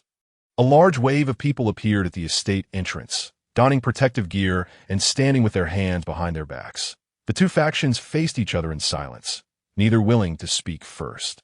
After a few minutes, a vehicle slowly drove up, Qian's expression dark as she surveyed those outside the estate. Upon recognizing the visitors, her heart skipped a beat. They had managed to find such a secluded place. They truly were infuriating. Her face was filled with displeasure as she walked straight up to the three of them. Miss, be careful. Watch out for Old Six's ambush. The personnel at the entrance had just been unbound. He clutched his bruised kidneys, glaring at the others in anger. Whoosh! A dagger appeared in Qian's hand, slicing through the air as she aimed it forward. The blade halted just a centimeter from Bai Yi's eyes. She didn't even blink, staring calmly at her. Miss Shi, now is not the time for nonsense. You're just as impulsive and brainless as Lan Yuyin. Lan Yuyin? She raised her right hand, suddenly grasping the one reaching for her, her brows knitting together as she tilted her neck slightly, the dagger resting against her throat, still maintaining an air of nonchalance. Her tone dripped with disdain. You want to make a move? Feel free to try, but you must consider the consequences. Her expression turned serious. You will face the crazy retaliation from the Bai family. And your grandfather, he will be the first to suffer. Upon hearing this, Qian's brows twitched. If a large-scale brawl were to erupt here, potentially resulting in fatalities, her grandfather would undoubtedly be the most affected. Moreover, the last incident involving Gu Annian had already tested his limits. Wasting armed forces like this would only trouble him further. How infuriating! Perhaps these people truly weren't afraid. If a fight broke out, it would certainly be the Shi family who would bear the brunt. Qian stood there in a daze, her expression quite remarkable. After enduring in silence, she lowered the dagger and slowly uttered, "What do you want?" Seeing her relent, the three took a collective breath of relief. I find this estate rather appealing. I wish to stay with Miss Shi. I hope it won't disrupt your enjoyment. Qian clenched her teeth, her nails digging in her flesh. It will disrupt. Disrupt? Then you'll just have to endure, for we are staying. Tang Luo Yu immediately stepped forward, her small hand reaching in her pocket. Don't move. What are you planning to do? An armed personnel shouted. Rushing in front of Shi Qianqian to shield her, that shout, Tang Luoyu instantly grew displeased. With a pitiful expression, she pulled out a hairpin. I'm giving your miss a gift. Why are you acting so suspiciously? Saying this, she shoved the man aside and adorned Shi Qianqian with the hairpin herself. Sister Qianqian, here's a gift for you. Let me stay, okay? She intertwined her arms with her, wearing a look of playful charm. The two behind her were speechless, but quickly moved to join in. One linked arms with her on the other side while the other draped an arm over her shoulder. The four of them walked forward in an exceedingly peculiar manner. Lan Yuyin coughed lightly, a smile appearing on her face. We have guests at home. You and T think of not entertaining them. Would you? Indeed, we're all sisters. Tang Luoyu danced around excitedly. If there's no room, I can force myself to share a room with you. Amidst the babble of the three, Shi Qianqian felt she was on the verge of insanity. She wore a glum expression. How long do you intend to stay? Not long. Just a short while. Bai Yi replied with a smile, attempting to calm her down. 1 or 2 years, Lan Yuyin remarked. Observing her face with a questioning look. As for Tang Luoyu, she directly planted a kiss on Shi Qianqian's cheek. Good friends, forever, get lost. The remaining two factions exchanged bewildered glances at a loss for words. The group at the entrance awkwardly laughed, one of them extending a hand. Here, brother. The other glanced at the outstretched hand, then halted. This coughed out, I prefer electronic. Bang! The villa's door was kicked open by Shi Qianqian, startling everyone inside. Miss, are these your friends? The butler inquired cautiously. They're renting rooms. Clear out 3 rooms upstairs for them. 50,000 a month. The old butler was left speechless, staring incredulously at his outrageous young lady, unsure if he believed his ears. Hey, that is a bit inconsiderate. Tang Liu glared at her, visibly upset. Shi Qianqian cast a glance at the plump girl and recalled the recent scene, instinctively maintaining some distance from her. How terrifying! She had never committed any wrongdoing in her life. Why must she encounter such a situation? You, stay away from me, she said, her displeasure evident as she pointed at Tang Liu. Just as she continued to complain, Lan Yuyin and Bai Yi had already begun searching within the room. Stop it. Don't look any more, Shi Qianqian urged, flustered, but the truth cannot be concealed forever. They arrived at a room filled with various medical equipment. Presumably the household's medical room. At that moment, the boy was enduring excruciating pain in his legs, gritting his teeth and drenched in sweat. The torment of both body and mind weighed heavily on his spirit. It hurts so much. Even if his legs were healed, he would still have to face that devil, Shi Qianqian. He didn't have a sister at all. It was all a lie. Who will save me? Even Lan Yuyin would do. Creak. The door to the room swung open, and several figures hurried inside. Didn't the doctor come earlier? Gu Annian felt a flicker of doubt and cautiously peered out. Just as he raised his head, a familiar and breathtakingly beautiful face came into view, blocking the overhead light. Stray locks of hair fell onto the boy's face, and he inhaled a familiar fragrance. In that instant, he stood dumbfounded, mouth agape. Am I dreaming? As he felt the touch on his face and the girl's breath, he quickly confirmed that this was no dream. Could it be that I've gained the ability to manifest my words into reality? He fantasized incredulously. If that were true, it would be wonderful. However, just as he reveled in his thoughts, a swift slap came crashing down. Smack. The sensation was all too familiar. Aw, Lan. Keep running. Lan Yuyin cradled his face as if it were a precious treasure. Whispering softly, I finally found you. The girl's gaze was chillingly fierce, her entire being trembling as her emotions reached a peak. Then, in a softer tone, she continued, Gu Annian, you deceived me. How should you compensate? Bai Yi edged closer from another side, her eyes glimmering with emotion, exuding a unique charm. Am I in hell? He thought, struggling to believe what he saw. Rubbing his eyes, just as he was about to widen them in disbelief, a surge of pain struck him. Ting Liu leapt up in excitement, landing directly on him. With a resounding crack of his kneecap, he fainted once more. Long time no see. I've missed you so much, I don't blame you for running away. I only blame that wretched house. Yes, soon as she finished speaking, she was restrained by others. Shi Qianqian hurriedly pushed through the crowd to check on his condition. Oh no, it's gotten worse. at this moment. The others also sensed something was amiss and began to examine him. Upon closer inspection, they discovered his body was covered in bruises and scratches, deep and shallow scars crisscrossing. His legs were limp, rendered incapable of movement. Seeing this alarming sight, Lan Yuyan gasped, realizing it was even more severe than her own situation. Coming to their senses, the three glared at Shi Qianqian in unison. How did he end up like this? You pervert! You've nearly killed my Annian, Tang Liu lamented, striking her in despair, her heart filled with untold anguish. Lan Yuyan stepped forward with righteous indignation. How could you treat him like this? Don't you know he is my cherished one? I can hardly bear to touch him, as she spoke. Her gaze drifted, revealing a hint of guilt. Bai Yi shot her a reproachful glance. Who was it that slapped him first? Enough! Don't throw stones while you're in a glass house. Shi Qianqian shoved Tang Liu's hand away. You lunatic! You've broken his leg again. She, too, fell heartbroken, cherishing Gu Annian just as dearly, but he needed to be obedient. Then how did his leg get broken? The three asked in unison, casting eerie looks at Shi Qianqian. Under their scrutiny, she immediately lost her confidence, feeling equally uneasy to die. I don't know. Maybe he accidentally fell. As soon as she uttered those words, she was met with a barrage of accusations. I didn't mean to. I'll be more careful next time. You think there will be a next time? Gu Annian had last felt such despair during his previous ordeal.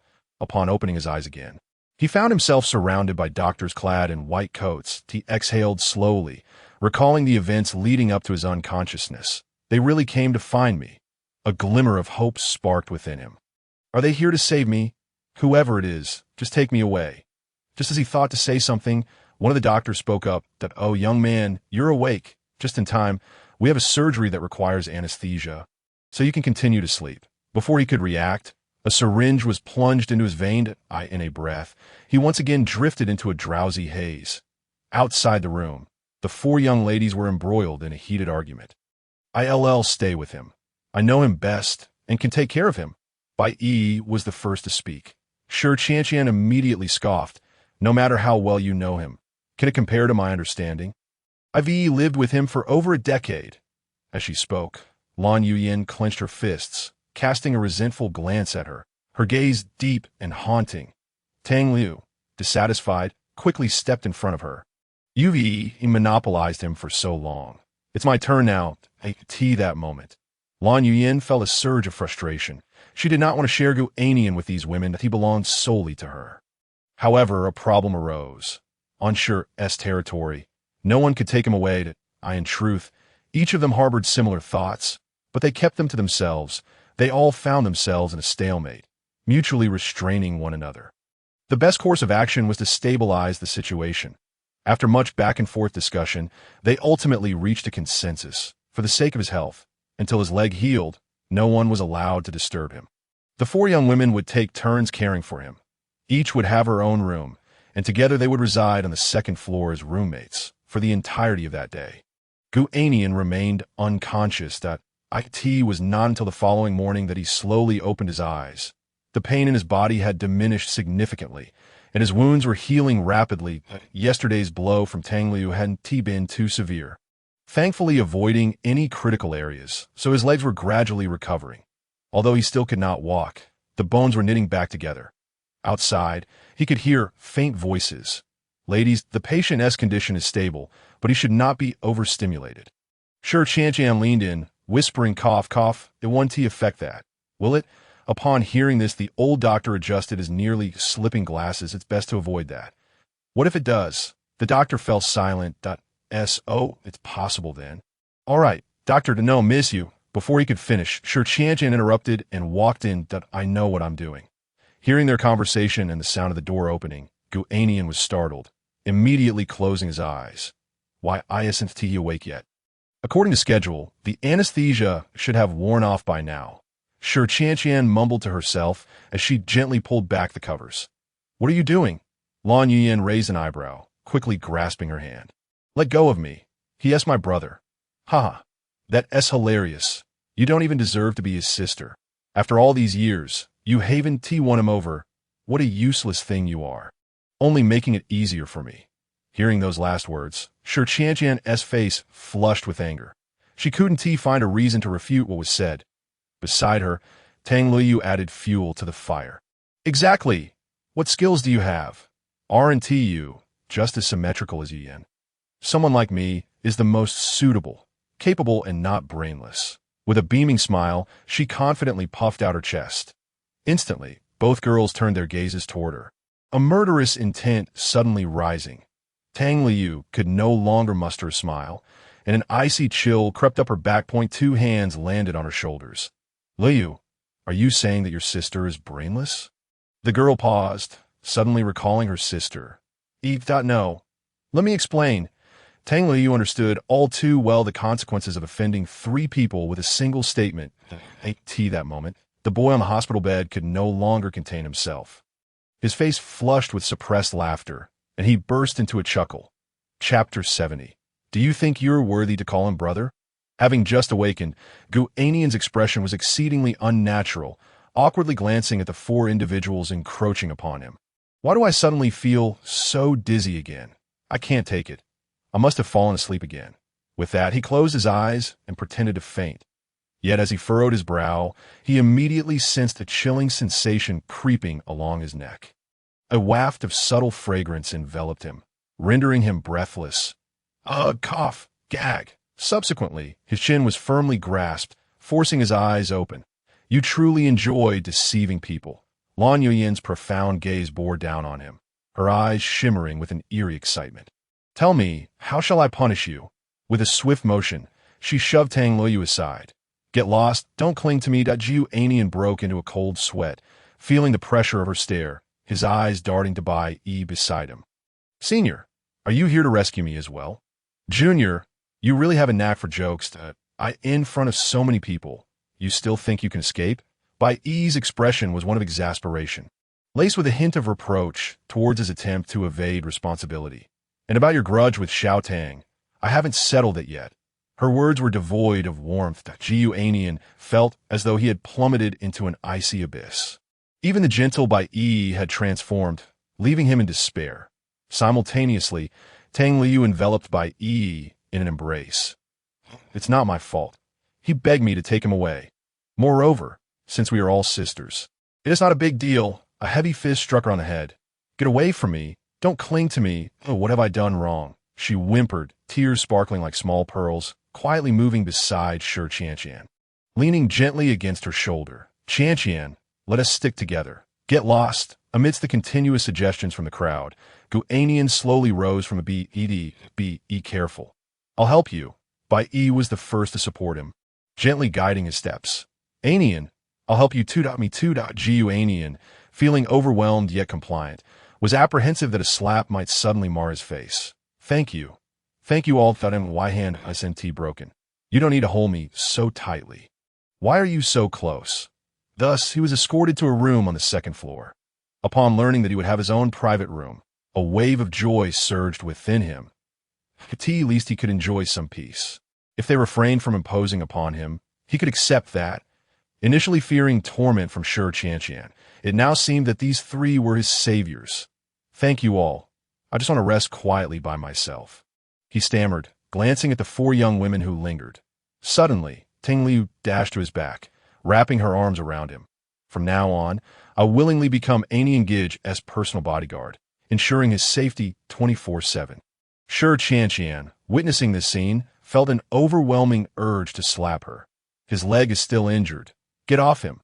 Furthermore, you think you're worthy of calling him brother? With that, she stormed over, intent on pulling her away. Only I can call him that. Who do you think you are? Shi Qianqian bared her teeth. All right, stop the bickering. Let him recover in peace, Bai Yi implored, observing the tug-of-war over Gu Annian, unable to bear it. After a brief commotion, the group eventually settled down and exited the room. Before leaving, Lan Yuyan leaned down, slowly whispering in his ear, Annian, come back with me. I promise not to hit you again. With that, she stood upright, leaving the young man to contemplate alone. Going back with her will surely lead to no good. Staying here might allow him to scrape by. At least no one would dare to cross the line with him. If one were discovered, the others would undoubtedly intervene. He touched the scabs on his hands, letting out a soft sigh that I hope this is the last scar. Impossible, Lauan. What? Say that again. Sir, I speak the truth. I wouldn't dare, I assure you, to that moment. Aboard a cargo ship, Aina had just captured the leader of the rebels and was conducting an interrogation that a mysterious figure provided us with a substantial sum on that day, instructing us to seize the back streets. Aina lounged with her legs crossed, her gaze frosty, the last glimmer of light fading from her eyes. That very day coincided with her journey to Xia country to deliver Gu Annian to Sister Schwer. How could it be? Could it be that this uprising was orchestrated by her? The thought struck her as incredulous. After all, they were sisters, forged from the ashes of a grim past. Why would she betray her? Aina recalled the young boy and Sister Schwer's attitude towards him. Was it because of him? The mere thought of that boy, with his frail and pitiable appearance, ignited a fervor within her. Impossible! He is mine. I could never let him go. Aina murmured to herself, a flicker of crimson flashing within her pupils. "Milady, how shall we deal with these individuals?" A middle-aged man in a tailored suit spoke slowly, eyeing the bound and trembling figures on the floor. The young woman nodded absently, a faint smile gracing her lips, which held an intriguing allure. Sever their tendons and cast them into the sea to feed the sharks. The moment her words fell, the individuals kneeling by her feet felt a chill of despair. "Well, we're doomed anyway. I'll fight you." He abruptly lunged, drawing a small knife from his waist and aiming it at her. Bang! The stench of blood filled the air as the man collapsed. Aina holstered her silver handgun, its dark muzzle still smoking. "Sister, the gun you gifted me. I've kept it close." Her gaze lowered, seemingly lost in memories. "If you insist on vying for him, I'll have no choice but to use it against you." As she spoke, a glimmer of tears filled her eyes, sorrow etched upon her features. "Milady, what troubles you?" "It's nothing. Soon, I must return to Xia country to recruit some capable fighters. Firearms are useless there." The other party appeared momentarily stunned but respectfully replied, "Understood." Chapter 71. I fell asleep. Don't come in. "Ah, brother, open your mouth. I'll feed you grapes." Bang! Tang Liu. "Can you please get lost, and don't call him that." Earlier, Shi Qianqian had been busy in the kitchen for quite some time. She had prepared some fruit. But upon opening the door, she stumbled upon this intimate scene. Clearly, she had been preempted, and her displeasure was palpable. Tang Liu made a face at her, pressing closely against Gu Annian, carefully wiping his mouth. Witnessing this, Shi Qianqian's rage ignited. Her eyes near as Gu Annian's voice echoed in the air. A pair of icy hands swiftly covered his mouth. "Don't shout, be good," a familiar voice commanded. He blinked, recognizing Shi Qianqian. "What are you doing here?" Fear and resentment flooded his heart at the sight of his former sister. Before the arrival of Lan Yuyin and the others, he had dared not express his anger or speak out. However, in the current stalemate, with the three of them standing firm, Gu Annian felt emboldened. "You don't even call me Qianqian anymore? Gu Annian, you really are despicable. It hasn't been long since I last dealt with you." A flicker of dark light danced in the girl's eyes, her tone chilling as she reached out to grab him. "Don't touch me. If you do that again, I'll call for help." The youth sat up, his gaze tense as he watched her. Upon hearing his retort, the girl seemed displeased but managed a cold smile. Suddenly, she produced a piece of cloth, crumpled it into a ball, and swiftly stuffed it into his mouth. Then she seized his hair, yanked him up, and slammed his head back down onto the bed. Thud! Though it wasn't particularly hard, Gu Annian couldn't help but feel the discomfort. Mumbling incoherently, "Who taught you this attitude? Remember it well." Another slap followed. "If you want to be obedient, you will always belong to me." The girl's emotions surged, her breath slightly ragged. After uttering this, the youth ceased his struggles. A pitiful expression adorning his face. "That's right, be good, and you won't suffer." With punishment established, Shi Qianqian decided to reward him. A mischievous smile broke across her face as she gazed at the helpless youth on the bed, her heart inexplicably racing. He whimpered. Just as she was about to proceed with her next move, a series of footsteps echoed from the doorway. Tap, tap, tap, the steps were measured. The sound is soft, as if someone were tiptoeing. A shadow of gloom crossed Shi Qianqian's face. Damn! Who would come at this hour? As the footsteps drew closer, a hint of panic emerged on the girl's face. She quickly glanced around, but don't say anything. She glared at him fiercely before releasing him and hiding inside a large cabinet. Gu Annian removed the claw from his mouth. The footsteps outside had already come to a halt. Knock, knock, knock. Gentle tapping came from the door, causing Gu Annian to hold his breath. A voice drifted through the door. And Nianji, are you asleep? Although the voice was muffled, Gu Annian instantly recognized it as Tang Lu. A wave of panic washed over him. What could she possibly want at this late hour? Inside the cabinet, Shi Qianqian gritted her teeth. What a bastard. Wasn't she already asleep? Her agitation caused the cabinet to creak slightly. Hearing the commotion from within, the voice outside rang out again. Hee, since you're not asleep, I'm coming in. With that, the doorknob turned gently. Upon hearing this, Gu Annian's heart raced, and in a moment of panic, he blurted out, "Don't come in. I'm already asleep." But as soon as the words left his mouth, he regretted them. Feeling utterly foolish, he helplessly wiped his forehead as he heard the girl enter the room. Annian, you're so silly. Stop trying to deceive me.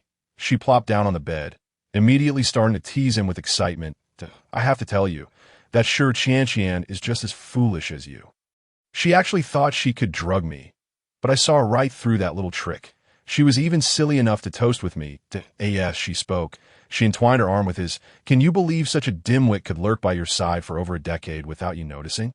Her words flowed freely. Gu Annian covered his face with his hands, unsure of what to say. When it came to making enemies, Tang Liu truly was the queen. That moment, another soft noise emanated from the cabinet. What sound is that? Who? Tang Liu jumped, her head snapping around to survey her surroundings. Her eyes narrowed as they fell on the large cabinet, and she slowly approached it.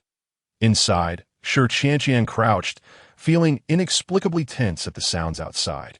How strange. Why do I feel the urge to hide? The footsteps halted, leaving only a thin barrier of wood between them. Just as she was about to burst out of the cabinet, the youth's voice echoed. Tang Liu, did you not close the door properly? Hearing this, she turned to the slightly illuminated doorway, making a faint noise. Oh, it really is. She chuckled awkwardly, then gently closed the door. I'm so careless. I almost got caught. The girl giggled dreamily, picking up a bough and placing it atop the youth's head. Gu Annian dared not move, allowed her to toy with him at will. This time I'll see how you escape. My dear Annian. She laughed mischievously as she leaned closer. This is your punishment for trying to escape. I hope this lesson will be etched in your memory forever. Always remember it. Gu Annian barely had time to react before the quilt was thrown over his head. Listening to the girl's peculiar laughter, he feebly resisted. I don't like disobedient people. If you keep moving, I'll turn you into a doll. Meanwhile, a muffled sound of a door opening drifted from next door. Silently approaching the room and turning the doorknob. Oh no. What should I do? What should I do? Tang Liu instantly snapped back to reality, swiftly leaping off the bed, her eyes darting around in a panic. She quickly zeroed in on a large cabinet. Damn it. Couldn't you have arrived 2.5 minutes later? I'm so furious. With that, she dashed to the cabinet, flung the door open. And dove inside. Don't. Gu Annian barely had time to finish his warning. Click. A slender figure slowly appeared before the youth. Junior, why are you still awake this late? What are you doing? Bai Yi's face broke into a sly smile as she looked at the quilt-covered Gu Annian, whose head peeked out, his face even slightly flushed. That's so cute. I am not doing anything, the boy stammered, panicking at her inquiry, desperate to avoid misunderstanding. Then why is your face so red? She stood at the foot of the bed, still smiling as she pressed on. Because, click, just as he fumbled for words, a rustling noise came from the cabinet. Inside, the two girls were grappling with each other, neither willing to back down. Didn't you say you were going to sleep? Why are you in my brother's room? Tang Liu hissed. I don't call him brother. You home wrecker. You dare to speak ill of me. The kind of person I despise the most is someone like you. Sneaking into others' rooms in the middle of the night, the two pushed and shoved, their faces flushed, entirely unconcerned about the noise they were making. That moment, Bai Yi had approached the cabinet. Listening to the rustling sounds emanating from within, her eyes flashing with suspicion. Just as she was about to open the cabinet door, the youth's nervous voice rang out again. Senior, don't open it. There are 2 mice in there. Upon hearing mice, Bai Yi's hands instinctively recoiled, a hint of panic flickering in her eyes. How could there be mice in your room? She quickly retreated to the youth's side, wrapping her arm around his. Maybe it's because it hasn't been cleaned properly. Bai Yi clung tighter. I'm so scared. Can you hug me? She leaned closer to Gu Annian, her eyes filled with pleading. Feeling her slightly trembling form, the youth's heart softened. Reluctantly, he wrapped his arms around Bai Yi. Is this better, senior? Much better. Bai Yi's lips curled into a slight smile as she began to chat with him. By the way, have I treated you poorly? Why did you run away? Her words carried a tinge of sadness, evoking sympathy. Gu Annian shot her a glance, then lowered his head. But if I don't run away, I'll be treated like an adult. Why don't we switch roles? Let me show you what cruelty truly is. Noticing the boy's silence, she continued to inquire, did that little Tang threaten you? A hint of discontent laced her tone as she asked, It's fine. It's just the two of us here. Talk to Senior. I'll definitely stand up for you. Gu Annian felt the weight of despair settle on him. There are ears everywhere. No, absolutely not, because Tang Lu threatened me with a knife. It was entirely voluntary. I just felt it wasn't right to stay with you. His head spun, and he was oblivious to the consequences of his words. Don't worry. I'll deal with that childish brat sooner or later and give you justice. That moment. A girl inside the cabinet felt her heart race, panic rising within her.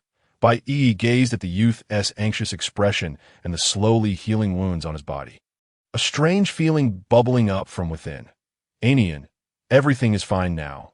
I won't let you get hurt again. Her words, akin to the gentle spring rain, nourished the wounded Gu Annian.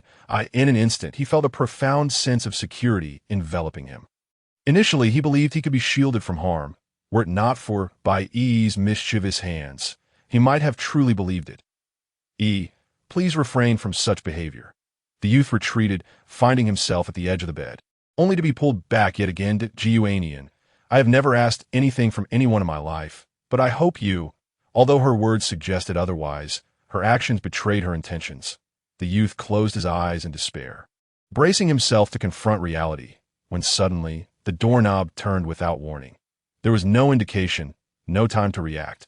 Thankfully, Bai Yi had locked the door upon entering. The figure outside twisted the handle several times, and upon finding it unyielding, began to pound on the door. Gu Annian, I give you 3 seconds to open this door immediately. The familiar and terrifying voice echoed. Who else could it be but Lan Yuyan? Both of them froze. Sitting up on the bed, Gu Annian was suddenly struck by a peculiar sense of being caught in the act. Bai Yi instinctively glanced at the wardrobe, then, biting her lip, walked towards it. Hey! It was too late for Gu Annian to dissuade her. He felt an overwhelming frustration. Why did they all have to hide in the wardrobe? As Bai Yi opened the wardrobe and stepped inside, she bumped against something. How strange, she thought. This wardrobe is so large. The space inside should be ample. But as she caught sight of the two nestled within, shock rendered her speechless. What enormous rats, she observed them, momentarily stunned, before quickly squeezing that moment. A slight crack appeared at the bottom of the wardrobe. Chapter 73. For missing one, will you come? Bang! Bang! Bang! Hurry up and open the door for me. The commotion outside intensified. Her icy voice laced with anger. Gu Annian hastily descended from the bed. Limping towards the door, he was certain that if this were her home, the door would have been shattered by now. I'm coming. He steadied himself against the wall, and the instant he unlocked the door, a force propelled him to the ground. Thud! As the door slammed shut, an icy visage appeared, gazing down at him with a hint of fury. What are you doing? Why did it take you so long to open the door? Faced with her domineering demeanor, Gu Annian found no will to resist. He lifted his head, gesturing to his leg. Slowly rising from the floor, please, understand, I'm the patient. The frail youth leaned against the wall, making his way towards the bed under her scrutinizing gaze. Did I permit you to leave? Almost instantaneously, a force from behind yanked him back. Caught off guard, his legs buckled, and he was pulled into Lan Yuyan's embrace. Held tightly without a word, she appeared to relish the eye contact with the youth. You have something to say? He turned his head away, his tone tinged with anxiety. Observing his demeanor, the girl coldly chuckled. Nothing serious, but I do want to discuss something. You must wonder why I came to find you in the middle of the night." With one arm holding Gu Annian, she grasped his chin with the other, compelling him to meet her gaze. A teasing smile crept on her face as she stared intently at the youth. The meaning behind her smile unmistakable. I don't know, he stammered, squirming in an attempt to break free. Seeing his lack of cooperation ignited another flare of anger within Lan Yuyan. With a swift motion, she pinned him against the wall, her knee gently pressing against his abdomen. Their faces were mere inches apart, her hair cascading onto his neck, confronted by her icy gaze and the warmth of her breath. He found himself trapped. Gu Annian blinked, his eyes pleading as he looked at the girl before him. It hurts. Yet despite this, she held on tightly. Gu Annian, don't think that playing the victim will work during the time you escaped. My heart ached even more. At this, her eyes reddened, and her voice grew animated. You know how I endured these past few months? Was my punishment too lenient? You still dared to think of escaping. She pressed her knee down forcefully and then shoved him to the ground. The youth let out a muffled groan, only for her delicate hand to seize his throat. Yes, she tightened her grip. Stars began to dance before his eyes. He could utter not a single word. Just as he was on the brink of losing consciousness, the girl finally relented. Look at you. Can't you just stay with me? Or is it that you truly wish to be rid of these legs?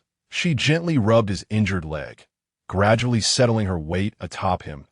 I might forgive your escape, but this time, you must obey. Do you understand? Lan Yuyan observed the gasping youth beneath her, nodding with satisfaction. She leaned closer to his ear, her lips barely moving. So, you must keep your distance from those three, because only I am sincere towards you. They are merely after your body. Her voice was low, yet just audible enough for those hidden in the wardrobe to hear. Gu Annian instinctively glanced to the side, then reluctantly nodded. Did I end such a predicament? What could he do? Disobedience would likely lead to further suffering. Leaving him no choice but to comply. Did I understand? I will maintain my distance from them, he sighed. Lan Yuyan released a breath of relief, pleased with the obedient Gu Annian. Meanwhile, a faint sound emerged from the wardrobe. Unnoticed by the two, the girl rose, gently lifting him onto the bed. Her fingertips traced the pallor of his skin, a fiery glint igniting in her gaze, slowly morphing into a hint of madness. Since we haven't seen each other for so long, then, her voice trailed off, yet her figure drew closer. Even a fool like Gu Annian could discern her intentions. Her burning gaze resembled that of a predator eyeing a helpless lamb. Wait, don't touch me. Didn't you say you were sincere towards me? Why? Of course I am sincere, sincerely craving your body. Upon hearing those words, a wave of helplessness washed over him, akin to being caught in a scam. You cannot treat me this way. The youth could hardly resist her fervor. Before he could finish his protest, he felt a coolness on his lips. After a long separation, Lan Yuyan yearned for him dearly. Unbeknownst to Gu Annian, during their time apart, she had been restless, unable to find sleep. This distorted love had etched itself into her very bones. More addictive than any drug. Crack, what was that sound? Lan Yuyan immediately detected the noise, her demeanor shifting to one of vigilance. She scanned her surroundings, finally tapping on the floor beneath them. It must be the bed breaking. She pounded her fist on the quilt, the unexpected fright nearly extinguishing her enthusiasm. The Sure family's belongings are truly shoddy, just like your perverse sister. For reasons unknown, after uttering this statement, a loud crash erupted from the nearby wardrobe. Bang! The sound of splintering wood resonated, and the large wardrobe collapsed, sounding as though it shattered into pieces. The commotion startled Lan Yuyan, causing her to leap up. No, I was merely commenting. Did it really break? She quickly scrambled off the youth, turning to gaze back. In her disheveled state, she was left dumbfounded by the sight before her. There stood by her cheeks flushed, head bowed as she dusted herself off. Sure Qianqian, similarly blushing, bit her lip as she crawled out, yet her gaze towards Lan Yuyan burned with intensity. However, the most ludicrous sight was that of Tang Lu. The petite girl was still wedged within the wardrobe. Her arms raised, a silly grin plastered across her face as she aimed her phone at the two on the bed, seemingly unaffected by the wardrobe's collapse. The angle appeared perfectly aligned to capture the scene through the wardrobe's gap. Click, click, as the flash illuminated the room. The dazed Lan Yuyin quickly snapped back to reality. She hastily adjusted her clothing, ignoring Shi Qianqian's fiery glare, and snatched the phone from Tang Liyu's hands as she raised it. Intending to smash it, she suddenly paused, slowly tucking the phone in her pocket instead. Yin, what are you doing? That's my new phone. Tang Liyu quipped, still grinning that IT belongs to me now. Lan Yuyin shot her a cold glance before turning her attention to the others. What brings you all here in the middle of the night? Her icy words pierced the stillness of the room. Bai Yi remained silent, while Shi Qianqian cast a glance at Gu Annian, who was huddled under the blanket, her frustration boiling over. I haven't even asked you yet. Before she could finish, Tang Liyu produced a stack of cards seemingly out of thin air point for missing one. Will you come? Chapter 74. Pretending to sleep. A faint light broke through the treetops, casting its glow upon the cold AK. The sound of synchronized footsteps echoed across the muddy terrain, accompanied by the clattering of metal. Be cautious, instructed a blonde, blue-eyed foreigner, raising a hand to signal those behind him. This is a gun-free zone. We must remain concealed. Do you understand? His tone was exceedingly grave, as if he placed immense importance on this undertaking. Do not disappoint the young lady that in two locations. Undercurrents were stirring, with numerous small teams gradually gathering. The royal flush. Do you even know how to play cards? Tang Liyu sat cross-legged on the bed, gazing incredulously at the youth before her. Under the astonished gazes of the four, Gu Annian let out an awkward chuckle, slamming the cards onto the bed at a straight flush. My apologies. I've won again. Witnessing this scene, the others were filled with a sense of lamentation. Yet again, it was this scenario. Why again? Because they had been playing the entire night, and it had mostly been Gu Annian winning. After discovering each other's identities the previous night, the girls had all but refused to leave his room. Reluctantly, they had indeed started playing cards. However, after a few rounds, they could not stop, especially Gu Annian, who had not tasted victory in quite some time. How is it you've won again? Have you been cheating? Tang Liyu exclaimed with excitement, her energy seemingly inexhaustible. Gu Annian lowered his head slightly, adjusting an imaginary hat, and a faint smile curled at the corners of his lips, hinting at a touch of disdain. Humph. Everything lies within the cards. Although the others remained silent, their expressions revealed that they too were thoroughly enjoying themselves. At that moment, Shi Qianqian spoke up. The winner may propose a condition. Dear brother. Her words indeed reminded Gu Annian, as they had agreed at the outset. Upon hearing this, the youth rested his chin on his hand, lost in contemplation. Anything goes? An excited smile graced his face. The others were momentarily taken aback by his demeanor. Could he finally be awakening to his potential? Oh ho ho. Anything goes, Tang Liyu replied, swaying left and right. Her cheeks flushed slightly. Come on, whatever you want, Lan Yuyin urged, leaning closer with her hands propped forward, her large eyes blinking eagerly, as if filled with anticipation. All right, but you mustn't go back on your word, Gu Annian declared, lifting his gaze to meet the four fiery stares upon him, and slowly continued. You all must let me go. The four girls froze, their eyes wide with bewilderment, staring at him in stunned silence. Subsequently, they almost shouted in unison, Say that again. The force of their shout chilled Gu Annian to the core. You all said anything goes, smack. You really dare to say anything. Lan Yuyin could not restrain herself and slapped him lightly. Although it was not hard, it surprised the others. Shi Qianqian's expression darkened in an instant, her voice laced with accusation. Do you dare strike him in front of me? I would dare to do even worse. Lan Yuyin retorted coolly, meeting the furious gaze with a hint of disdain. Sensing the rising tension, Bai Yi quickly intervened. From the moment she had seen Gu Annian again, she had realized that this youth no longer belonged solely to her. Though reluctant to accept it, she was keenly aware that the others felt the same way. Enough, stop the quarrel. Liu helped to mediate. Just as she turned her head, she discovered Tang Liyu had already sidled up to Gu Annian, gently caressing his cheek. Does it hurt? She asked earnestly, her gaze sincere. I'm fine, he stammered, unsure of how to respond. In the next moment, Tang Liyu unexpectedly leaned in, cradling his face with her hands before softly kissing him. Does it hurt now? The girl teased, gazing at the dazed youth. Just as she was about to say more, she sensed 3 icy glares behind her. She was then abruptly yanked away. Caught off guard. Are you trying to get yourself killed? Lan Yuyin shot a glance, her anger immediately surfacing. The other 3 restrained her, tickling her mercilessly. Ha. You all are so unprincipled. Tang Liu squirmed like a fish on a cutting board, laughing so hard she could barely breathe. Amidst Gu Annian's fearful expression, they completed this torturous ordeal. I can't take it anymore. Annian, they are bullying me. Help me seek revenge. After uttering those words, she collapsed onto the bed, her breath evening out.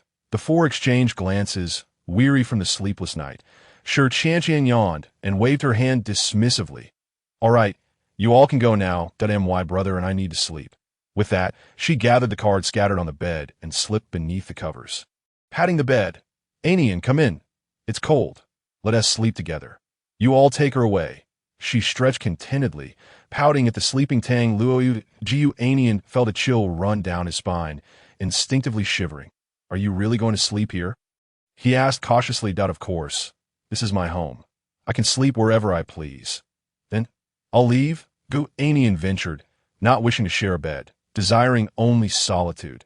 Just as Shi Qianqian reached for his arm, 2 hands seized her shoulders, pulling her out. Lan Yuyin and Bai Yi remained in perfect sync, dragging Shi Qianqian and Tang Liu out the door. Gu, take a good rest. Gu Annian expressed his gratitude with a glance toward Bai Yi as they departed. I'm so tired. He stretched his shoulders and lay comfortably on the bed. Finally, he could enjoy a good sleep. After a night of gaming, his bones felt like they were falling apart, just as he settled into a comfortable position. Preparing to drift off, he heard the door lock turning again. Click, click. At the sound, Gu Annian hesitated, then poked his head out. However, just as he began to crawl out, the door shut and a figure lunged at him. Caught off guard, he found himself pinned beneath. Oh ho ho ho. Hearing that familiar laugh, Gu Annian was momentarily shocked. Aside from Tang Liu, who else would laugh so lewdly? Weren't you already asleep? He asked, bewildered. The girl smiled mysteriously, then slowly replied, If I weren't pretending to be asleep, how could I properly take care of you? A glimmer of triumph flickered in her eyes as she gazed at the boy, her expression gradually heating up. They are all on guard. They won't disturb us. With that, she lifted the covers and dove in. Chapter 75. The Dangerous Tang Liu. Wait. Gu Annian raised both hands, desperately blocking her. But he was no match for Tang Liu, and this only slightly irritated her. Seeing the boy's lack of cooperation, her lips quivered in annoyance. Thud. The girl forcefully shoved Gu Annian's hands to the headboard. At that moment, Tang Liu appeared entirely different from her usual playful and adorable self, exuding a fierce demeanor. Her eyes radiated resentment, even a hint of murderous intent, sharply contrasting with her delicate face. Gu Annian had never seen her like this. He shrank back on the bed, trembling as he gazed at her. Are you about to transform into a corpse? He asked cautiously, only to receive a slap in response. Smack! Ouch! Just as he opened his mouth to scream, she forcefully covered it in shouting. Tang Liu gripped him tightly, controlling the boy's struggles on the bed. Her expression grew increasingly bizarre, revealing a hint of excitement. It was as if emotions long suppressed exploded at that moment. Gu Annian struggled until he had no strength left, lying still on the bed. She slowly lifted her hand, gazing with delight into his vacant eyes. Leaning close to his ear, she gently bit his earlobe, increasing the pressure gradually. The girl whispered, You are worthless. You are meant only to serve me. You were born to be mine. Her voice grew softer until it was just heavy breaths. Dare to oppose me, and I will ensure you suffer. You understand? She cupped his face in her hands, their noses brushing against each other, revealing the sickness in her gaze. The young man exhaled deeply, his voice laced with fear. Can you please let go first?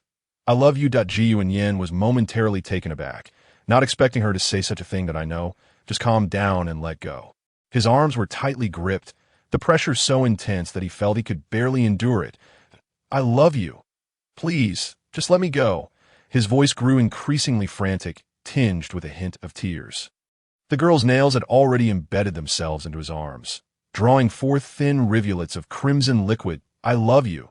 He could no longer withstand the overwhelming pressure, his body drenched in sweat, consumed by terror. He turned his head sharply towards the doorway, uttering a single word, and a hand came crashing down on his face, lifting him only to slam him back onto the bed. "Ah, you can't treat me like this." The girl laughed madly in anger, seemingly displeased by his act of defiance, even if it was just a hint. "You're being mouthy, aren't you?" Tang Luo Yu struck him again, then sank her teeth into his pale lips. The bite was fierce, filled with hatred, her hands locking him in place. Gu Annian sobbed silently, feeling as though his lips might be bitten off. After a long while, Tang Luo Yu slowly pressed her lips together.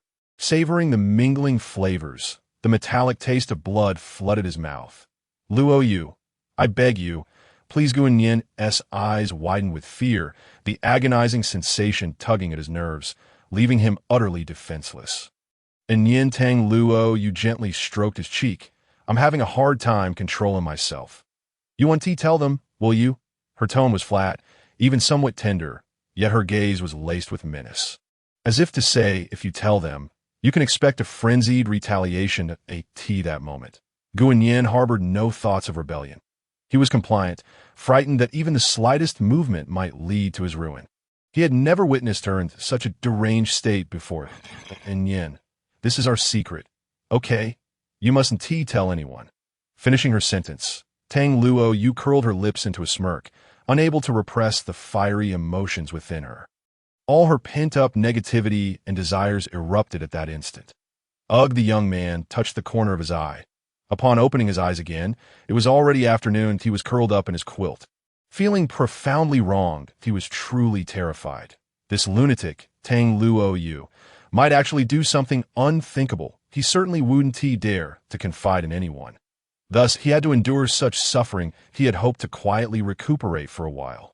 But it seemed he had unwittingly stepped into a den of wolves that, if one Tang Luo Yu could catch him off guard, what if the others suddenly went berserk too? And what if they all found out? Thinking of this, he buried his face in the quilt. The future seemed bleak. Would he truly be trapped here for the rest of his life? Bang!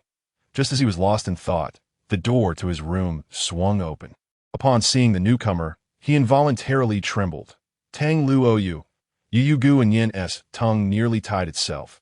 For this girl had left him utterly battered. He wished to avoid witnessing her madness again. "Annian." She leaped onto the bed, her tone seemingly unchanged from usual.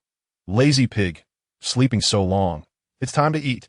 She looked at Gu Annian with a carefree expression, her cheeks flushed, appearing quite pleased. How terrifyingly deceptive. Gu Annian put on his shoes, supported by her, as he slowly made his way to the living room. As soon as he stepped out, a delectable aroma wafted through the air. The three girls were bustling about. They noticed Gu Annian's disheveled appearance, but paid little mind, accustomed to his usual frailty. "Yay, brother-s awake." Shi Qian set down a dish, approaching him with a smile. However, as she got closer, her smile faded. His weakness and the slight daze in his eyes suggested something more than just a long night without sleep. Having lived with him for so long, Shi Qian immediately sensed something was off. She quickly glanced at Tang Luo Yu, her eyes filled with suspicion, but then returned to her cheerful demeanor. "Brother, sit down and try my cooking. Have I improved?" She still wore a smile. After they all sat down, they eagerly served him dishes, except for Lan Yuyan, whose proud face displayed a look of disdain. After all, Gu Annian had previously dined on imported delicacies at her home, where she would feed him with her mouth. Now, she could only watch in frustration, yet there was nothing she could do. The meal concluded with Gu Annian feeling a mix of different elements swirling within him. All right, I'm full." He waved his hand, letting out a soft sigh. Just then, Shi Qian cleared her throat. "Brother, make sure to rest well. If anyone bullies you, you must tell us." Her tone grew serious as she cast a sidelong glance at the ravenous Tang Luo Yu. In this matter, they were united. None of them would allow anyone to harbor ill intentions towards Gu Annian, each keeping the others in check. Upon hearing this, Tang Luo Yu set down her chopsticks, confidently patting her chest, her eyes radiating unwavering determination. "Don't worry, Annian. For the next few days, you'll rest well. If anyone dares to bully you, I will be the first to oppose it." Chapter 76. Witnessing Brother S' sincerity, observing the girl S' fervent demeanor. Gu Annian felt a chill run down his spine. If it weren't for her earlier inhumane treatment, he would hardly have been able to distinguish her true nature. What a terrifying individual she was. His expression faltered momentarily, fear flashing across his face. Okay, this subtle change was fully captured by Shi Qianqian. After dinner, Gu Annian was forcibly pulled to the sofa by the girls, and they watched television together, surrounded by them. He felt like a small boat on the verge of capsizing, ready to be overwhelmed at any moment. He had long grown accustomed to their playful tugging and teasing. After some time, the girls exchanged glances and retreated to their respective rooms to sleep. Though it seemed casual, they were all on guard. Tang Luo gently patted his lower back, a knowing smile gracing her lips. If you feel wronged, make sure to tell us. We will never allow you to be bullied. She raised an eyebrow before returning to her room. Sigh. Even if he had tenfold courage, he wouldn't dare to speak. He felt as though he was living under a shroud of fear, utterly drained.